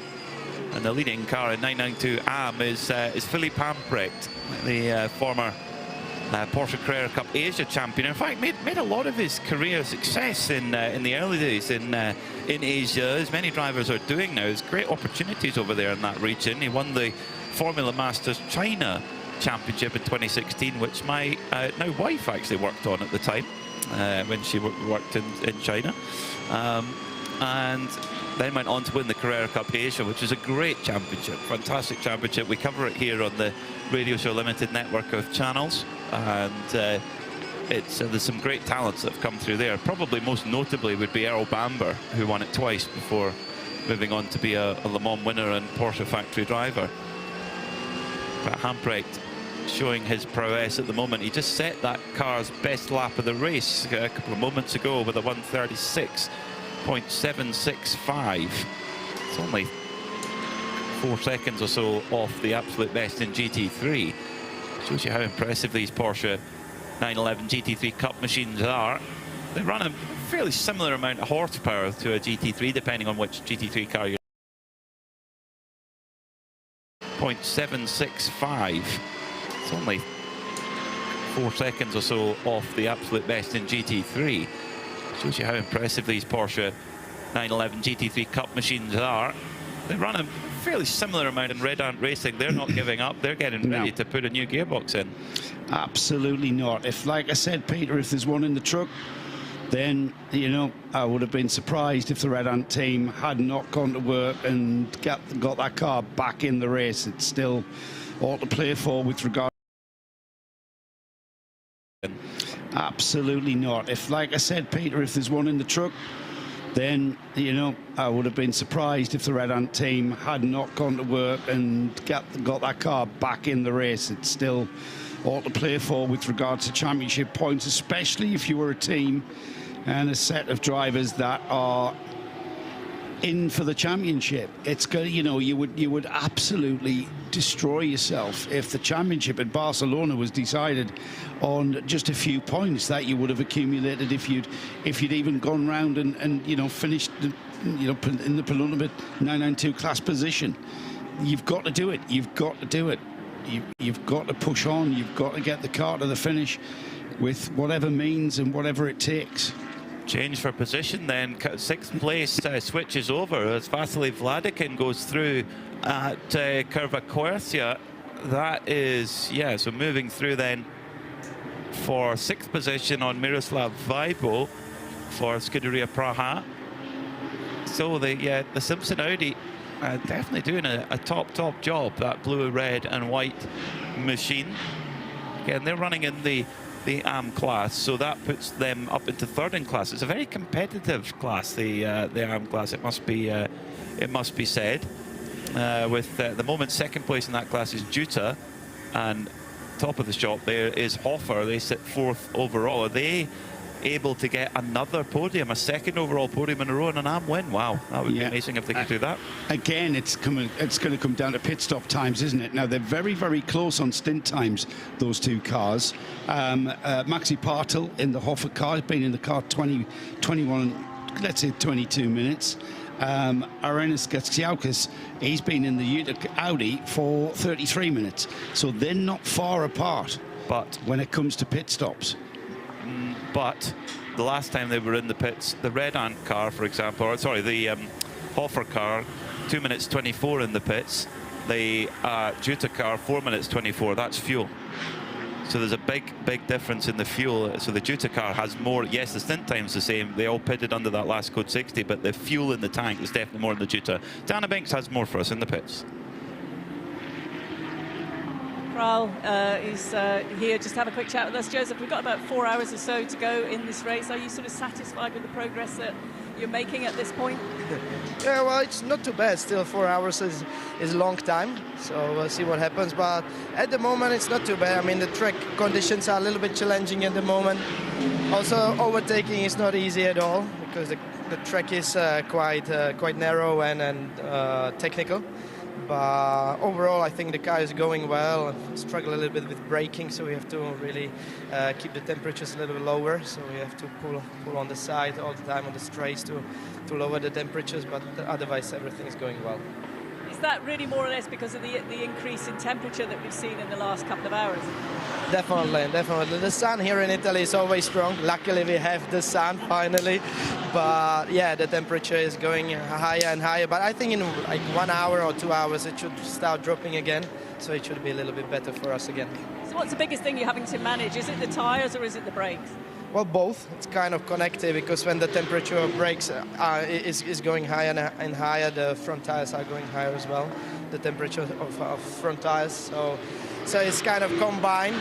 But anyway, I managed to do a quite nice stint. The last one, it was a bit frustrating because I couldn't overtake. Also together with the higher temperatures, it was a bit more difficult. But now it's settled down, so it should be fine till the end of the race. The GT3 class is pretty competitive, isn't it? Yes, it is. It's a lot more than it used to be. So it's really nice racing, and all the drivers are really fast. Thank you very much. Thank you. Nice things to say. All the drivers are really fast. Quite as fast as Joseph Kral on occasions. We've seen him pull off some absolutely outstanding drives. A few years ago now, when Scuderia Praha were champions here and race winners, they're still very much a part of this Pro-Am podium, though, aren't they? They're currently second, 7th overall in GT3, but 2nd in Pro-Am. Now the leader of Pro-Am is the Proton Huber car, which is the 2nd place Porsche, and that's a big ask to get back on terms. 4 laps in it for those cars between that's the Pro-Am podium. So It's going to be a battle of the Ferraris, I think, for second and third in Pro-Am. Possibly, yeah, it could be at this stage. It's Miroslav Weibo on board right now for Scuderia Praha. But yeah, Joseph Kral, very much the team leader, and will be, mentoring his teammates as well, getting them through.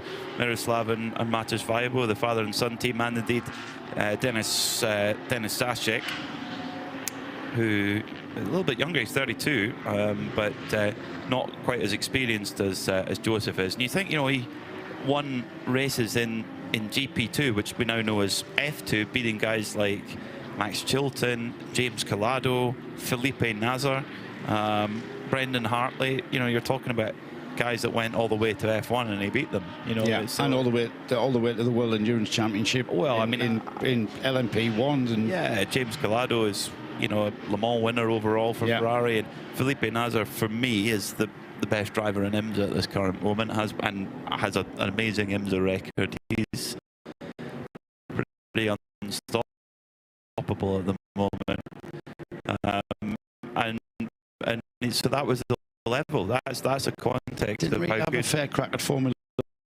1, Philippe. No, he did not. And in a way, what's funny is if we were to be really selfish, it's maybe a good job that he didn't, because then otherwise he would have never ended up in sports cars. We wouldn't be watching him in sports cars. We've got him in sports cars in the prime of his career, both when he was driving for Whelen Cadillac and now with the Porsche Penske. And we're being very selfish there, but yes, you're absolutely I'm sure right. He'd disagree. I'm sure he'd agree with you, Peter. It's interesting. I listened to an interview with him recently, and he's very much content with where he is and the challenge that's in front of him. But yeah, definitely did not get the rub of the green in F1. Many drivers can tell that story, of course. Yeah, of course. Yeah. As Maxi Partel takes out the number 11 RAFA Racing AMG, the latest Evo 2020 edition, which they upgraded to over the winter and brought it out in for its maiden voyage at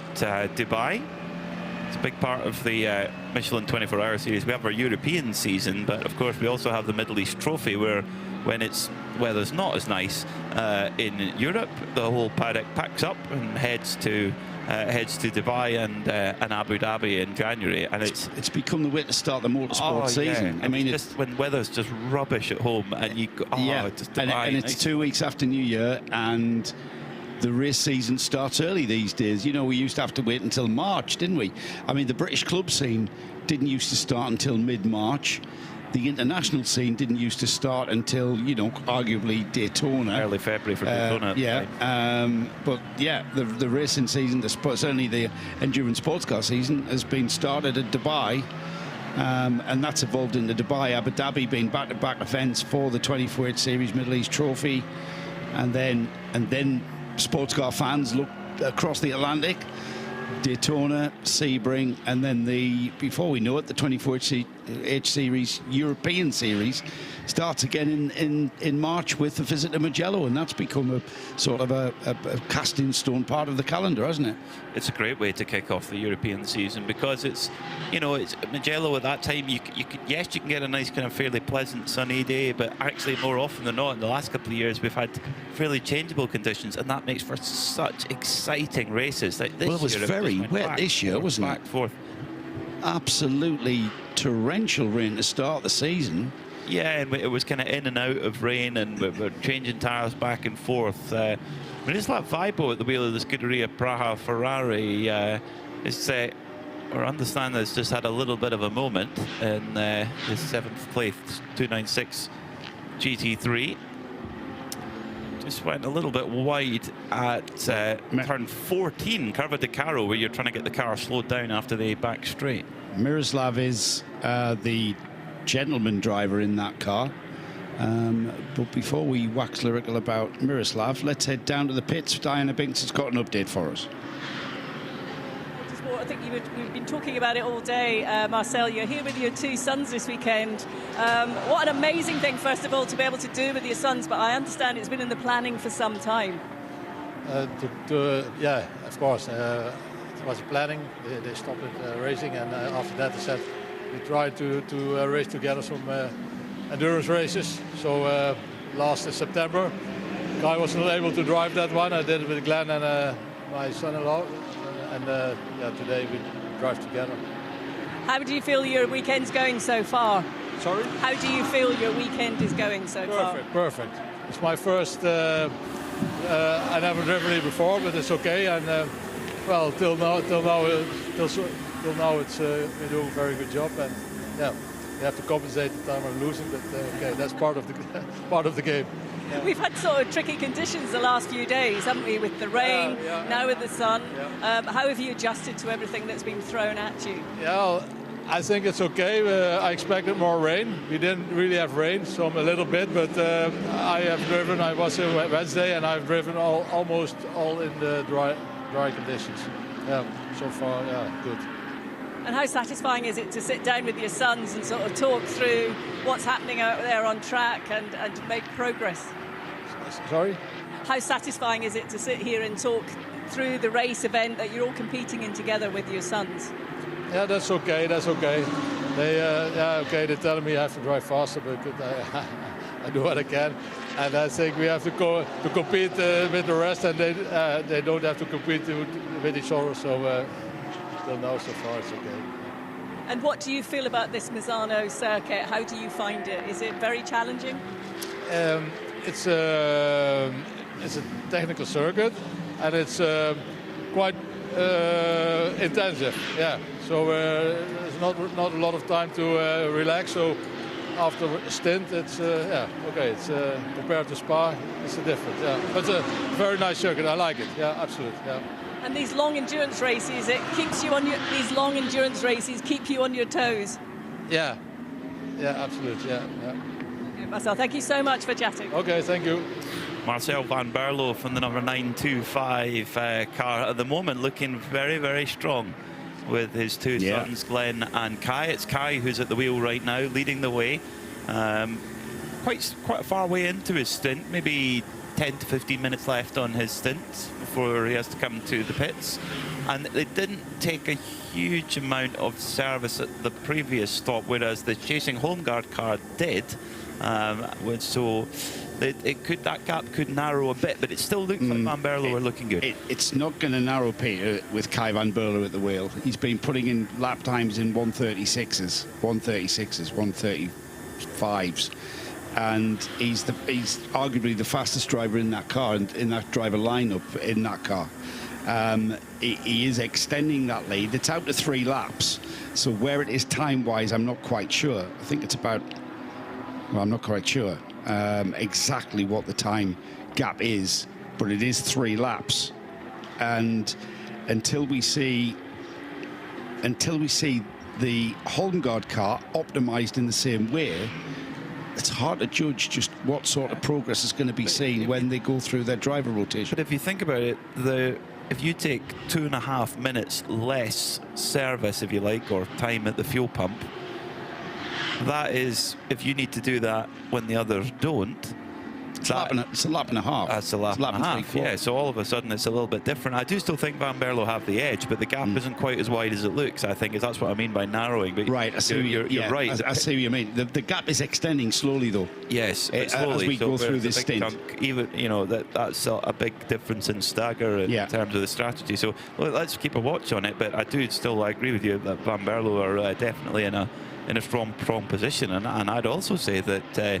Glenn Van Berlo has matched every blow for blow of his brother Kai. Definitely, I think he's been absolutely excellent in this race. It all bodes well going into the last 90 minutes. It does, yeah. It really does. I mean, it looks pretty strong, but you can never say, unless it continues to go their way and they extend that to 6 laps into the last 90 minutes. But at the moment, it's got like you've just said there, that's not the case. Maybe giving us a bit of a false impression, if anything. I think so. Yeah, I think so until we see things play out. But of course, that can be completely shuffled again with the code 60. It's where things can really mix up with that. So still has RT that leads then, with Mathis Lismont on board with a 1:33.5 last time by. Nearly that car's fastest lap of the race, but 1:35.8 for Manuel Luik last time by. 1:33.6 for Kobe De Bruyker in third place in the Red Ant racing car. All three of those cars are reasonable. In fact, the Proton Huber car in second place is the car that's earliest into its stint. The Haas RT car will be the first to come in, I would suspect. Certainly for driver time it would have to. As spin for the Scuderia Farron car at turn 14. Quite a few drivers getting it wrong there at turn 14, which of course there's so much speed being carried in there, isn't there, when you're coming in on the brakes and trying to turn the car at the same time. Ivo Breukers will be delighted to hear that one as he is chasing him down. There's several laps involved, 16 laps after the Red Camel coming back after that problem with the handling, wasn't it? They had some damage that they had to repair. And Ivo Breukers chasing down that car that's just had a problem with a little spin, so the gap will come down a little bit more. The chase continues. Let's head down to the pits. Diana, I can hear your voice. You can, and we're just sort of at this point of the race where it's sort of settled a little bit on track. I thought I'd try and find some other drivers for us to chat to. Era Motorsport, Ryan Diel is here. Ryan, how would you sort of describe the race so far? A little bit uneventful for us, but seems like we're settling in now, and you know, it's always interesting, the strategy, which Pro-Am cars have the Rams in. So we got Kyle kind of hunting down the Praha car right now, so he'll be done with drive time after this. Dwight's done with drive time, and it'll be Nico and I till the end. What sort of feedback are you getting from your other drivers after they've been out there doing their stints? Physical, and I did like a 2/3 stint there to the last Code 60. Yeah, physical little place, not a lot of time to breathe, but really good track, great weather. Glad we're here. It seems very competitive, doesn't it? And it's great to see here at Creventic and having drivers like yourself come and take part. Yeah, I mean, I did a couple of races, I think in 2012 or 2013. Haven't been back since, but it's surprising. You don't realize how much strategy comes in. A lot of people are confused about the fueling situation, and I actually worked out really good. I think Code 60s, getting to only take like a quarter tank of fuel and stuff like that, and being in the pits as it comes changes your strategy. So something we're always strong at ERA. I think we throw the strategy card a lot driving in IMSA, so we typically have been pretty good on that side, and the car's fast today, so let's see if we can get a second place. Yeah, and that's what these long endurance races bring, isn't it? They push you to the edge to sort of keep on your toes to be across the strategy. Yeah, I mean, it's like I said, the part of the thing is seeing the different drivers, and you know, typically in IMSA, the slowest drivers go first, and you kind of, you know, eliminate your drivers towards the end of the race. Whereas here, because of the Code 60s and not full course yellows and safety cars, you can kind of mix it up. You could, you know, drill your poles in the first half, and at the end you can put your AMs in. So we're going to stick to what we find is the recipe that works for us. It seems like we're in good shape right now, so we'll see what happens. Ryan, thank you. Thank you. Ryan Diel for Era Motorsport there. We're going to see him in the car very soon once the driver time is completed for the other machines. Now, the Scuderia Farron car may not well have been a spin, actually. It may well have been contact with the number 56 Scuderia Praha Ferrari. That's Miroslav Vajbo at the wheel again. There's quite a few incidents for him so far today. He's the AM driver in that car, though, isn't he, in fairness? One of them, yes. Yeah, it's not quite been his day so far today, but hopefully they'll be able to evade any kind of penalty, because they're running in a good position right now. They are running second in the Pro-Am class. In fact, very tightly locked in with Era Motorsport, actually, who are chasing them down. Era Motorsport, of course, in the Pro-Am class, and indeed for the full season, like Scuderia Praha. So it's very much important points for the championship being played for here over the next 4.5 hours of the race. Still in the pits is the 901. We saw them bringing out the gearbox. We'll have an update for you on that job relatively shortly, no doubt. The attention, though, very much. We've chatted about the 992 class leader, Kai van Berlo, leading by 3 laps from the home guard car. Still all up for grabs overall, though, very much.